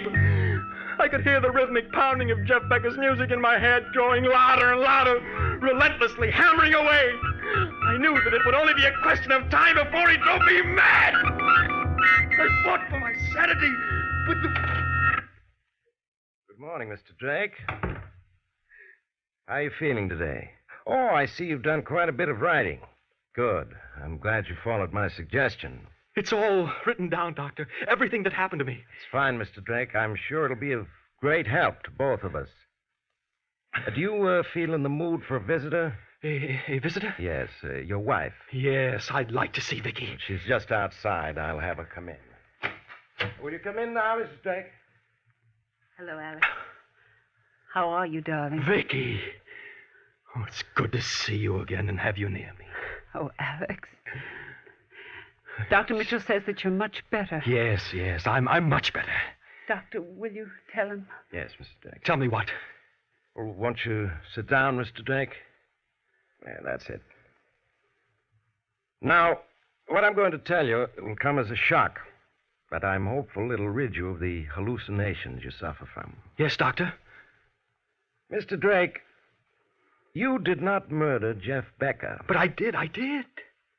I choked him until he was dead, and then I threw him into the river. No, Mr. Drake.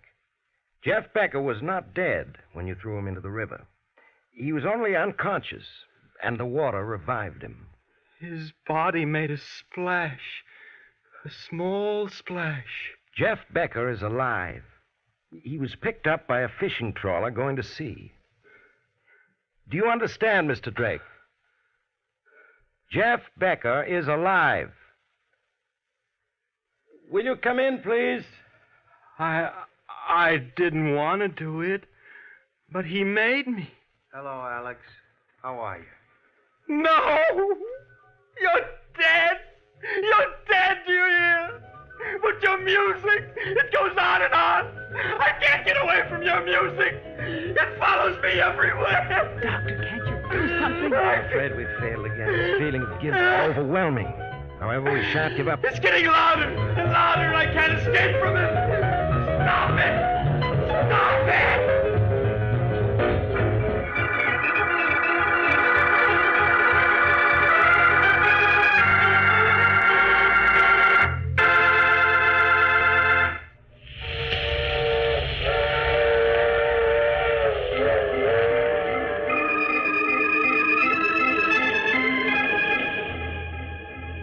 This is the mysterious traveler again. Too bad about poor Alex, wasn't it? It just goes to prove you may be able to escape the law, but there's always your conscience to reckon with. What happened to Alex?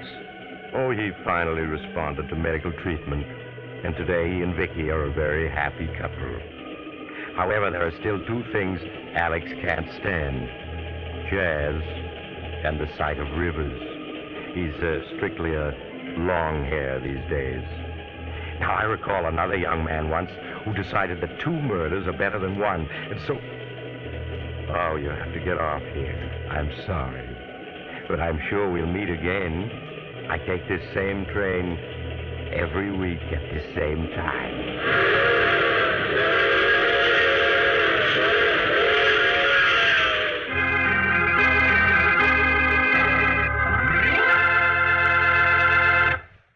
You have just heard The Mysterious Traveler, a series of dramas of the strange and terrifying.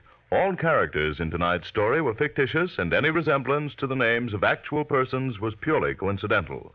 In tonight's cast were Maurice Toplin, Frank Behrens, Joan Alexander, and John Gibson.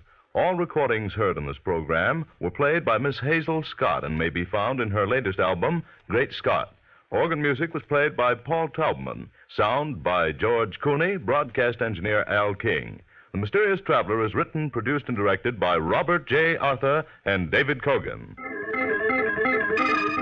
Listen next week to a tale titled The Little Man Who Wasn't There. Another strange and suspenseful tale of the Mysterious Traveler. This program has come to you from our New York studios. Another program of tense and dramatic action will follow in just a minute. Stay tuned to the station for Official Detective. Carl Caruso speaking. This is the Mutual Broadcasting System.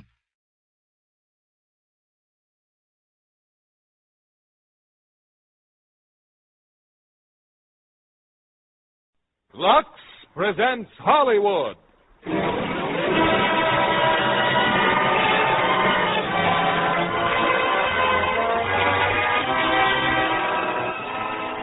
Lever Brothers Company, the makers of Lux Toilet Soap, bring you the Lux Radio Theater, starring Richard Widmark, Paul Douglas, and Joyce Mackenzie in Panic in the Streets. Ladies and gentlemen, your producer, Mr. William Keeler.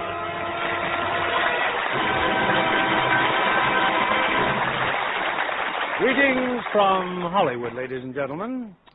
You know, a chief source of civic pride is the Federal Public Health Service in our American cities.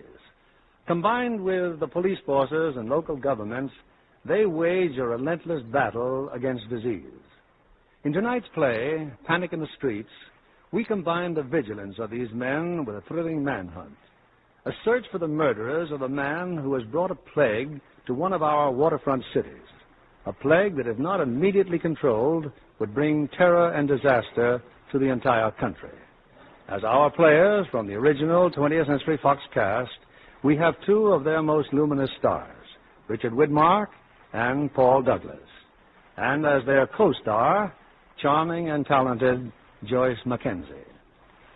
You know, so often we find that health and beauty go hand in hand, such as daily complexion care with gentle Lux Toilet Soap. The lovely ladies find themselves glowing with a fresh, natural beauty when they are loyal to their Lux Soap facials. Now the curtain rises on Panic in the Streets, starring Richard Widmark as Dr. Clinton Reed, Paul Douglas as Captain Warren, and Joyce Mackenzie as Nancy.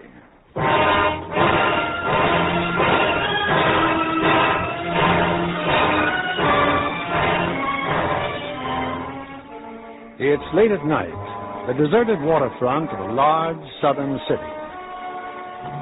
He went down there, Blackie. Down there, next to the warehouse. What's the rush? He can't get away. Blackie, he didn't mean nothing, honest. He didn't mean just... nothing. They were his cards, Foley. He takes $180 from me. Yeah. Then he says he don't want to play no more. Well, Blackie don't like us, see? You told us he was your cousin, Foley. What kind of a guy is this? I don't know, Blackie. He just got into the country today. Besides, he's sick. You could see how sick he was. Not too sick to win my $190. Blackie, there he is. He just stuck behind them trucks there. I want my money, Foley. All right. Come on, let's get it.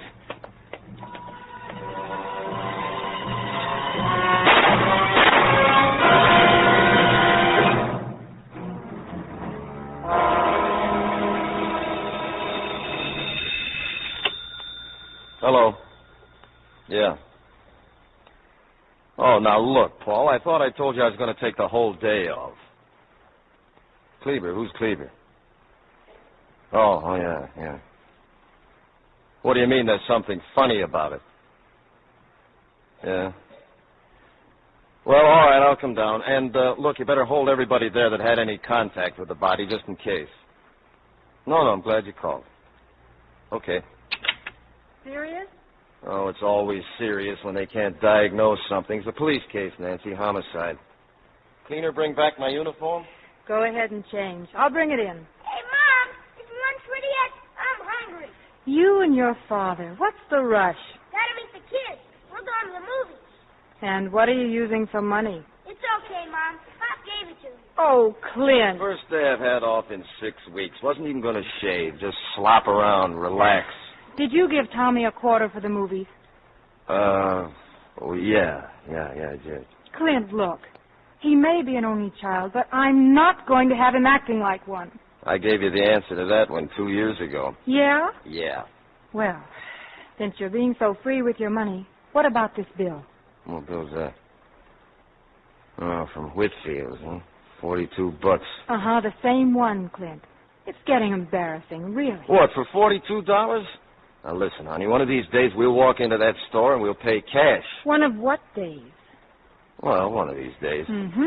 When one of those oil companies decides that they can't lay a pipeline in Arabia without the services of Dr. Clinton Reed. All right. The man with the high forehead and the disposition of an old...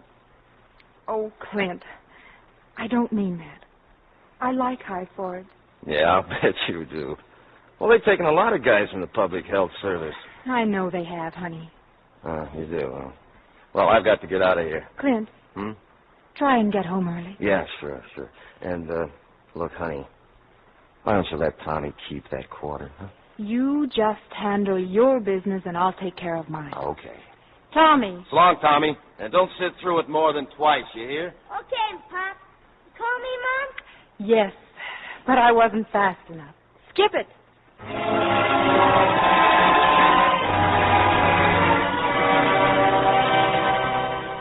Well, Doc, you and Gaffney make up your minds yet? When did they bring the body here to the morgue, Cleaver? Oh, about 2 hours ago. I did the autopsy right away. How many men might have handled it? You and how many others? I guess about a dozen, Doc. They're down the hall now, waiting. Good. Who are they? Oh, a couple of assistants, the boys from the ambulance police. But what about it, Doc? The microscope doesn't lie, Cleaver. Those slides show practically pure culture. Holy smoke. And keep away from the body. Can you have it cremated? I suppose so. I don't want any supposing. I want him cremated right away. Okay. And I want everything that's touched him buried or sterilized. Everything, you understand? Sure, Doc, sure. And get those slides into a sterilizer right away, will you, Paul? Right. Oh, they sent over the serum and the streptomycin just before you got here. Good. We'll all take a shot, then get to work on the men down the hall. 2 cc's. Right. Thanks for calling us, Cleaver. You did just the right thing. You sure never know, do you? No, you don't. What do we say to those guys out there? Well, just that the dead man may have had some communicable disease. That we're giving him shots just to play it safe. I'd better warn you. Some of them won't like the idea. Well, maybe they'd like 10 days in quarantine better. But whatever you say, Cleaver, not a word about what it really is. Okay, Doc. Roll up your sleep, Sam. No, take Cleaver first. Cleaver? I'm going to call the mayor. Let's hope he can see me right away.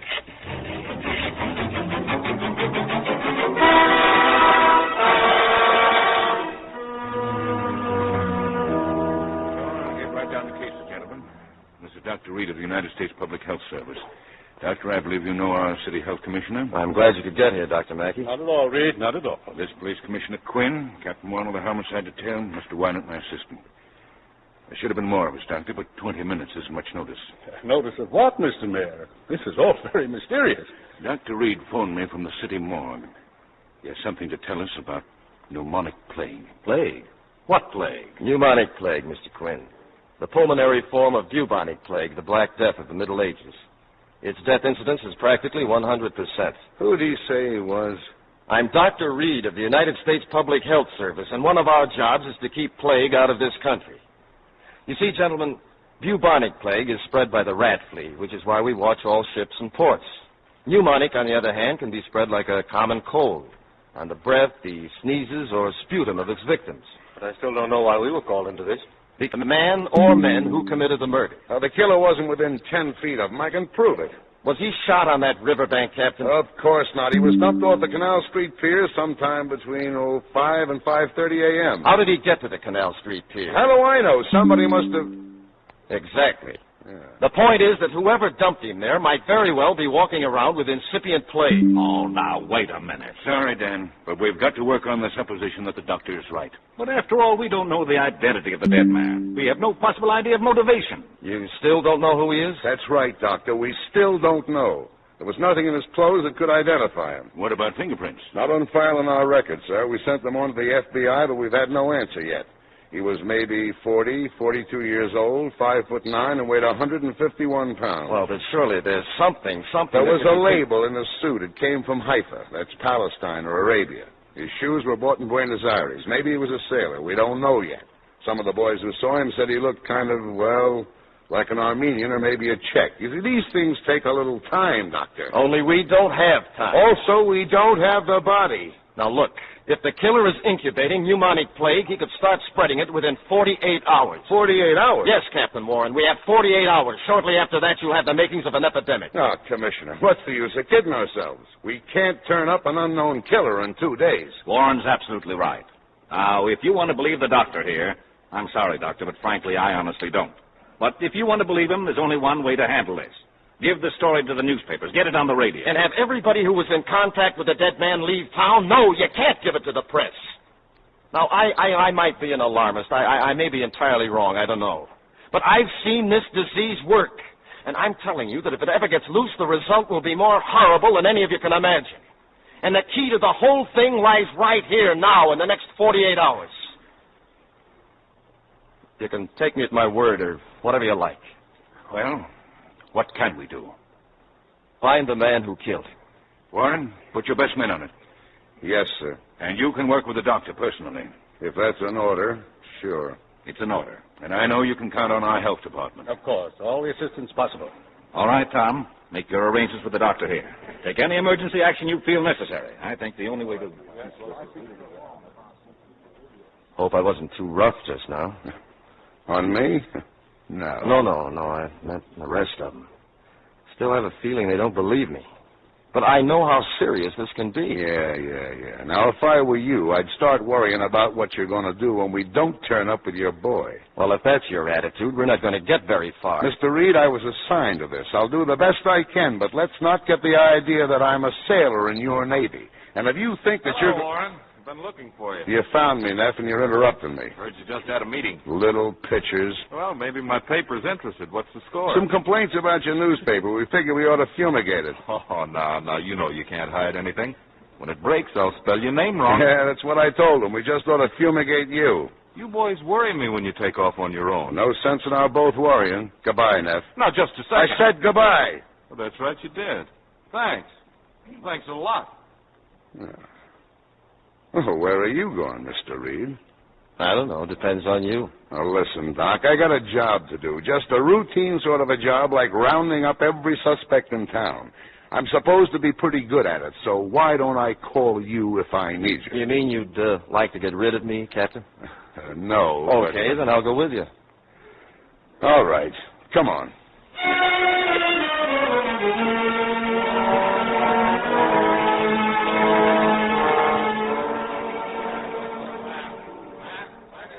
Well, you can't say you're not getting action, Doc.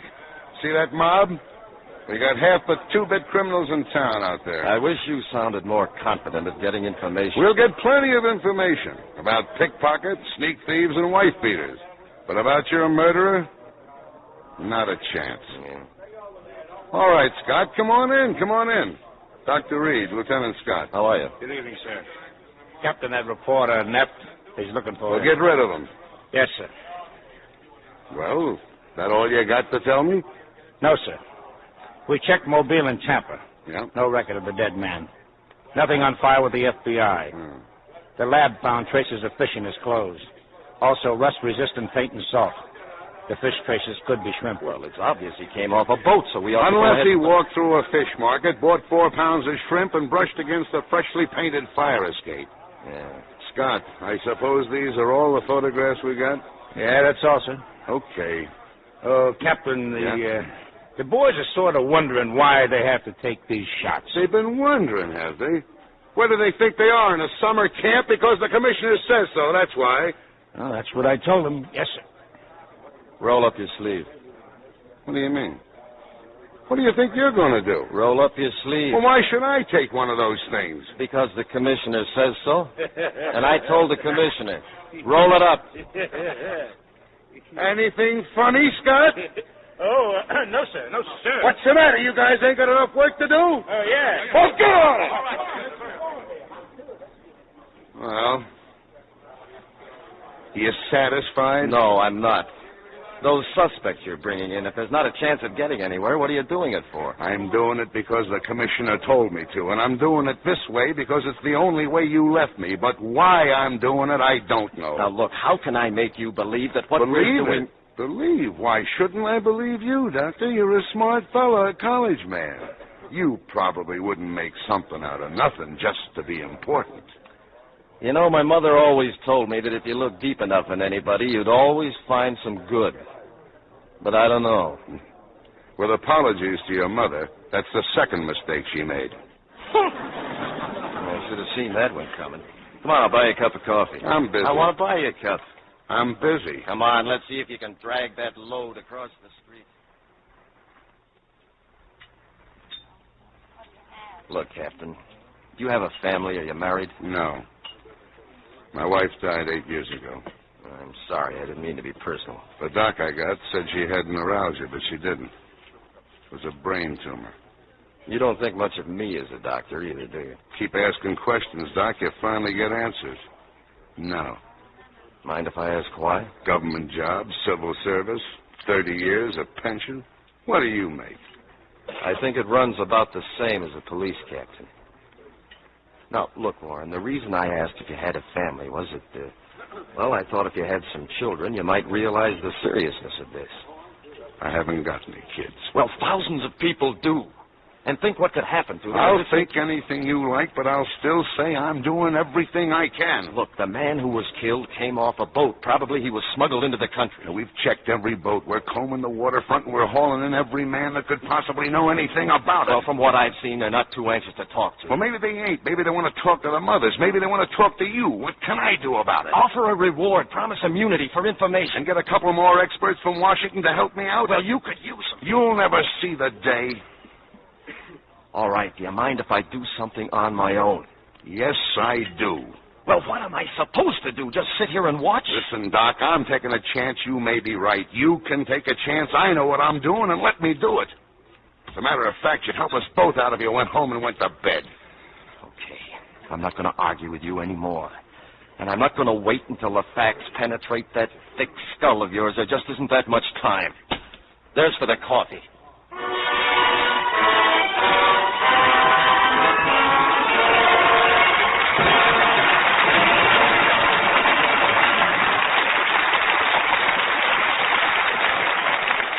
Now, Mr. William Keeley, our producer. Act 2 of Panic in the Streets, starring Richard Widmark as Dr. Clinton Reed, Paul Douglas as Captain Warren, and Joyce Mackenzie as Nancy.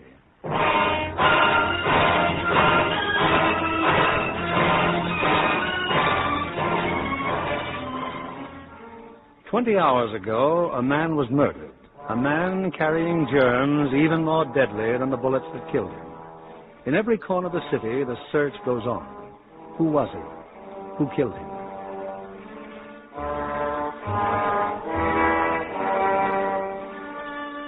In the seamiest part of town, not far from the docks, there's a shabby store. It's lined with washing machines, a laundry service. It's long past closing time, but in the back of the store... I got here, Blackie. I'm all packed just like you told me. You're nervous, Fitch. What are you nervous for? Where's Poldy? Poldy? I told you to come back here with Poldy. Yeah, I know you did, Blackie. I went right over and told him, but he don't want to go. Why don't he want to go? I don't know, Blackie. He just don't want to go. He don't want to go.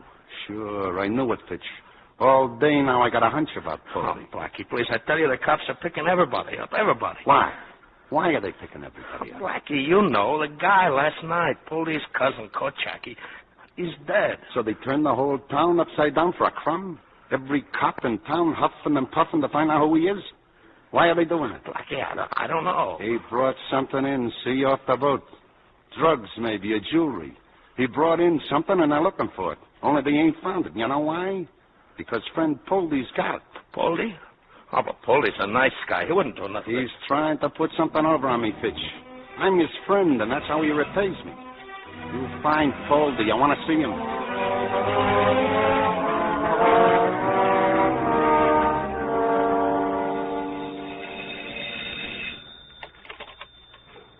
Hello? I wake you up, honey? Oh, Clint. Well, good evening. Haven't had a chance to call you till now. You all right? Oh, sure, I'm fine. Well, can I put on a pot of coffee? No, you better not, honey. I'll tell you all about it later. Oh, did anybody call me? Captain Warren from the police? No messages, Clint. Where are you? Well, it's a seaman's hiring hall, place where they hire sailors. Oh, looking for a new job, huh? Yeah, I'm deserting you. Shipping out on the first boat. Well, as long as you're back by morning. I'll do my best, honey. Take it easy.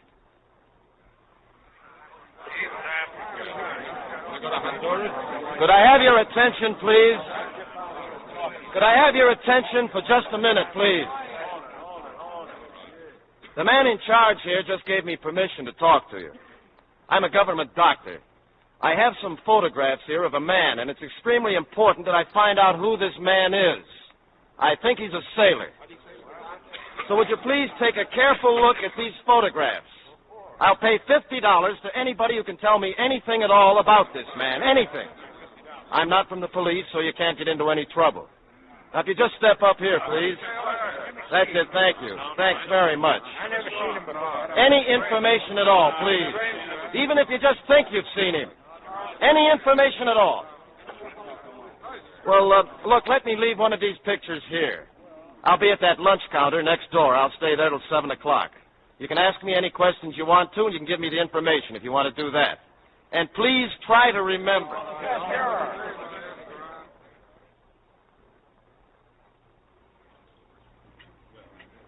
Is that clock right, mister? It's right. 10 minutes to 6. Thanks. Charge me rent if you want to. Here, drop this in the jukebox, will you? Excuse me. You're the man who was looking for someone? That's right. Someone looking for $50? Well? He said for you to come with me. Will you? He said, who's he? Well, you coming? Yeah. Yeah, sure I'm coming.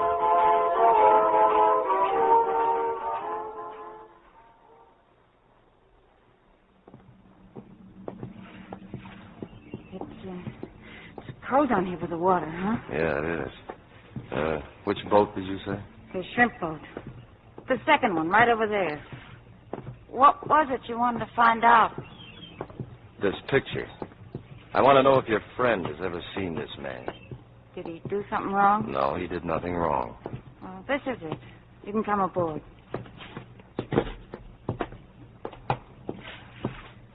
Who are you, cop?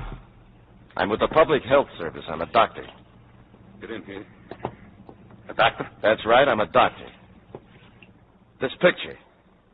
I want to know who this man is, what ship he was smuggled off. Did you bring him in? Get out, blow. If you did bring him in, there's a good chance you're going to die in about 3 days. Who are you trying to kid? I'm not trying to kid anybody. You're a sailor. Did you ever hear of plague? Plague? This man died of it yesterday morning. Charlie. He's making it up. I never seen this guy, mister. I ain't been out of port in 10 days. Okay. Then you've got nothing to worry about. Sorry I bothered you. No, wait. Let him go. I won't let him go. You told me yourself the man was sick when you brought him in. Stupid fool. I'll teach you. Charlie, please, he's a doctor. Gotta know what he's doing. This is $50. This here in this case is anti-plague serum. Charlie. Now roll up your sleeve and start talking. I got him off a freighter out in the Gulf. I don't know his name, and I don't know nothing about him. I swung the whole deal with one of the crew. What ship? I don't know. It was night. I couldn't see. Doc, please give him a shot. What's the name of that ship? I said I don't know. Now, look, this is the only hypodermic needle I've got, and it breaks very easily. Now start talking, or you're going to get into trouble. The Nile Queen. A freighter. The Nile Queen. All right, now hold still. Give me your arm and hold still.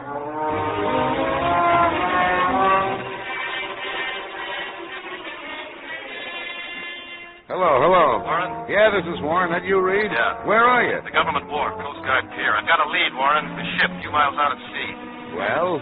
All right, maybe you've got a better lead. I've got nothing. They're warming up a plane. We'll wait here 20 minutes. Can you make it out here? I can make it. Thanks.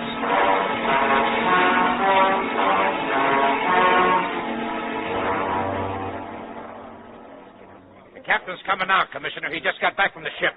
I thought I'd better come down, Tom. Any luck? Well, our dead man came off that ship, all right, sir. Well, who was he? What's his name? We don't know. Half the crew can't even speak English. 2 men stowed aboard at Oran. They hid in the chain locker. They got their food from a Chinese cabin boy. Then about a week ago, one of them died, and they tossed him overboard. Didn't anyone ever talk to them? They must have said something. Well, according to the cabin boy, all they did was complain about the food. They wanted the cook to make shish kebab. He remembered that much because he thought it was a big joke. Shish kebab? Yeah, it's lamb on a skewer. Armenian, I guess, or Greek, maybe. I kind of liked it myself, Commissioner, up till now. Where's Dr. Reed? He found rats on the ship and 2 of the crew sick with fever, so he scared the captain into turning back. They're in quarantine now, and I told them I'd meet them. All we got to do is cover every restaurant in town that serves shish kebab. Well, it's the first break we've had. Good work, Tom. Yeah, only it was Reed who got the lead. I just went along for the ride.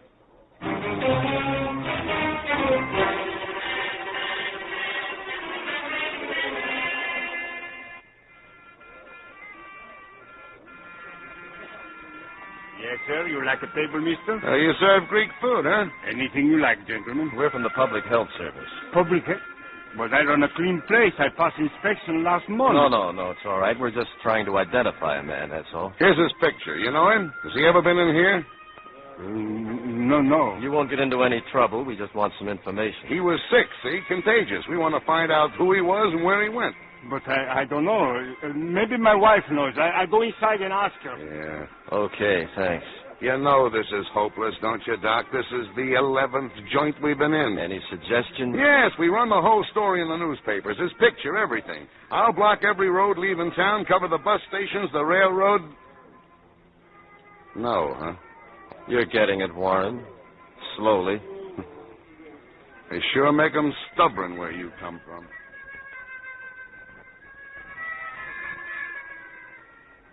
But they're from the Board of Health. They say he was sick, Rita. Contagious. Oh, you know I don't feel good.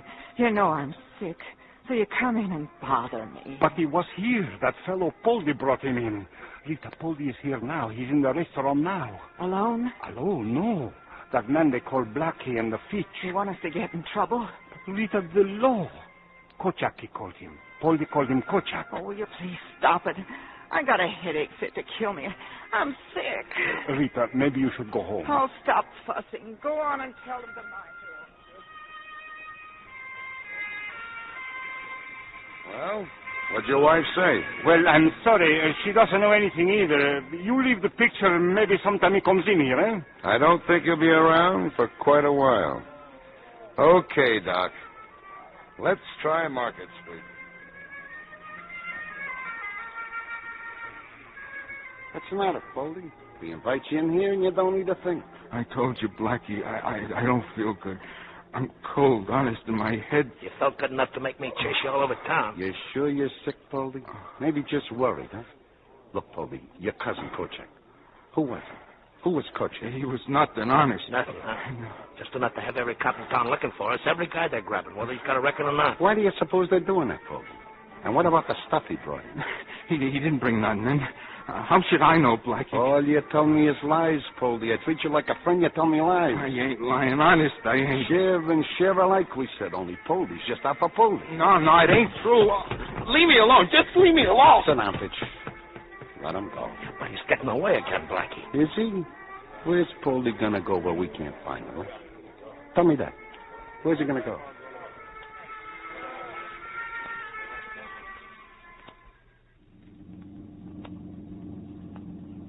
Car 12, Captain Warren.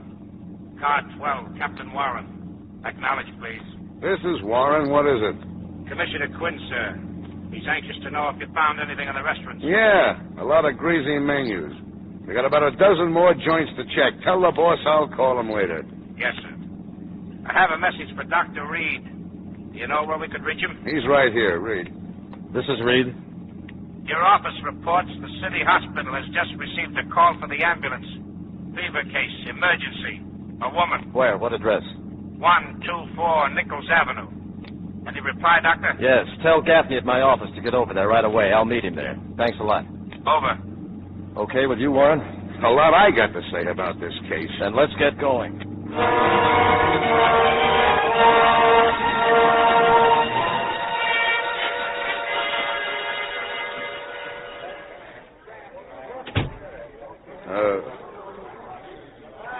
Well, Doc? She's dead. No sign of the husband yet. Huh? I called the patrol car. They're getting him now. Where'd Gaffney go? He's upstairs starting inoculations. Hey, Doc. No chance of a mistake? No. You couldn't miss it. What about a death certificate? It's got to be filed, and if the The newspapers doctor get put down a tentative diagnosis of pneumonia with complications. That'll do for now. What happened? What do you do here? It's the husband, Captain. Let him up! My wife, where is she? Where's my wife? She's in the bedroom, but we can't let you go in there. Who are you? What did you do to her? Your wife is dead. No. No, you lied. Rita! Easy, Rita! mister, easy. She's dead. But the doctor, he telephones me. He says not to worry. She's going to be all right. I'm sorry. Remember us, Ferris? We showed you a picture of a man a few hours ago. We asked if you knew him. Maybe now you'll tell us who he was. But I don't know. I don't know. Stop lying to us. He had the sickness that killed your wife. Now, who was he? His sickness killed my wife? Yes. Now, who was he? Who was he? Kochak. His name was Kochak. I don't know him. Poldy brings him to the restaurant the overnight. Poldy? Who's Poldy? She waited on him. My wife, she brings him Who's dinner. Poldy? Poldy? Where does Poldy live? I don't know. The Glory Hotel, I think. The Glory Hotel. Come on, Doc. There's nothing you can do for him that Gaffney can't do. Scott! Yes? Call in. I want a dozen men right away. Code 6, Gloria Hotel.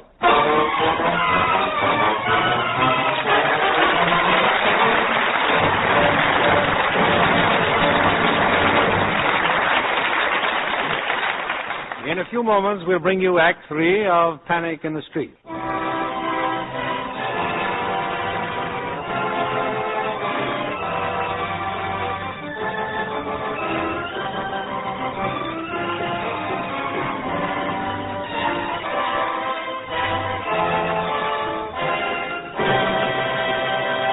The curtain rises on Act 3 of Panic in the Street, starring Richard Widmark as Dr. Clinton Reed, Paul Douglas as Captain Warren, and Joyce Mackenzie as Nancy.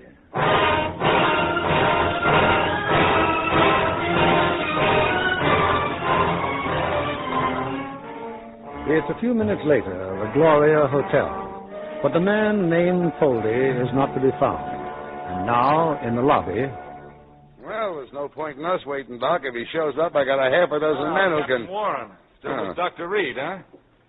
Well, I'm ready for your statement, Doctor. What statement is that, Mr. Neff? Oh, stop it, will you? You think I've been walking around with my head in a bag? A murdered hoodlum, a ship in quarantine, now a dead woman on Nichols Avenue? An idiot could figure it out. You qualify. What do you figure? Well, I figured the guy had smallpox or cholera or something. And I want to know why you haven't... It isn't smallpox, and it isn't cholera. It's plague. Pneumonic plague. Plague? That's why we can't let you have the story. You can't let me have it. That's right. With the chance of an epidemic? That's right. You can't print it. The public's got a right to know what's going on, and no two-bit civil servant... Regardless of your opinion, I've got to do what I think is best. Did you do what you thought was best for that woman who just died? If the doctor had known what was going on, couldn't he have saved her, couldn't he? I don't know. You don't know. And because you don't know, you don't want anybody else to know. All right, drop it, Neff. If your editor's got a story, let him go ahead and print it. The editor doesn't have it. But he's going to get it right now. Oh, he doesn't have it, huh? What do you know? Scott. Yes? This man's under arrest. What do you think you're trying to pull? Incommunicado, Scott. He speaks to nobody. What's the charge, big shot? Loitering, public nuisance, anything you can spell. Come on, let's go, Mr. Neff. Warren, you're crazy. I can have your badge for this. You know I can. If I'd have been busted by every newspaper man that tried to get my bars, I'd be mopping floors in the Hall of Justice years ago. Now out! Thanks, Warren. Wait for me in the car. Officer, Yes, sir? that reporter, can he really make trouble? Trouble? His newspaper wanted to put the pressure on Warren. He'd be lucky if he could get a job mopping floors. He's a right guy, Doc. I hope he knows what he's doing. Yeah, so do I.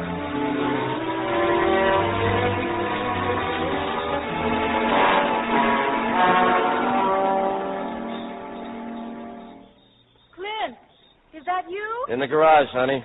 Oh, don't. Don't come any closer. Just stay where you are. Contagion case, huh? Yep. Just changed clothes.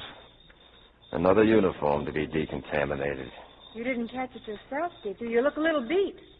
Yeah, I look so good normally. Clint, did you just drop something?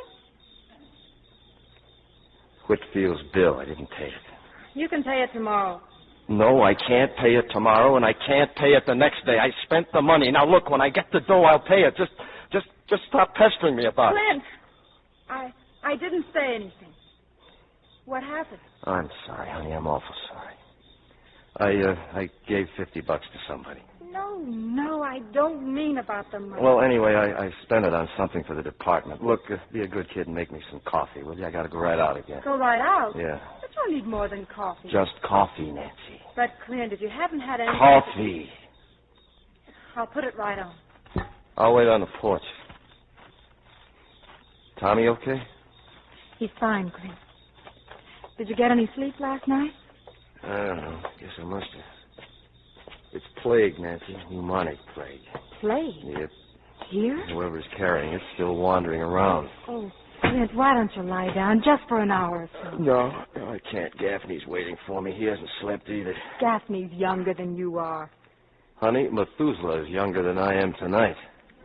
Clint. Hmm? What is it? What's wrong? Oh, I'm just out of gas, Nancy. I'm tired and fed up. I'll go make the coffee.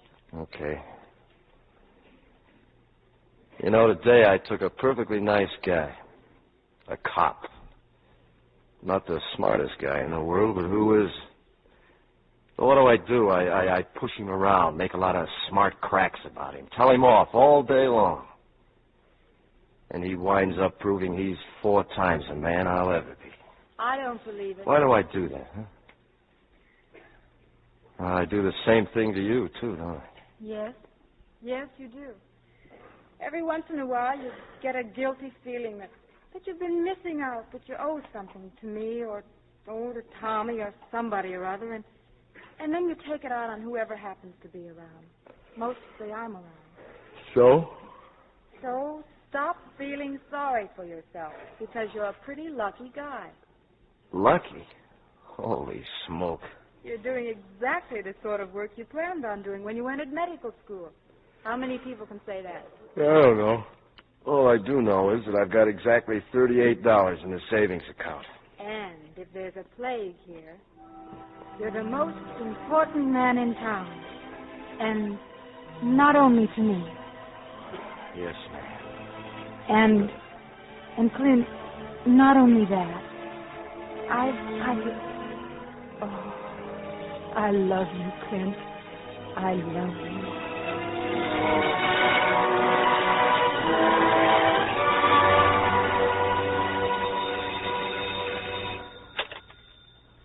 Hello? Yes. Yes, he's here, Captain Warren. Right away? Yes. I'll tell him.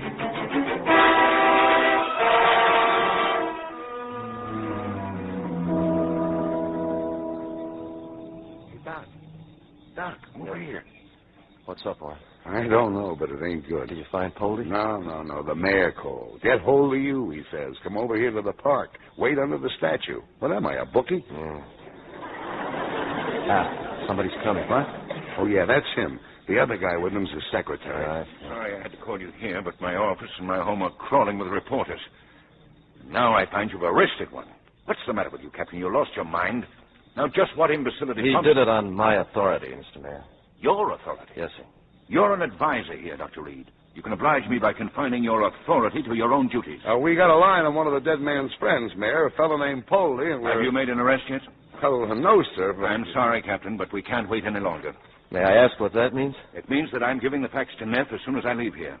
Believe me, our only chance now for full cooperation is to inform the public. Inform the public, and the men we're looking for will leave the city. Now, I've told you once, and I'll tell you again. Anybody leaving here with plague endangers the entire country. The entire country hasn't got it. We have. This problem lies right here in our own community. What community? Anybody that leaves here can be in any city in the country within 10 hours. And whatever disease he has goes right with him. I know that. And think of it when you're talking about communities. We're all in a community, the same one. In any event, there are about 4 more hours before the morning edition hits the streets. Then I'm wasting my time here. Do what you can, Tom. I couldn't hold enough, Doctor. Strangely enough, I agree with you, but I couldn't hold him. Mayor, beg your pardon? Well, why not?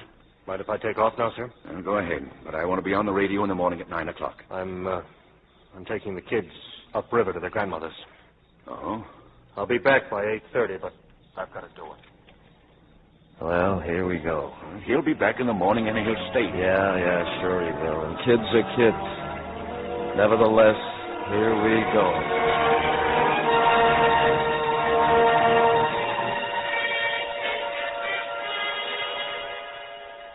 Us, Baldy. See? Just Blackie and me. We come to see how you're feeling. Blackie. We'd have come sooner if we know you're here at your old lady's place. You don't feel so good, huh, Poldy? The nurse. With the nurse. What nurse do you mean, Poldy? The old lady told me, a nurse from the social service, Blackie. Don't worry about the nurse, Poldy. I sent your kid brother for my doctor. He's going to get you well. I ain't going to get well. I'm going to die. Nah, Poldy, you won't die. We're going to help you. So, now maybe you tell me, huh? What did Poldy bring in, huh? What did Kochak bring in off that ship, huh, Poldy? I don't know. Nothing. I don't know. Must be lying around someplace and worth a fortune, huh? The way the cops are looking for him. My mother. Tell my mother. She went to church to pray for you. But we won't leave you, Poldy. We're your friends, so talk. Talk! Cut it out, Poldy. I've been real patient, haven't I? So where's the stuff? Where is it? Blackie, please, he's too sick. The doc will be here soon, Poldy. The best of care for my friend. So you just tell me what... How did you people get in this room? Blackie the nurse. Are you members of the family? But, we're his friends. Well, clear out of here. This man's got to be taken to a hospital. He ain't gone. I've just reported the case. An ambulance is on the way over. Then send the doc, because he ain't gone. I brought the doctor, Blackie. Good morning, all. My goodness, 3 flights of stairs. Well, the nurse, how is he, miss? He's a very sick man. I phoned for an ambulance. I see. He's going to stay here. Tell her to get out, Doc. But if the nurse says... Now, Vince, you don't want your brother in a charity ward, do you? Some intern working on him? Doc, please. Oh, we'll take good care of him, son. Probably just a touch of malarial fever. Doctor, his respiration, he can hardly breathe. Well, there's no need for excitement, nurse. Yes, sir, I understand, but... And if you take the patient without permission... You're his brother. Yes, ma'am? I can't force treatment on you, but if you take my advice, we'll get him to a hospital just as fast as you can. I better find my mother. That's right, son. You run along and look for your mother. This man's in bad shape, Blackie. Just fix him up so he can talk some sense. He's got to talk. Give him a shot or something. It's going to take more than a shot. He'd be better off in a hospital. Now, there's a little private place I have access to. It's rather expensive, however. Never mind that. How do we get him out of here? Now, I mean, fast. Well, if you and your friend here could lift that mattress and get him down to my car... Your car, huh? Okay. The back way, Fitch. The fire escape. Nurse, wait a minute, please. Did you just come out of that tenement? Well? I'm Dr. Reed, Government Health Service. Oh, I beg your pardon. The city hospital just notified my office that they were sending an ambulance to this address. It is a fever case? Yes, Doctor, the 3rd floor. The name's Poldy. Poldy? And if you ask me, there's something that... Doctor, look, the fire escape. They're taking him down the fire escape. Wait for the ambulance, nurse. Don't leave here. Oh, really, Doctor? I think this is something for the police. So do I. They're on the way right now. Get out of the way, mister. We got a sick man. I'm a doctor. I want to take a look at him. We got our own doctor. Get out of the way. Stay where you are. I want to see him. Get out of the way. Blackie, look, police. You want to see him, do you? All right, here he comes.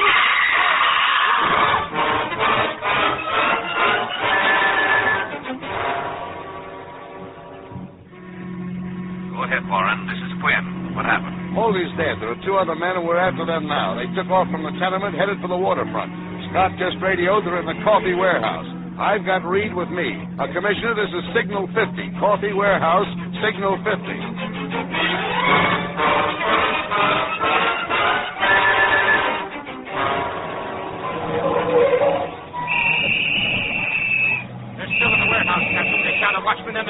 Okay, start at opposite ends of the building. Cover every skylight, every window, every door. Yes, sir. Get rifles, set machine guns. Wait a minute. We can't have those men shot. They're no good to us dead. What are we supposed to do? Play tag with them?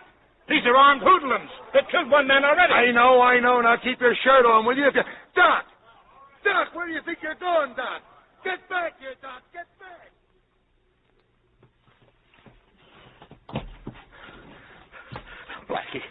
Blackie, I can't go no further. We gotta quit. We'll never get out of here. You ain't quitting, bitch. I got you off the roof, didn't I? Yeah, but where are we? I don't even know where we are. We're under the wharf. I can't see where I'm going. Just Blackie. keep crawling. I got maybe 100 feet more to go. There's a rowboat over there. I seen it from the roof. A lot of good that'll do. There's a ship at the next dock. It's getting ready to shove off. Well, I'm getting aboard. You men! Listen to me! Get down. You shouldn't have shot Blackie. Now they know we're under here. Keep going, you hear? Told he had slaves. He had slaves. I can't, Blackie. I can't go. You hear me? Told he had slaves. I'm a doctor. I can cure you. Blackie, he had plague. I touched him, Blackie. I touched him. It's your only chance. Give yourselves up. Gotta be here, the rowboat. I saw it. Stay where you are. There it is. Get in the boat. Get in it and shut up. Blackie, what are you going to do? That guy, I'm waiting for him behind the pylon. Just let him. Blackie.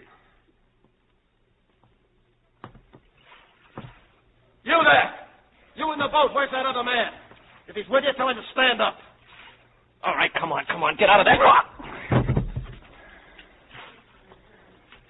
Doc! Doc! Where are you, Doc? Cover the wharf. I know he's down here. I give up! No, lights on here! Give up, huh? Tell him I killed Kochak, huh? No, you don't.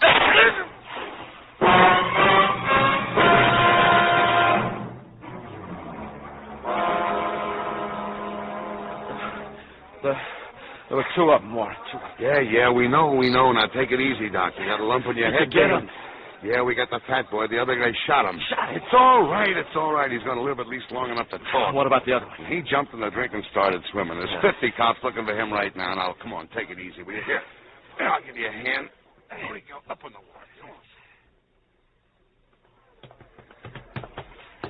You've got to find him, Warren. He's a carrier. If he gets away, we might... Swimming toward that dock. Turn back or I'll fire. Turn back or I'll fire. Put down your rifle. What? You heard me. Just put it down. He ain't going no place. But if he reaches the dock, Captain, that man's still armed. Look at him, will you? He's reached the dock, all right. He's climbing up the rope to that ship. Yeah, there's just one hitch. He's got to get past that rat guard, that metal shield around the rope. Tell him what it's for, Doc. To keep rats off ships. Rats. All sorts of rats. You're right, Captain. He can't pass it. He's letting go. He's fallen. Okay, Scott. Take a couple of men and fish him out of the water. Yes, sir. Come on, Doc. I'll drive you home. Okay.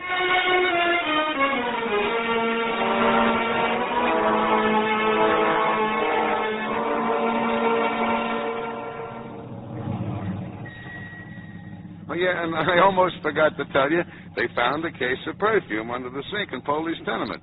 Smuggled, no customs stamps. Perfume? Is it worth anything? Oh, $200-300. You want a bottle? It's right there in the back seat, huh? No, thanks. Not today. Car 17. Car 17. 37. 23rd and Katina. A dog barking. Check with residents. Well, back to the old grind again. Huh? A dog barking. They got a lot to worry about sending a what squad are you car out. getting so tough about? I don't know. Well, so long, Doc. Keep me in mind, won't you? Yeah, right, Cap.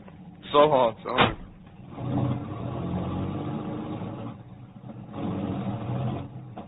Well, hello there, neighbor. Oh, hello, Mr. Green. How are you? Oh, fine, fine.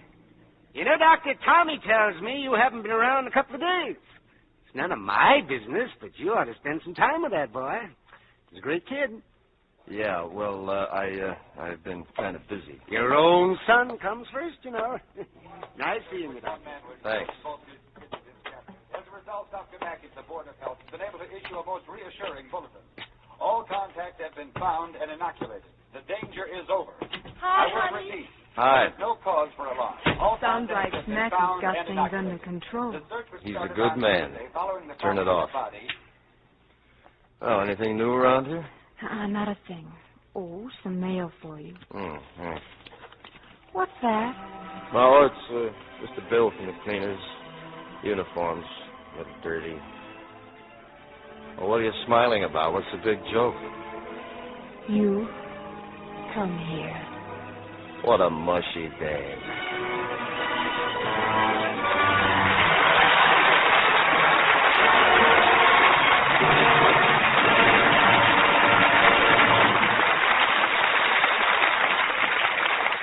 In just a moment, we want you to meet our stars in person, and Mr. Keeley will tell you all about next week's show. Now, here's Mr. Keeley with our stars. And now you can all sit back and relax and join me in well-earned applause for Richard Widmark, Paul Douglas, and Joyce Mackenzie.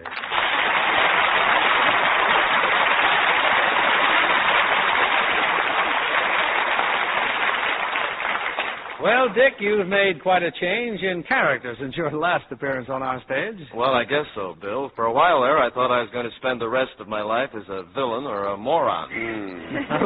Well, you certainly have been the hero lately, Dick, particularly in Halls of Montezuma, where you played Marine Lieutenant. You know, I started out as sort of a comedy villain, but I'm a hero now, too, playing policeman yet. Joyce, you know, you seem to have changed, too. You started out to be a pretty girl, and you've gone right on getting prettier. Oh, it's nice of you to say so, Bill. And that would be credit to Lux Toilet Soap. It's always been my favorite complexion care. Say, Dad, Yes, don't you continue on the police force in your next picture for 20th Century Fox, 14 hours? Yes, I do. And if they think tonight's play was exciting, wait till they see me spend 14 hours trying to talk a guy out of jumping off a building. Yeah, there you go again, always bragging about the police force. Why don't you join the Marines and live dangerously? For the same reason they put me on the police force, flat feet. And furthermore, George, you don't... No, hold it, boys. You know, I think 20th Century Fox is going to have to cast you two in the same branch of the government to sort of end the argument. The Internal Revenue Department? In the meantime, what about your cast for next week? And what's the play to be? Well, Joyce, next week we'll take you back to the days of our western frontier by presenting She Wore a Yellow Ribbon. And as the stars of this historic RKO drama, we'll have the man recently voted the most popular actor of the year, John Wayne. And co-starring will be glamorous Mala Power. That'll be great entertainment, Bill. Good night. Good night, and come back soon.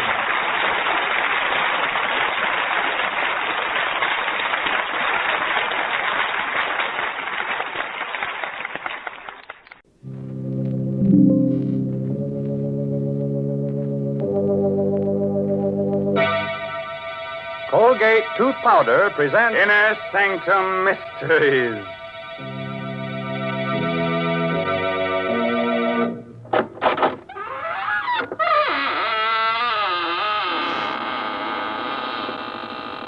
Good evening, friends of the Inner Sanctum. This is your host, Raymond, inviting you in through the squeaking door. Well, it's so nice of you to come here tonight and help me sit up with the corpse. Hey, such dull company, so cold and stiff, bored with being dead. All the life seems to have gone out of him. What? You say you've seen him before? Oh, no, he's not that horror man who plays in pictures. But he does look like him. So much so, in fact, you might even call him a dead ringer.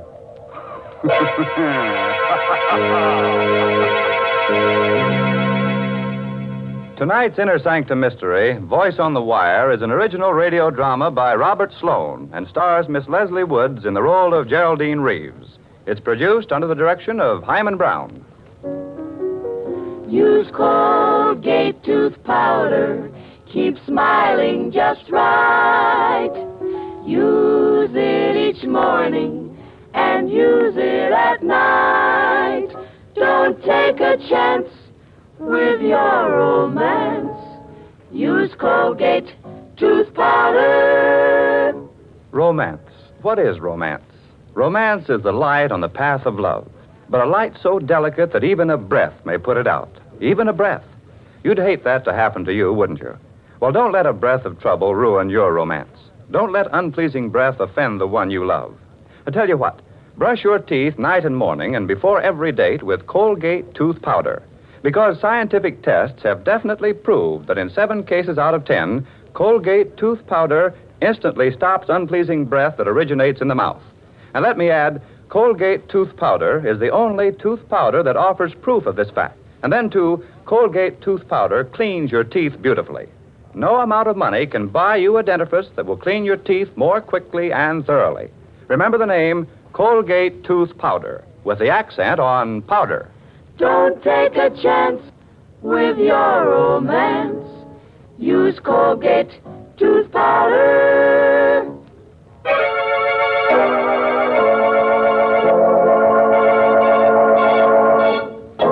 No doubt the telephone is an ingenious invention, but as far as I know, no one as yet has been able to commit murder over it, although many people have wanted to. Still, there are worse things you can get on the phone than the wrong number, especially if you happen to call the voice on the wire. On a long, narrow island just off the shore of one of our larger lakes, Mrs. Geraldine Reeves, widow of the late composer David Reeves, lives alone in a gaunt, gray-shingled house. Only a few hundred yards away are the charred remains of her former home, where David was burned to death in a fire just 2 years ago. It's after dinner now, and as the clock in the hall strikes 8... You've got to get hold of yourself, Geraldine. I can't help it, Doctor. You see, it starts every night, about this time. What starts? The music. David's last composition. I hear it being played on a piano. And the notes seem to come from the old house, the house where David died in the fire. Well, perhaps someone is playing that piece on the piano. Someone on the island. No. No, there's only one other house out here, and those people are away. And the dog. The dog keeps howling all night long. What dog? I don't know.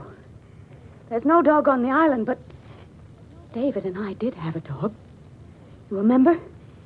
He stayed with David the night of the fire.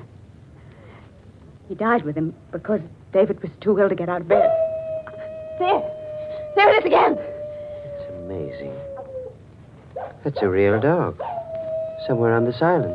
Oh, do you think so? Why, of course. Probably some stray got across the bridge or swam over from the shore. Well, you see, Oh, excuse me, Doctor. Certainly. Hello? Hello?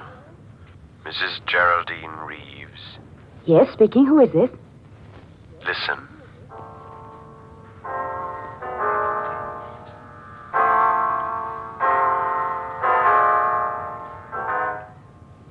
Good heavens! You have 4 hours to live, Mrs. Reeves. 4 hours to live. What? What did you say? Hello? Hello? What's the matter, Geraldine? The music. The same music. I heard it again. What? Over the phone. Someone's playing it on the piano. It must be some sort of a prank. No. A man spoke to me. He